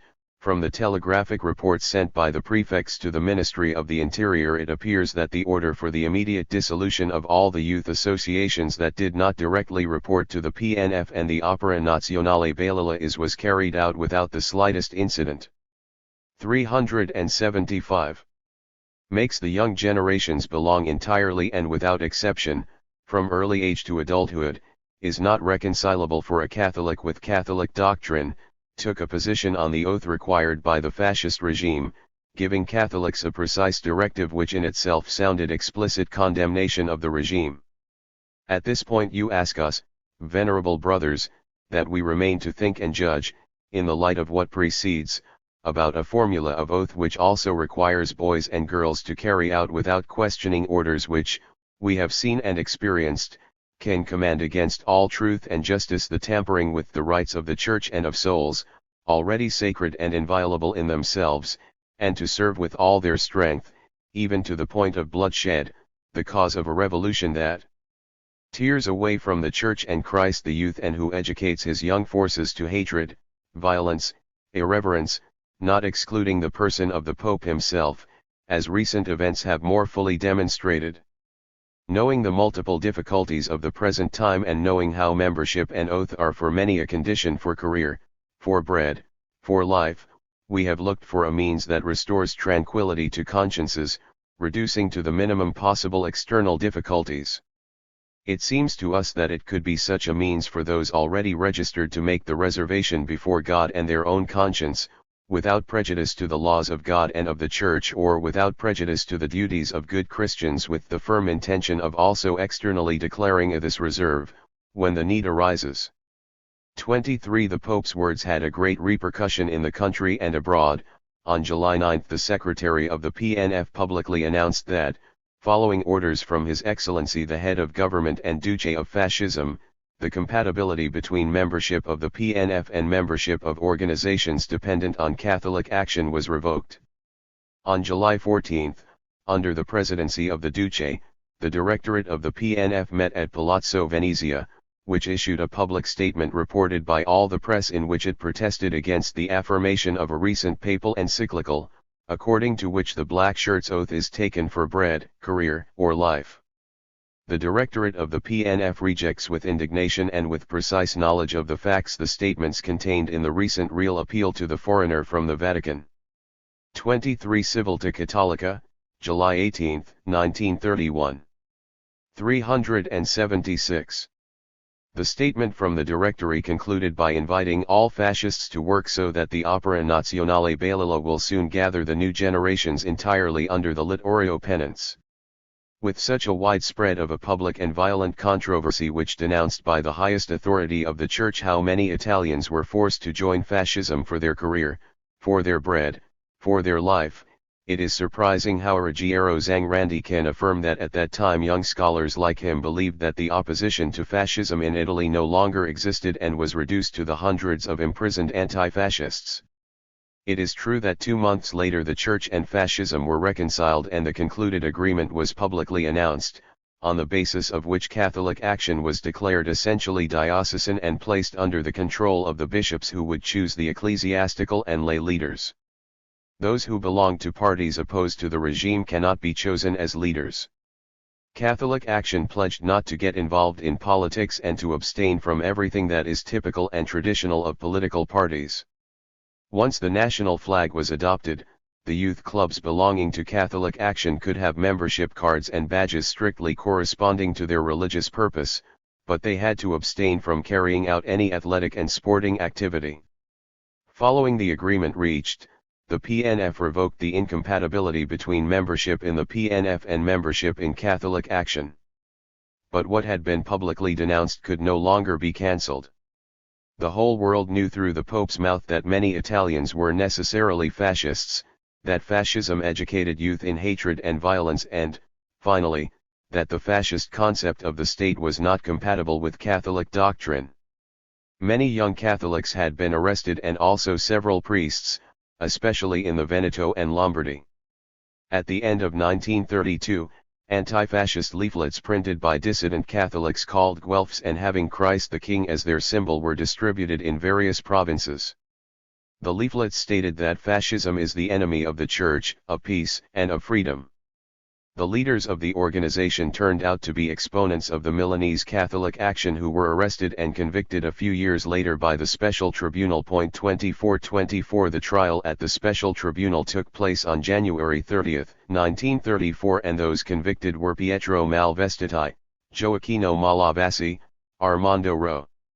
377. The experience of previous years suggested an increasingly concrete approach to the struggle. The problems were seen better and the indications developed increasingly corresponded to the situation and the level of consciousness reached by the workers. In 1932, the regime was extending the system of creating fascist factory trustees.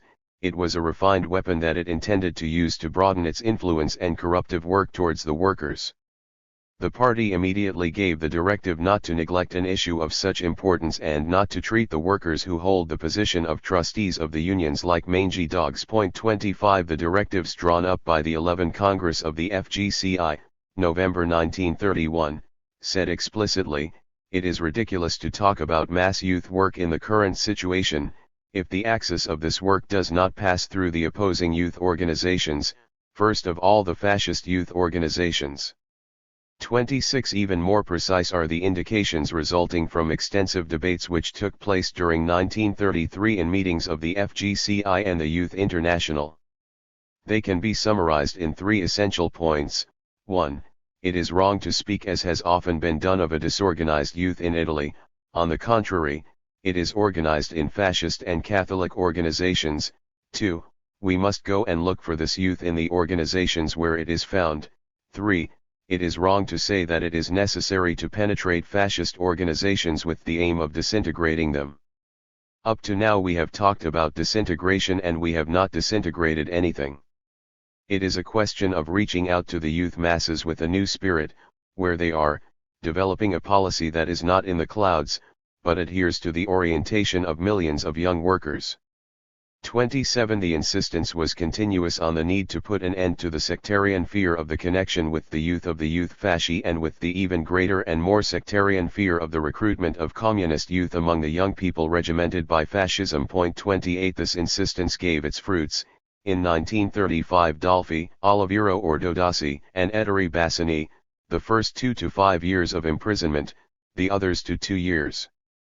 25 Ercole, P. Togliatti, still trade union work in conditions of illicit status, in lo stato operaio, January-February 1932. 26 Lenti, Ezio Zanelli, aspects of mass work among working youth, in low workers' state, January-February 1932. 27 F. Furini, Giuseppe Daza, in the workers' state, N8, August 1933. 28 Marcucci, Davide Magini, in the workers' state, August 1934.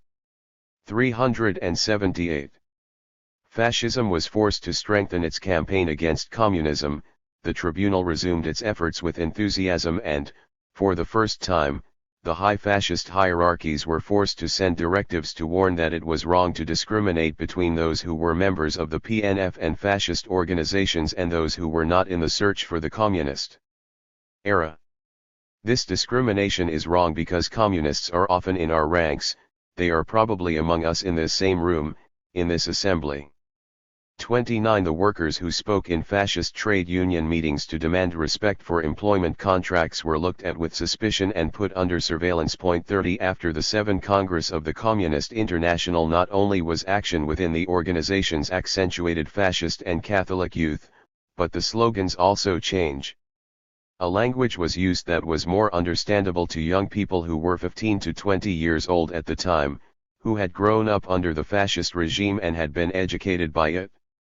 Although the youth organizations created by fascism were largely obligatory, everyone was aware of the propaganda and organization as massive as the fascist ones, which grabbed the kids from their early school years, accompanied them to the youth groups, to the after-work clubs, from cradle to the barracks, could not fail to leave considerable influence. It is true that, upon entering the workshop or the large ranks of the unemployed, the young man encountered the contradictions between fascist propaganda and facts at every step. The reality of life belied fascist demagoguery more than all our clandestine newspapers put together. Fascism used to say that its regime was the regime of youth, and young people were the best part of the nation. These words could not feed the young unemployed man, nor satisfy the needs. And 29 Pigazzati, fascist federal secretary of Turin, in a speech given on January 3, 1935 to an assembly of the city's fascism. 30 From 10 to 20 October, the special court in 5 different trials convicted 76 communists from the province of Udine, the vast majority of whom were young. The sentence highlighted the danger of the vast movement which, thanks to favorable local circumstances, had managed to penetrate fascist organizations, corrupting inexperienced young people. On January 24, 1936, the special tribunal condemned a group of young communists from Bologna, including Enrico Bonazzi and Mario Fabiani from Florence. Managing to penetrate, says the sentence, the trade unions, after-work clubs, fascist sports and cultural associations, they obtain membership among inexperienced young people. 379. Desires for entertainment of young workers and peasants forced to accept starvation wages. However, despite the contrast between words and deeds, fascist propaganda left its footprints. Something remained in the minds of young people. What?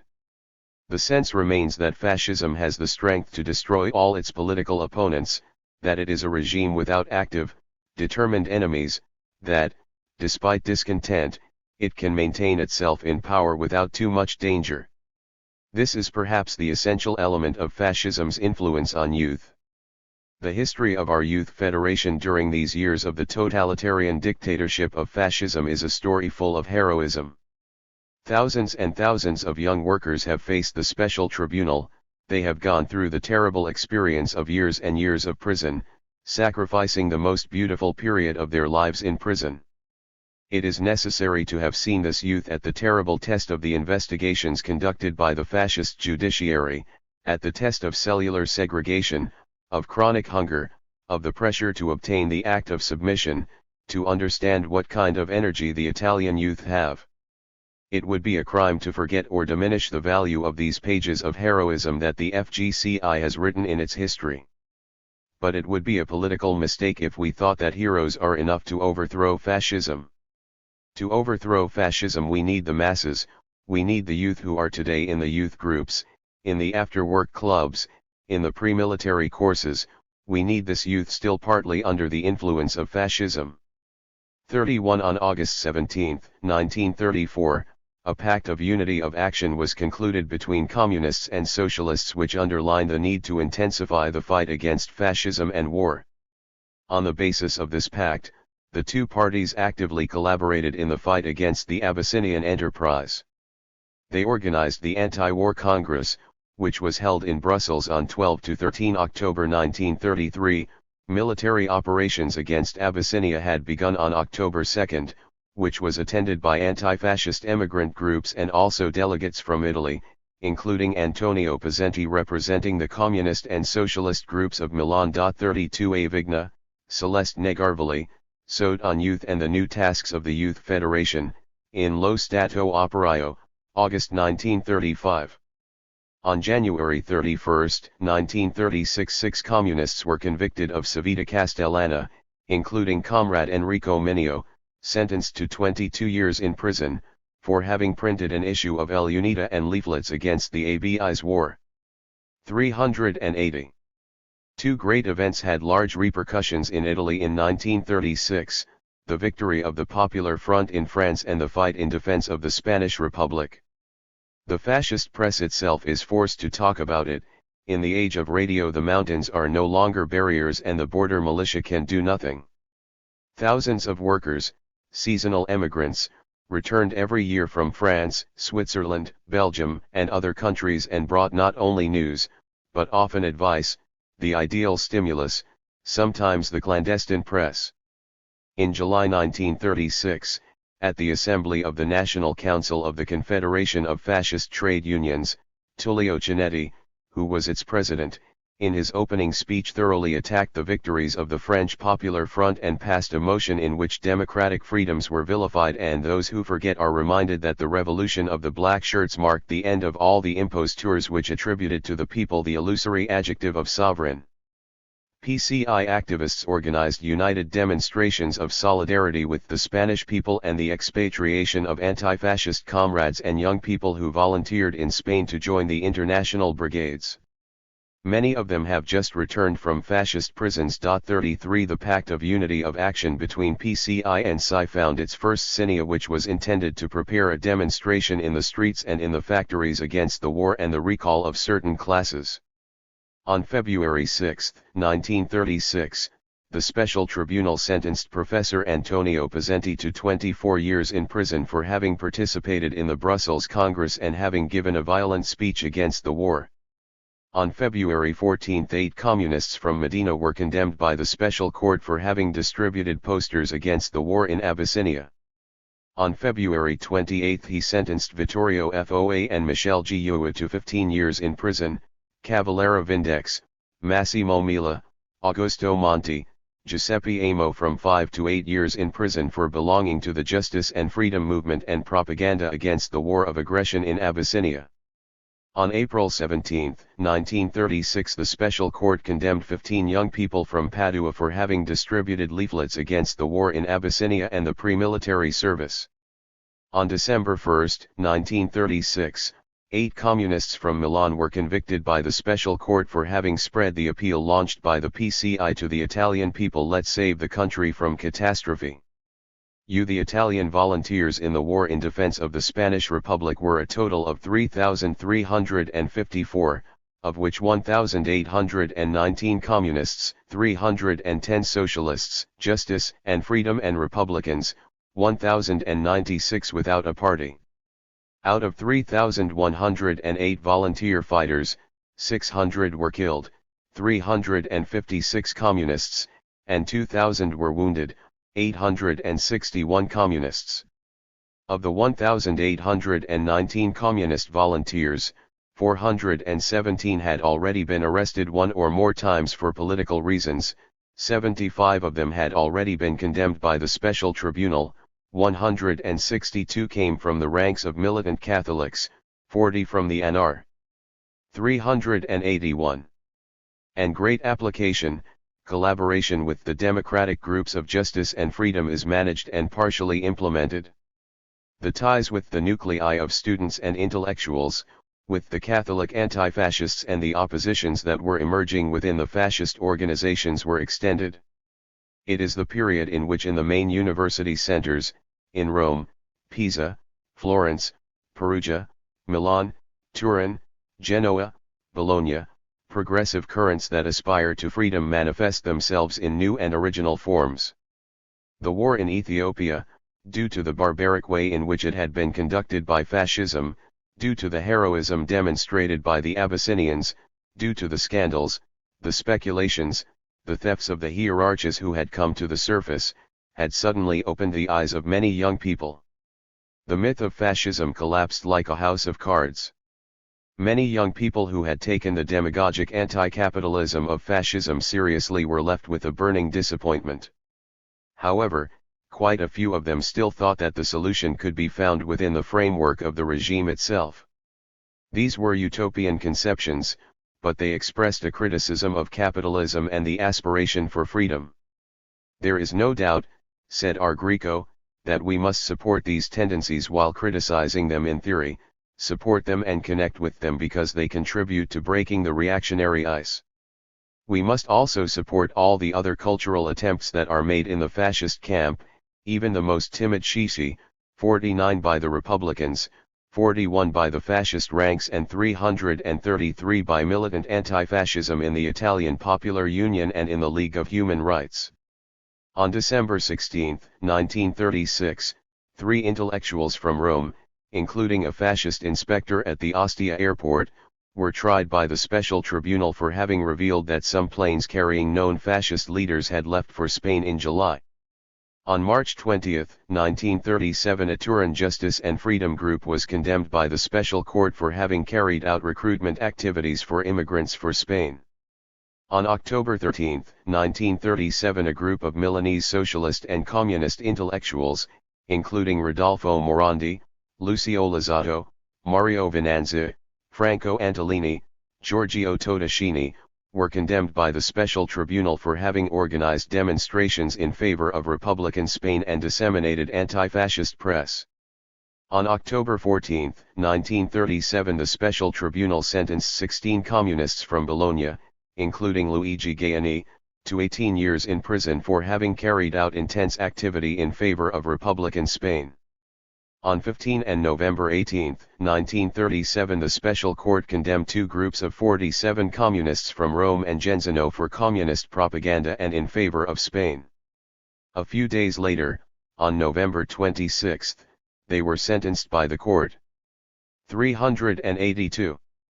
And which represent the beginning of the revolt of thought and artistic creation against narrow-minded and militaristic conformism.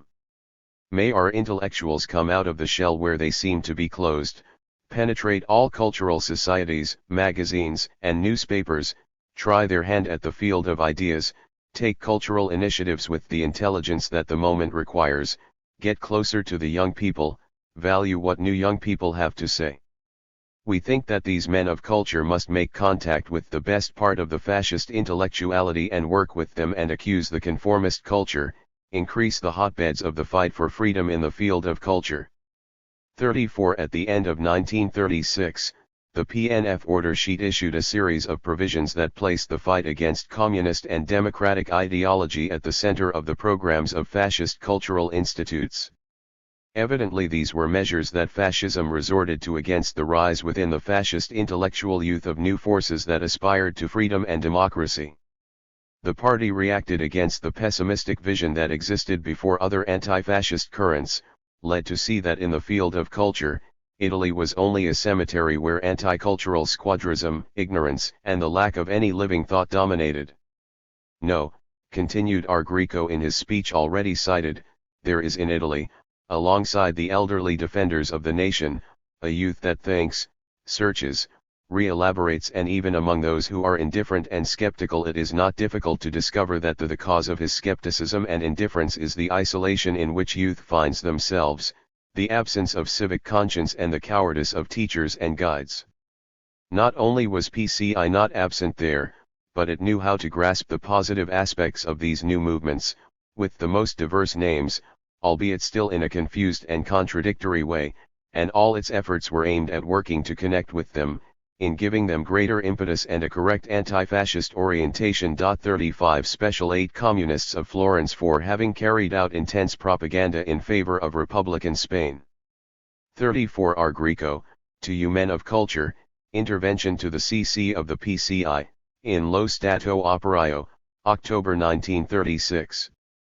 35 On 1 July the Special Court condemns 7 young communists who were part of an organization discovered in October 1937 in Florence, accused. 383. From year to year, from 1926 to 1943, like many links in a chain, the struggles of the generation, in a very broad sense, of Porto Azzurro, are connected in their different phases with the action of the younger generations. The efforts multiply with pressure on the Italian and international situation. We are rapidly moving towards war, towards the disaster to which fascism will lead Italy. Rescuing youth from the harmful influence of fascism means fighting for peace and the salvation of the country.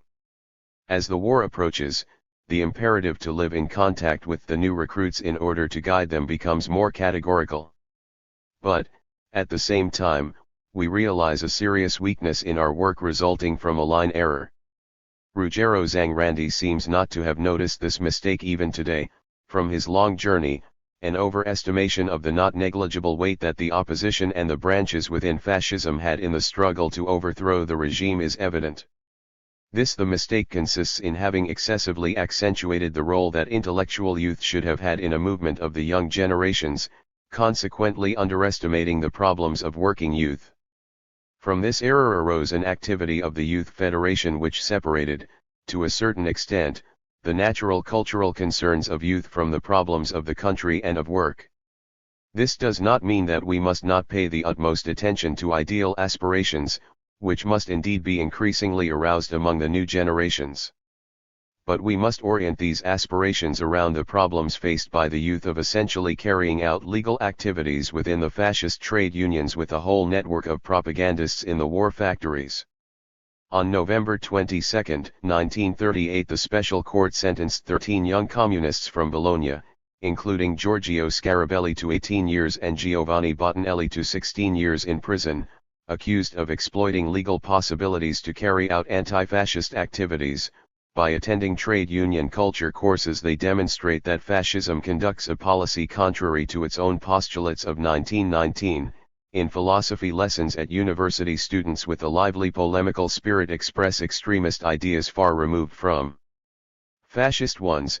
Critical articles are written in the fascist newspapers themselves.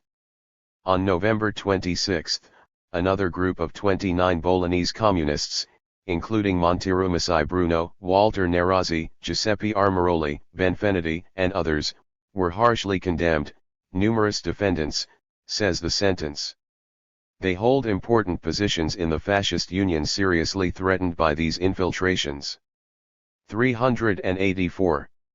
Worker and for the solution of which it seeks action on the terrain of class struggle. 36. And from that moment it can be said that a further serious effort was made by the PCI to reorganize the internal center in Italy and strengthen all the work, especially in the industrial centers, where fascism, to forge its means of war, had concentrated large factories in masses of workers. At the end of July 1941, Umberto Masolo managed to return to Italy and settle in Milan, working intensely to consolidate and develop the activities of the organizations in Milan, Turin, Genoa, and other locations. On October 24, the first issue of the Cry of Spartacus was published in Milan. The Workers' Notebook was also published periodically. The action in the factories resumed and developed especially from the spring of 1942 onwards. From June the clandestine publication of El Unita resumed. In October, a National Front Committee began to function in Turin composed of representatives of the Action Party, the Communist, Socialist, and Christian Democratic parties. Similar committees were established in December in Milan and Rome. In October-November other comrades, including Sciacchiati and Laris, managed to enter Italy and the action of the internal center was able to spread. From August to December, the organizations of Turin and Milan managed to organize 10 strikes, at Tedeschi and at Mirafiori in Turin, at Alfa Romeo, Ilva, Caproni, Sada Fraschini, and 3 times at Falck in Milan, at Scari in Modena. The suspension of work in the aviation department of Fiat Mirafiori had considerable resonance. In the first 2 months of 1943, with intense organizational work and widespread diffusion of the clandestine L'Unità, other large strikes were organized, at the Ferriere, at Spa, at Fiat Mirafiori, at Fiat Lingotto and at Dieto in Turin, at Caproni and Falck in Milan, at Veiasato in Asti, at Saffa in Tuscany, and in a textile factory in the Biella area. The party organization had meanwhile been reconstituted and strengthened in almost all the industrial centers of Piedmont, Lombardy, Liguria as well as in Udine and Trieste, in almost all of Emilia, in Florence, Pisa, Empoli, in Rome, and in Bari. A permanent connection had been established with the prisoners of Ponza and Ventotene and with some prisons.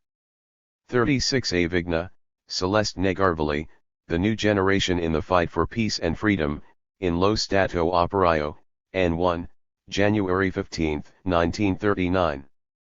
385. The fight against the war was gaining momentum and many comrades faced the rigors of the Special Tribunal. 37 Meanwhile, the internal center of the PCI had strengthened with the return to Italy of Amendola, Negarvoli, Novella, Roaggio, and Comrade Rovda who had escaped from Ventotene. Despite the worsening of the situation and despite the unitary committees that had already been established in various locations, it would be wrong to believe that the bourgeois anti-fascist cadres living in Italy were already mature, in 1940, to immediately understand and make their own the formula of the National Front. The writer remembers well the first contacts he had, in February 1943, with some of these cadres in whom a new kind of distrust towards the communists was alive, the distrust towards our political courage which made us, for example, set aside the Republican prejudice, in which we saw a possible limitation of the National Front. On this point, the discussions with Ugo Lamalfa, a leading exponent of the Action Party, were interminable, the agreement with the socialists themselves was difficult, the intentions of the DCS with whom Comrade Grilli who saw Giovanni Gronchi was in contact were confused in Milan. 38 But the great strikes of 16 to 18 March in Turin and Milan, which quickly spread throughout Piedmont and Lombardy, dealt a decisive blow to the old and new anti-communist prejudices. The Communist Party came to the foreground. 37 On March 2, 1940 the Special Tribunal awarded 2 sentences to 25 comrades from the provinces of Genoa, La Spezia, Reggio Emilia, and Massa, accused of anti-war activities. Some are accused of being party officials who returned from France to carry out this activity. Among these Giacomo Pellegrini, Bernedict Maria, Giovanni Serbandini. On November 12, 1941, 4 comrades from Forli were condemned by the Special Tribunal for having distributed leaflets inviting soldiers to transform the war into a popular anti-fascist revolution. On December 21, 1940 the Special Tribunal condemned 41 comrades from Turin for having printed and distributed the newspaper Contrattacco. On January 24, 1941 the Special Tribunal condemned 10 anti-fascists from Albano, Rome, for having held speeches against fascism and against the war. On April 8, 1941, the Special Court condemned 19 Biella communists who had set up an anti-fascist organization called the Italian Communist Revolutionary Movement Workers Group. Among those convicted is Francesco Moranino, Gemisto, who, says the sentence, official lecturer of the Guild took advantage of his position to carry out communist propaganda. On June 26, 1941 the Special Court condemned 20 communists from Turin for having carried out communist activities, especially at Fiat. 38 C. Negarvoli, The Origin of the National Liberation Committee, in the Notebook of Rinascita, 30 Years of Life and Struggles of the PCI, p. 162. 386. At the head of the working class. Everyone felt where the main force of the National Front was. After the great strikes in the north, the communists were sought after by circles that previously remained well distant from our party. The development of events from July 25 to September 8 are known. On September 8, 1943, once again, we found ourselves faced with a sudden change in the situation. With the German invasion, the storm of terrorism broke out in the country. The PCI was decidedly in favor of organizing the partisan struggle and argued that it was necessary to act immediately. We weren't the only ones.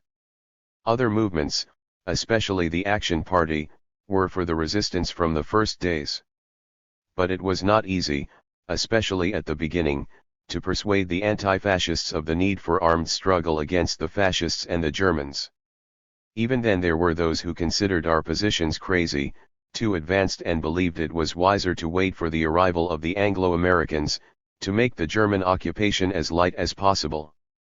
It was the thesis not only of the collaborationists, but also of the attendants in good faith, of those who were not at all on the side of the Germans and the fascists, but who considered it absolutely impossible, crazy, or wrong to wage armed struggle against them. I know well that Ruggero Zangrandi does not support anything similar, but those who only or predominantly see errors and sectarianism in our past struggles are inevitably led to those conclusions. The use of legal possibilities, the action within the opposing organizations was a correct and positive tactic only if seen in connection with the action and the most advanced slogans of the PCI, which had to try to not to separate from the masses, to remain connected even with the most distant part, while always remaining at the head of the movement. A communist party, in order to fulfill its vanguard function, can never be at the tail end of the masses, nor place itself at the level of the less conscious and advanced part. Zangrandi makes a mistake when he believes that the action of which no one denies the value that certain dissident groups were carrying out within the fascist organizations was the same that was recommended by Grieco, Negarvali, and the other leaders of the FGCI and the PCI. The action that the PCI conducted within the fascist organizations was only a part of its struggle and, in any case, was consciously directed at very specific objectives. Developing the work. 387. In fascist organizations, the PCI aimed to connect with broad masses, to help them orient themselves by educating them and, by giving them awareness, to lead them to acquire a clearer conscience and to fight for more advanced and just positions. The fact that certain positions and slogans of the party may appear, in certain situations, to a part of the popular masses as too advanced or difficult to implement does not yet mean that they are wrong. Even after September 8 we did not limit ourselves only to the partisan struggle, to the armed struggle. We communists tried to develop our political initiative in other directions too, to organize, for example, large strikes in industrial centers, peasant demonstrations in the countryside, because it was easier to mobilize large masses of workers and make them participate in strikes. Not to armed struggle. We organized the strikes starting from elementary economic demands, the increase in wages, food rations, the request for company canteens, additional rations, bread, coal for heating, etc., to then connect them to more political objectives. Advanced and bring the entire movement onto the terrain of open struggle against the Germans and fascists. But woe if in our press we had limited ourselves to asking for an increase in wages or the recognition of internal commissions which, moreover, the fascists and the Germans would have been very willing to recognize as long as they carried out collaborative work. In the factories we tended to create an atmosphere of war, with incessant action that tended to sterilize the collaboration of the industrialists with the Germans. We wanted to organize sabotage and bring an ever greater number of workers to participate in the thorough struggle against the Germans and the fascists. Not only did we establish contacts with those workers who were willing to fight only for economic demands, but also with the waiters, with the uncertain, the doubtful, and we always tried to develop a work to also influence those on the other side of the barricade. An army at war needs, moreover, to have informants and collaborators among the enemy's ranks, but the most important work was the armed struggle of the partisans and the open struggle of the workers and the working classes with strikes in the factories and demonstrations in the countryside. The best demonstration that we were not at all out of touch with reality and that young people understood us came right afterwards. 388. 1*8 September. If the leading cadres of the resistance were made up of anti-fascist men who came from prisons, from confinement, from exile, veterans from the Spanish War and from partisan experiences in France, the vast majority of the partisans were made up of young people educated under the fascist regime, veterans of the disastrous wars of fascism, and the young workers, farmers, and students who, for the first time, took part in a great struggle. And it is significant that after 20 years of dictatorship, of fascist schools, of literary and pre-military, after 20 years of lack of freedom of speech and organization, those young people who did not know us, many of whom had never heard talk about us, and, when they had heard about us, they had often heard about us as bandits, criminals who were in prison. Well, it is significant that, despite everything, these young people found themselves in large numbers on our side against the invaders and traitors of the country. It was enough for the young people to find a little help and guidance for them to choose the right path, and we all know with what audacity and heroism the young people fought in the partisan formations and in the Gapist groups of the cities. And we understood each other perfectly as if we had always known each other. We found ourselves side by side with men who, a few years earlier, had fought from the opposite trench, and we understood each other perfectly. This is also the best demonstration that we never associated ourselves with those who tried to throw the responsibility of fascism onto the shoulders of young people. We never despised the sacrifice and suffering of the soldiers and officers who had been dragged by fascism into disastrous wars and who had believed they were fighting in the country's interest. 389. 1963. Where is Greece going? The murder of Grigorius Lambrikis 1. Q. We asked Comrade Sen. Pietro Secchia, Vice President of the Senate, returning from Athens, where he was in recent days representing the Italian resistance and the communist parliamentary groups, to participate in the funeral of the Greek Democratic deputy Grigorius Lambrikis, savagely murdered by fascist terrorists. What is the state of mind of the Greek population? A. The grandiose demonstrations of recent days and, in particular, the powerful one in Athens during the funeral, in which hundreds of thousands of people, young people, men and women, took part shouting, "Democracy, democracy," have revealed not only the deep emotion and indignation caused by the barbaric assassination, but also resistance in the country, despite the fascist violence and persecution, of a revolutionary potential, such as perhaps the ruling circles themselves did not imagine. Q. We would like to know from you, who participated in the meetings of EDA parliamentarians and leaders of the peace movement, what prospects currently exist for allowing a democratic alternative? A. It is not easy to understand in 2 or 3 days the situation of a country, even if it is close to us. The serious events of recent days and the prompt, indignant response that they have elicited from the popular masses are undoubtedly new elements, capable of giving a boost to the democratic movement and opening up a new situation. Even rapid developments are undoubtedly possible. The situation at the moment is still fluid and in motion, but it is certain that the reactionary Karamanlis government will do everything to prevent a positive outcome in a democratic sense. One interview with Nuova Generazione, June 3, 1963. 391. The Karamanlis government was forced by the wave of indignation that swept through the country to dissociate itself from the murderers and order their arrest and indictment. This does not mean that the government is inclined to capitulate. On the contrary, the political forces that support fascist terrorists seek to create a murky situation in the country with the aim of justifying a coup d'état and establishing a military dictatorship. Q. In Rome and throughout Italy, young anti-fascists expressed their indignation at the brutal murder by shouting, "Lambrikis like Matati." Taking into account the different political situation and the different historical situations, how can this expression be interpreted in Greek reality? Even in Greece the name of Lamrakis was immediately associated with that of Giacomo Matteotti.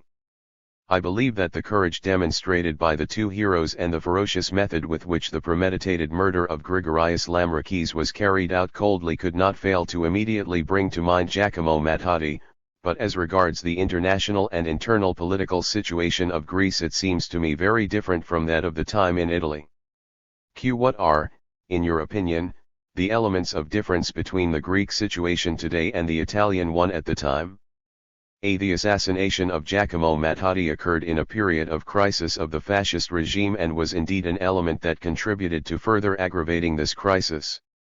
To save himself, Mussolini was forced to arrest not only the material authors of the assassination, but also some of his direct collaborators, his accomplices and senior organizers of the criminal enterprise. The Communist, Socialist, Social Democratic, Republican parties, the Popular Party, now Christian Democracy, although persecuted and limited in their activity, still had a broad organization in the country and a strong representation in parliament. Class unions existed.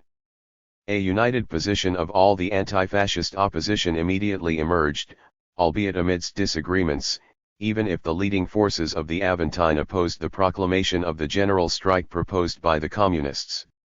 Masses of political emigrants immediately returned to Italy from France, Belgium, and Switzerland, without encountering any impediment at the border. The leaders of fascism managed to overcome the crisis, not without some sensational collapses in their team, thanks to the wait-and-see attitude, the inability of the Aventine opposition. At the time we communists were a small 392 minority, to their trust in the monarchy, to their decision to want to remain on the level of legality, of not wanting to involve the working masses in the struggle, in the illusion that fascism would be legally tried and eliminated by the monarchy itself with a similar initiative to the one that will only be taken almost 20 years later, on April 25, 1943. In Greece today, the democratic movement of the EDA constitutes the most advanced left opposition, but is still in a certain sense isolated. The Union of the Center directed by Papandreou, under the impetus of popular protest, openly expressed its solidarity with Lamrakis and his friends from the EDA peace movement, directly accused the government indicating it as responsible for the crime.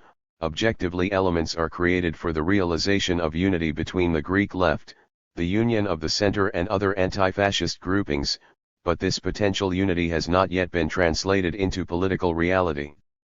Anti-communist prejudices are still strong and the reactionary forces try to play their game by accusing every left-wing opposition and every consequently anti-fascist movement of communism or para-communism. The same leaders of the Union of Center, who are further to the right than their base, are for the moment against the creation of unity of action with the forces of the left, a necessary and indispensable condition for the democratic development of the situation. What, in your opinion, are the tasks facing young people, all workers, and the democratic forces of Greece and other European countries? A. At this moment the democratic forces in Greece are fighting to obtain the severe punishment of the perpetrators of the terrorist attacks, the dissolution of all fascist organizations, new elections, and the restoration of democratic freedoms and citizens' rights. We must look above all at what our duties and tasks of solidarity are. Not only young people, but all Italian democratic forces should develop the broadest united initiatives in the same spirit that united the resistance to support in the most concrete and active way the Greek people's fight for democracy, for freedom, and for peace, and to put an end to a regime of oppression which is an insult to the civilization and democracy of which the forces of Atlanticism are so proud. 393. 1 to the power of 64th fiat in the Resistance 1 in Turin the workers defend not only themselves, their people, the lives of their women and their children, but they also defend a national position. We have faith in our strength which is immense. Let us remember the past history of working class Turin, a history rich in intrepid ardor, a spirit of sacrifice, magnificent discipline, constancy, and faith. The working class is invincible. It embodies in modern history the spirit of freedom and autonomy which is the very substance of progress. Men can pass by, crushed by the storm, What remains is the entire class, for whose fortunes, for whose future individual men must know how to sacrifice themselves and must also know how to die.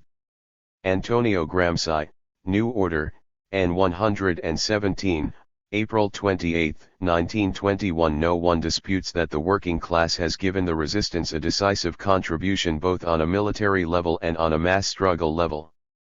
High percentage of workers in partisan formations, decisive majority in strikes and unrest in industrial centers. But and here the opinions diverge, it was not just a quantitative contribution of men, blood, sacrifices, but a decisive contribution of ideas and orientations. It was certainly not by chance, but the result of a historical process and of the social struggles that developed over decades in our country. If the working class found itself at the head of the one essay published in Historical Magazine of Socialism, N21, January-April 1964. 395.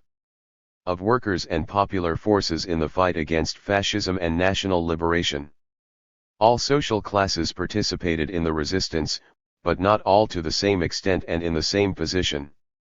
As in every great movement, so too in the resistance there were forces that found themselves in the vanguard and with a leading role, others that cooperated to a notable extent, and still others that found themselves in tow, more or less dragged, and who often also acted as he hesitates. The contribution of thought and action was different, the function performed by the different social classes and the parties that expressed their positions was different. If these distinctions have no importance in celebrations, all fighters and especially the fallen are equally great in sacrifice, they are instead necessary, and it would be a serious mistake not to make them on a historical level. All the more so since we are witnessing throughout the 20th anniversary of an increasingly accentuated process of deformation of what was the resistance. Since certain political groups have recognized that it is impossible, for years they had tried to do so, to ignore and make people forget such a grandiose phenomenon as the resistance was, they are today trying to take possession of it by deforming it, veiling every class character, transforming social classes into abstract categories to being able to put everyone on the same level. This may be politically convenient, but it certainly does not correspond to the historical truth. We cannot put on the same level the classes and social groups that gave the resistance the great majority of fighters and leading cadres and other social groups and political parties whose presence, although politically significant, had a very modest weight from the point of view of contribution of active and combatant forces. The resistance does not belong to any party, and it was not only the communists who made it, but the working class and the communists gave it the greatest contribution of men, ideas, blood, and initiatives, leading cadres and fighters. The working class and the parties closest to it have been the most determined opponents of any form of wait and see and compromise. It is right to grasp and underline in the resistance the unitary element that moved the patriots, the freedom fighters, and that led men of different political ideas and faiths to fight and die, side by side, from communists to Catholics, from socialists to liberals, in certain areas together with monarchists, republicans, anarchists, but the resistance is distorted when we try to hide that the main forces were given to it by the working class and the workers. 396. Raters, by the left-wing intellectual avant-gardes and their parties, among these mainly by the communists and the shareholders. Point 2. The character of a movement is not given only by the sum of the different classes and social groups that participated in it, but above all by the forces that they moved him, directed him and, giving him impulse and impetus, took him forward, overcoming difficulties, frictions, and conflicts. The initiative of the active struggle against fascism and of the war of liberation from tyranny and the foreigner was taken first and foremost by the working class. It is around the working class and the workers that the mobilization of popular forces took place. It was the working class, it was the workers who gave courage to other groups and social classes, inciting them to fight, pushing them forward. The moderate and conservative forces, even if they had their representatives in the CLN, were certainly not those that characterized the Italian resistance, because they alone would never have started it or carried it forward. They cannot therefore be considered the protagonists. The great industrialists, for example, were rather the protagonists and inspirers of Waitism. Regardless of course of those who were on the other side of the barricade and who actively collaborated with the invader. The class struggle was a force element, the driving force of the liberation struggle. In every era, the national struggle has always had a class character since the nation is a community of language, territory, and culture, but it is first and foremost a historically constituted community of men. And in every historical period there have been certain men, certain social classes who have represented the interests of the nation.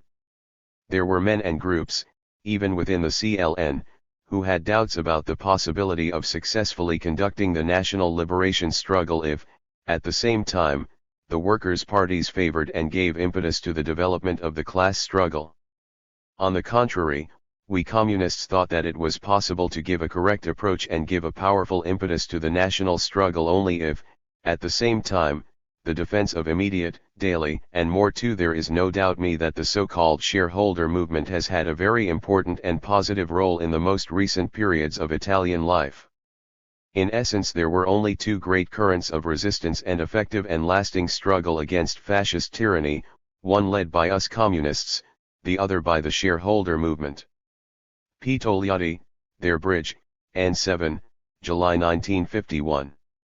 397. Generals of the Working Classes. We have never set aside the class struggle, deeply convinced that the interests of the working class were not in conflict with those of the nation. All the political strikes organized during the resistance began with economic demands as their basis. The fight was aimed against the Nazi fascists and the large collaborationist industrialists. The struggle for bread, for wages, against exploitation, in defense of one's dignity became at the same time a national struggle. The workers were stimulated to action by their own conditions of existence, but, in turn, the thrust of the class struggle moved and dragged every day a greater number of men to participate in the national liberation struggle. It would be a mistake to believe, due to the fact that the strikes were organized by putting forward economic demands, that the workers were driven to act only by economic interests. The workers knew very well what risks they faced by striking and sabotaging production. German and fascist terrorism made its weight felt and exerted its influence, albeit to varying degrees, throughout the entire period of the War of Liberation. Salary and peace rates were important things, but not to the point of pushing workers, in their different stratifications, to risk their lives to obtain increases of a few lire. At the basis of the action of the working class and workers, who cannot be considered a homogeneous whole either in terms of qualification and condition, nor in terms of level of development of conscience, were not only economic needs, but ideal, social and national reasons, were deep feelings of hatred against fascism, of love for the freedom and independence to be regained. Economic, political, and ideal reasons intertwined and merged into a single thrust, like many streams in a great river. The fact that the working class came to exercise its national function precisely starting from its interests and aspirations demonstrates how the national struggle was a profoundly real thing, inseparable from the very conditions of existence of the workers. By defending its positions and asserting itself, the working class, at the head of the workers, affirmed the interests of the people and of the entire nation. It gave the Italian resistance not only a powerful impetus, but a progressive imprint that characterizes and distinguishes it more markedly from that of other countries. In Italy, the resistance was anti-fascist and, more than elsewhere. 398. Fight against those groups of big capital who had given birth to fascism, supported its policies, led the country to wars of aggression and catastrophe. Therefore, more than elsewhere, the resistance had a class character. It was a national struggle and a social struggle at the same time, both due to its content and because the working class was its main leading force. It is from the working class, from the parties and from the men who represented it that the most advanced slogans, the most just proposals and solutions came, those that best corresponded to the interests of all the people and the nation. The working classes fought in the resistance to gain freedom for all citizens, for the workers, for the peasants, for the oppressed classes, they fought to give life to a new political and social regime that would carry out profound structural reforms and a true, effective democracy. They fought to eradicate the roots of fascism, to liquidate the most unfair privileges of capital and big property. It was the representatives of the working class and workers who, within the CLN, proposed and supported those social and programmatic demands that expressed the profound aspirations of the people. Just as it is not true that all the political and social forces were on the side of the resistance, it would not be in accordance with the truth to state that those demands and those objectives corresponded to the will of all the movements that, more or less directly, participated in the resistance. The aspirations for the profound, radical economic and social renewal for which the workers, the most advanced part of the peasants, workers, and progressive intellectuals were fighting certainly did not constitute the entire Italian political reality. Other classes and other parties acted, in that situation, against the resistance and, within the resistance, with different and conflicting objectives, aiming at the restoration of capitalism, at the return to a regime of conservative democracy. Hence the discord in unity, hence the continuous struggle, even within the CLN, to make certain positions triumph, to make certain solutions accepted, to win the majority and take the movement as far as possible. In this struggle there were certainly at times weaknesses, hesitations, errors even on the part of the most advanced parties of the democratic spectrum, which always had to deal with conflicting forces and with a complex, harsh, and difficult reality, made more difficult by weakness and inexperience of the organized forces of the workers and of the working class itself. However, on the main issues and precisely due to the effect of weight. 399. That the working class exercised, the left-wing anti-fascist forces managed, at least in the north, to exercise a leading and decisive role within the CLN. In every alliance and in every great movement, in order to define its character, it is always of considerable importance to establish who was in charge. At the head of the resistance there were no privileged bourgeois groups, there were no clerical political forces, there were the working class and the advanced working masses, there were the political forces of the communists, the socialists, the left-wing Democrats. Others also participated in the struggle to a greater or lesser extent, but the forces that left their mark on the movement are those that I have indicated. 3. From the beginning of the resistance our action was continuously aimed at uniting all the forces around the CLN, but also at giving this unity an orientation, a direction, an ideal consistency. In a letter from the party leadership for occupied Italy to the Communist Federation of Turin, later published almost entirely in the form of an article in La Nostra Lotta 4, we clearly established the party's position towards both Battaglio and the CLN. The task and function of the working class in the current moment is to place itself at the vanguard of the struggle for national liberation and, through this struggle, gain such influence on the Italian people as to become the leading force for an effective popular democracy. This must be the policy of the Communist Party. We communists participate in the CLN and within it we bring the voice of the proletariat with full autonomy and independence, but also with full awareness of the limits imposed by the objective situation. We certainly didn't always manage to get all our proposals accepted, but we did manage to get the CLN to accept that the war of liberation would also be conducted with strikes, sabotage, and mass struggles. We managed to get people to accept not only the principle, but above all the practice of major strikes and the general strike. We managed to get the CLN to accept a concept of the resistance which included not only sabotage, but the development of the partisan guerrilla warfare of the Gappists and the workers' struggles. 3. Togliatti, speech to the CC of the PCI, reported in El Unita, November 10, 1952. 4. Our struggle, and 5, December 1943. 400. And of the working masses in the workplace itself and to make the CLN themselves stand in solidarity with these workers' struggles. 5. Much has already been written on the function performed by the working class and workers in the resistance and on the weight that certain cities such as Turin have exerted, for the great concentration and compactness of the proletariat, for the traditions of combativeness and also for certain particularities of their industrial development. However, the research still needs to be deepened to highlight what the actual balance of power was, the real possibilities, the degree of consciousness and organization of the working class and workers, the ability of their parties to defend their interests and participate autonomously. To the War of National Liberation. It would undoubtedly be of considerable interest to study the contribution made by the workers of individual industrial complexes such as, for example, Fiat, who fulfilled a leading and avant-garde function within a city or region. And even more interesting would be the study and comparison of what was, in contrast, the attitude of the monopolistic ruling groups. What was the extent, the breadth of the collaboration given by the large industrialists to the German invader in plundering our country, in stripping it of its production and its national heritage? The Germans, and the looting began even before September 1943, took away from Italy everything they could. The only break was the insufficiency of the means of transport and the continuous, tenacious action of the patriots to steal goods from them and materials, both with the armed action of the partisans and with the strikes and sabotage of the workers in the factories. The strikes were organized by secret agitation committees, set up jointly in the factories by communist, socialist, Catholic workers and anti-fascists of the various currents.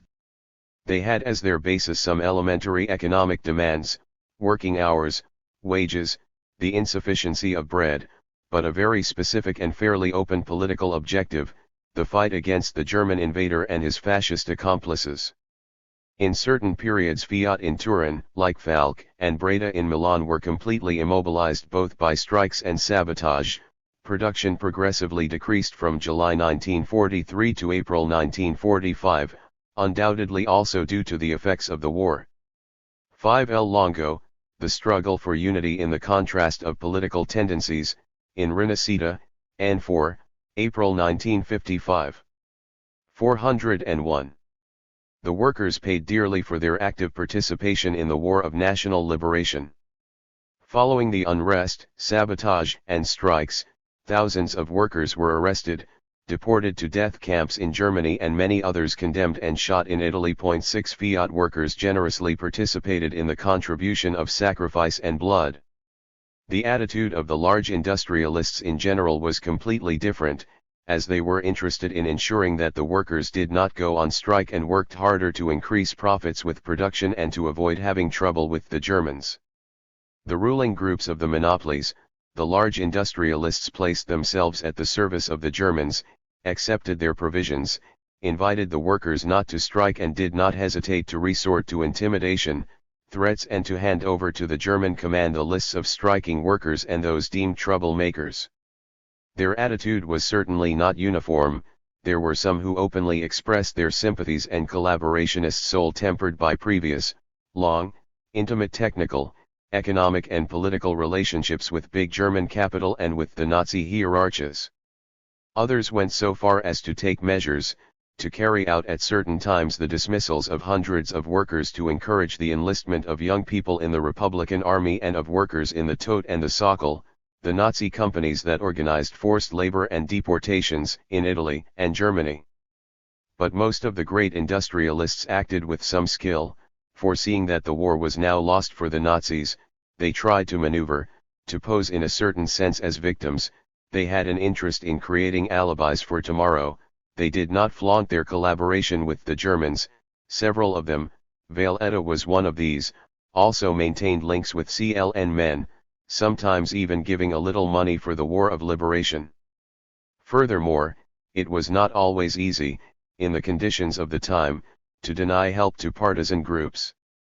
To this day it is not known, except very partially and approximately, what was the extent of the industrial heritage, goods, and raw materials that the Germans stole from Ita. 6 The city of Turin had patriots hanged there during the resistance, 271 shot, 12,000 arrested, 6,000 political and racial deportees, of which only 400 returned, 20,000 civilian and military deportees in labor camps, 132 deaths in combat and 611 wounded in military incidents. In Rivista della Città di Torino, and 4, April 1955. 402. Lea.7 and even less is known about the profits made by large industrialists from war production and collaboration with the Germans. To what extent did they contribute to despoiling our country?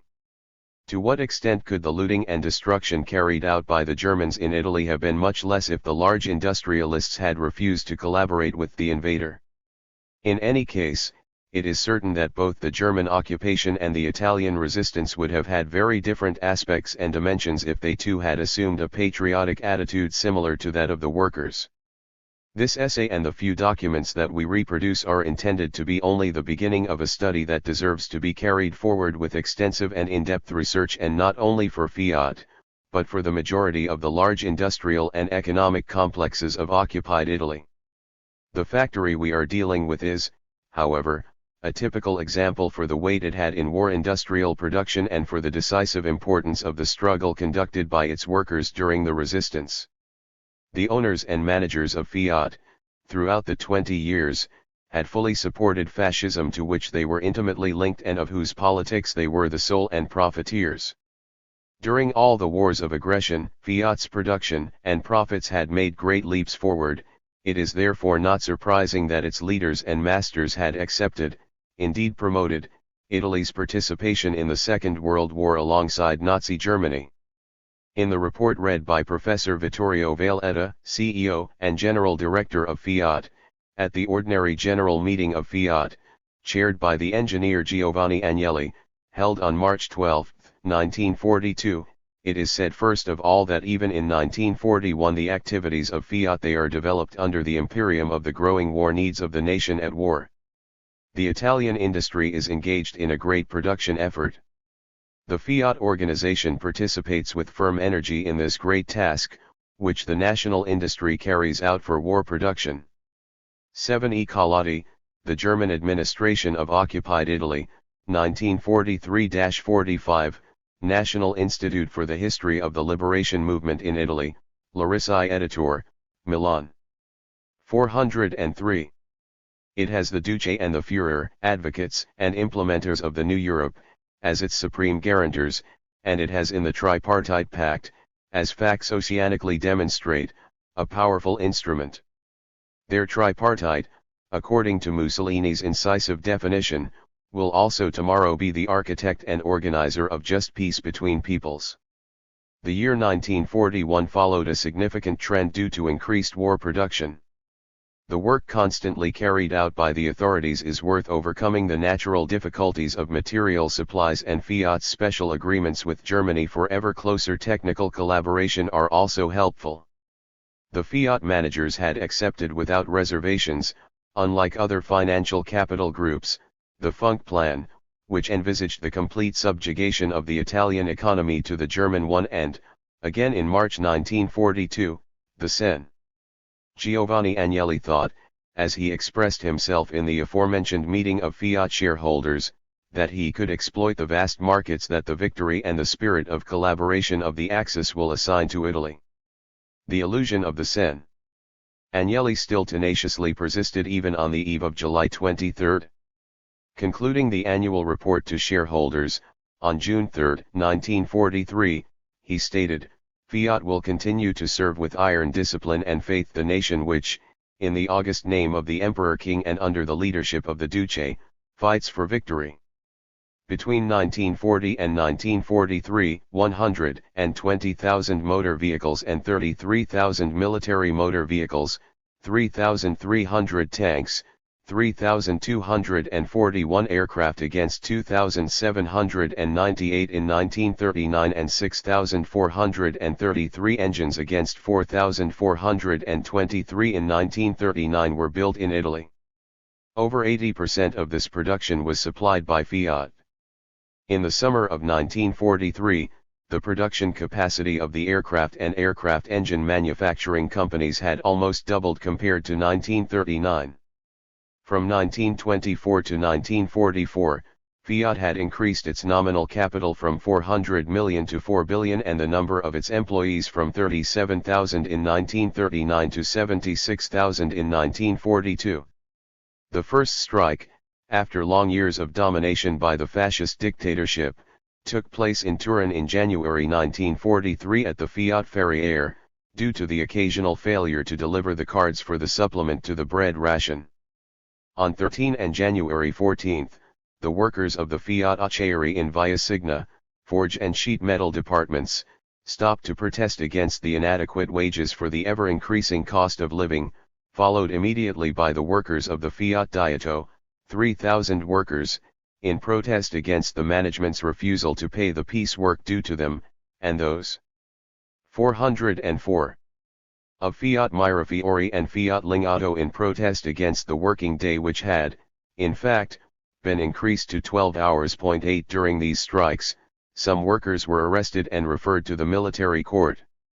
Due to the limited limits of this study, we will not focus on the action carried out by the Communist Party, in particular, and by other active groups of Turin anti-fascism in the preparation of these strikes. Amerigo Sciacchiati, Leo Lanfranco, and Hermes Bazzanini, under the direction of Umberto Massola, then responsible for the internal center of the PCI, were, together with several others, the most active organizers.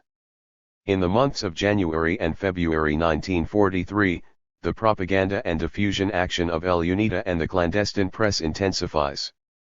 The victories of the Red Army create enthusiasm and a new climate. Wall writings praising the collapse of fascism are discovered daily in the early hours of the morning on the access road to the factory and promptly erased by teams of painters, not before the photographers have portrayed them to fill the signs in all the police stations. 9 Widely distributed posters tell the workers of Fiat and other Turin workshops, workers, employees. Mussolini's government, responsible for having dragged our country into an unjust and ruinous war, wants to starve us to death, giving us paltry salaries, paying us with checks instead of money, and extending the working day to 12 hours. Let's stop working, let's prepare the strike. We demonstrate in every way to demand that our wages be paid in money. We demand more bread, more fat, more meat. We demand the expulsion of Mussolini from the government. We fight for peace and the independence of our country. Against the 12 hours and the cursed war. Action, strike, struggle are the only weapons we possess, the way to our salvation. Strike. Strike. Strike. 10-11 The worker Leo Lanfranco 11 From the 19 Fiat Mirafiori workshop and King 8 R. Lurighi, the Turin workers' movement during the Resistance, Einaudi, Turin. 9 G. Vaccarino, The Strikes of March 1943 in Aspetti della Resistenza in Piedmont, edited by the Historical Institute of the Resistance, Turin, 1950. 10 Archive of the TSRP, Turin. 11 Leo Lanfranco, Fiat worker, member of the Secretariat of the Turin PCI Federation, responsible for trade union activity and the Mirafiori sector, valiant partisan, fell at the head of the 1st Garibaldi Division. 405. Responsible for the communist organization, Mirafiori sector, he had received the latest provisions regarding the preparation of the strike on February 20 and had taken steps to illustrate them to his friends and most trusted workers, together with the demands and objectives of the strike. On March 5 at 10 a.m. the test alarm signal, which was activated every day at that time, was supposed to give the go-ahead to the strike. The management, forewarned of what was about to happen, ordered not to activate the alarm signal, but the petty expedient was of no use. Not a few minutes had passed before the workers began the strike simultaneously and unitedly. The news of what was happening to the Fiat Mirafiori spread with the speed of sound throughout all the workshops in Turin. On the same day and the following day the strike spread to almost all the factories in the city, then spreading to Milan and many places in Liguria, Lombardy, and Piedmont itself.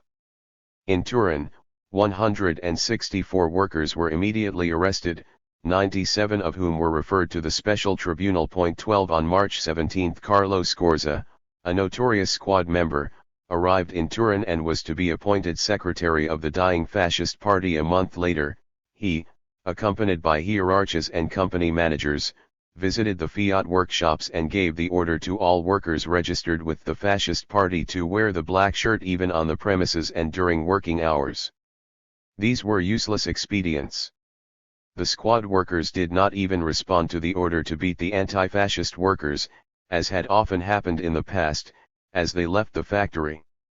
The police commissioner of Turin, denouncing the arrest of other workers, wrote, "The so-called protest for the extension to all workers of the providential benefit of the payment of 192 working hours, plus the payment of a week's salary as a cost of living in favor of the workers affected by the disaster or with the displaced family, despite being justified by the contingent reasons of life, it gave rise to a true form of subversive propaganda against the regime." 13. Although the communist organization had resisted the arrests of March and May quite well, there were no more strikes in Turin until the fall of fascism. This, although expected from day to day, came as a certain surprise. No one expected that announcement on the night of July 25, 12 Massila, March 1943, 10 o'clock, Edizione di Cultura Sociale, Rome. 13. See Complaint No. 06185, Police Headquarters Office, TSRP Archive, Turin. 406. From the radio. There were, as everywhere, explosions of joy, and then, on the afternoon of the 27th, the exit from the factories and the large mass demonstration, in Piazza Castello, for peace and freedom. 3 weeks after the collapse of Mussolini's regime, on August 17, 1943, Fiat Grandi Motori began the strike for peace, taking the initiative of the movement. In the weeks of July and August, Turin had suffered frightening bombings which had caused 1,17,5 deaths, thousands of injuries and over 50,000 homes seriously damaged. The entire population, in one way or another, had been directly affected. The industrialists opposed the workers in the factories electing their free internal commissions. In the late evening of August 16 a new terrible aerial bombardment left the city with deaths and ruins. The next day, Fiat Grandi Motori started the general strike. A workers' delegation went to General Adami Rossi, commander of the military square, and exposed the workers' demands and, above all, peace. Battaglio also wants peace, was the general's response, but you need patience and above all you must not go on strike. While he was politely inviting the workers to resume work, departments of soldiers had been sent to Grandi Motori. The officer who commanded them ordered to shoot at the workers who were leaving the factory. The soldiers refused, but the machine gun was wielded by the officer himself. It seems he was a former militia officer, and 7 workers were injured, 2 of them seriously.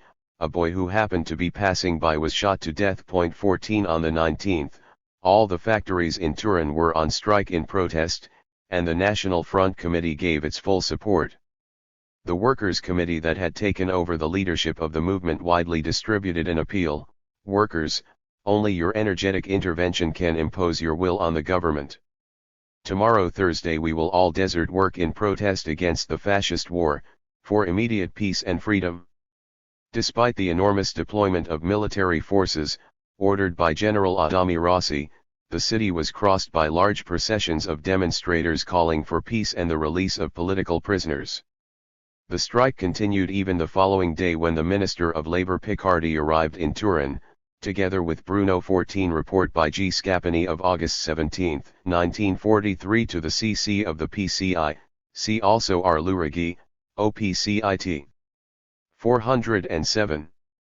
Boazzi and Giovanni Rovda, who had just been appointed union commissioners.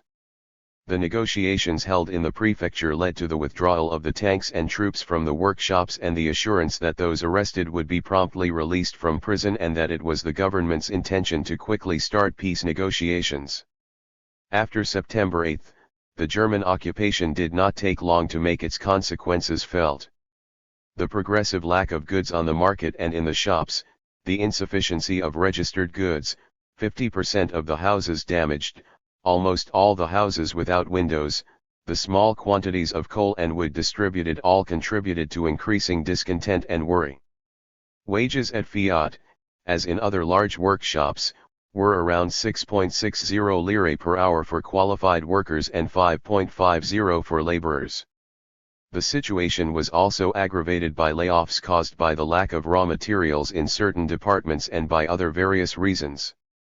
At Fiat Mirafiori there were between 12 and 14,000 workers spread across around 20 workshops, and only in 4 of them, 17, 18, 19, and 20, were there mostly qualified and specialized workers. The piecework production system was in force, which placed Fiat workers at the mercy of the time analysis offices. Practically, wrote Leo Lanfranco in one of his reports, the piece rates in some Fiat workshops have no other purpose than to serve as a goad for the workers, because in reality, even if they make the maximum effort for the entire duration of the working hours, they manage to earn the standard average allowed for their category. This average will be integrated in some cases by the team leaders who, by playing real acrobatic games on paper, or by giving hours to economy, make it possible to round up the failure to achieve the aforementioned average. In other cases the workers, to complete their day, make work appear not to have been carried out by altering the number on the automatic piece counters applied to the machines. These various means of rescue are known by the cops of the time analysis offices, who turn a blind eye because they are only interested in one thing, that the workers do not exceed the earning averages. The management has decided to make the situation worse for the month of November, by posting the press release informs the workers that throughout the month a single advance of 500 lire will be paid to men and 200 lire to women and apprentices. Furthermore, the severance pay, which should have been paid on November 15th, will only be paid on the 27th with a delay. 408 of 12 days. Needless to say, this provision has raised strong discontent among the workers which, if channeled well, could lead to an agitation susceptible to further developments. 1s As already in March 1943, it was Fiat workers who gave the go-ahead. On November 15, those at Mirafiori suspended work and sent a delegation to the management to ask for a deposit on the current month's salary. On the pretext of the lack of liquid, the management rejected the request and sent the workers to the German command, saying that it was up to them to make every decision. He reserved the right to give an answer on Monday, November 22, and was full of promises. The workers did not fall for the delaying maneuver. They appointed an agitation committee and posed a series of demands including a 100% increase in wages, a greater ration of bread and fats, and the right to suspend work during air raids. In one of the latest bombings the management was late in raising the alarm and the workers were only able to run to the shelters when the bombers were already over the city. The strike, which began on the afternoon of November 15 at Fiat Mirafiori Workshop 17, extended the following day to other workshops, on the 17th at Fiat Grandi Motori, Acciaierie Piemontesi, Air Italia, Riv, Spa, Ferriere, to Michelin, and became general on December 18 in all the most important factories in Turin. The clandestine Provincial Trade Union Committee 16 had launched a manifesto to Turin workers on November 17. Workers of Turin. Fiat workers have been on strike since yesterday. They demand the prompt payment of wages for the month of October, the increase in advances for the month, the increase in basic pay, piece rates, and the increase in the ration of registered genders. Workers, Turin workers. Stand in solidarity with the strong workers of the Fiat factories. Their claims are yours. Imitate them, go into battle. Our children are hungry and cold, so it can't last. Industrial magnates have accumulated fabulous profits from autarky and war. We must persuade them to get involved to save. Report by Leo Lanfranco, head of the Nice Barrier sector, presented on November 14, 1943 to the Communist Federation of Turin. See the Archive of the Garibaldi Brigades and the Archive of the ISRP, Turin. The clandestine Provincial Trade Union Committee was made up of Paolo Scarpone of the PCI, by Giuseppe Rampolai for the Christian Democracy, and by Luigi Carminola for the Socialist Party, up. 409. The working families from hunger, from the cold, from German deportation. Enough with fascism. We want bread, peace, and freedom. 17 At Fiat Mirafiori, the example will be imitated by other factories, the workers elect a commission made up of 17 workers and 6 employees. This presented the following requests to the management contained in Agenda N1 of the Fiat Mirafiori plant workers. Having examined the various discussions held by the trustees of the various workshops received by the Fiat management, we formulate the following requests. Given the current economic conditions, we believe that this management can accommodate the desired requests of its workers. 1. Immediate increase in wages of 100%, the management having the right to decide on this issue within 48 hours. 2. This increase could be reduced by 50% if there was the possibility of increasing food rations adequate for the effort of the workers. This 50% reduction in the increase would take effect from the day of the increase in food rations. 3. The workers are willing to resume work if a formal assurance of a concrete response is given within the set deadline. 4. The Commission reserves the right to contact the management to examine other problems inherent to the working masses. 5. The pay must be automatically increased to the cost of living. 6. The promised 500 lire must not be deducted from the workers' salaries. 7. Women and students 350 lire instead of 200 lire. 18. On the 19th, the mixed commission presented itself to the management to negotiate on the basis of the above-mentioned demands. Fiat management declared its inability to negotiate and invited the commission to turn to the German command. This shamelessly stated that it would consider all requests and a response would be given at the end of the month. The commission had fallen into the trap, being satisfied with the promises and, with agenda number 3, appeals to all workers to continue their work while waiting 17 Archive of the Garibaldi Brigades and the ISRP, Turin. 18 Ibid. 410. Of the results that we hope will be satisfactory for everyone. With the same press release, the Commission warned that, considering its mandate to have expired, it considered itself resigning. In reality, she felt she had disqualified herself by accepting without any guarantee, other than vague promises, to return to work. The workers appointed another commission which included some more capable and determined anti-fascists, but this too agreed to discuss with the German command. Meanwhile the commission, together with those nominated by other factories, went to the headquarters of the fascist unions and then to the German command. He reiterated the assurance that the German command in Milan would give the answer within the month, but in the meantime they would resume work immediately under penalty of application of military law.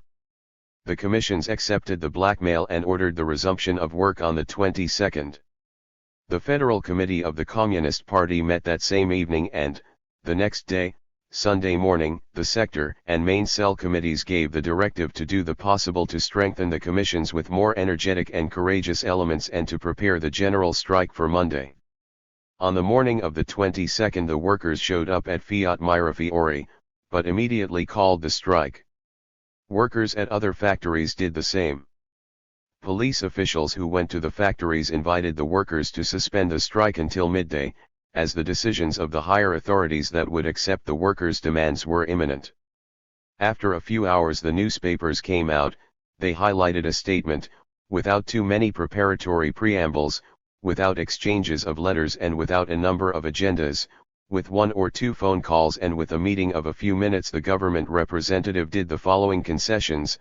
1. 30% increase with effect from November 22 on salaries and wages lower than 2,300 lire per month. 13% increase on salaries and wages above that figure. 2. Guarantee of a minimum weekly wage. 3. Payment of a premium of 300 lire to heads of families and 330 lire to those who have no dependent family members. La Stampa, the newspaper of Agnelli and Valletta, commented as follows: Today workers have the demonstration that their needs and aspirations are truly and effectively recognized and welcomed. In reality the concessions were so insignificant and ridiculous that same afternoon, indignant, the Fiat workers proclaimed. 411. The strike was united, followed by those of Grandi Motori, Ferriere Fiat, Savigliano, Fiat Grandi Motori, Lancia, Viberti, Air Italia, Riv, and other workshops. The next day the strike was once again general throughout Turin. The resumption of the strike sent the Germans and fascists into a rage. On the morning of the 24th, the workers' commissions were convened at the headquarters of the fascist trade union where the president of the union itself, Rabicki, tried to persuade the workers to return to work. Hit by shouts and whistles, he tried to calm the workers by calling them communist comrades. "Listen to me," he said, "believe our good intentions.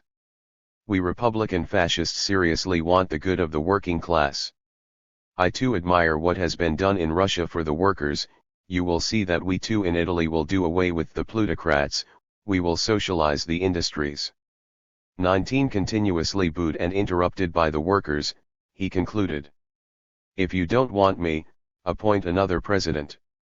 In the afternoon of the 24th, German Colonel von Klaus, commander for the provinces of Turin and Aosta, escorted by German soldiers, showed up at the Fiat Mirafiori, had the workers gathered and promised that at the end of the month he would give full satisfaction to their requests, but he concluded by threatening, "Whoever hinders the smooth running of work is an enemy of the Great Reich and the most severe sanctions will be taken against him, and in the meantime the internal commissions will be held responsible for the smooth running of work and production."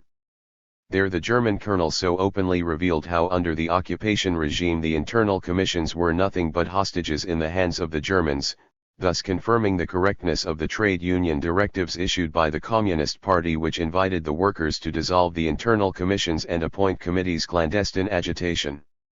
A few dozen workers were arrested, but were released the following day following the resumption of the movement. Promises and intimidation, however, had their effect and the workers decided to suspend the strike for a week. However, the ferment continued, the cauldron was always boiling.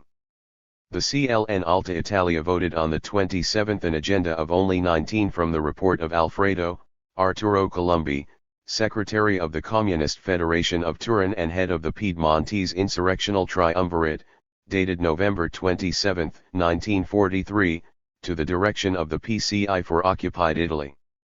Archive of the Garibaldi Brigades. 412. Full solidarity with the workers of Turin. On the 30th, the German Colonel Schreiber arrived from Milan, presented himself to the management of Fiat and convened the Workers' Commission, which at the end of the meeting had the following statement posted in the factory.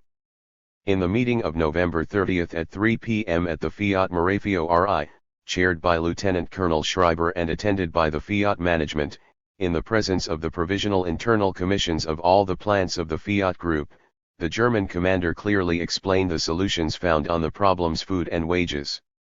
From the exhaustive exposition made and from the clarifications of the general management and of Lieutenant Colonel Schreiber himself, also following interpellations from various members of the commissions, the following emerged. Food problem: extension of the bread supplement to all members of working class families. 15 already granted to the head of the family and this starting from December 1st. Granting of an additional preferential ration card for the distribution of various foodstuffs to the maximum extent available, as will be announced in the newspapers, valid from December 1st. Food prices reported and stopped at the level of last August. Determined fight against the black market. Salary problem: the German authority confirms the concession of 30% made by the Italian authorities, and this on a transitory basis, as the German authorities have begun studies by experts who came specifically from Germany for the definitive settlement of the salary problem. Following these concessions and the assurance that further provision will be made for the best, the German authorities are confident that the workers will continue their work with discipline for the purpose of more intense production and with a spirit of mutual trust. Finally, it should be kept in mind that Lieutenant Colonel Schreiber recalled that from now on work interruptions will absolutely not be tolerated by the German armed forces. 2020 Archive of the Garibaldi Brigades and the ISRP, Turin. 413.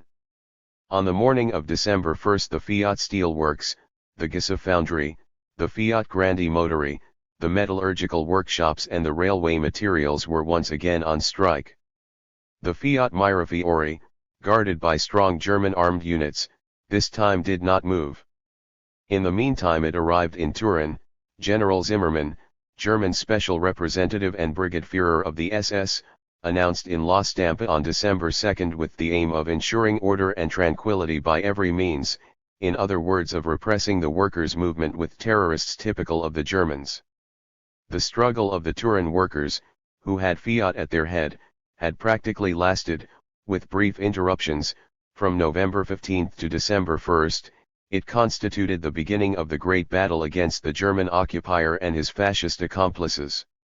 A report from the Communist Organization of Turin to the direction of the PCI for occupied Italy concludes as follows: in the third phase of the agitation, the strike did not take place at Mirafiori, where our organization is weakest. 21 It had instead been started to Fiat Grandi Motori, Acciaierie Metallurgiche, SPA, Viberti, Fondieri Fiat, Railway Material, Aeronautics, etc. Having failed in the main factory that had started the strike movement and which due to its importance influences the other factories of the city, the province, and the region, the strike ended on the afternoon of December 1 and with this can be considered concluded. First phase of strikes. The reasons that led to the end of the strikes can be summarized as follows. A. The wage and food concessions, for this month at least, are of a considerable amount. Suffice it to say that in addition to the 500 lire of extraordinary bonus and the 30% increase in salary, it was granted as a Christmas bonus in place of the 53rd week of 192 hours of work. B. The intimidation that played on the psychological effect determined by the arrival of the SS general who came specifically from the Eastern Front. C. The intervention of socialist elements to convince the workers. 21 At that date, at Fiat Mirafiori, out of 14,000 workers there were only 27 cell groups, with a total of 70 members. The Federation's report says, this is the most important establishment, but also the one with which up to now it has been most difficult for us to connect. The difficulties were given by the reasons for the displacement and the confusion created by the German occupation. With Fiat Lingotto we are already further along in the reorganization work. Organizational report dated December 25, 1943. 414. You will be able to postpone the agitation and to avoid the unleashing of Hitler's beast. It must be borne in mind that, except for the Action Party, all the parties of the National Liberation Committee acted to end the strike. The worsening of the class struggle means that our relationships with other classes and parties have become more rigid. Meanwhile the Germans mobilize industrialists, company directors, and surveillance personnel to organize espionage in the factories. New workers appeared with unclear tasks. The German is thinking of using the strong way and, although he hesitates to break the deadlock, one must expect the unleashing of a grand offensive and be prepared to face it. 22 In January, work began at Fiat and in the other Turin workshops to organize the general strike in all the regions of occupied Italy. On January 24 there was a new attempt by the management of Fiat Mirafiori to elect the internal commission of experts. Who knows why they decided to add the qualification experts, but this time 90% of the ballots turned out to be blank and on many others it was written, W. Stalin, W. the Red Army, death to Mussolini and Petixi. However, in the same days, the secret agitation committee was established. At the beginning of February, the preparation for the strike was well underway, but even the enemy was beginning to suspect that something big was brewing. In 3 Mirafiori workshops the management suspended work for 3 days, on the pretext that the balls were missing. It can be assumed that it is a maneuver to prevent the strike by scaring the workers and disorganizing. We gave the password to all show up for work and demand full payment for the day. 23 Despite the repeated postponements which caused setbacks, alarmed the opponent and allowed him to maneuver by granting the workers of many workshops early holidays, the strike was also fully successful in Turin. On the morning of March 1 the Mirafiori workers entered the factory, but did not start work. They discussed the demands to be presented and appointed a commission. Unlike what had happened in November, the management of Fiat, and 22 report of the Communist Federation of Turin of January 1944, to the management of the PCI for occupied Italy. Archive of the Garibaldi Brigades. 23 Letter from Alfredo, Arturo Colombi, of February 17, 1944 at the direction of the PCI for occupied Italy. Archive of the Garibaldi Brigades. 415. The other companies also did this, refused to negotiate, stating that to do so the authorization of the German command was needed, since the commission was considered illegal. The agitation committee then sent the demands to the management in writing. After waiting all morning and eating their meal in the refectory, the 14,000 workers at the plant went on strike. The same was true for the 6,000 from Fiat Lingotto, the 5,000 from the Air Force, the 4,000 from Railway Material, the 1,200 from the Fiat Foundries, the 4,000 from the Fiat Steel Works and those from the other plants not put on holiday. On March 2, the workers of Mirafiori, Lingotto and Riv entered the factories, but without returning to work.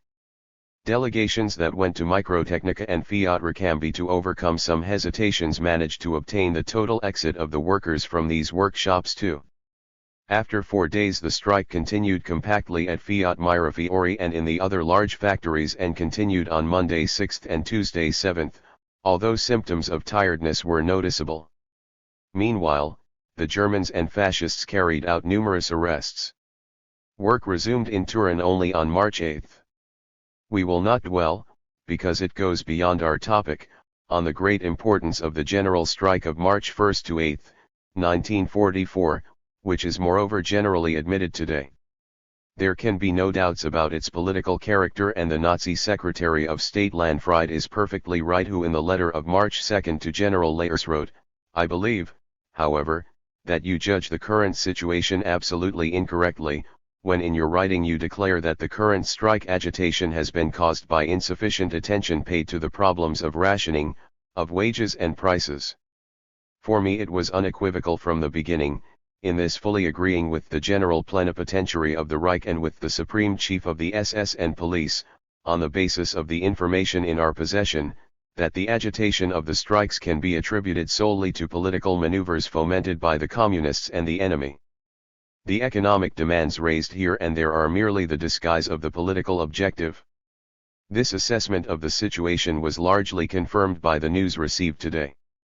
2424 from the letter of the Secretary of State F.W. Lanfried, head of the MI in Italy, to General Leyers, responsible for Italy of the Reich Minister for Armaments and War Production, dated March 2, 1944.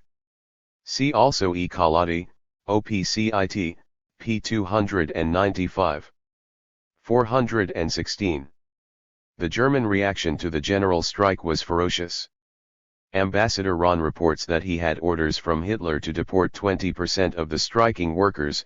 The idea was monstrous, even more so, he adds, since all the technical prerequisites for carrying out similar transports were also missing. Rahn threatened to resign and obtain the reinstatement of the order by foreseeing the further damage that would be caused to war production by the deportation of such a large number of workers. 25 However, 700 workers were deported from Turin, mostly from the Fiat workshops, and several hundred from Milan and Genoa. The consequences did not fail to make themselves felt, and even by May 1 they had not completely disappeared, to the point that the 15-minute work stoppage, decided by the secret agitation committees, was only partially successful. They stopped only part of the Mirafiori workshops, Spa, Grandi Motori, Ferriere Valdocco and other factories.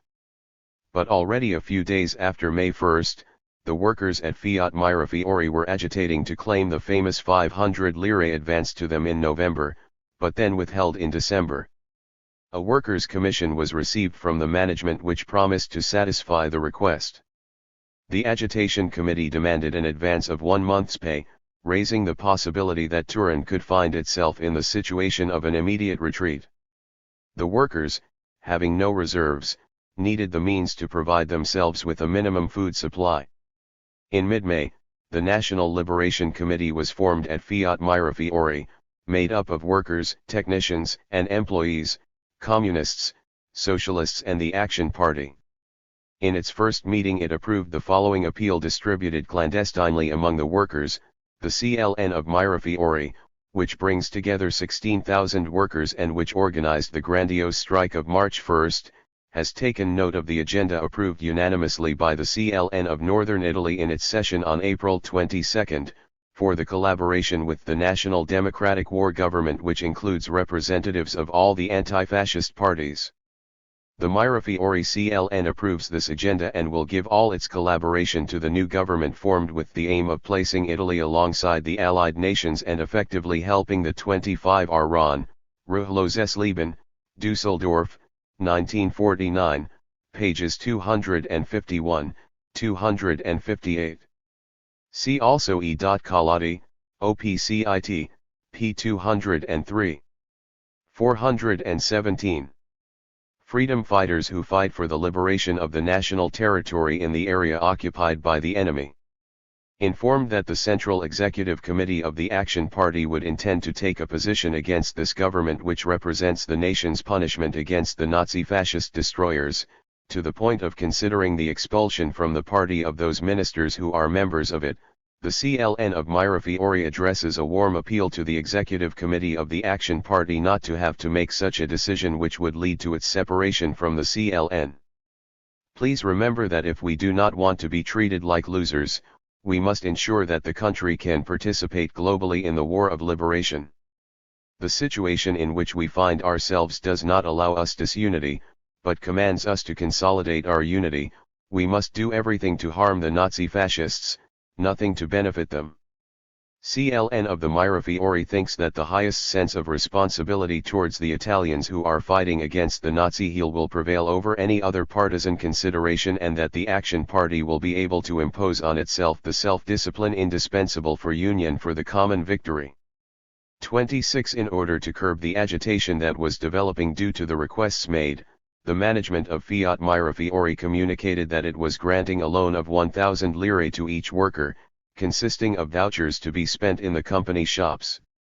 These outlets only had very poor quality canned goods. The Agitation Committee issued the directive to refuse such loan. Only about 50 workers out of 16,000 collected the vouchers. The economic reasons for the agitation were added to the political ones: the defense of the young workers of the classes of 1923, 1924, 1925, already exempted and who were forced to enlist to be sent to work in Germany. To calm things down, the management communicated that the young people sent to Germany would always be considered as part of Fiat's staff. Very little consolation for the many destined never to return from the German concentration camps. On June 12, night shift workers at Fiat Mirafiori went on strike against the circulating rumors of the next forced sending of workers to Germany. The liberation of Rome and the opening of the 26th from an information report from Turin to the direction of the PCI for occupied Italy, May 30, 1944. Archive of the Garibaldi Brigades and the ISRP, Turin. 418. Second Front had recreated an atmosphere of enthusiasm among the workers. They felt that we were approaching the decisive and victorious phase of the war of liberation. Against the deportation of men and machines there on Thursday, June 15, word suddenly spread among the workers of Fiat Mirafiori that in the next few days the dismantling of the machines from Workshop 17, Aviation, to be transported to Germany would begin. The news creates lively excitement among the workers and a commission is immediately sent to the management for explanations. Having not obtained any satisfactory response, the next day the Agitation Committee issued the instructions for the strike. On the morning of the 17th, a leaflet inviting workers to strike was posted on all the walls of the Fiat Mirafiori workshops. At 9 o'clock sharp, work stops in all departments and workers pour into the yards and refectories where 4 short rallies are held. At 10 a.m. the workers gather in the large square overlooking the management offices where the general director, Professor Vittorio Valletta, gives them this speech: "A little while ago, as I was leaving, some of your comrades asked me about requests made to the Fiat management. The answers I gave them are the ones that, at their request, I am reporting to you now. I know that your greatest worry is determined by the fear of being picked up and sent to Germany. It is good for you to know that no Fiat employee has ever been sent to Germany. Your comrades arrested in various circumstances have been released at our request. Good, shout the workers. The management works continuously day and night so that what you fear doesn't happen. And the cars? Shout the workers. We are dealing with the machines not with shouts and clamor, but with responsibility and guarantee. We don't want the cars to go away, interrupts a worker. That gentleman who shouts, what did he do to stop the cars? Has he taken action to ensure that not a single car leaves Fiat? We in the management, myself and all the other members, have simply exposed our chests. Nothing is achieved by doing what you do. They shout, down with Germany. 419. This is not an operetta moment, it is a tragic moment, of a tragedy that lasts day and night. You must not do something foolish towards a nation whose troops occupy our territory. The German command wanted to take away the entire unit. He refers to the 17 Aviation Workshop. I managed to get the machines and men to remain within the borders of Italy. I was able to achieve much more than you would have achieved by shouting and abandoning your work. It is the management of Fiat that must be concerned first and foremost, so that neither a man nor a machine is taken away from Fiat to be taken elsewhere. Interruption, but in the meantime the Germans want to take away the machines. The German command safely foresees a very violent bombing of our aviation unit, which is precisely why its program is to transfer this unit. I opposed it. Men and machines must not go to Germany. The German command ensured that the machines would be taken to the Gardzona where, as is known, there is a large system of tunnels with machines and people working. Since we couldn't find anything better, and there wasn't a more suitable place, we agreed. Interruptions, we want guarantees. We have obtained the guarantees. I want my men who follow the machines to have the same wages, the same treatments. Family members must not suffer from this transfer. They shout, at Garda you are on the border. It is in our interest and we will insist until we are satisfied that the machines remain here, although there is reason to think that they will not be taken away from us. It is in the company's interest that the cars remain at Fiat. We don't do like other small and large companies that abandon their workers to their own devices. It is in the interest of Fiat, of all of us, especially of the management and of Agnelli, who we have defended, exposing ourselves not only with chatter, but with our chests. So we defended our machines. I advise and urge you to get back to work. This is for your safety. Don't abandon your job, as I have already told you in other circumstances. Interruptions, we don't want to work. Those who shout don't understand anything or don't want to understand, let those who have a better head explain it to them. Anyone who doesn't want to work should leave Fiat. Now it's about not losing your mind. Screams and various interruptions. One voice distinctly asks that the issue of exemptions be clarified. 420. This reminds me that I didn't sleep last night. I went to Como to obtain exemptions for the classes of 1920, 21, 26. We managed to obtain them after fighting and praying, despite the no said by some authorities present in Como. We obtained that out of 1,800 belonging to those classes, 1,200 exemptions were granted to workers and, listen to me carefully, whether or not they belong directly or indirectly to the manufacturing of aviation engines, aircraft, ball bearings, and other manufacturing. No company has been able to achieve what we achieved regarding exemptions. I finished. 27 From Vallada's speech the workers draw the conclusion that chatter is chatter, but the machines must not go away. At 10.30 the workers go to the refectories where 4 short rallies are held. Reason for them: cars must not go to Germany. Vallada is an accomplice of the Germans. As the workers leave the refectories, a truck and a tank with machine guns, mounted by Republicans, enter the factory square. However, they turn away greeted by the invectives of the workers. Shortly afterwards they leave the factory. Upon their arrival, many workers had armed themselves with iron bars. After an hour's stop, 4,000 workers left the workshops, while the bulk left at 1 p.m., as ordered by the agitation committee. The news of the strike at Mirafiori puts all the factories in Turin in turmoil. In party meetings, the latest party directives are read and enthusiastically welcomed. Everyone has the clear impression that the decisive battles are approaching. Between Saturday and Sunday, 2 leaflets are distributed in thousands of copies. One from the Agitation Committee and one from the Federation. On Monday, June 19, the strike continues unitedly at Mirafiori. 20% of the workers did not show up at the factories. The others are in the factory, but they don't work. The enthusiasm is even greater than on the first day of the strike. The negotiations between the Workers' Commission and the management continue until midday. They focus on economic demands and the problem of machines.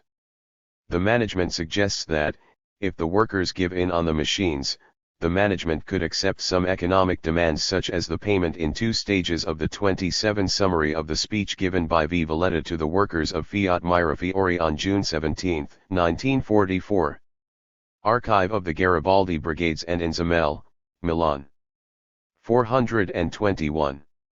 192 hours, an increase of 300 lire per month for the cost of living, an advance payment of 1,500 lire. The Commission insists that the fundamental problem is that of machines. In the afternoon, a general rally inside the plant where a comrade speaks, reporting on the ongoing negotiations and inciting the workers to fight. The management calls a meeting in which the workshop managers, department heads and team leaders participate and invites a worker representation from all the workshops. The workers decline the invitation. Professor Valletta and a German colonel speak in the presence of 120 people. Valletta says, economic concessions will be made on the condition that the workers do not resist, but rather help the management to dismantle and ship the machines. The German colonel adds, Germany urgently needs the machines, the dismantling work must begin tomorrow morning. If the workers oppose, I will use force and have the tote workers come. Responding to the appeal of the PCI Federation, the workers of the main Turin factories enter into struggle.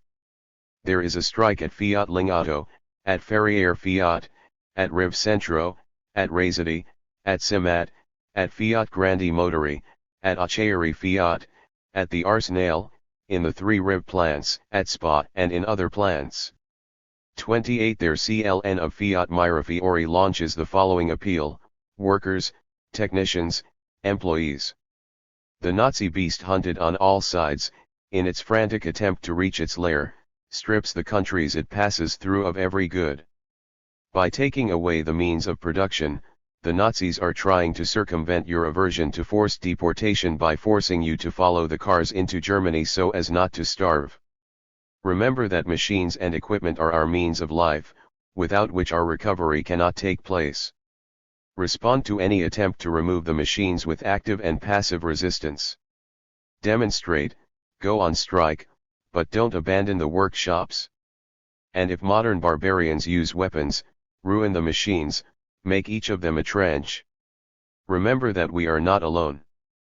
29-28 From the report of the Secretariat of the Communist Federation of Turin of June 23, 1944, 10 days of strike in Turin and its province. Archive of the Garibaldi Brigades.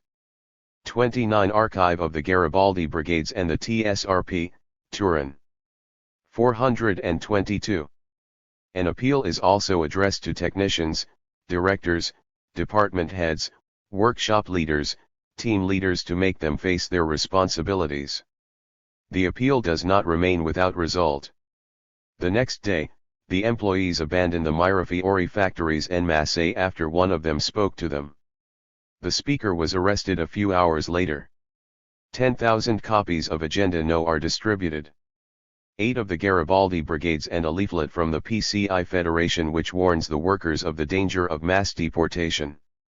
Defense instructions are given. Everywhere people are asking for weapons. The most advanced part of the workers is willing to fight, but the lack of weapons creates uncertainty. The lack of gapist action is felt. The next day, Tuesday, June 20, the strike continues unitedly at Mirafiori. At 10 a.m. the workers gather in two rallies where the applauded speakers incite them to fight. At 10:30 about 20 German soldiers arrive and, after disarming the carabinieri, enter workshop number 17 firing a series of salvos. The workers are disconcerted, but the exhortations of the Director General are of no avail, nor the threats of the Germans. They refuse to resume work. Toad workers are introduced and begin dismantling the machines. Following the intervention of the Germans and the shooting, two currents are formed among the workers, one for the continuation of the strike until Monday 26th without returning to the factory, the other for the continuation of the strike remaining inside the factories. On Wednesday 21st, the strike continues unitedly at Mirafiori and in the other factories and is spreading further. The German command orders a lockout in all factories where the strike is underway. The morale of the strikers is high. We ask for weapons and the intervention of the Gapists. On Thursday, June 22, a massive aerial bombardment takes place. Mirafiori was hit and Workshop 17 was partially destroyed. The fact that the bombs hit their target created a very good impression among the workers.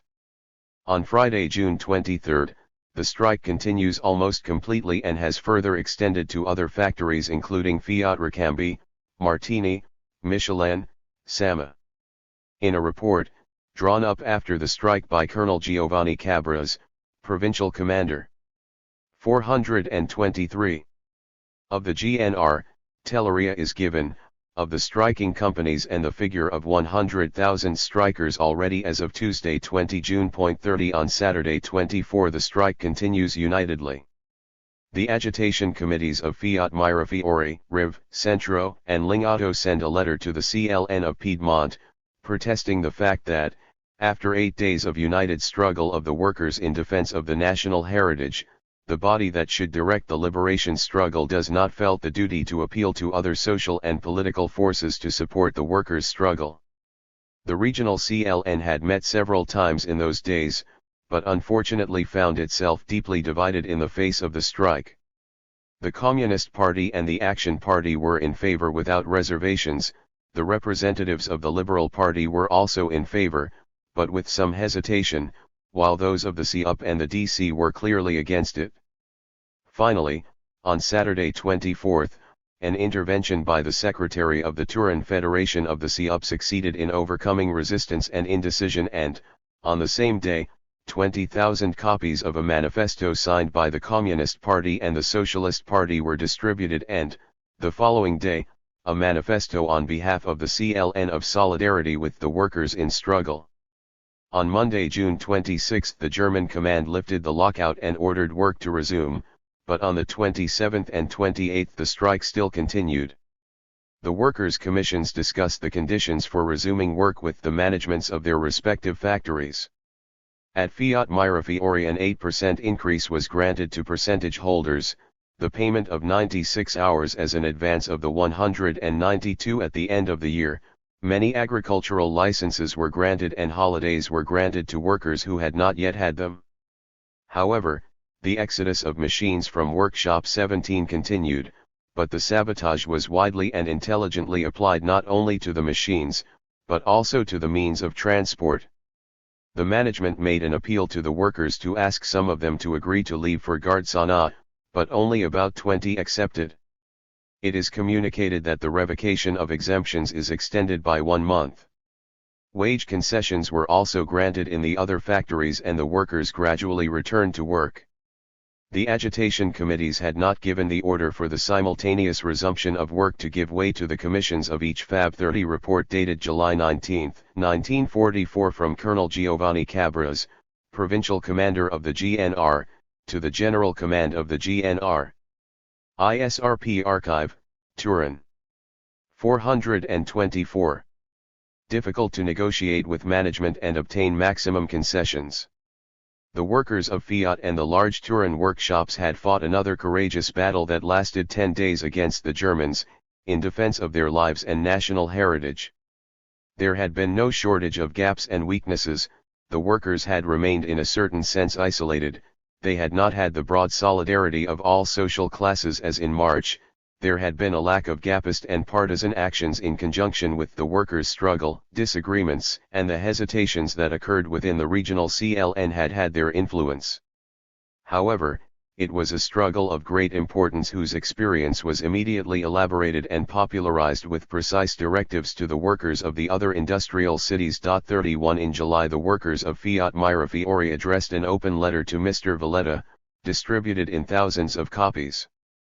Pressure continued at Mirafiori to induce workers to go to work on the Gardzana, where according to information 6,000 workers were working in tunnels in grueling conditions. Half of those workers had been rounded up in Genoa, and deported there to forced labor. The management of Fiat Mirafiori threatened layoffs to force workers to enlist for the Gardzana.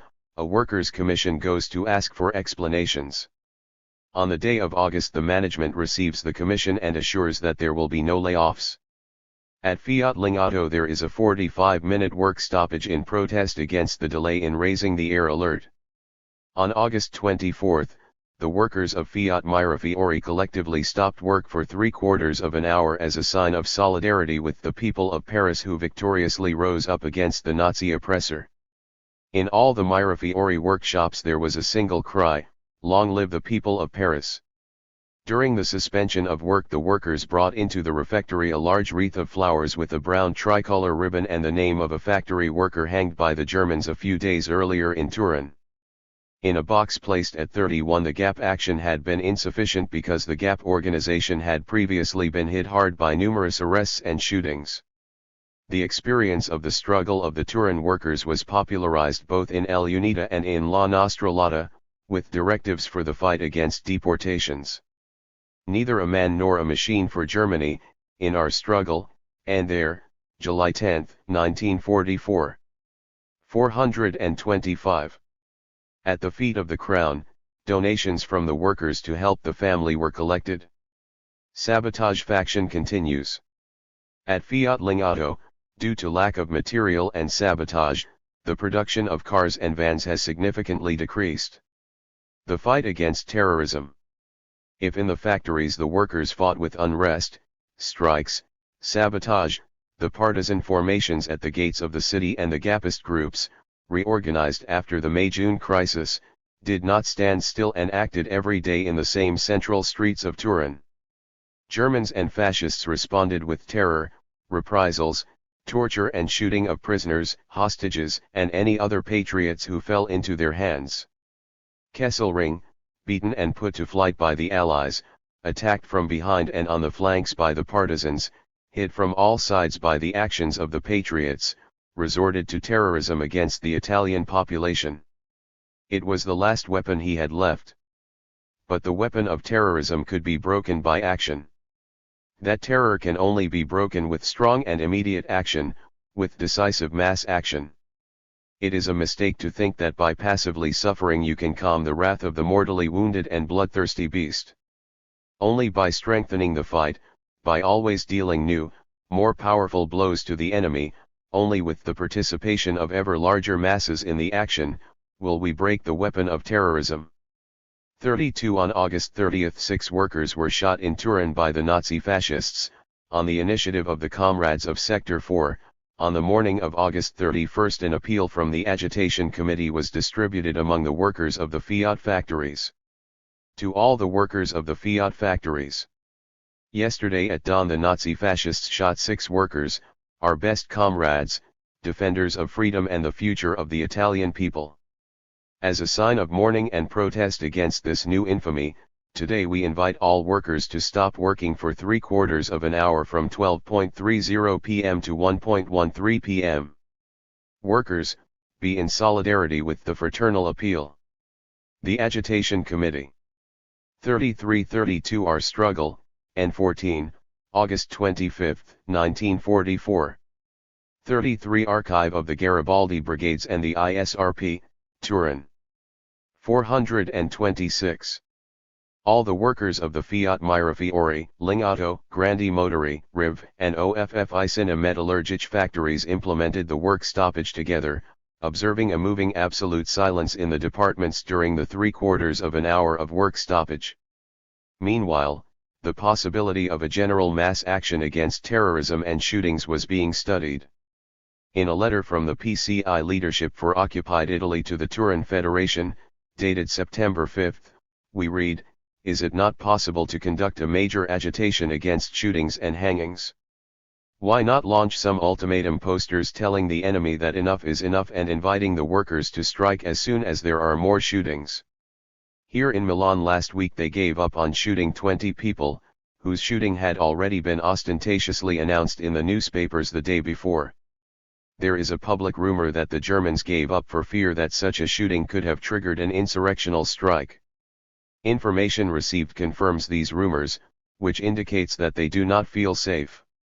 34:35 on September 25 at Fiat Mirafiori and Lingotto, another half-hour strike to protest against further shootings.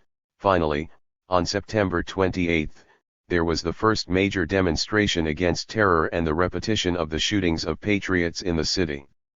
At 10 a.m. sharp the workers, employees, and technicians of Fiat Mirafiori went on strike for an hour.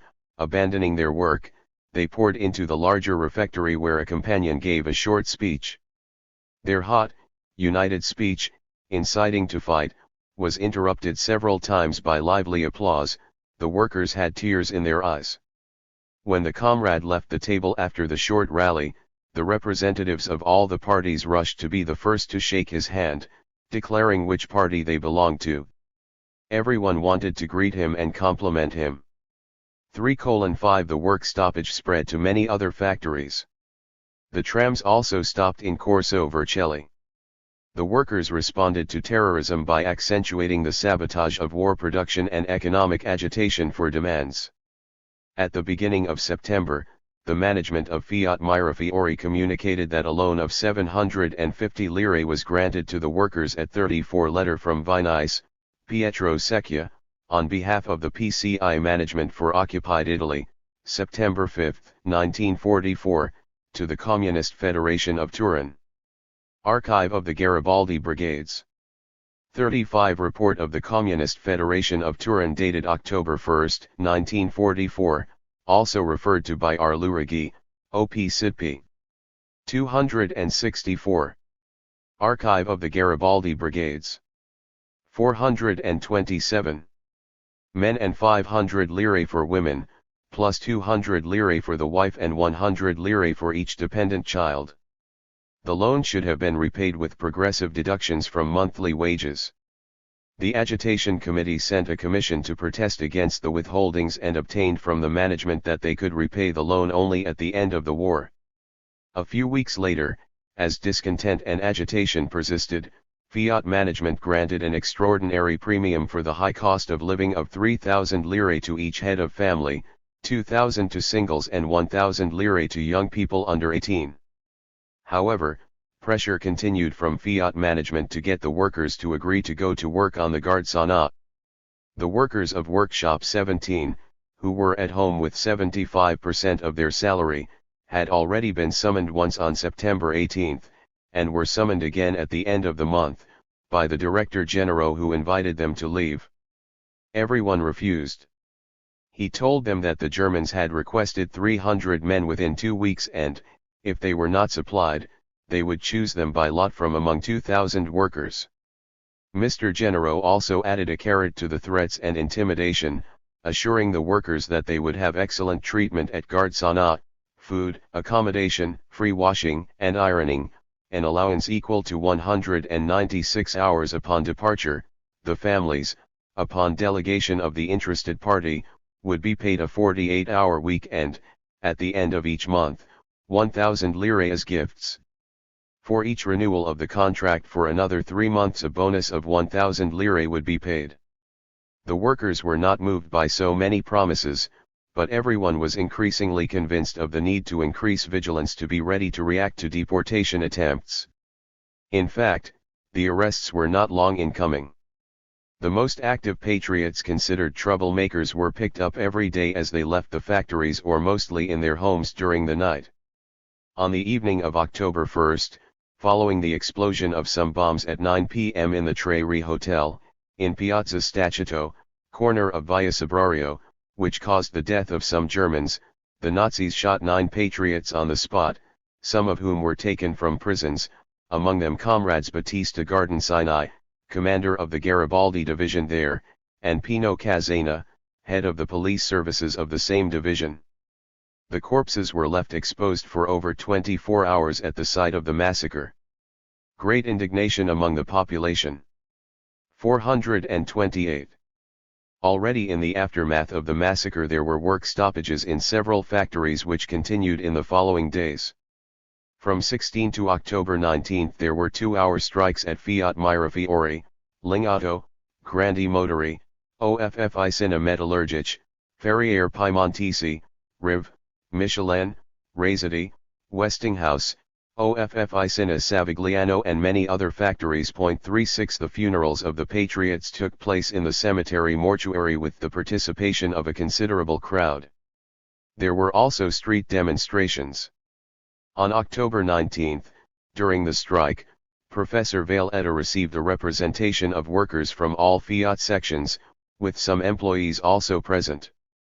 After a brief preamble by Valletta, a delegate from Grandi Motori spoke, explaining the conditions of terror in which the workers were forced to work and proposing a minute's silence in honor of the victims of fascist barbarism.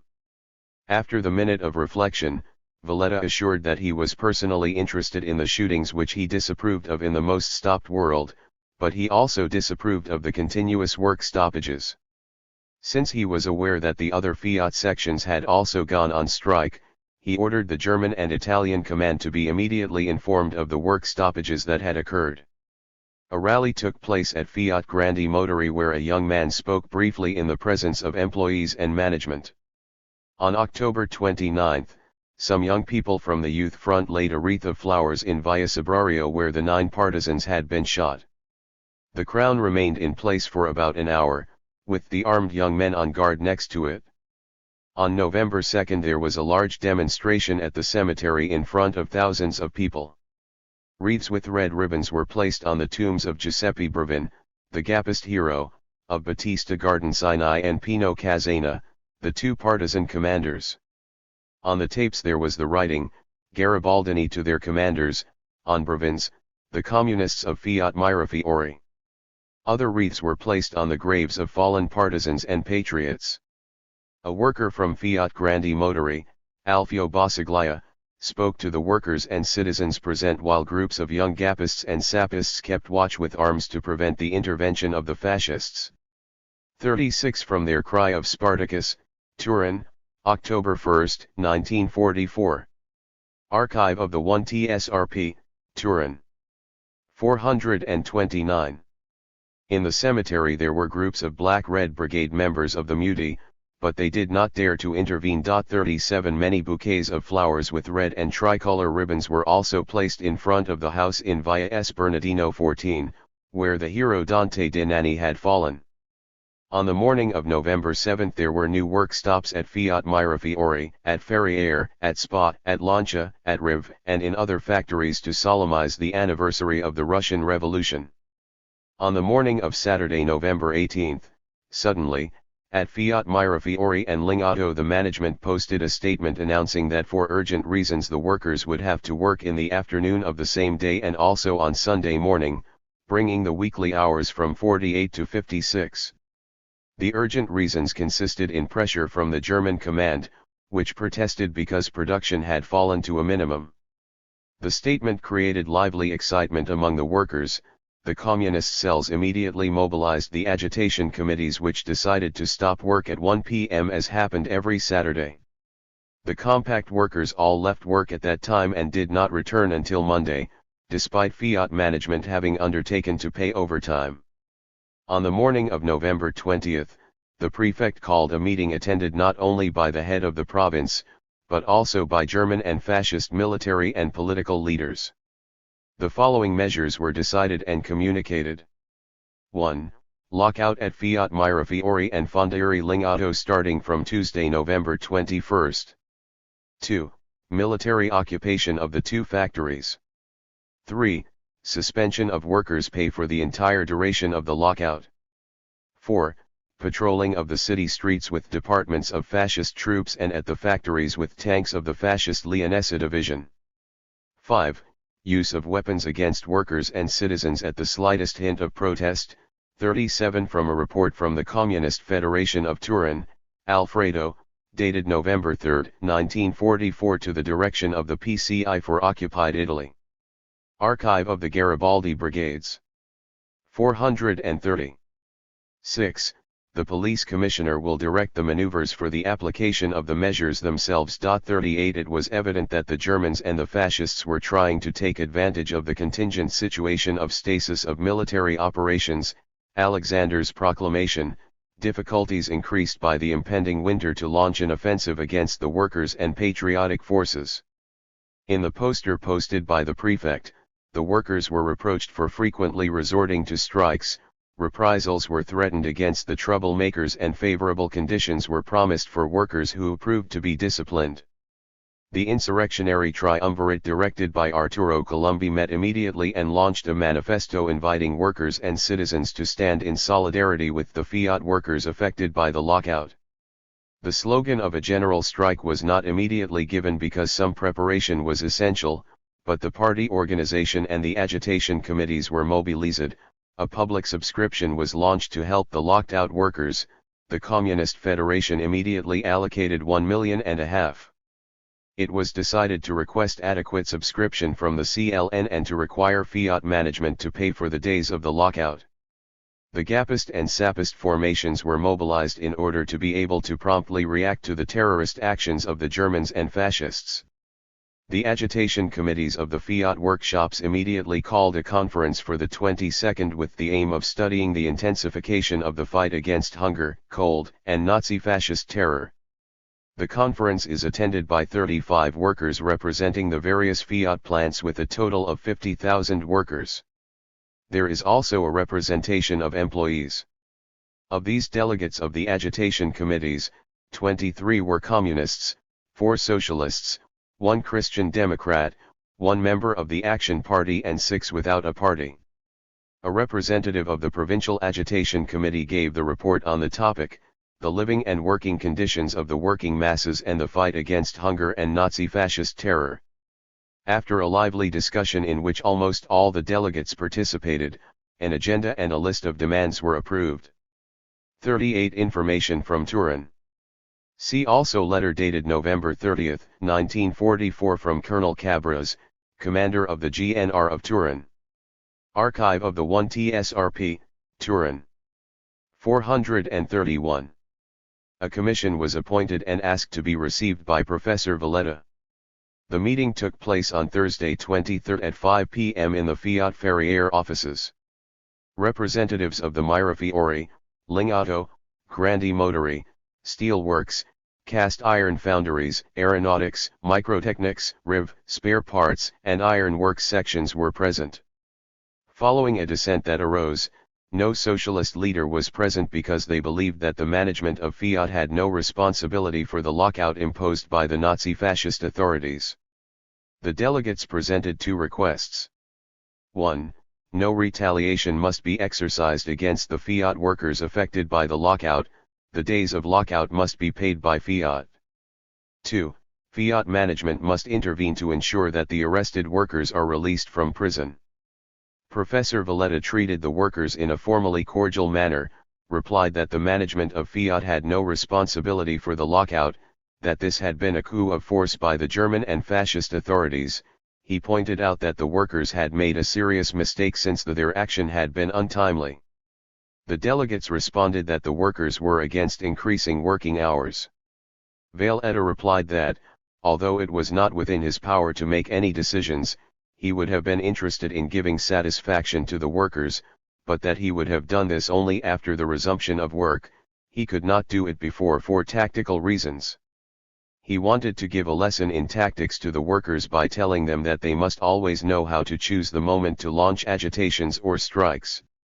The strike, he observed, is like an empty gun aimed at an opponent who does not know the condition of the gun, but if the trigger is pulled and the opponent notices the inefficiency, then he can gain the upper hand. He was told that the gun was loaded and that if the workers had pulled the trigger the adversary would have noticed and would have been hit hard. Since the meeting had ended with nothing concrete, the Provincial Agitation Committee decided to call the workers of all the factories to strike on Wednesday the 29th, although the last day of the lockout was the 28th. At 10:30 on the 29th, the main factories of the city were stopped and the workers sent delegations to their respective managements. 432.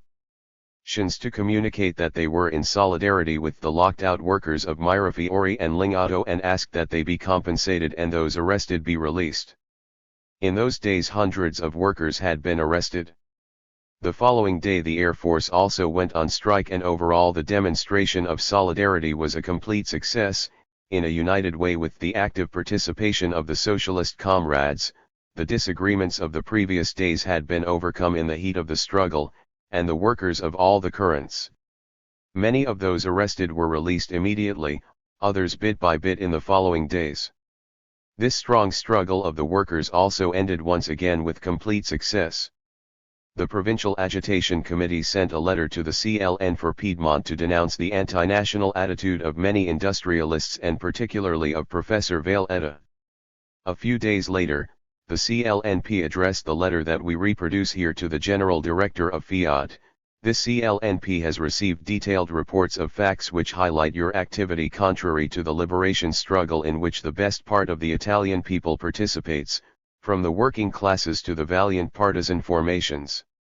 We believe that all social classes should feel the duty to participate in the struggle with those various forms applicable to the activity that each one carries out, and we therefore trusted that your person would be inspired by these principles. The recent episode of the lockout, his attitude towards factory commissions has disappointed this trust and created an opposite belief among the masses. Furthermore, the living conditions still given to workers, absolutely inadequate for the economic needs of the moment, do not speak in his favor. Fiat has not yet provided, through the organization of its outlets, a sufficient food supply, just as, despite the intentions expressed some time ago, it has not worked to solve the fuel problem. If to these facts we add the more serious one of the collaboration given in a tangible way to the German occupiers and the fascists with the increase that occurred in war production in the past 2 months, and if we still keep in mind the continuous pressure exerted on your part so that this increase in production is brought to an even greater level, undoubtedly the Liberation Committee must consider it an enemy of the national cause. The future developments of his activity will be more minute. 433. Carefully monitored and examined, and, should this call of ours prove ineffective, the CLN will be forced to take all those measures that the state of affairs and the condition of the struggle until final victory require. With the strikes and unrest the workers had achieved their main objective of dealing a strong blow to the Nazi war machine by sabotaging production, which had fallen sharply from 1943 to the end of 1944. A slight increase had occurred only in the last 2 months following strong pressure from the Germans and Fiat management. The production of trucks at Fiat Mirafiori had gone from 422 to 250 units per month, that of tanks at Spa from 33 to 22, and then had gradually been reduced to a few units. Over the course of the winter, production at Mirafiori dropped to below 10 trucks a day instead of the 70 daily in 1943. The same collapse, moreover, had occurred in the other Fiat plants and the various companies.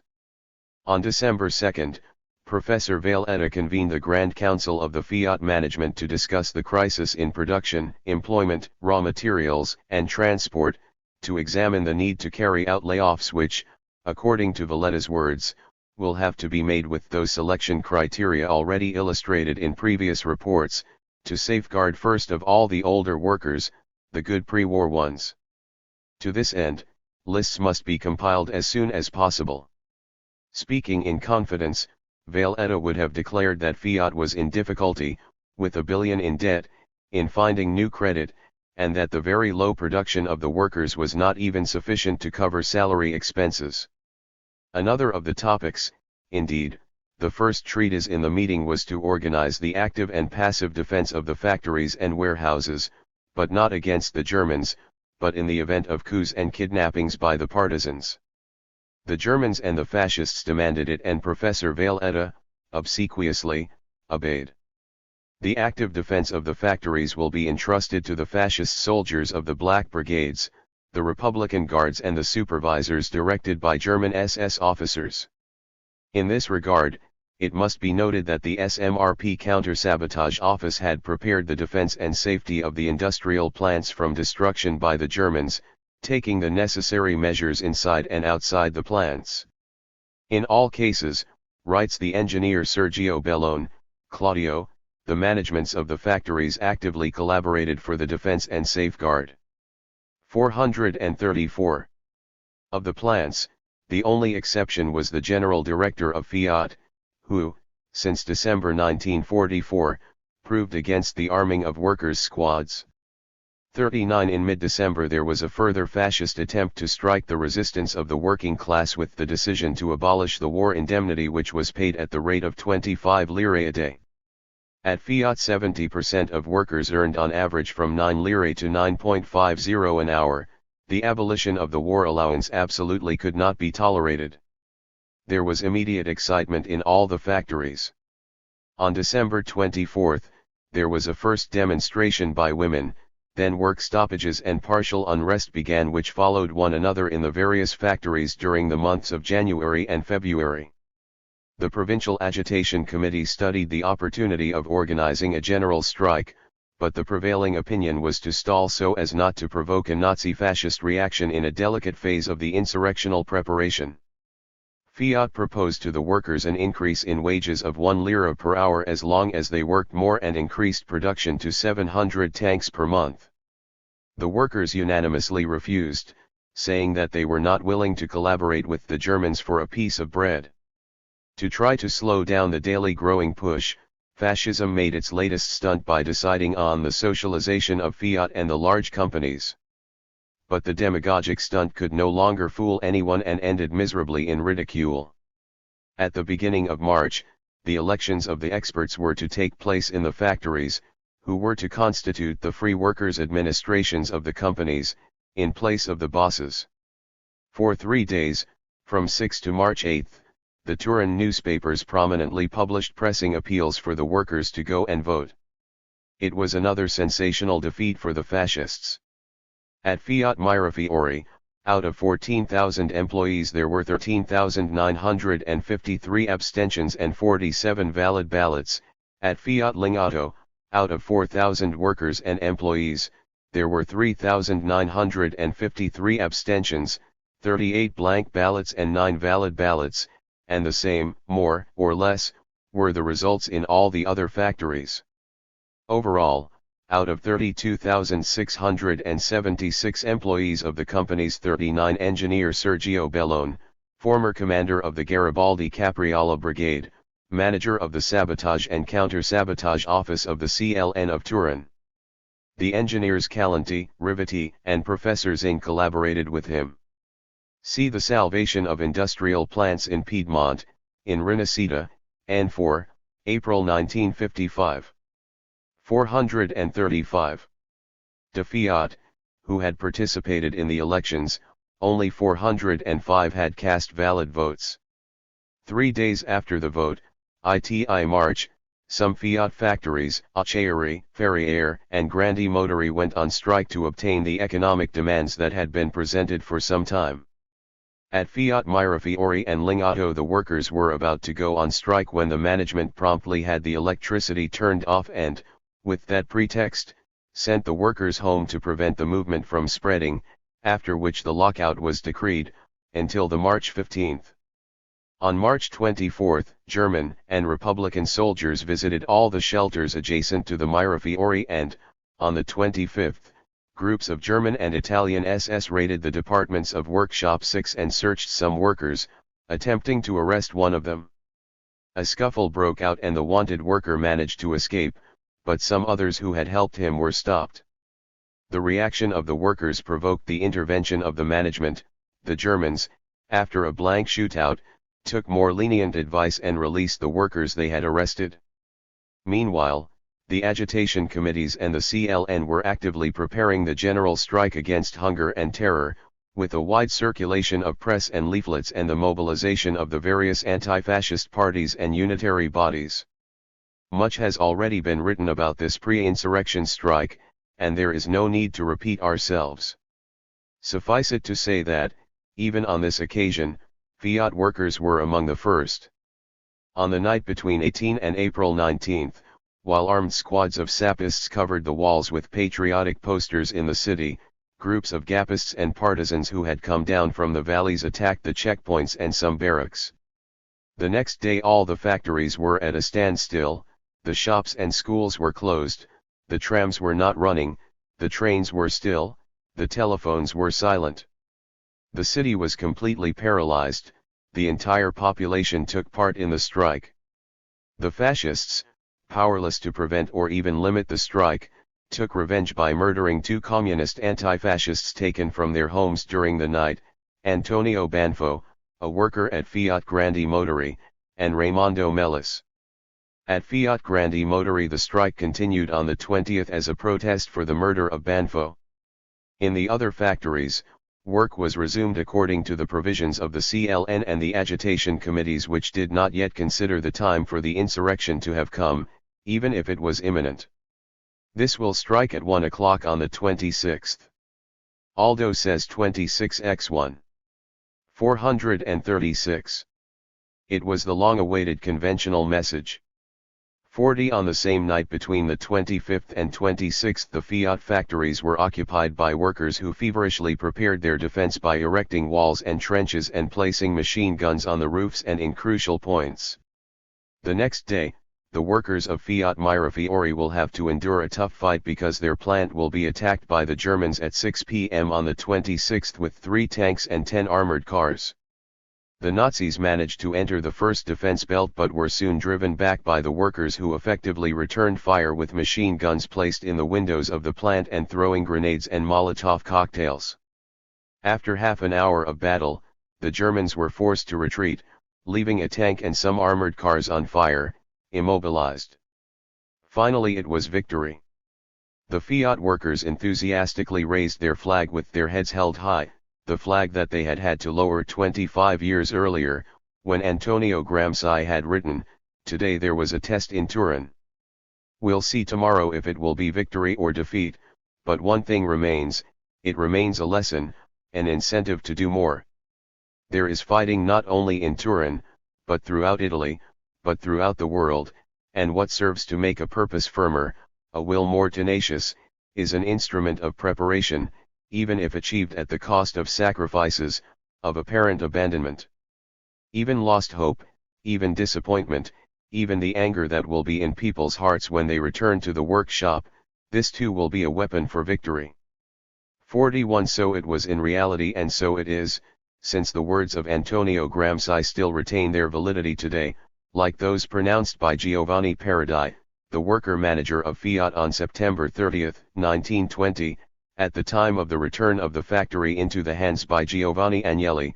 "Tomorrow," he said, "we will do like yesterday. We will work, but we will work here and outside of here to establish a better society. You are free, if you believe that the present order is better, to work here and abroad to maintain it and fight our aspirations. Today everyone takes their place again. And it's a battle site." 42. 40 P. Secchia, Aldo Dice 26x1, Fultrinelli, Milan. 41 A. Gramsci, unsigned article, in Avanti. Piedmontese edition, April 3, 1920 and L'Ordine Nuovo, Einaudi, Turin, p. 107. 42 From the Chronicle of the Occupation of Fiat Centro, written by Giovanni Paradis, a communist worker who was responsible for the occupation of the factories in Turin in 1920, in collaboration with the other Fiat workshop commissioners. This chronicle was published almost in its entirety on the 10th anniversary of the occupation of the factories in Lo Stato Operaio, N10, October 1930, Paris. 437. The Blessed Resistance 4. Dear comrades of the historical magazine of socialism, I have made, in recent days, a sensational discovery which forces me to cover my head with ashes and apologize for a serious gap inherent in my writing on Fiat in the period of the resistance, published in issue number 21 of your magazine. I was unaware of a great text, a truly monumental work, published 16 years ago by the great industrialists, which brings new light on the powerful, decisive contribution of this emeritus category to the success of the resistance. The managers of the largest monopolies, Fiat in the lead, were all on the front line in the partisan struggle, and we didn't know it. A large number of these men, resolutely putting their companies, their belongings, at times, and not a few, their freedom and their lives at risk, have completed, helped, integrated the action of the clandestine forces.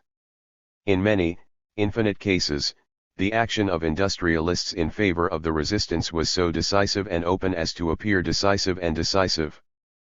43-44 All that remains for us to do is make solemn amends and prepare to review many judgments, to profoundly rework not only the study on Fiat, but the entire history of the resistance, since there are many of us who have sinned, and this is a relief to me, and I'm in good company.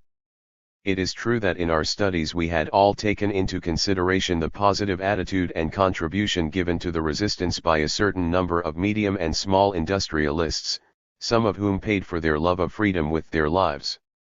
But that's not what it's about.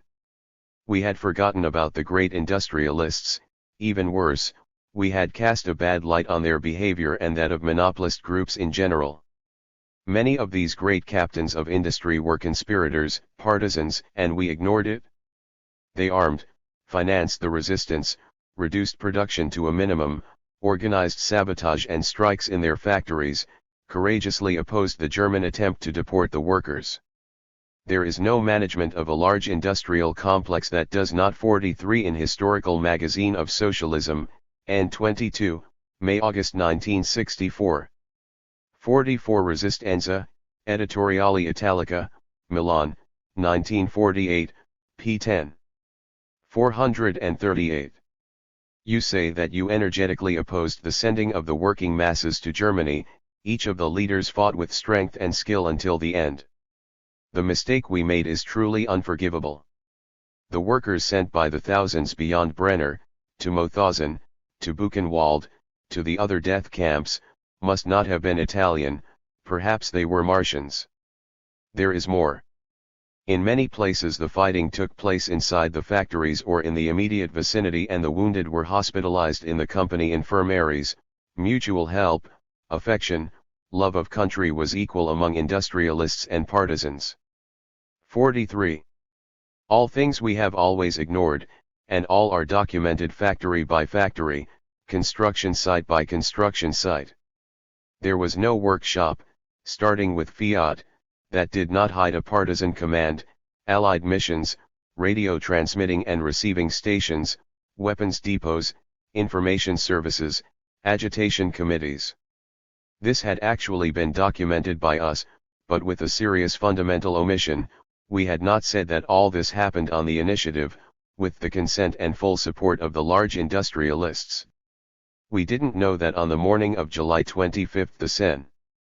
Giovanni Agnelli soon arrived at the office, and his first act was to telegraph to Battaglio to welcome the return to freedom on behalf of all of Fiat and to make the work of Fiat and the newspaper La Stampa available to the new government. Property of Fiat.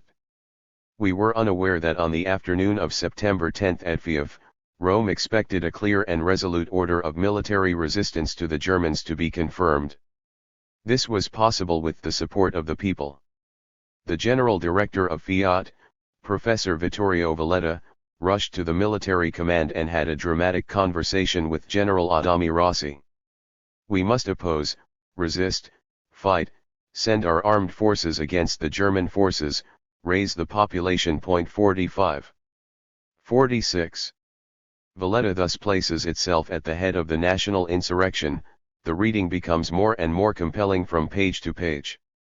Listed, one by one, are all the dates on which, during the 18 months of occupation, Giovanni Agnelli and Vittorio Valletta were threatened with arrest by the Germans, called, sometimes even at night, taken to certain villas where proud conversations with the 45 Ibid, p. 114. 46 Ibid, p. 117. 439. German commanders. Fortunately they always escaped, but every time by a hair's breadth. Continuing the reading we find all the others, the comrades Dungani, Faina, Marinati, Pirelli, Rivetti, the Crespis of the Corriere della Sera, the managers of Montecatini, Ferriere Lombarde, Offi Cineregina, Cuserini Cantoni Coates, Isata Fraschini, Offi Cine Falk, Dalmine, the cream of 100% patriots. Nobody is missing. And to think we were so unfair. But some extenuating circumstances must be granted to us, because these great industrialists who have provided us with all this information with such a large and rich volume, confess that in the past, out of modesty, they had kept silent about having carried out that risky activity in an invisible way. What will be exposed here, they conclude, will appear to be a revelation for many. The German didn't have to be faced, he had to be circumvented. It can be said that the entire anti-German struggle took place with this judicious tactic, especially considered today. 47 And to say that we and our partisan commands did not know such a clever tactic. We were truly reckless, unaware of the most elementary principles of military art. Amenities aside, however, I believe that the topic deserves to be addressed in a calm manner. Even that pile of jokes, lies, inventions, piled up data, but not all false, has its interest. Lies are also, in their own way, testimonies. In the meantime they push us to verify the data, to deepen the research, to explore more closely certain aspects of the resistance, which have so far been treated rather summarily. Recent studies have addressed the problem of the German administration in Italy and its relations with economic and industrial organizations, but none of us has ever ignored that the great capitalists also had financial and therefore political ties with the Allies, with the CLN, with certain men of anti-fascism and the resistance. We have always recognized that, after July 25 and especially after September 8, the great industrialists began to change their attitude not so much because they were touched by divine grace and suddenly converted to the ideals of anti-fascism and the resistance, but because the defeat of Nazism. Hence their cautious attitude towards the Germans, towards the Republic of Salo, their double-dealing. Nor have we ever remained silent about the influences that they managed to 47 Ibid, pages there, 114. 440. Exercise in the situation, waiting, and within the CLN itself.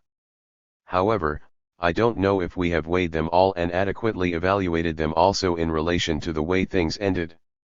All problems on which we will still have to dig a lot and which may help us to better understand the present too. But at the moment we are busy with other things. The celebrations of the 20th anniversary of the resistance follow one another at a rapid pace.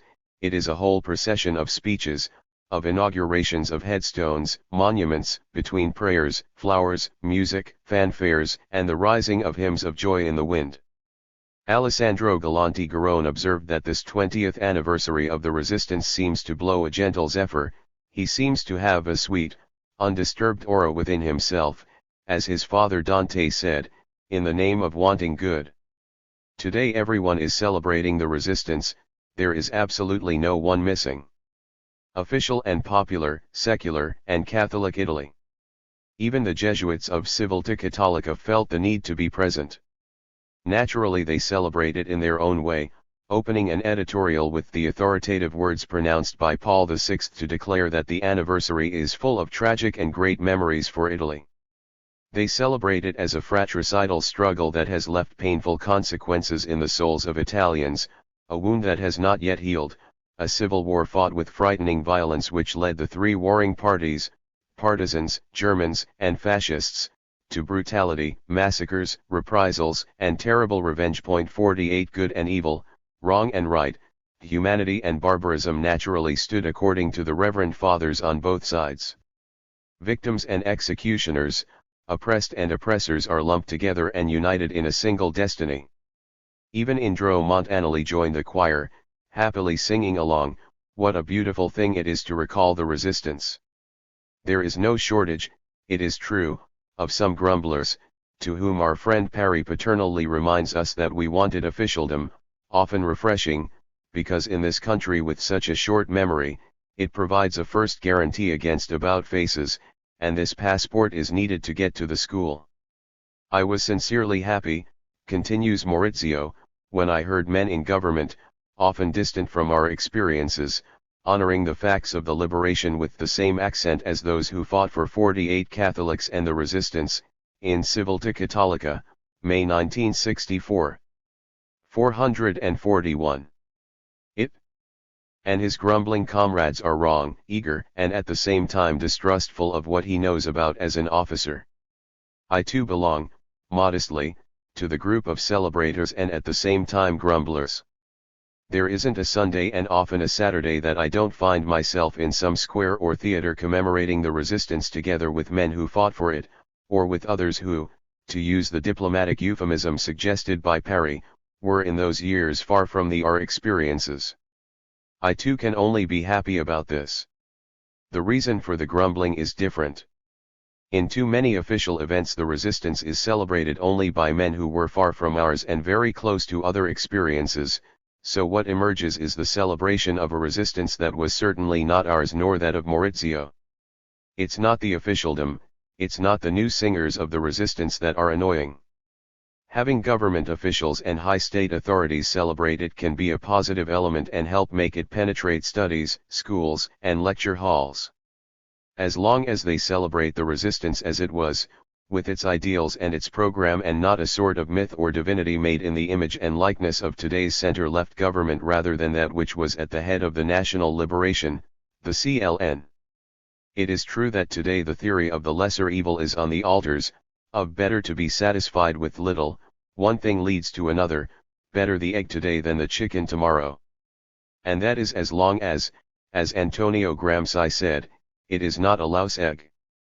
What quite a few people grumble about, and rightly so, are not so much the amen that often close the celebratory events, almost as if to give them a burial, but rather the open and brazen attempt by the new arrivals to deform, overthrow the resistance, present it with a ministerial face, with a rather sinister, funereal appearance. The government ruling circles, by monopolizing or almost monopolizing demonstrations, at least the most official ones, both in the squares and in the theaters and on television, try to present an emasculated resistance, without principles, without objectives, without social programs, as a great movement to which everyone took part, from Pius XII to Vittorio Valletta, and in which, as General Cadorna wrote, the great majority of the fallen gave their lives not to create a new regime of freedom in Italy, but in the name of traditional ideals, God, homeland, family. 442. Faced with these and other similar falsifications, how can we feel satisfied, how can we not grumble? Television shines in its work of discrimination and deformation. Of course, the programs dedicated to the resistance constitute something new, a step forward compared to the open denigration of the Cold War years, to the point that the fascist press lashed out against the airing of documentaries of the atrocities committed by the Germans and by fascists and the martyrdom of patriots. But the reading of the passages, the choice of letters, of the last words of those condemned to death is always done with subtle discrimination. The communists never appear in them either as ideas or as people, with the evident intent of highlighting the heroism, the sacrifice, the suffering, the thought turned to God. The ideals for which the fallen fought are never illuminated and clarified. Many of the celebratory speeches and television broadcasts abound with this rhetoric of sacrifice, of the faceless hero who is so distant and different from the living, precisely because he is dead. In the abstract exaltation of the strength of mind and nobility of the fallen, the desire to empty the resistance of its reality by ignoring its ideals and program appears clear. We certainly cannot declare ourselves satisfied, much less lend ourselves to similar deformations of truth and history. Young people want to know, but they don't want to be deceived. Furthermore, we are observing how those who contribute to transforming the resistance into a sort of myth, a religious phenomenon, are already starting to believe the legend they themselves put into circulation.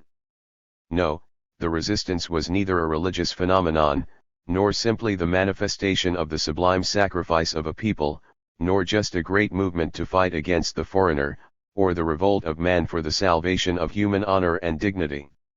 It is not permissible to ignore the ideals, the classes, the social forces that were the backbone, the driving forces of the resistance.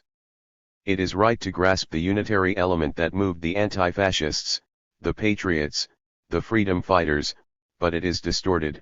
The resistance is denied when its program is kept silent, which was then summarized and translated into legal formulas in the Constitution, which still remains today, in its fundamental parts, unimplemented.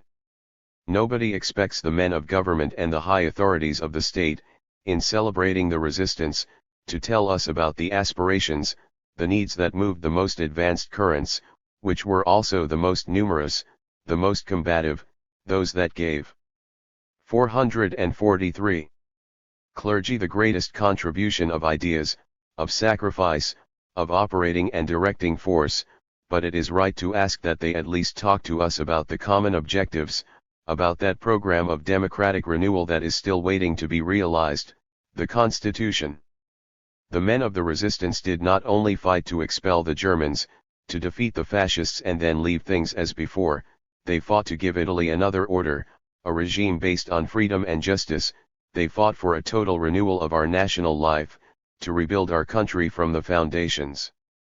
Celebrating the 20th anniversary of the resistance means recognizing that, in these past 20 years, steps forward have been made, that struggle was not fought in vain, but it also means underlining that a long way remains to be covered to renew Italy, to make it a country as the resistors thought and as was written in the Constitution, where the people were truly sovereign and well-being the living condition of all Italians and not the privilege of a few.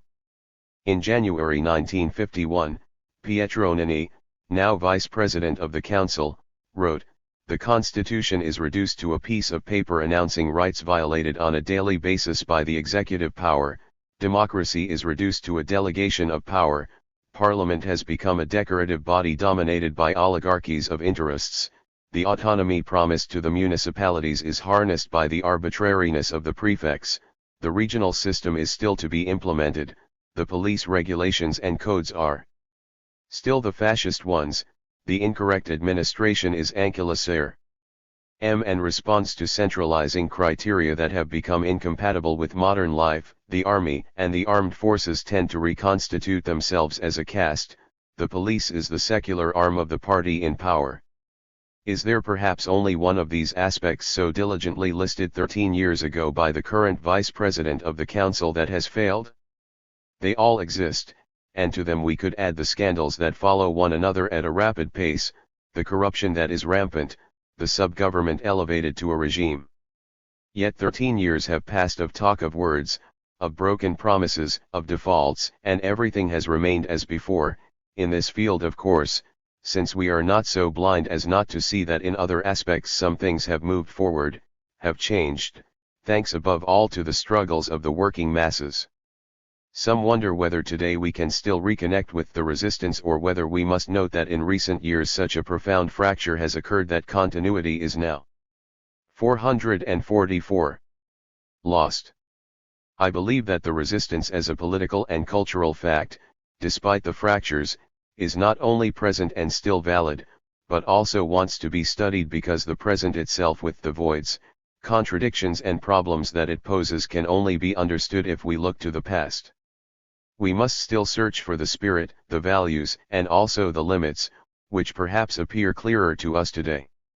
The celebrations should serve, more than is currently happening, to deepen, broaden, and give new impetus to the studies and interpretations of the resistance, which instead seem to have to give way only to rhetoric and occasional speeches.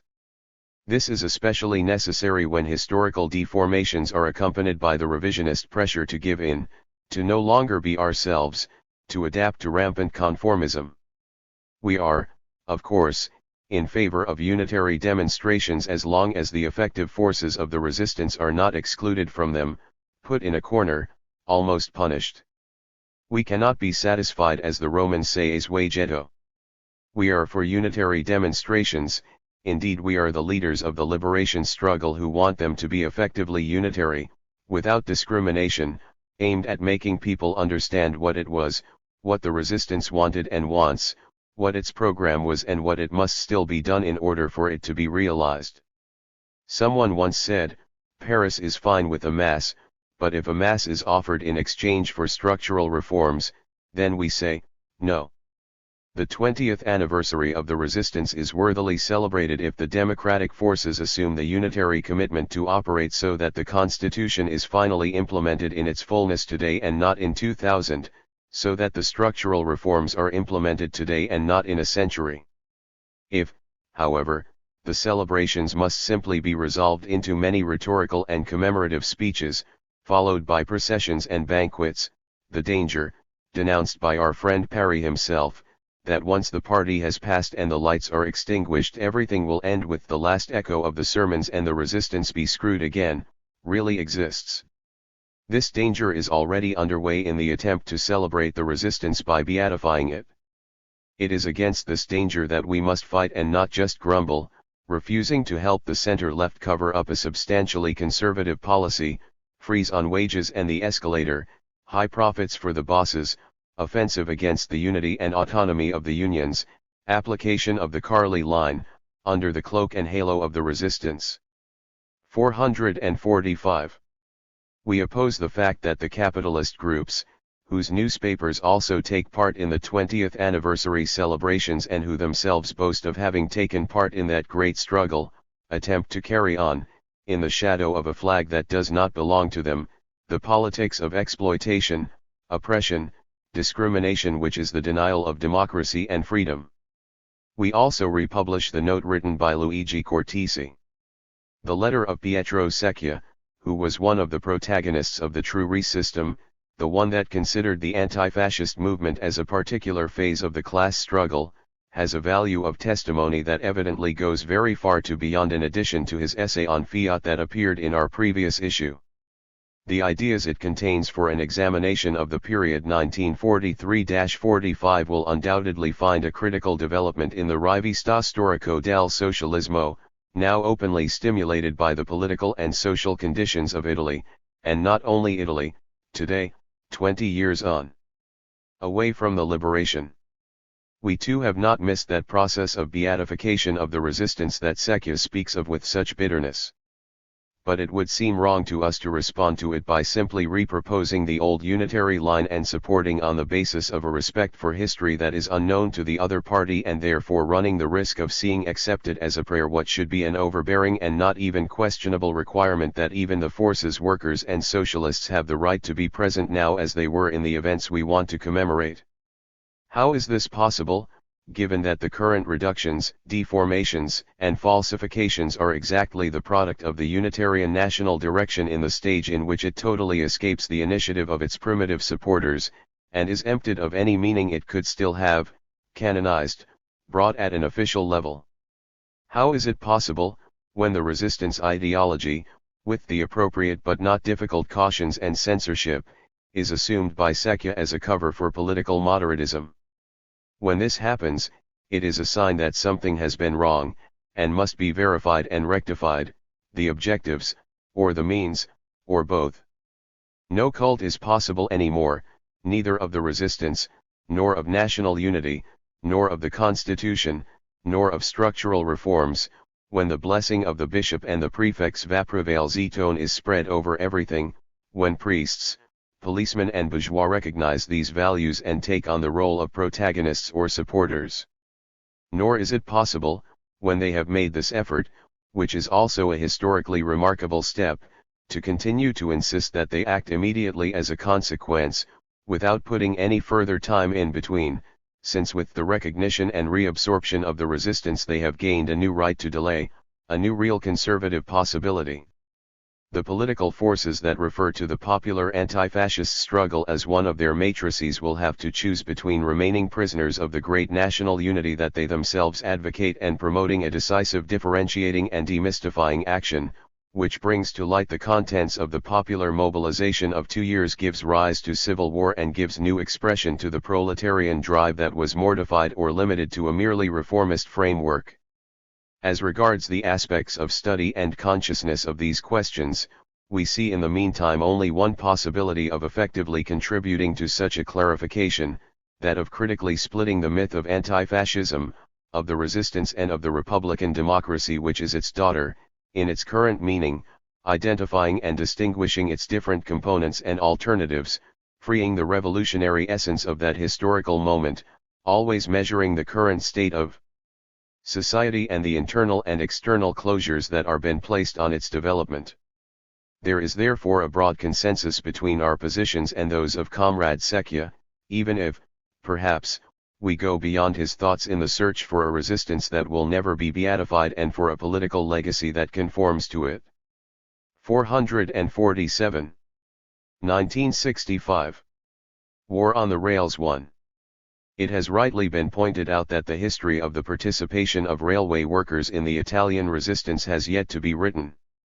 A first notable contribution was given to us by Ettio Valeni with his volume War on the Rails 1-2, which deals in particular with the clandestine activity of the railway workers in the Milan and Lombardy compartments.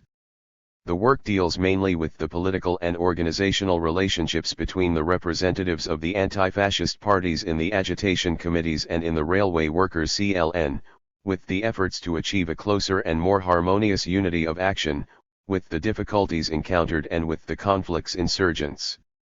All quite well documented, even if the origin of the documents cited and reported is not always indicated.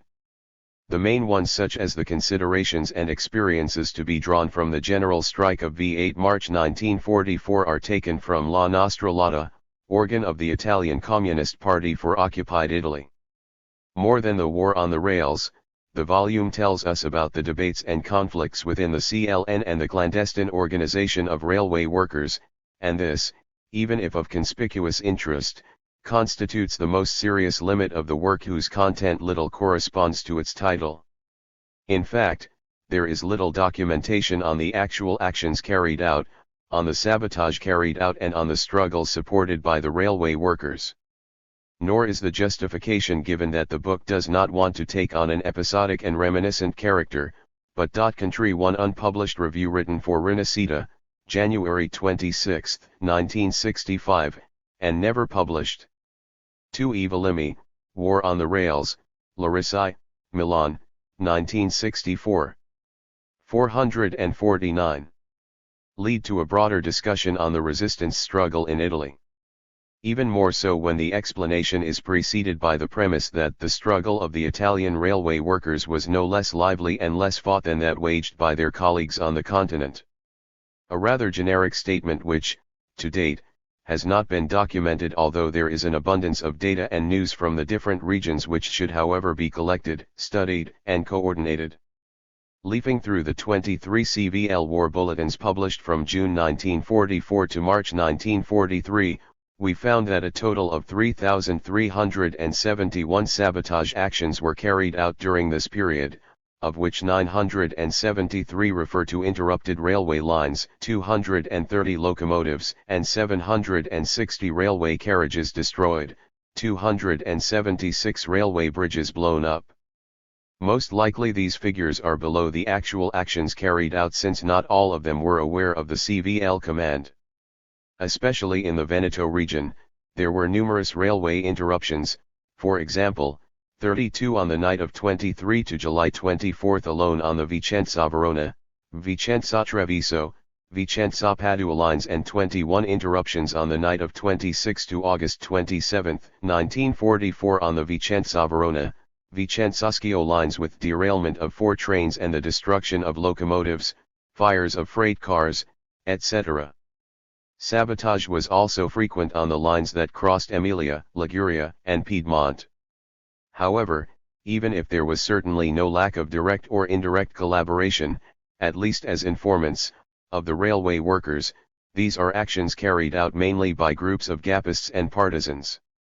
What is missing to date is more in-depth research into what the railway workers have done directly, both as mass actions, strikes, unrest, and as sabotage activities. This study, at least approximate, would be indispensable before being able to quickly state that the struggle of the Italian railway workers was no less lively than that waged by their colleagues on the continent.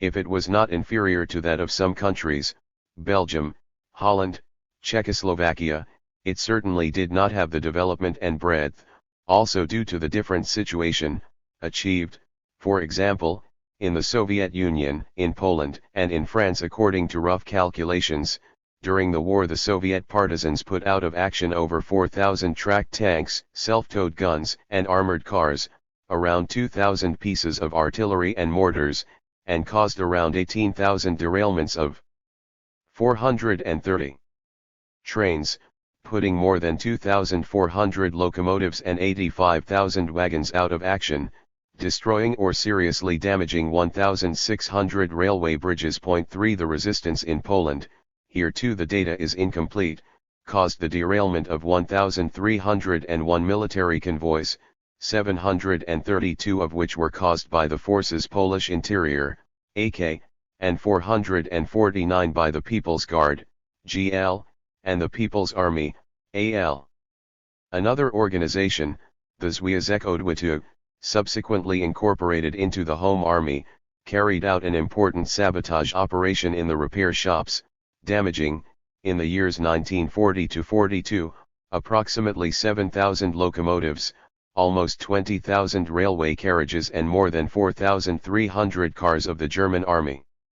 From May 15, 1942 to September 15, 1943, GL saboteurs destroyed 36 railway stations. Point 4. In France, between April 1943 and May 1944, the Allied Air Force destroyed 2,495 locomotives, while the French resistance destroyed 1,846 and another 820 in the following 2 months.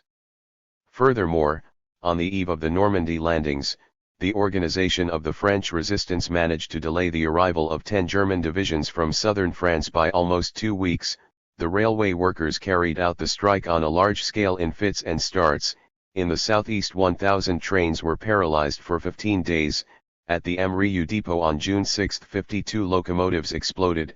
On the same day the number of interruptions to the railway lines exceeded 500. From the beginning of the Allied landing, in the 2 months of June and July, the action of the FFI caused 600 train derailments. Point 5. In Italy, the country in Europe occupied by the Germans where the strikes were most numerous, wide-ranging, and powerful of the workers, the action of the railway workers did not take on a similar development. It would be interesting to research the causes a little more in depth than has been done so far. In the years 1943-45, despite the massive Allied bombings and the serious damage caused, rail traffic was still relatively intense. Partially active, at least until April 1944, also in the southern sector from the north towards Rome. Sol 3. Bolton, The Soviet Union and the Resistance in Europe During the Second World War, Institute of Marxism-Leninism in Moscow, published in the European Resistance and the Allies, Ledii, Milan. 4. Secchia, The Polish Resistance and the Allies, Historical Institute of the Polish Academy of Sciences, published by the National Institute for the History of the Liberation Movement in Italy, Ledii, Milan. 5. Baudot, The French Resistance and the Allies, published by the National Institute for the History of the Liberation Movement in Italy, Ledii, Milan.